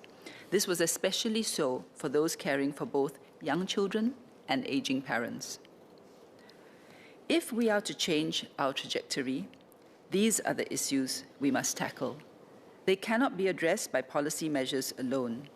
What we need is a marriage and parenthood reset, by which I mean a reset across society on the following. First, how marriage and parenthood are viewed and supported. Second, how workplaces can evolve to better align work and family. And third, how everyone can play their part. To achieve this, we will form a new work group with the relevant agencies to look into these issues holistically and engage widely across members of the public, businesses, and the people sector. I will chair this work group and will share more details in due course. But for now, let me set out the broad four-pronged approach that we will take. First, we will build on current efforts to enhance government support for marriage and parenthood. Second, we will cultivate positive mindsets about marriage and parenthood. Third, we will work with employers to foster workplace cultures and practices that are family-friendly. And fourth, we will engage the whole of society in this effort. On the first one, the government will build on current efforts to enhance support for marriage and parenthood. In recent years, we have significantly enhanced our marriage and parenthood package. These include the enhanced baby bonus scheme and MediSave grant for newborns, doubling paternity leave and making it mandatory, the new 10-week shared parental leave, the large families scheme, and this year we will provide another $500 of Child Life SG credits for every Singaporean child aged 12 and below. Going forward, we will do more. Mr. Sean Low, Mr. Andre Low, and Ms. Hanny So raised concerns and gave suggestions regarding the costs of raising children. The government is committed to helping parents with the costs of child raising. 4 years ago, parents received up to $32,000 per child under the baby bonus scheme and MediSave grant for newborns.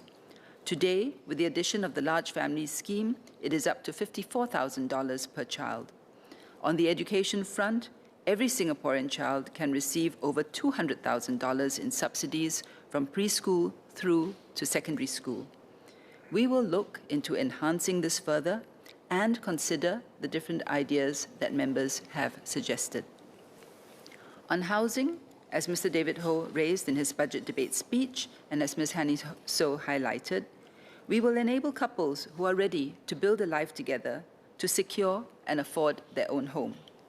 We are increasing the supply of built-to-order or BTO flats with more shorter waiting time or SWT flats so couples and young families can get their flats more quickly.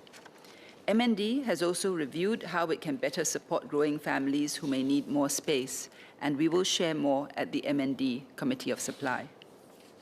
For preschool and caregiving, MSF has progressively lowered fee caps at government-supported preschools and expanded preschool places. These moves have improved accessibility and affordability.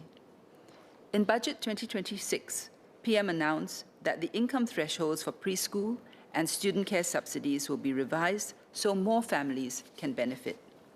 Government agencies are also undertaking a review of the student care sector to better meet the caregiving needs of families with primary school-aged children. On work-life support, while take-up rates for the new shared parental leave scheme are not yet available, initial feedback from parents has been positive. They appreciate being able to spend more time with their newborns. Some said that this has encouraged them to consider having another child. But we know that beyond infancy, parents require additional time off from work to care for their children. Many parents and members in this House, like Ms. Valerie Lee and Mr. David Ho, have asked for more childcare leave. Ms. Lee Hui Ying also asked how we can better support the sandwich generation who are caring for their children as well as their aging parents or other family dependents. We will study the childcare leave suggestions carefully, bearing in mind the needs of employers who are still adjusting to the recent parental leave enhancements. Even without any legislated requirement, many progressive employers have stepped up to introduce caregiving-related leave provisions as part of their strategy to attract and retain talent, such as adopting the tripartite standard on unpaid leave for unexpected care needs. Beyond leave, flexible work arrangements, or FWAs, are another sustainable way to provide employees with greater flexibility in meeting their diverse caregiving needs. We also want to better support parents as they re-enter the workforce after taking a career break, as Mr. Mark Lee and Ms. Alyssa Chen highlighted. Today, these parents can tap on broad-based employment facilitation and skills training, as well as career guidance programs, such as the Workforce Singapore's Mid-Career Pathways Program and career conversion programs to gain industry-relevant skills and support their transition into suitable job roles. The government is also helping companies redesign jobs through initiatives like the Enterprise Workforce Transformation Package. Such support can help lower the barrier of re-entry for caregivers who wish to return to the workforce by helping companies strengthen organizational capability to offer more adaptable workforce models, including various forms of FWAs for employees.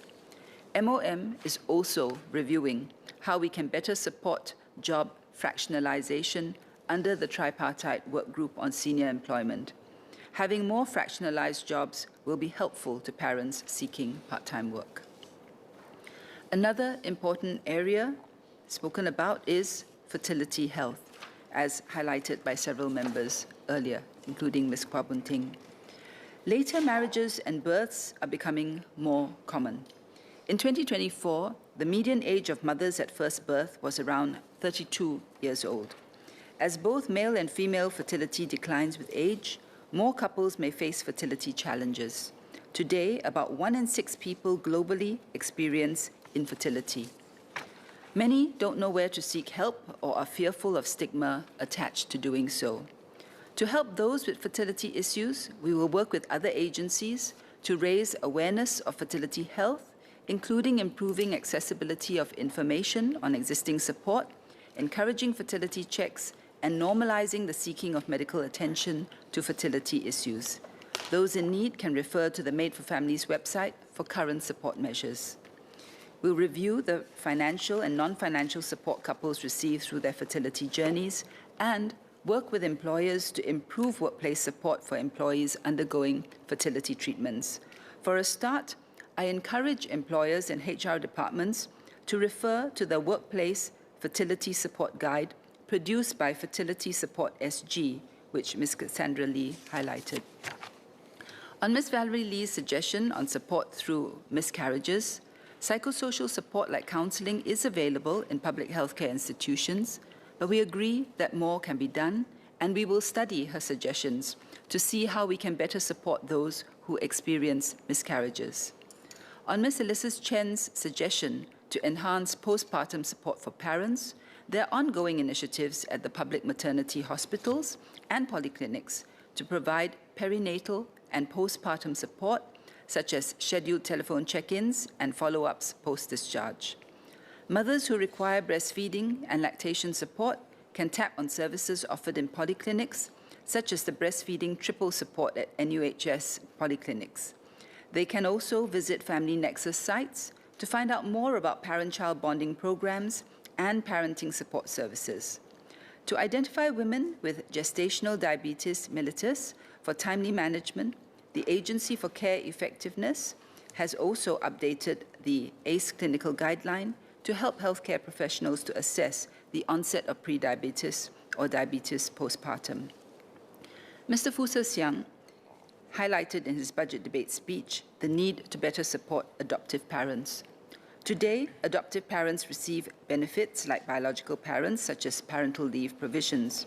Nonetheless, we recognize that more can be done to improve and streamline the adoption processes, and we will work with agencies to look into this. The areas I just shared are part of the government's broader efforts to better support Singaporeans through their marriage and parenthood journey. Besides consultations that the work group will have with members of the public, businesses, and the people sector, we will also enhance our marriage and parenthood survey this year to gain deeper insights on how attitudes and perceptions towards marriage and parenthood have evolved. The feedback and suggestions will inform the work group's recommendations and shape the next bound of marriage and parenthood enhancements. Next, we will cultivate positive mindsets towards marriage and parenthood. Decisions on whether to get married and start a family are deeply personal. And as we have found in our engagements, mindsets matter a great deal when making these decisions. When we say we want to change mindsets, it's not about pushing a single correct path. Rather, as Ms. Nadia Samdin shared, it's about creating an environment where decisions surrounding marriage and parenthood can be viewed optimistically and positively rather than with fear and anxiety. Mindset change has many aspects, but let me touch on two. There was a marked difference in mindsets between those who were still weighing whether or not to have children and those who had already decided to have children. Those who were hesitant looked at parenthood through the lens of what they might lose: being held back in their careers, inability to pursue other life goals, and loss of personal freedom.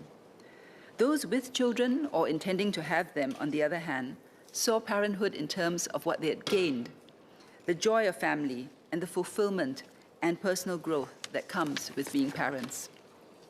In reality, finding a life partner, getting married, and starting a family are major milestones that require time, energy, and change. It's understandable, and rightfully so, that entering into these commitments should be carefully considered. However, many Singaporean couples have demonstrated that having family and careers can coexist alongside other life goals.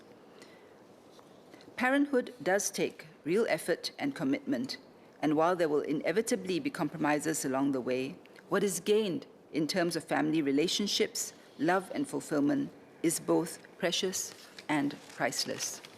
We hope that as many Singaporeans as possible can experience the joys of marriage and parenthood. Ultimately, it is a personal choice, but we need a mindset change to encourage couples to consider a more balanced picture when exercising this choice. Mindset number two. In our engagements, another prevailing mindset was the immense pressure couples put on themselves to be the perfect parent. One young father, a doctor, felt guilty that he could not spend more time with his son because of his work schedule. He felt he was not being a good father. Another young woman, newlywed, was hesitant to have a child because she was not sure if she could provide the best possible resources to ensure that her child would succeed in life. Wanting more time to spend with your children or providing them with the right resources stem from good intentions.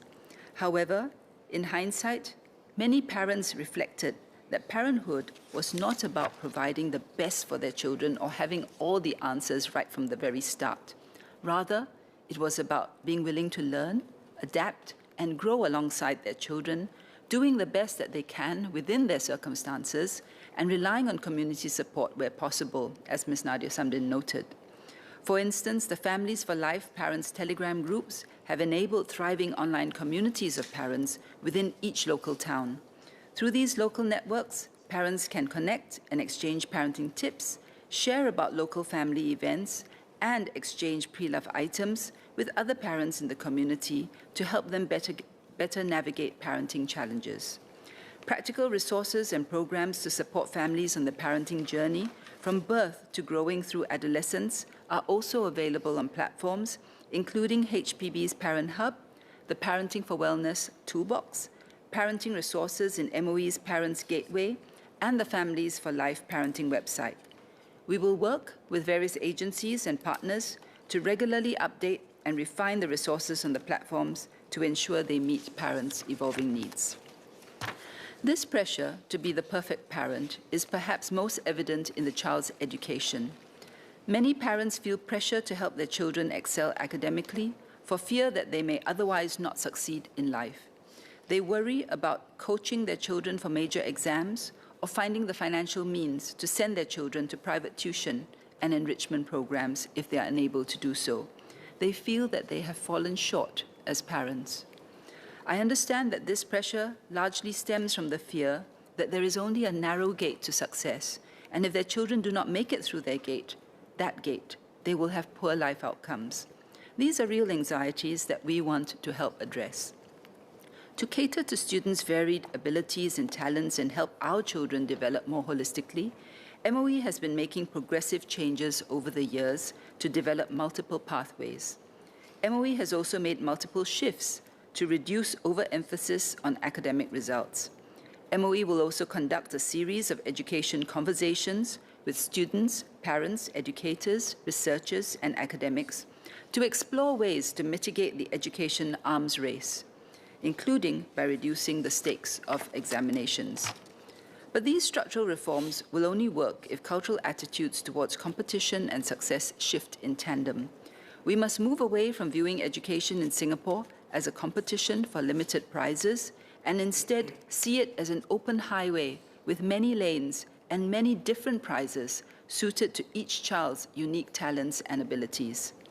Parents who have high expectations of their children's academic performance may urge them to achieve good grades or overreact when they fall short of expectations, but such actions may cause unintended consequences, as a National University of Singapore study found in 2016. Children with intrusive parents tended to be overly critical of themselves and were at increased risk of developing depression and anxiety symptoms. Such pressure can therefore be detrimental to a child's well-being. Some competition and stress is natural, but we should do our best to remove unrealistic expectations or social pressures which add unnecessary stress on parenthood. Third, we will work with employers to foster family-friendly workplace cultures and practices. As Ms. Yeo Wan Ling noted, one of the top stresses for parents is trying to achieve a balance between work and family responsibilities. One parent described how frequent work travel made it difficult for her to be there for her children in their formative years, but not traveling would affect her career. Some found it difficult to request for flexible work arrangements despite the tripartite guidelines. Others related having to choose between being present for important meetings or their child's key milestones, and difficulty in leaving work on time to pick their children up from childcare. Despite the mandatory leave provisions we have introduced and employment protections, we still hear anecdotes of how some employees are subtly discouraged from taking leave, or how female employees are nudged to resign once they are pregnant. We fully recognize that employers have business objectives and financial bottom lines to meet. However, there is much more we can do to build progressive workplace cultures, to align business priorities with family-friendly practices. Having supportive employers and workplaces makes a big difference to parents. But being a family-friendly workplace is not just good for employees, it also makes good business sense. When people feel supported at work, they're more motivated, more engaged, and more likely to stay. An example is Mr. Edmund Sia, whose employer allowed him to take his paternity leave in weekly blocks. Edmund took 2 weeks during his child's first month to support his wife's confinement, and took the remaining 2 weeks of paternity leave together with his 3 weeks of shared parental leave. This flexibility allowed him to be present for his wife and baby when it mattered. Having benefited from this flexibility, Mr. Sia has paid it forward by covering his colleague's workload when she went on maternity leave. There was also a Straits Times article last month on Hsinchu City in Taiwan. It houses Hsinchu Science Park and is often known as the Silicon Valley of Taiwan. While Taiwan's TFR is projected to have fallen below 0.8 in 2025, Hsinchu's has stayed stable at 1 for several years. Experts attribute the higher birth rates to more family-friendly benefits provided by employers rather than the government to attract and retain the best employees in a competitive environment. These include hybrid work arrangements, on-site baby care, baby bonuses, and hampers for employees with newborns. This sends a strong signal that having children is supported and encouraged and will not be negative for one's career. There are many other ways in which employers can be supportive, such as providing lactation rooms for nursing mothers, instituting systematic covering arrangements when an employee has to take time off, and holding regular dialogues with employees on how the workplace can be improved. I fully agree with Ms. Cassandra Lee on the importance of investing in HR as they shape workplace norms and culture and support the last-mile implementation of family-friendly workplace practices, so that employees can feel safe and supported to use these provisions. The IHRP body of competencies already includes a key component of holistic well-being, which entails HR's ability to drive best practices that support employees to thrive, such as the design of flexible work options and family-related leave. We want a family-friendly workplace culture to become part of the DNA of all local companies. It should also be a shared responsibility, from senior management and HR managers to line managers, co-workers, and apparent employees themselves. We will continue to review ways to foster workplace cultures and societal norms that value and support families, including Mr. Haresh Singh Raju's suggestion of piloting a tiered workplace certification. Beyond workplaces, we will encourage neighborhoods, communities, and businesses to be supportive of families. There are ground-up efforts to create conducive community spaces for families. The Caterpillar Library at the Taman Jurong Community Club was established by the Ong family, and it's one such example, where residents donate a book for every book they take. Starting out with just 100 books, the Caterpillar Library has now facilitated the circulation of over 10,000 books, creating connections between neighbors while helping children discover the joy of reading. I encourage more neighborhoods to create such family-friendly spaces. Community organizations and businesses also contribute by organizing a wide range of activities, from the arts to sports, for families. The Families for Life website provides a list of such resources for families, and most of the activities are free or charge nominal fees. In addition, Families for Life has gathered corporate partners like GetGo, Sofitel Singapore Sentosa, and ABC Cooking Studio to offer large families deals with exclusive discounts and offers. I encourage more partners to come on board to celebrate families. Mr. Chairman, in conclusion, the latest TFR figures have not deterred us from our quest to boost marriage and parenthood. If anything, it underscores the urgency of the task before us, and it has made us even more determined to turn things around. The government will redouble our efforts to address this existential challenge. However, to buck the trend, everyone, parents, employers, businesses, and community partners, need to be part of this endeavor. In the months ahead, we will work with stakeholders to develop concrete plans for the four-pronged approach I laid out earlier. We welcome all suggestions and fresh ideas on how we can better support Singaporeans' marriage and parenthood aspirations. Thank you. We have some time for clarifications. Do honourable members have any clarifications arising from the addresses of DPM Gan and Minister Indrani Raja? Ms. Sean Low. Mr. Sean Low.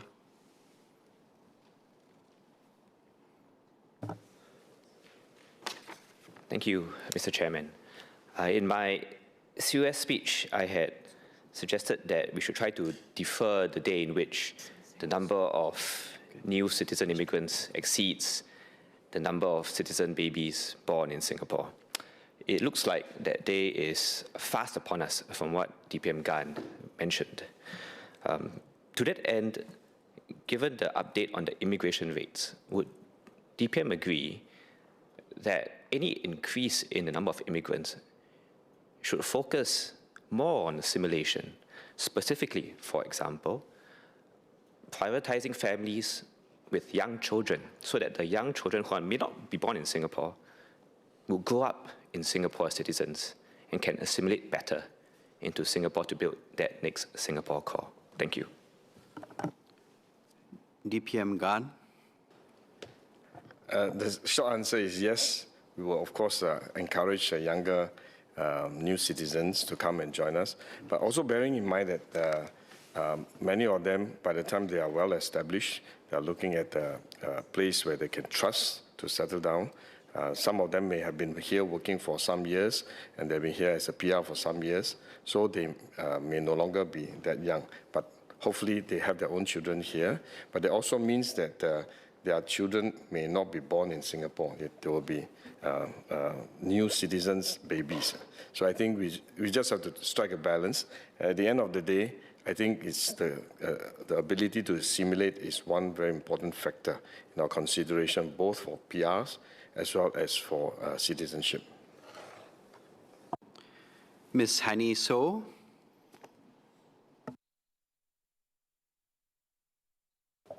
Thank you, Chairman. I understand from Minister Indrani's speech that there will be a work group that will be formed to engage and to come up with some recommendations on how to boost our marriage and parenthood. In this regard, I wish to find out, do we have some specific timelines in mind on when the engagements will take place and eventually some implementations of the suggestions? Bear in mind that actually time is of the essence for us, as we understand from DPM's speech that we will be doing a review in 2030, which is just a few years away from now. And in the meantime, my suggestions is that we should emphasize and prioritize our resources towards those that, as Mr. Indrani has mentioned, of those that are actually keen to embrace marriage and parenthood, but at the same time are constrained by resources. So in regards to the marriage component, I wish to ask whether the government is keen to consider reviving of the social development network to encourage more opportunities for young Singaporeans to network and find future partners. And two, in relations to those couples that are keen to be a parent, in terms of the suggestions that we have put forward earlier and those that have highlighted by Fertility Support Singapore, whether MOH is already in the pipeline to roll out some of these support initiatives. Thank you. Minister Indrani Raja.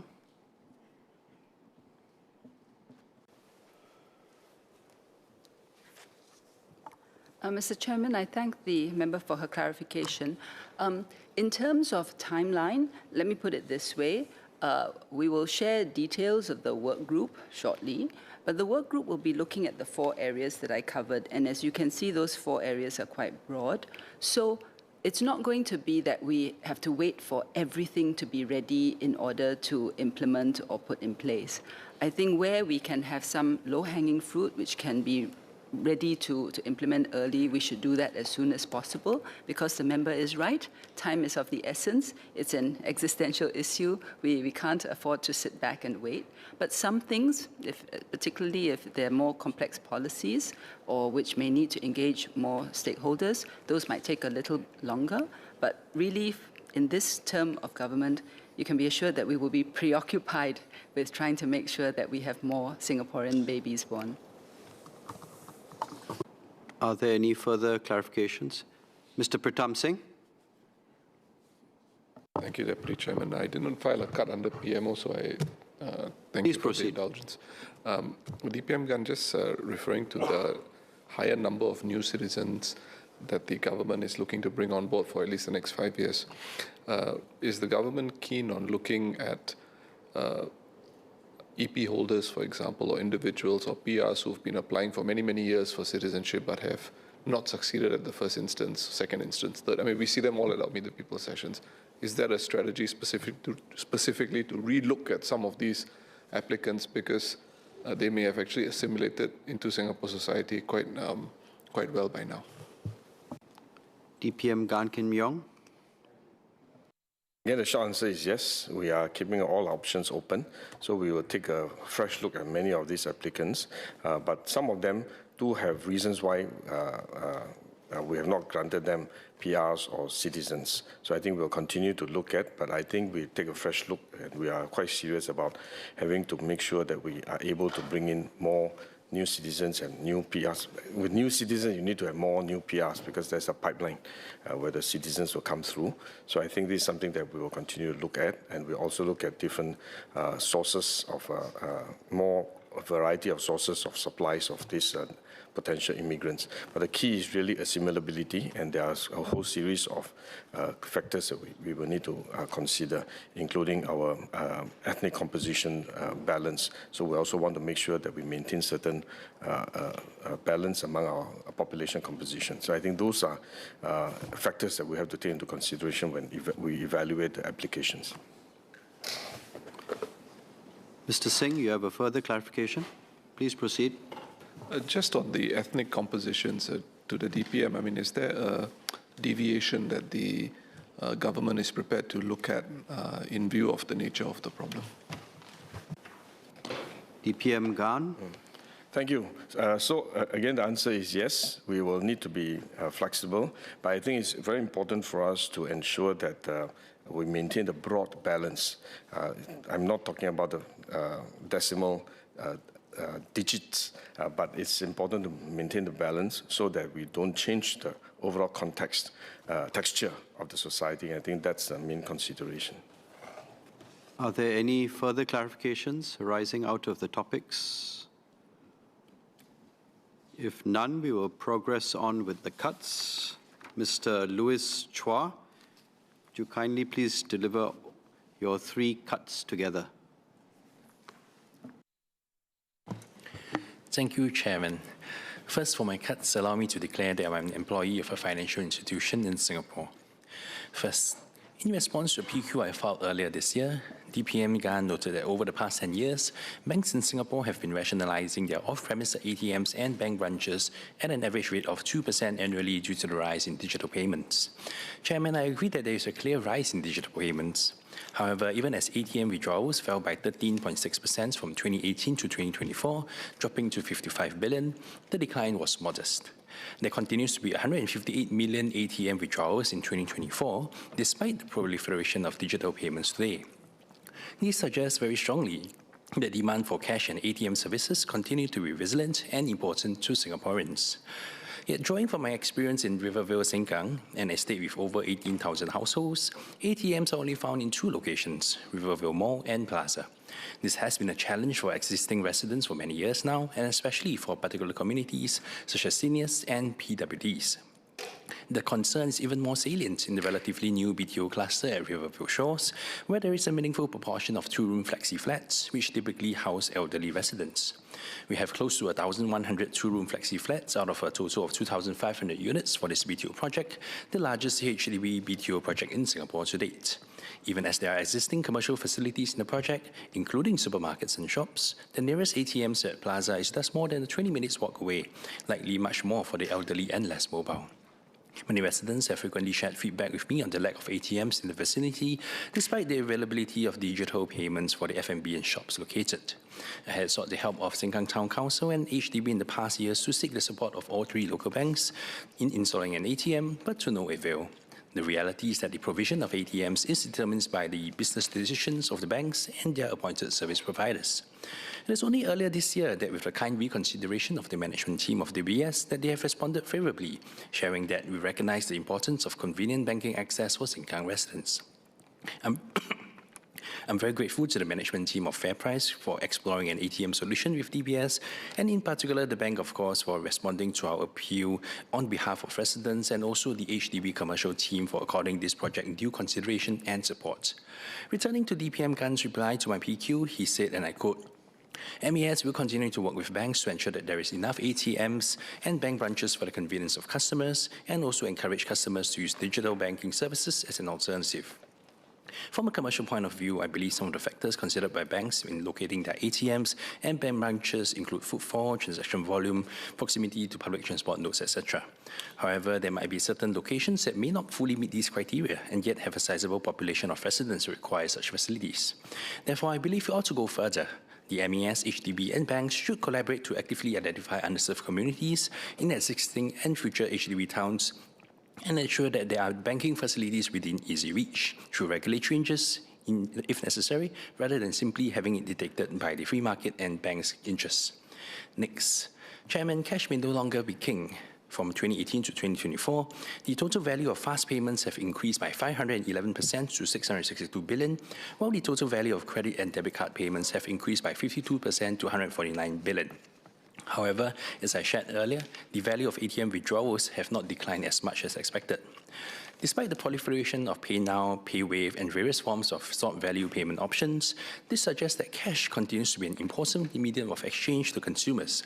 Unfortunately, there has been an increase in the number of merchants, ranging from cafes to sports goods stores, that have stopped accepting cash payments. While digital payments may be convenient for digitally savvy consumers and businesses, it disadvantages those who experience barriers when going cashless. Some communities, such as seniors and PWDs, may find it challenging to adopt technologies such as digital payments as part of their daily lives. Furthermore, some children can only use cash as parents may deem children too young to own a bank card or smartphone. Some adults may also prefer cash to safeguard themselves against scams. For businesses, offering cash as a payment option does help to strengthen business resiliency should a disruption to digital payment services occur as well. Under the Currency Act, businesses have the flexibility to determine the accepted payment modes, which must be indicated to customers via a written notice. Therefore, I hope the government would mandate physical merchants accept cash in payments in line with other economies such as China and Norway, or at least start with a pilot in existing residential neighborhoods. In particular, despite the ubiquity of digital payment options such as WeChat and Alipay in China, arguably the most advanced country in cashless payments globally, the Chinese authorities have in fact strengthened regulations recently, such as ensuring that entities that receive payments in person or provide face-to-face services must support cash payments. Next card. In my adjournment motion speech earlier this year, I shared that the 5 billion EQDP funding is an important means to encourage more third-party investments into the Singapore equities market, and I had hoped that it will not be a one-off measure. While the 1.5 billion top-up in Budget 2026 is welcome, ensuring long-term sustainability is key. In his budget statement, PM Wong stated that the reason for the top-up is to build on the momentum of the EQDP launch. Can the government affirm its commitment to regular, sustained EQDP funding? And if so, what are the conditions for determining the amount and timing of funding allocated? Further, as I've shared last year, while the MES has taken the lead on the demand side, on the supply side, I urge the government via its investment entities to similarly take the lead for its companies to list on the SGX. This has been done before, such as through the Singtel Special Discounted Share Scheme in 1993. The MES has taken the lead with the EQDP on the demand side, and similarly, I hope Temasek Holdings and various other entities can lead by example on the supply side as well. Ms. Rachel Ong.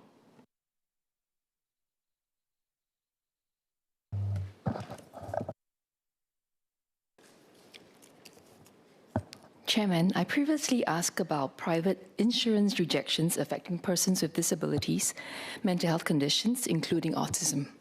The government's reply was that this data is not tracked and that beyond MediShield Life, access to coverage depends on insurance own assessments. I recognize that insurance works by assessing risk, and insurers must be able to price their policies accordingly. As we move towards a more inclusive society, families also need assurance that access to protection is fair. In 2024, MES and the Life Insurance Association issued guidance on fair underwriting and clearer communication of exclusions. This is a positive step, but guidelines alone do not always change people's experience.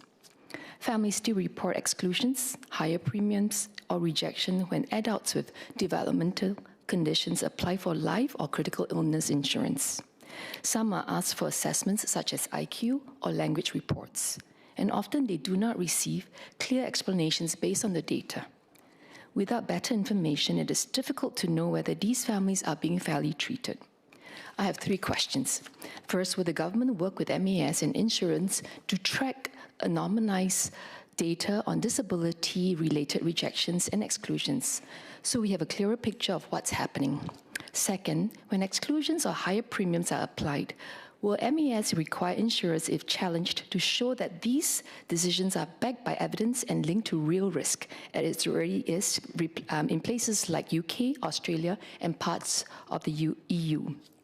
Third, will there be an independent and accessible channel for families who believe decisions are unfair? At present, they are mostly told to appeal directly to the insurer, which often feels insufficient. Thank you. Minister Chi.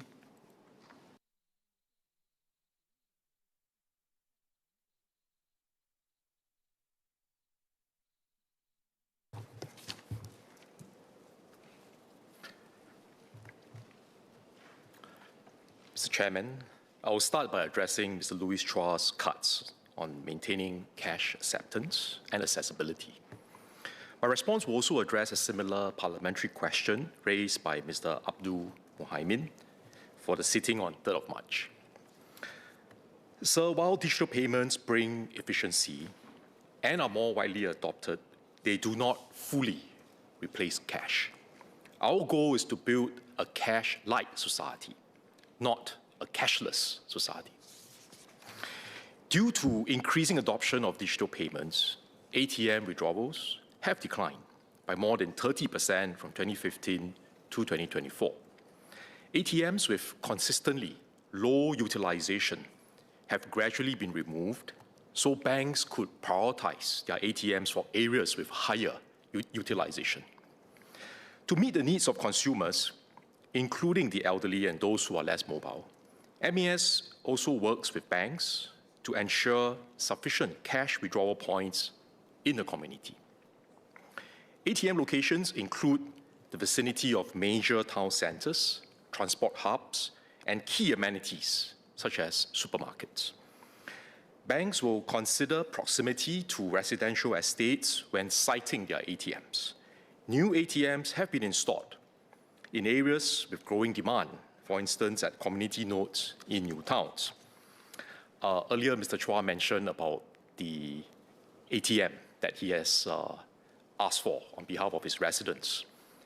This is, I believe, the one at Rivervale Shores. And on the 13th of February, DBS submitted an application, and I'm pleased to inform Mr. Chua that HDB has given the go-ahead for DBS to proceed to set up this ATM. So consumers can also withdraw cash when they shop at certain retail stores, such as 7-Eleven, Giant, and Sheng Siong. A small number of merchants, such as some food and beverage outlets that target younger customers, may decide to accept only digital payments. Now, this is a commercial decision by the business owner. Most merchants, based on our observations, including supermarkets and heartland businesses, continue to accept cash because there is demand from their customers to pay in cash. They do not want to lose customers by refusing to accept cash. Our policy position is clear. Cash should remain an accessible payment option for consumers in Singapore, even as digital payments gain popularity and acceptance. MAS is monitoring the trends and developments in this area and will carefully assess if and when intervention is needed. Now, this includes the possibility of making cash acceptance mandatory by law. And at the same time, we have to carefully consider the impact on small businesses, as a mandatory requirement may impose additional handling costs for them. Mr. Chairman, Mr. Chua also asked about the Equity Market Development Program, or EQDP. The EQDP aims to develop the local fund management capabilities, and it is designed to broaden investor participation and catalyze third-party capital flows into Singapore-listed equities. It is one component of a broader suite of measures, including having a pro-enterprise regulatory stance, enhanced investor recourse, a value unlock program, and the upcoming SGX Nasdaq Global Listing Board. We want to see sustainable outcomes. The current EQDP top-up reinforces the positive momentum, and it enables us to support more strategies that invest in Singapore equities, including in the small and mid-caps. But, sir, we should not rely solely on government measures or EQDP top-ups. Now, growing the equities market is a multi-year effort that requires discipline, sensible innovation, and also all market participants to play their part. We think of EQDP as a catalyst to get the momentum of the flywheel going. And the early market reception has been positive, and we should allow time for these different measures to work. Mr. Chairman, this morning, Mr. Kenneth Tiong spoke about the need to take calculated risks so that we can make bold moves and do so with greater speed. I share these objectives, and that's in line with the approach that we took for the equities market review, together with our industry partners. And I shall do the same for the Growth Capital Workgroup. So if we want Singapore as a country and society to take more risks and for our people to be willing to take calculated risks, to try new ideas, this must be a collective effort by all of us as Singaporeans, including members of this House. Importantly, how do we react and respond when we take risks and we try something new and some of the initiatives fail, and when something goes wrong? Do we take the approach of learning from the experience and then picking ourselves up and try again? Or do we come down on the people involved like a ton of bricks and looking for somebody to blame? I think how we respond makes a difference to whether we can set up this culture of risk-taking in our society. My experience as a minister at Ministry of Transport and Ministry of Finance previously, and now at MND and MAS, is that many of our public officers, including our younger colleagues, are supportive of taking risks and trying new ideas. And they are also very open to work with industry partners and with fellow Singaporeans on this endeavor. Many of the positive policy moves and also the pro-enterprise rules review changes could not have been done without the ideas and the hard work of our public officers. Mr. Chairman, I see our public officers as valued partners in our efforts to build a world-class public service for Singapore, one which is responsive and open to taking calculated risks while being anchored on integrity, service, and excellence. Let me now turn to Ms. Rachel Ong's card. Ms. Ong asked about insurance accessibility for persons with disabilities, and she has been championing this and advocating this consistently. MAS expects insurers to make objective assessments of insurance applications based on reliable information or data relevant to the risk, in line with MAS's guidelines on fair dealing. We have reminded insurers that they should give due care to assessing applications from persons with disabilities and to base their decisions on coverage, pricing, or exclusions on objective information and data pertaining to risk. Insurers should also clearly communicate and explain their decisions to the applicants. The circumstances of each case has to be looked into to ascertain if the insurer has followed a data and risk-based process to assess the application. The key is to ensure that the insurer had followed the proper process in conducting its assessment before deciding whether to approve or turn down an application. In the past 3 years, MAS received 1 complaint relating to insurance coverage for persons with disabilities, compared to a total of 8 complaints in 2021 and 2022. So this is a positive development. MAS has carefully reviewed all the 9 cases, and we have not found unfair underwriting practices to date for the 9 cases. In some instances, the insurers could have better communicated the rationale of their underwriting decisions, and they have since followed up with the applicants to explain their position. MAS will study Ms. Ong's suggestion to collect and monitor relevant data from the insurers. Sir, persons with disabilities with concerns about the outcomes of their insurance applications can appeal through their insurer's feedback channel. Insurers need to maintain robust processes for handling customer complaints independently and effectively. But I recognize the point that Ms. Ong mentioned earlier, that from the applicant's point of view, this may not be adequate. So should customers remain dissatisfied with the outcome of the review, they can write to MAS and we will investigate. Where there are lapses, MAS will take the appropriate supervisory actions against the insurer. Thank you, sir.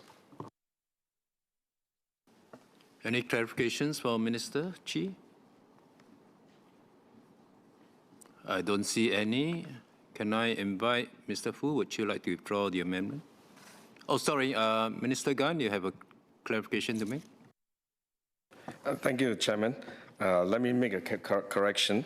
I spoke earlier on the green procurement and said the government has set aside up to 4% of tender evaluation criteria for environmental sustainability considerations. That was incorrect. It should be 5%. Thank you, Chairman. You are most welcome, DPM. Mr. Fu, would you like to withdraw your amendment? Thank you, Mr. Chair. Mr. Chair, earlier on when I heard Minister Indrani mention that our education and career options should be like an open highway, I couldn't help but think of a song, a famous song by John Bon Jovi, It's My Life. Incidentally, this is a definitive comeback song that revitalized his career in the 21st century, and I hope, similarly, our great reset of attitudes towards parenthood and marriage will also experience a great revitalization. But there's actually another song by John Bon Jovi in 2024 that he wrote, which is termed the most emotional song he has ever written. It's a song called Kiss the Bride, and the lyrics, I used to be your Superman, my whole world in your little hand. Now he's your world, that's right, I'll step aside. Now she's your world, all right, I'll step aside, you may kiss the bride. Mr. Chair, I hope as many Singaporeans will be able to experience the joy of parenthood and bringing up their child and be able to join me in this journey of parenthood. Sir, PMO has its work cut out for it, from ensuring that our public officers understand the world, understand our people, understand technology well, to ensuring that we continue to attract top-tier talent and anchor a strong scientific base in Singapore, to pressing on with climate mitigation and adaptation strategies, even while ensuring our competitiveness as a climate realist, to ensuring this great reset of marriage and parenthood, and to build a strong equities market. I would like to thank DPM Gan, Minister Chan, Minister Indrani, and Minister Chi for their responses. I would also like to thank Head of Civil Service, the Perm Secs, Deputy Secs, and directors and staff of PMO for the hard work.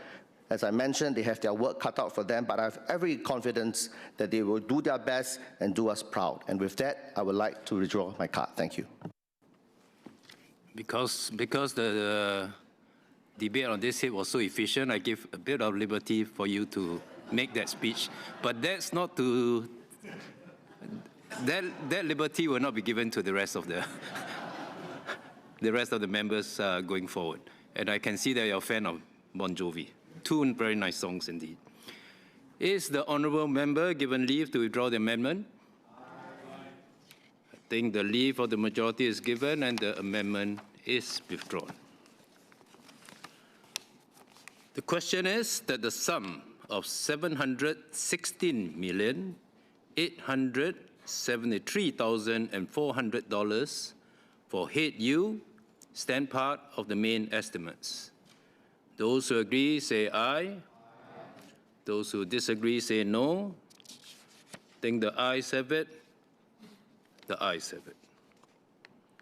The question is that the sum of $123,553,300 for Head U stand part of the development estimates.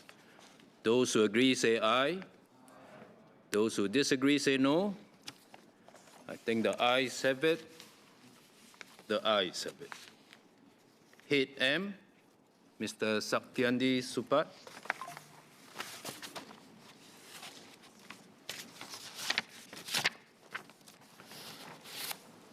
Mr. Chairman, I beg to move that the total sum to be allocated for Head M of the estimates be reduced by $100.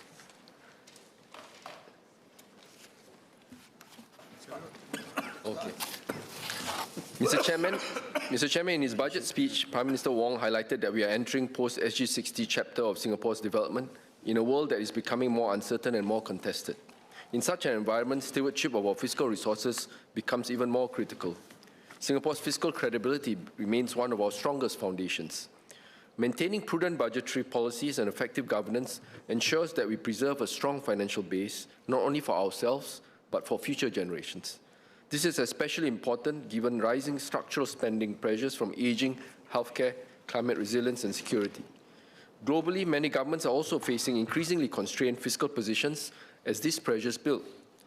Mr. Chairman, but stewardship is not only about restraint, it is also about ensuring that every dollar is used effectively. Prudent governance must therefore be continuous, not episodic. In this regard, I would like to seek clarification from the Minister. How is MOF strengthening scrutiny over high-value projects and deepening program evaluation frameworks to ensure that major initiatives deliver measurable outcomes over time? Beyond initial approval, are there structured review mechanisms to allow resources to be reallocated dynamically, particularly where programs no longer meet intended outcomes or where priorities have shifted? It would be useful if the Ministry could share concrete examples of such reallocations in recent years. Mr. Chairman, finance should also be a catalyst for innovation and transformation. I therefore welcome efforts to support community partnerships and new delivery models, including through the Singapore Government Partnerships Office. In areas such as aging, mental health, and family resilience, early and preventive interventions can reduce significantly higher downstream costs. Could the Minister share how MOF evaluates the long-term fiscal impact of such investments? And are there frameworks that go beyond immediate expenditure to capture medium and long-term cost avoidance as well as broader social returns? Mr. Chairman, as part of responsible fiscal stewardship, we should also periodically review structural features of our tax system. Our system has served us well, and we should preserve its fundamental strengths. At the same time, structural parameters should evolve alongside economic realities. During the recent PAP Policy Forum discussions, participants suggested reviewing income tax relief structures against updated income benchmarks. In that same spirit, let me turn to one specific feature of our tax system, the long-standing provision that effectively exempts the first 20,000 of chargeable income tax. This framework was introduced in Budget 2002 at a time when GST-related rebates and personal reliefs were consolidated into the tax system to protect lower and middle-income Singaporeans as we shifted towards greater reliance on indirect taxation. More than 2 decades on, the context has changed materially. Median incomes have more than doubled, GST has increased, and cost structures have shifted significantly. Yet the $20,000 threshold has remained unchanged. In real terms, its value has eroded. As incomes rise while thresholds remain static, bracket creep occurs gradually. More lower and middle income earners enter the tax base, not necessarily because they are significantly better off, but because the system has not been recalibrated. Otherwise, bracket creep becomes a silent shift in the tax burden, one that is not always visible but is nonetheless felt. The point here is not to call for tax cuts, it is to consider calibration. A periodic review of such structural thresholds can help ensure that the original policy intent of protecting lower and middle income earners remains intact. Any adjustments, if considered, can be calibrated and phased and implemented in a fiscally responsible manner. In this way, we preserve both fairness and sustainability. PM already mentioned in his round-out speech that the Ministry of Finance will be looking into it, and I really thank him for that. So I could therefore encourage Ministry to, beyond this, periodically assess whether such structural parameters remain appropriately aligned with today's income distribution and tax structure going forward. Mr. Chairman, strong fiscal stewardship requires 3 things: discipline in how we spend, rigor in how we evaluate, and adaptability in how we design our systems. If we continue to strengthen this, we will not only preserve our fiscal position, but also reinforce trust in our system across generations. I look forward to the Minister's response. Thank you. The question is that the total sum to be allocated for head M of the estimates be reduced by $100. Mr. Victor Lai.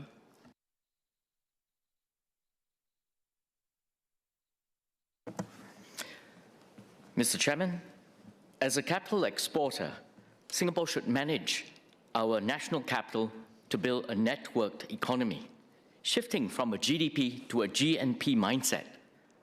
What our capital, enterprises, and people can produce for Singapore across the world. The recent restructuring of Temasek Holdings provides a timely opportunity to manage this capital more effectively and strategically. I propose 3 pathways. Pathway 1, strategic investing in global nodes. Let us invest in sectors where Singapore lacks the natural advantages. Emerging domains like space technology are prime examples.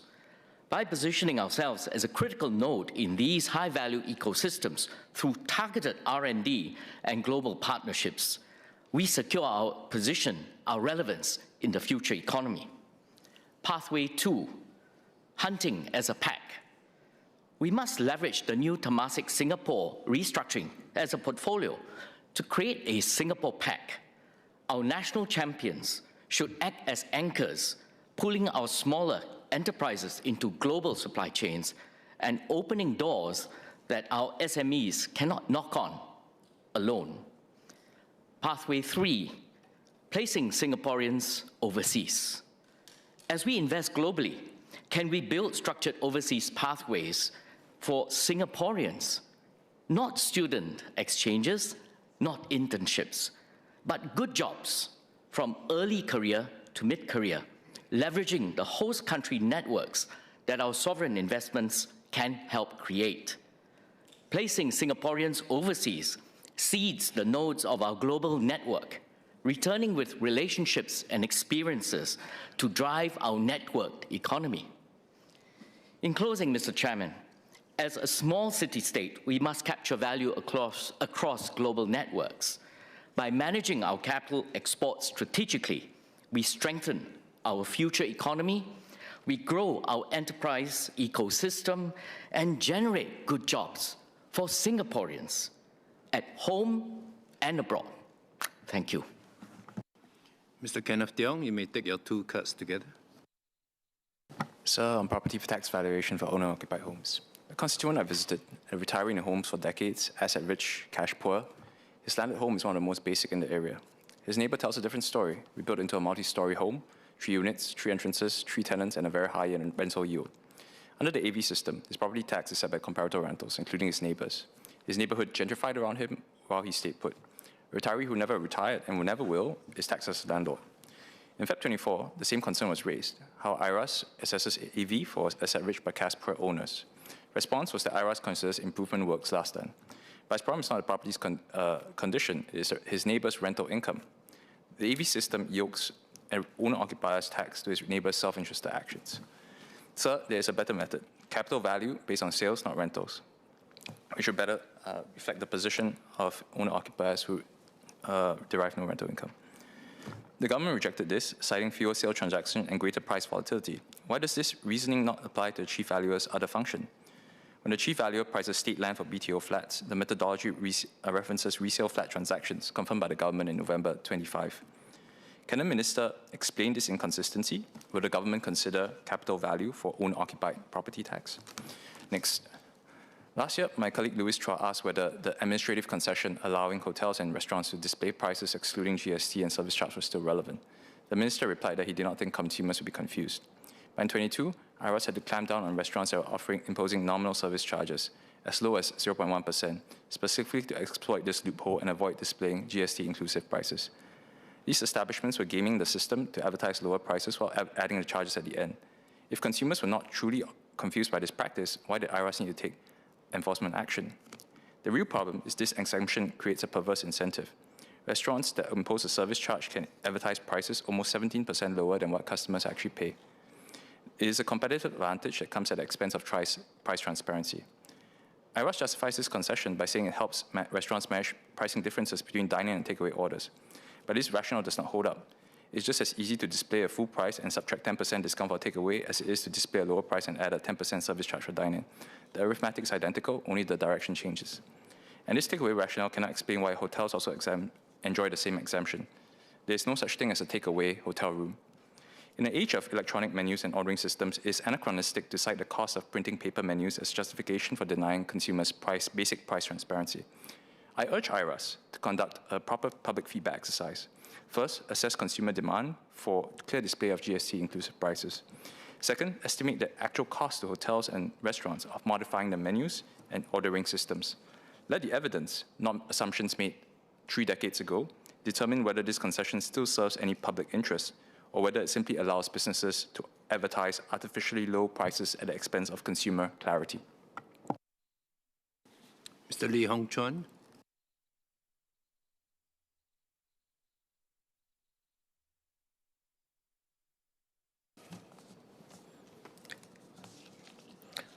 Mr. Chairman, in Mandarin. Over the past few months, the SME owners have told me that it's not that there are no orders, but the customers are placing orders more cautiously. They also say that what worries them most is not the hard work, but the uncertainty. Therefore, prudent fiscal policy is not just a macroeconomic principle, but also foundation for providing stable expectations for businesses. Over the years, the government has accumulated national reserves and made good use of the net investment return contribution, NIRC, to support national development and helping families and businesses to weather difficult times. This fiscal resilience is itself the greatest support for SMEs. This year, we have achieved a fiscal surplus. I believe the key is not just the numbers, but how do we utilize this space to strengthen the business confidence, to support SME upgrading and transformation, whilst reserving buffers for potential future risks. Therefore, I would like to ask the Minister to clarify 2 points. First, when utilizing the fiscal surplus, how will the government balance replenishing reserves and maintaining discipline while also increasing support for SME for transformation, digitalization and internationalization so that businesses become more competitive in an uncertain environment? Second, within the framework of emphasizing intergenerational equity, how do we ensure that that today's fiscal decisions not only avoid burdening the next generation, but also preserve sufficient policy flexibility and response capacity for future businesses? Mr. Chairman, prudent fiscal policy is not just about safeguarding the books, but about safeguarding business confidence and also employment stability, as well as Singapore's long-term economic resilience. Thank you. Take your 2 cards together.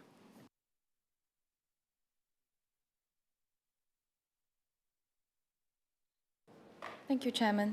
Regulations set clear boundaries for businesses. They protect consumers, deter unfair and illicit practices, and support healthy industry development. But compliance carries costs. In Singapore, our strong regulatory framework upholds integrity, safety, and fair markets. Yet compliance also imposes direct expenses, administrative burdens, and slower decision cycles. For instance, complex or changing regulations often force companies to recruit additional compliance specialists, roles that can be hard to fill, raising recruitment and headcount costs while still leaving compliance challenges unresolved. These reduce operational flexibility and lengthen wait times. Smaller firms and fast-moving businesses are hit the hardest. At a time when companies are already squeezed by rising costs and fierce competition, streamlining regulatory requirements would materially ease these burdens. I therefore ask whether the government will undertake a review of rules across industries and verticals to identify opportunities to increase operational flexibility and shorten processing times for regulatory outcomes. Businesses face real hurdles in cross-border trade. Divergent rules and standards across countries, cumbersome paperwork, limited access to trade finance, fragmented and inefficient payment systems, and incompatible data standards and systems. These frictions are amplified by a volatile geopolitical environment. Unilateral measures such as the sudden US tariff changes are a stark example. Time is money. Firms need swift movements of goods and settlement of payments. They cannot afford to be hit by unexpected sudden policy changes or tariff shocks while their cargo or cash is in transit. Singapore SMEs are particularly vulnerable. With a limited domestic market, they must internationalize. Cross-border frictions, however, add to their cost pressures and constrain their ability to scale. The ASEAN single window was thus welcomed. It enables secure electronic exchange of trade documents, speeds up cross-border clearance, and supports deeper economic integration. Hence, could the government set out what more will be done to expand cross-border trade and reduce friction through the ASEAN single window? Mr. Ng Shih Xuan, you may take your 2 cards together.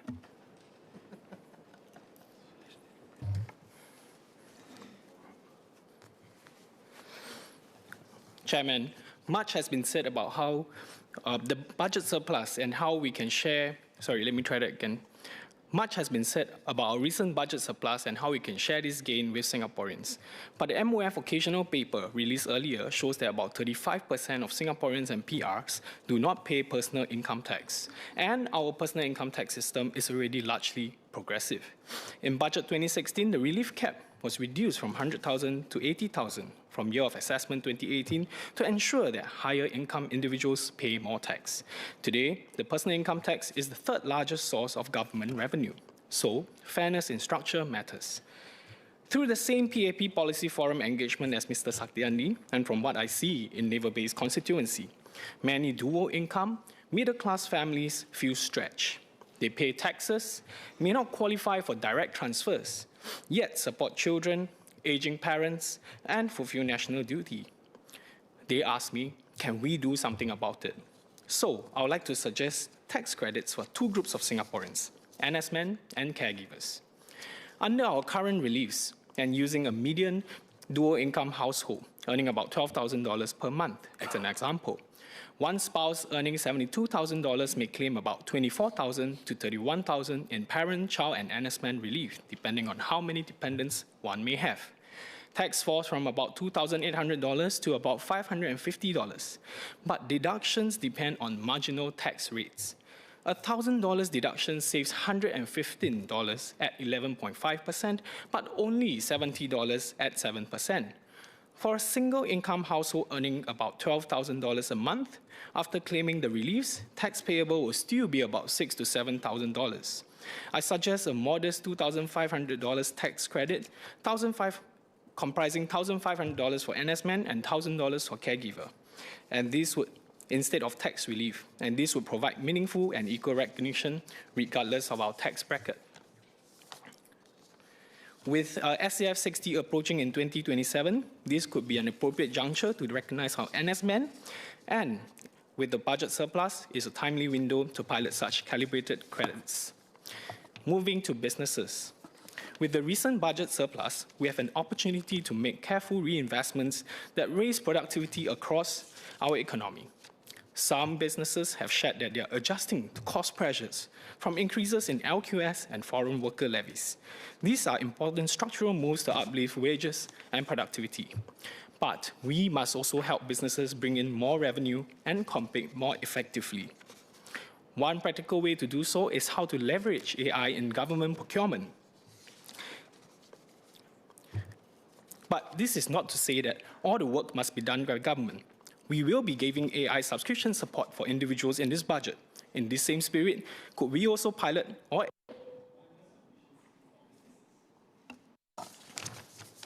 You're out of time. Mr. Sean Low. Mr. Chairman, I'll try to do better with time. I declare my interest as Group Managing Director of Commonwealth Capital Group. While the vast majority of our conglomerate's revenues are with retail customers and private businesses, there may be occasions where some of our investee companies serve the government as a customer. In my engagements with the private sector, including with the Singapore Business Federation, it is clear that our government is a key player in our corporate ecosystem. It spends close to $30 billion a year on procurement, contracting with close to 8,000 vendors. It also disperses significant sums in the form of grants, much of it goes to SMEs. Given its heft, the government can shape the rules of the game to support our local enterprises. One, by taking a leadership role in adopting new technologies to improve efficiency. Two, by shaping market norms and business practices. And three, by reducing unnecessary frictions when interacting with the government. To this end, the ministry could consider the following. First, rethink how the government interacts with businesses. Let us not ask companies to navigate the government, but instead ask how the government can proactively use technologies to guide companies in the right direction. At the front end, Go Business and the Business Grants Portal are good first steps, but they still require companies to sift through a smorgasbord of policies and pick out the relevant ones. Instead of relying only on SME centers, can we go further with AI? For example, imagine a Gov AI enterprise assistant. Based on their parameters such as scale, industry, and markets, companies could receive bespoke recommendations on applying for upcoming tenders or relevant grants. Get customized real-time updates on how policy changes impact their businesses. And ask questions about how investment or hiring decisions would impact their payouts from government under all relevant policies. Second, on the back end, it currently takes between 4 to 10 weeks to process grant applications. Could our public servants use AI tools to expedite these assessments? Third, adopt more pro-business payment terms and disbursement schedules, which should be at negligible cost to the government. Some grants, like the Progressive Wage Credit Scheme, can be paid earlier and more frequently instead of only once a year.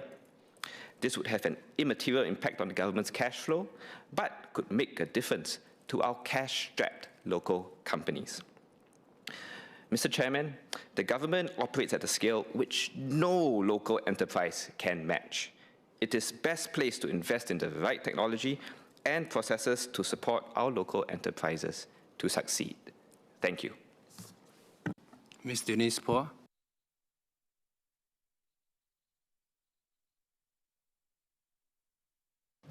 Chairman, let me speak on two areas where MOF can lead meaningful transformation: inclusive procurement and AI-enabled fiscal governance. On inclusive procurement, beyond its current emphasis on transparency and quality, MOF can better support SMEs with three refinements.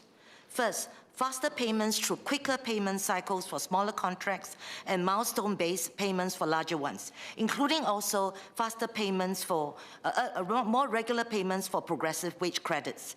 This addresses cash flow pressures, preventing capable SMEs from bidding. Second, smarter contract packaging by avoiding monolithic tenders where feasible. Disaggregating components like cybersecurity or design allows SMEs to compete in their strengths whilst maintaining program coordination. Third, recognizing social value in contracts through a point system similar to weightage in sustainability contracts. Modest wage could reward verifiable contributions like skills transfer, disability employment, or SME participation, hence differentiating proposals that strengthen our societal ecosystem. On enabled fiscal governance, MOF can harness AI to meet rising transaction volumes and accountability expectations. First, better forecasting using machine learning to analyze economic indicators, demographics, and trade trends for more accurate budget forecasts. Second, improved compliance through AI-powered smart forms and real-time compliance checkers, strengthening governance whilst reducing administrative workloads. Third, sharper resource allocation by analyzing which programs deliver greatest public value per dollar. By refining procurement and harnessing AI, we can strengthen enterprises, embed social value recognition, and ensure fiscal system robustness. Ms. Yeo Wan Ling, you may take your two cards together.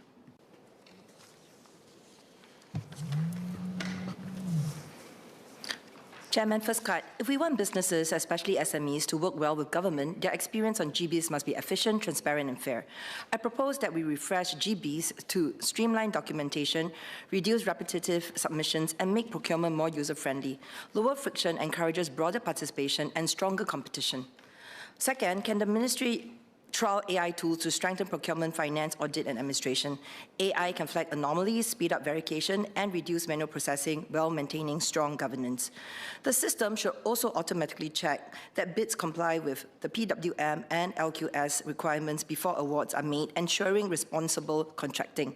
Finally, procurement should move more decisively towards outcome-based KPIs, assessing impact, not just lower costs. By modernizing GBIS, we can make government procurement faster, smarter, and more aligned with our economic and social priorities. Cut 2. Government procurement must not only deliver value for money, it must also create fair opportunities for our SMEs. I would like to ask for an update on the expansion of the tender light to ICT contracts. Many smaller firms have strong capabilities in digital solutions, cybersecurity, and AI, but struggle to compete in large bundled ICT tenders due to scale and track record requirements. As agencies accelerate digitalization, expanding tender light into ICT can lower entry barriers, allow smaller firms to build credentials progressively, and strengthen our local tech ecosystem. At the same time, clearer project scoping and sensible risk allocation will help SMEs participate with confidence without overextending themselves. By widening access to ICT procurement opportunities, we support enterprise growth, deepen competition, and build greater resilience into our public sector's digital transformations. Mr. Edward Chia.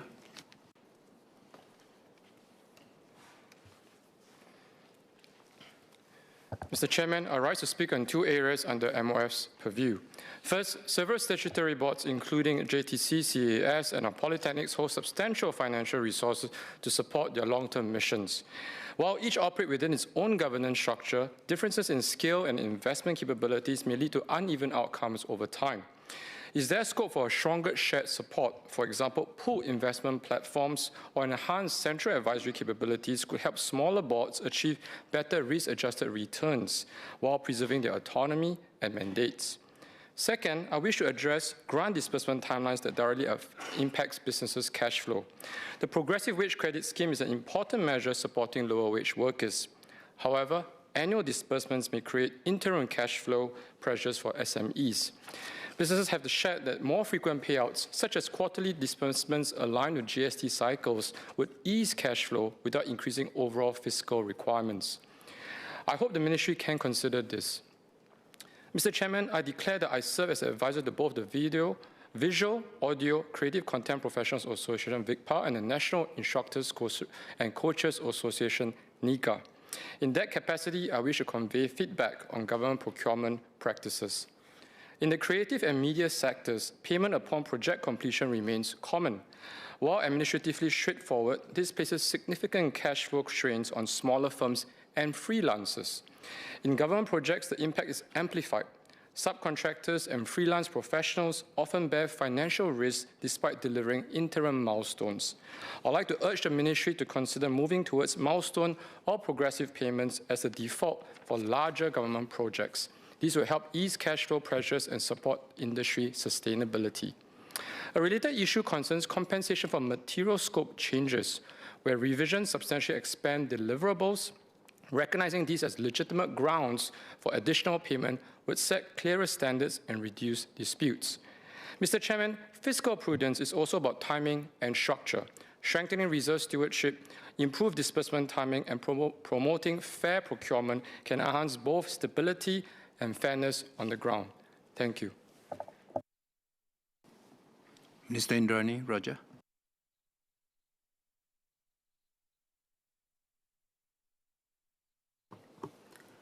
Mr. Chairman, I thank members for their cuts. Mr. Chairman, sound public finance is not just about balanced budgets, fiscal rules, and safeguards.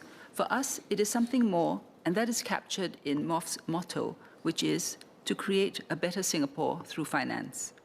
Nothing gets done without finance.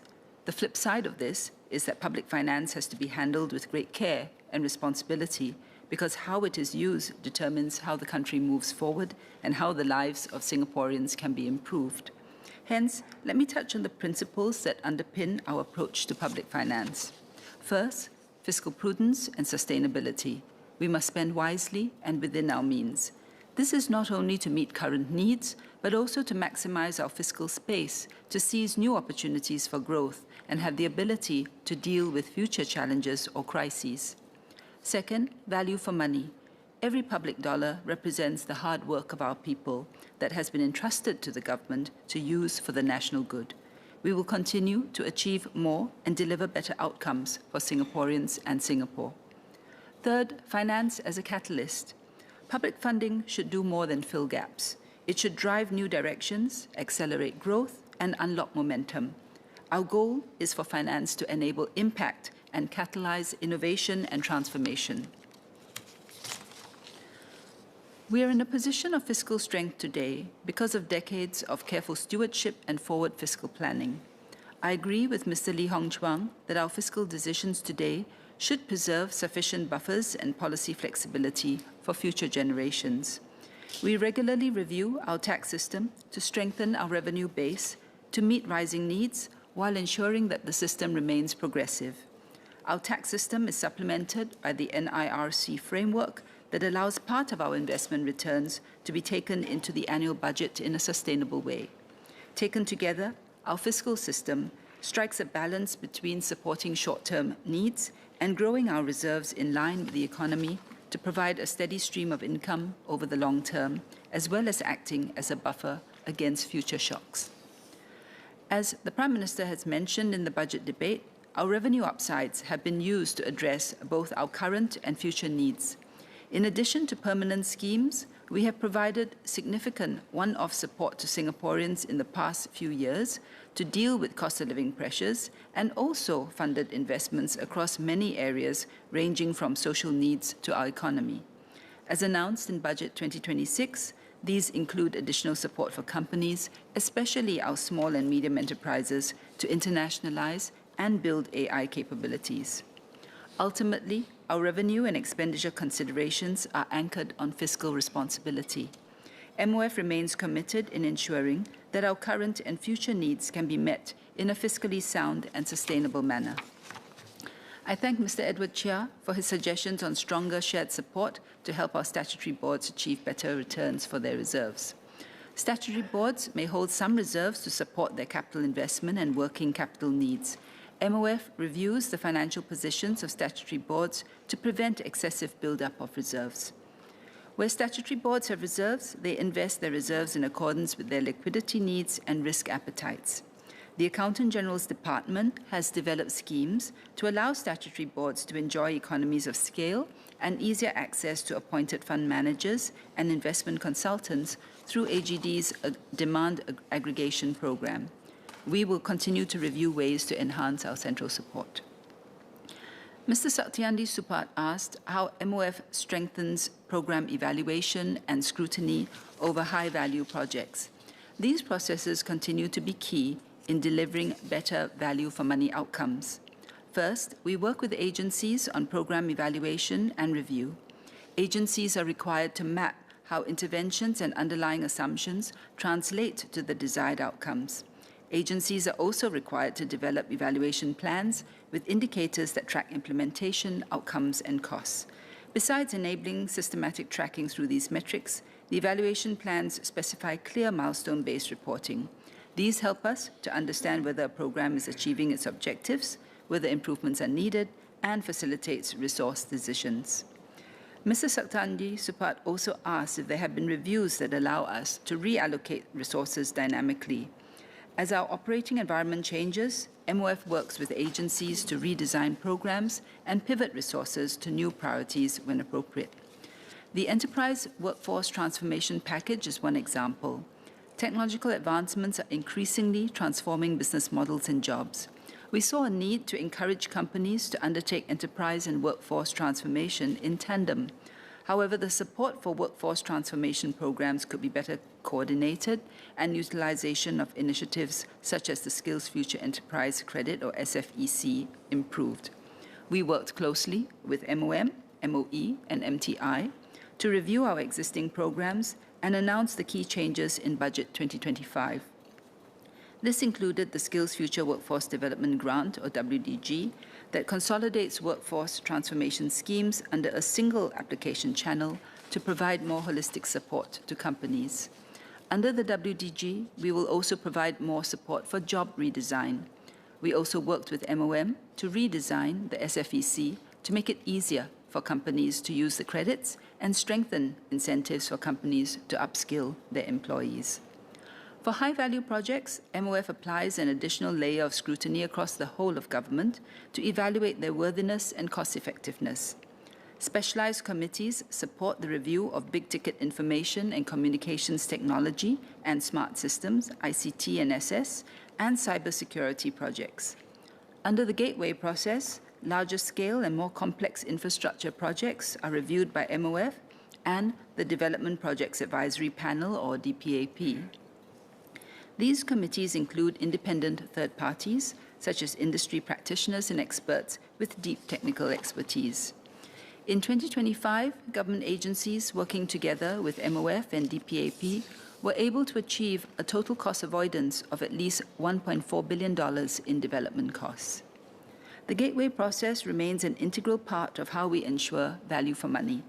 As part of our efforts to continuously improve, MOF has recently streamlined the gateway process to speed up project approvals while retaining the rigor that has helped us achieve value for money. Mr. Saktiandi Supat also aptly spoke about the role of finance as a catalyst. Mr. Chairman, MOF uses public finance to catalyze growth and innovation. In every budget, we deploy our fiscal resources strategically to drive effective change. We have invested heavily to build Singaporeans' long-term capabilities through lifelong learning and the adoption of artificial intelligence, as well as strengthened our enterprise ecosystem. MOF will continue to develop new solutions, working in partnership with the community and businesses to address current and future challenges. An example is how Tote Board supports community-driven innovations in social services, health and community care. Last year, we announced the third tranche of the Tote Board's Enabling Lives Initiative, or ELI, grant to support innovation for the disability sector. Working with SG Enable, the first grant call has seen a diverse slate of proposals receiving support, ranging from community and independent living initiatives to training and employment programs for persons with disabilities. Mr. Kenneth Tiong raised a cut on property tax valuation. As I understand it, he's suggesting that the valuation of an owner-occupied residential property for property tax purposes should be derived differently from non-owner-occupied property. His proposal is that while valuation of properties that are rented out should be using annual value, or AV, which is based on rental transactions, owner-occupied properties should instead be based on capital value derived from sales transactions. That would not be an appropriate approach. One should adopt the same valuation basis for all residential properties, regardless of whether it is owner-occupied, rented out, or vacant. That is so that there is a common yardstick to assess properties for property tax purposes. So having regard to the need for a common yardstick, the real question is whether one should use rental data for all residential properties or sales data for all residential properties. It's not a question of using AV for rental properties and capital value for owner-occupied properties. So on this, the use of rental data to determine AV keeps property taxes, which are assessed annually, more stable and predictable for homeowners. This is because there are more rental transactions than sale transactions, which provides a more accurate and stable picture of comparable properties to determine the valuation of a given property. Rents are also generally less volatile and subject to less variability compared to sale prices, as the rents are locked in by the lease agreements over a period of time, and hence they are less impacted by market sentiments and the property cycle. So just because a neighbor may have a better or a more nicely developed home that commands a higher rental, or AV, doesn't mean that the neighbor who has a simpler home will have the same AV, because obviously when valuing, adjustments will have to be made to take into account the necessary attributes.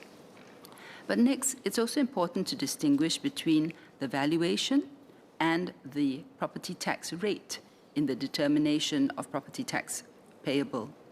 While the valuation for all residential properties is determined using a common yardstick, we can and do apply different property tax rates for owner-occupied and non-owner-occupied properties. As a concession to owner-occupied properties, property tax rates for owner-occupied properties are lower compared to non-owner-occupied properties. From time to time, we also provide one-off property tax rebates for owner-occupied properties to help cushion the impact of the property tax. This means that the retiree is also not taxed as if he is a landlord while the neighborhood gentrifies. In any case, shifting to capital value as the basis for property tax assessment doesn't necessarily lower the assessment. The fact of the matter is that when a neighborhood is revitalized, the attractiveness of the retiree's property would increase, and one can expect that both rent and sale prices to increase, i.e., both the AV and the capital value will go up. Mr. Kenneth Tiong also cited the use of sales data for sale of state land. Sales data is appropriate for use where there is a sale of land or property, as sales data would be more directly relevant. This includes the sale of state land to HDB for public housing development. For AV, rental data is more appropriate for the reasons explained earlier. Mr. Chairman, we are stewards of our reserves, assets, and resources. As Singaporeans, it is our collective responsibility to make the best use of our resources for ourselves and for future generations, just as previous generations did for us. Let us create a better Singapore through finance together. SMS Jeffrey Seah.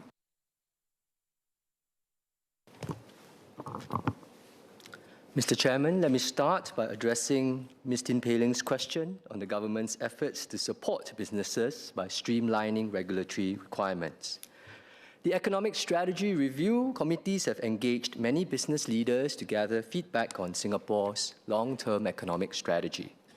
Many business leaders here and abroad have emphasized the importance of Singapore's reputation as a well-governed, stable place for doing business. Our clear and consistent rules and laws are a competitive edge for us, especially in today's uncertain global economic environment. Besides the ESR, I'm also part of the Interministerial Committee on Pro-Enterprise Rules Review chaired by the Deputy Prime Minister, which oversees efforts to improve regulatory efficiency. MOF agencies are strongly supporting the Interministerial Committee's efforts.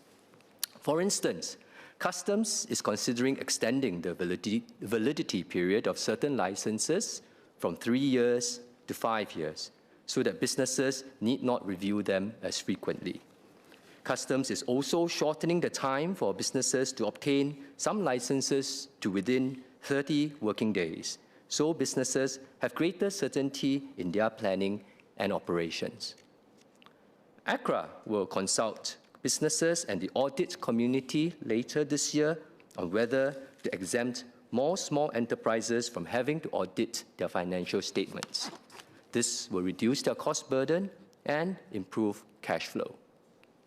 While we do want to keep compliance requirements proportionate, some regulations which balance between business and consumer interests require a little bit more careful consideration. So, for example, Mr. Kenneth Tiong asked if IRAS can review the concession for F&B establishments and hotels to display prices that exclude GST. The purpose of this concession is to simplify processes for establishments that impose service charges, which includes both F&B establishments as well as hotels. And this is because service charges are variable and may be waived or reduced. This concession has been in place for the last 30 years, and it has become the accepted norm. Making an industry-wide change will require such businesses to incur additional costs when the industry is currently facing cost pressures. Nonetheless, we will review this in the future to take into account technological improvements as well as business and consumer preferences. Mr. Edward Chia and Mr. Sean Low suggested that the government review the frequency of the progressive wage credit scheme payouts, citing how annual payouts may result in cash flow constraints for smaller businesses. MOM annualizes the PWCS payouts because the wages of workers in the progressive wage model sectors can vary throughout the year. Smoothing the payouts on an annual basis ensures that we provide sufficient, fair and consistent support to companies that are implementing wage increases to uplift our lower wage workers. So it's not a technical issue, it's a policy issue. We nevertheless recognize that smaller businesses face cost pressures and cash flow constraints, which is why we have provided the corporate income tax rebate and cash grant to support more companies in this year's budget. Ms. Tin Pei Ling asked about the ASEAN single window, and I managed to hear all of her cuts before the mic cut her off. The ASEAN single window enables the exchange of documents for cross-border trade across ASEAN member states. The onboarding of ASEAN member states to the ASEAN single window has reduced paperwork, shortened clearance times, and improved predictability and transparency for traders and exporters. This has facilitated trade by reducing cross-border friction. Singapore chairs the steering committee for the implementation of the ASEAN single window. We are now exploring ASEAN single window 2.0 to strengthen interoperability and to expand electronic trade-related document exchanges to partners such as China, Japan, and South Korea. And this could include adopting standardized technologies that allow for more types of electronic documents to be exchanged. And these improvements to cross-border clearance processes will make it even easier for businesses to use Singapore as a launchpad to grow and expand internationally, in line with recommendations from the Economic Strategy Review. Mr. Saktiandi Supat and Ms. Tin Pei Ling asked about how the government can help businesses catalyze innovation and enhance processes to be more productive. We encourage businesses to use more technology to increase productivity. For instance, SMEs that do not have large back-office teams can digitalize their processes to reduce paperwork and errors. A recent study by Deloitte estimated that using digital invoices can save small businesses up to $20 per invoice. To support this effort, the IMDA launched Invoice Now, Singapore's e-invoicing network, in 2019. Today, over 63,000 businesses are on Invoice Now. One such business is Interior Design. By using Invoice Now, this business can automatically issue invoices and populate accounting records without having to spend time on manual data entry. Many businesses and trade associations have given us positive feedback that they were able to reduce invoicing errors using Invoice Now. And for businesses with overseas operations, cross-border B2B transactions will also be easier through Invoice Now, as its underlying e-invoicing standard is internationally accepted. For these reasons, the government has been nudging more businesses to use Invoice Now. We provide newly incorporated businesses with 1 year of free Invoice Now services. Since 1st November 2025, newly incorporated companies that voluntarily register for the GST are required to transmit invoice data to IRAS via the Invoice Now network. Such companies have benefited from faster GST audits and refunds. As more businesses come on board Invoice Now, the network benefits and efficiency gains will only increase further. And so, in consultation with the Singapore Business Federation and other trade associations, we are now ready to take the next step to push for greater adoption of e-invoicing. We will require all GST-registered businesses to submit digital invoices to IRAS via Invoice Now by April 2031. And this will bring on 90,000 more businesses to the Invoice Now network. We will do this progressively. We will prioritize the onboarding of smaller businesses so that we can support them better in their transition. First, we will make a suite of Invoice Now-ready software solutions available to businesses free of charge. Second, we will provide new cash grants to defray the operational costs of adopting Invoice Now-ready software, up to $1,000 for smaller companies and up to $5,000 for larger companies. More details on the timeline and the support provided will be released by IRAS and IMDA.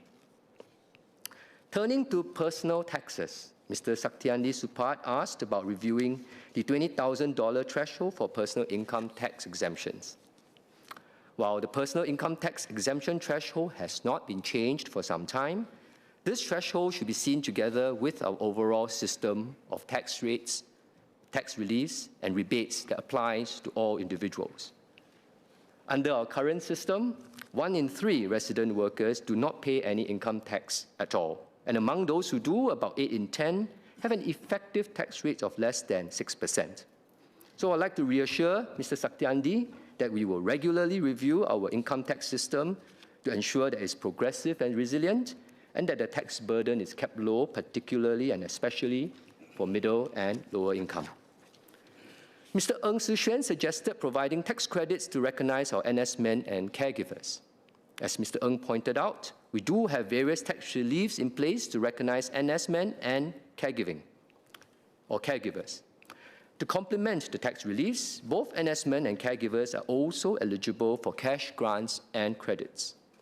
Cash grants and credits are administratively simpler and more progressive than tax credits, which are tied to payable taxes. For example, we provide up to $18,500 in Live SG credits and top-ups to CPF and post-secondary accounts via the NS Home Awards for operationally ready NSmen.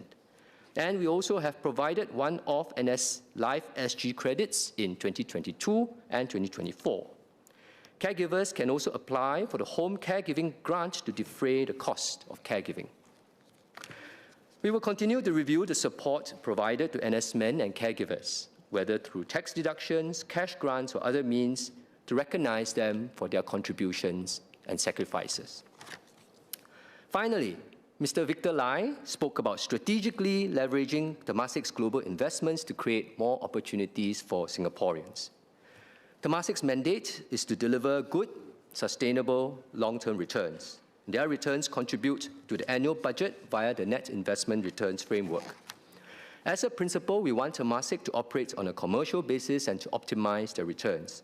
As Mr. Lai acknowledges, the government does not prescribe specific areas of investment or dictate Temasek's individual investment decisions. Nonetheless, Temasek is indeed a valuable partner for the government in our economic growth strategies. And we work together whenever there's an alignment on the three pathways that Mr. Lai highlighted: identifying strategic areas for investment, growing our local champions, and developing Singaporean talent. Mr. Chairman, in an increasingly competitive global landscape, being pro-enterprise is essential to Singapore's continued economic relevance. MOF is systematically improving our regulatory environment to reduce compliance costs and to respond to business needs. We will continue to closely partner businesses, industry associations, and unions to maintain Singapore's position as one of the best places in the world to do business. Thank you. SPS Sean Huang. Mr. Chairman, I will speak on how MOF is making government procurement more accessible for businesses, and how technology can enhance public service delivery and accountability. When procuring goods and services, the government selects solutions that provide value for money so that we can achieve more and deliver better outcomes with public funds. When considering value for money, we take a holistic assessment of both benefits and costs, which can encompass economic, social, and environmental outcomes.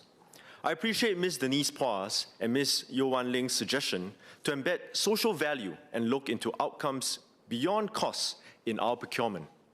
Our holistic approach towards value for money allows us to do so. To illustrate, in a tender for contact center services by the Public Service Division, the awarded contractor was required to hire persons with disabilities and seniors for at least 10% of the jobs created by the contract. We will continue to look for opportunities to reap positive economic, social, and environmental outcomes, while achieving value for money and avoiding excessive compliance costs for businesses. Mr. Sean Loh and Ms. Denise Pua spoke about making government procurement more accessible for small and medium enterprises. Ms. Yeo Wan Ling asked an update for extension of Tenderlight to ICT procurement. To improve accessibility, government agencies ensure our procurement opportunities are appropriately sized to allow SMEs to participate while ensuring it is sufficient for suppliers to invest in innovative solutions or technology that improve productivity.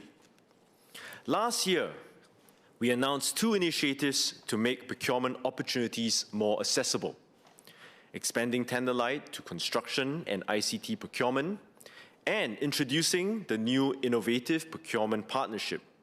Let me share updates on each in turn. Tenderlight was first introduced in April 2024 to simplify contract conditions of tenders up to $1 million, making them more accessible to SMEs. We implemented Tenderlight first for the procurement of general goods and services, and then expanded to construction procurement in May 2025. MOF has been working closely with industry stakeholders to expand Tenderlight to ICT procurement.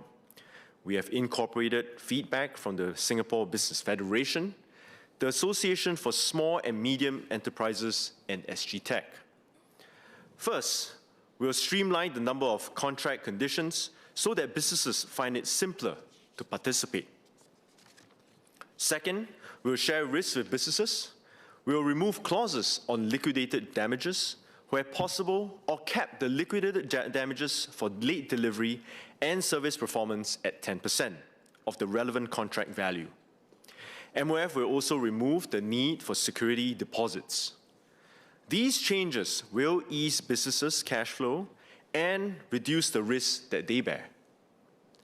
MOF will be launching Tenderlight for ICT procurement from April 2026. With the expansion of Tenderlight to ICT contracts, Tenderlight will cover all procurement and tender value up to $1 million.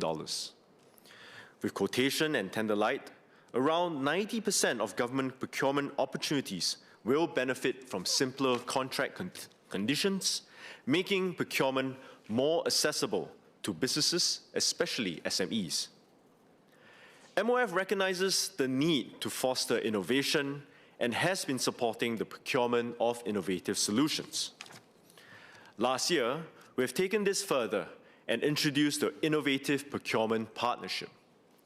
This initiative enables public agencies to collaborate with businesses to test innovative solutions and provide assurances to businesses of the opportunity to scale up if pilot testing is successful. To make the Innovative Procurement Partnership more accessible to SMEs and startups, established track records are not a requirement. The government will also share risks with businesses by removing the need for security deposits and liquidated damages by default during the pilot testing phase. In addition, the Innovative Procurement Partnership is conducted via open sourcing. In other words, any business can participate. I thank Mr. Edward Chia and Ms. Denise Phua for their suggestions to ease cash flow for smaller firms and freelancers. MOF provides government agencies with contract templates and guidelines on payment milestones, including increasing the number of payment milestones where appropriate to ease cash flow. These templates and guidelines are developed with inputs from businesses and government agencies to reflect industry norms. For example, when procuring design services, government agencies are required to specify the expected iterations of changes to allow the supplier to better price their bids.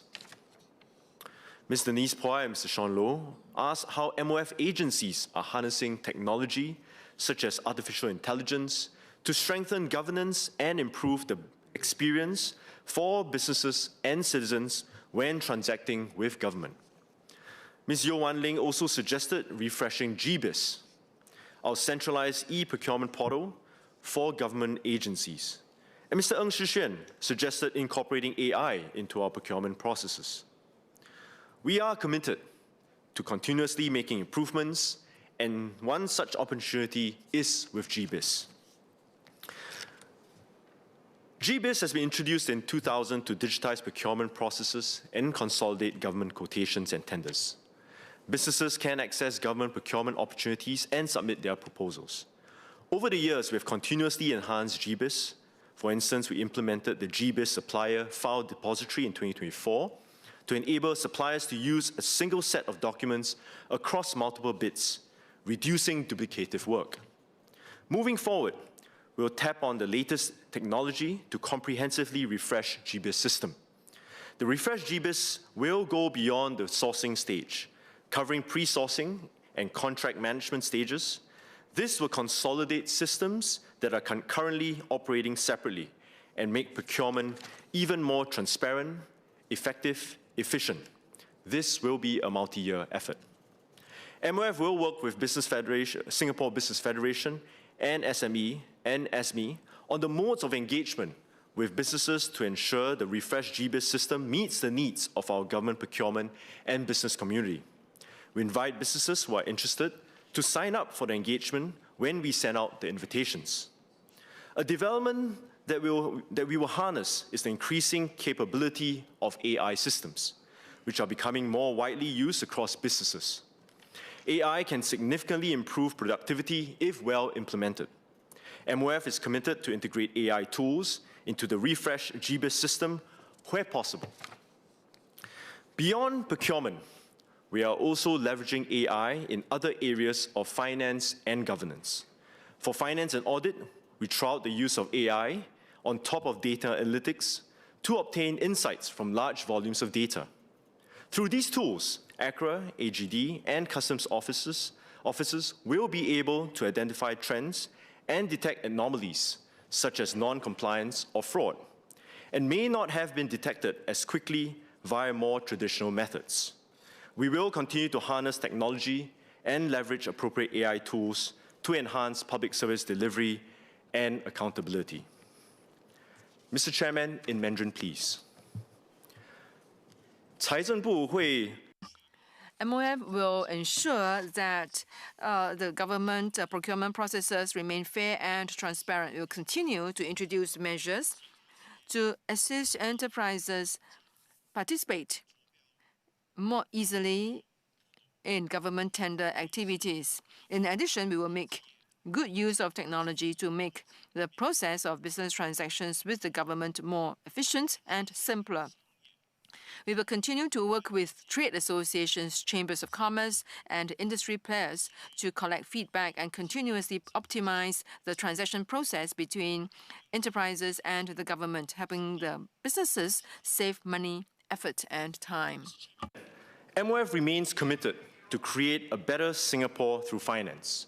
We will continue to ensure fiscal prudence and sustainability, advance a pro-enterprise environment where regulatory requirements are streamlined to reduce compliance costs, improve access to government procurement, and leverage technology to improve efficiency and strengthen governance. These efforts will enable us to serve Singaporeans and businesses better. We have time for clarifications. Mr. Kenneth Tiong. Thanks. One clarification for SMS Xiao. So the SMS said that the GST concession is because the service charges are variable and may be waived or reduced, which it may very well be. But then there's nothing stopping a coffee shop from charging 0.1% service charge to charge GST exclusive prices, which it did in 2022. So that's not consistent with what IRA subsequently did, which was to enforce it and change the rules, or clarify the rules rather, because it updated its guidelines to state that the pricing exception does not apply to businesses that levy a nominal service charge without a genuine business reason other than to avoid displaying GST inclusive prices. So what determines nominality if that is the standard for qualifying for a concession? F&B businesses and hotels need certainty too. And that IRAS has to police this at all suggests that the concession creates more complexity than it resolves, which brings us back to the question of whether it truly serves consumer interests. Thank you. SMS Xiao.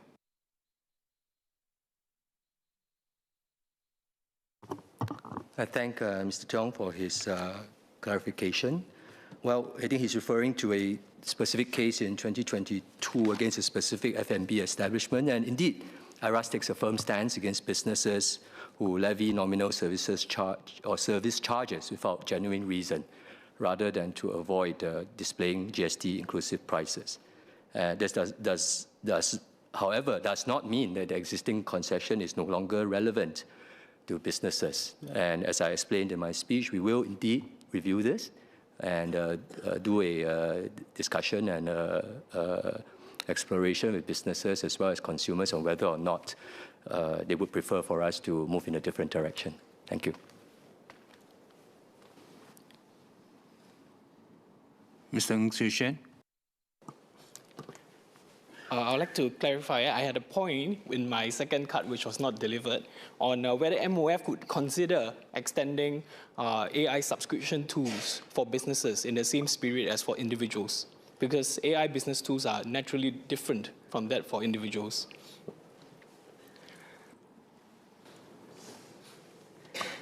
Who would like to respond to Mr. Ng? SPS Wong.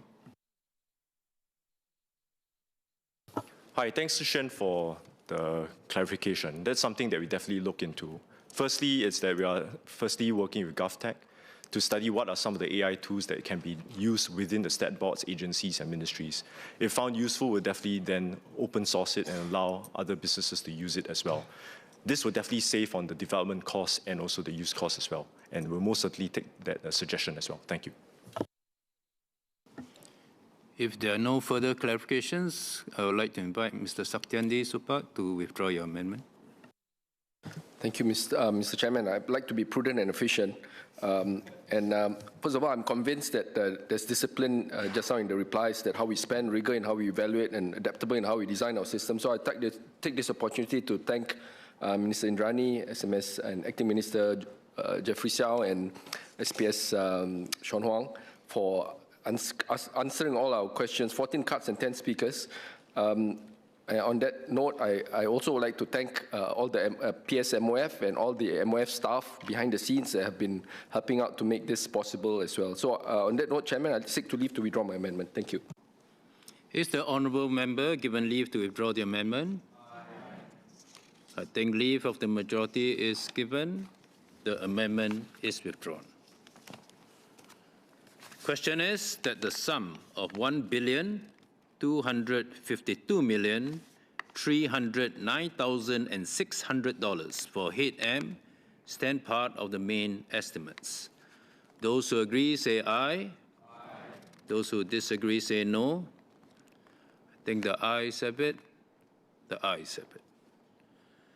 The question is that the sum of $68,615,100 for head M stand part of the development estimates. Those who agree say aye. Those who disagree say no. I think the ayes have it. The ayes have it. Minister for Finance, Second Minister for Finance. Mr. Chairman, may I seek your consent to move that progress be reported and leave be asked to sit again? I give my consent. Mr. Chairman, I move that progress be reported and leave be asked to sit again. The question is that progress be reported and leave be asked to sit again. Those who agree say aye. Aye. Those who disagree say no. I think the ayes have it. The ayes have it.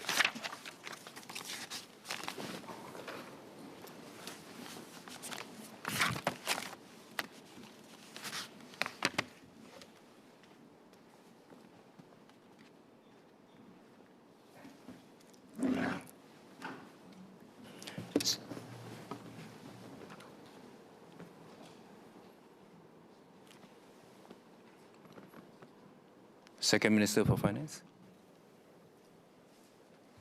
Mr. Speaker, I report that the Committee of Supply has made progress on the estimates of expenditure for the financial year 2026 to 2027 and ask leave to sit again tomorrow. So be it. Leader. Deputy Leader. Mr. Speaker, I move that Parliament do now adjourn. The question is that Parliament do now adjourn. Those who agree say aye. Aye. Those who disagree say no. I think the ayes have it. The ayes have it. Order, order.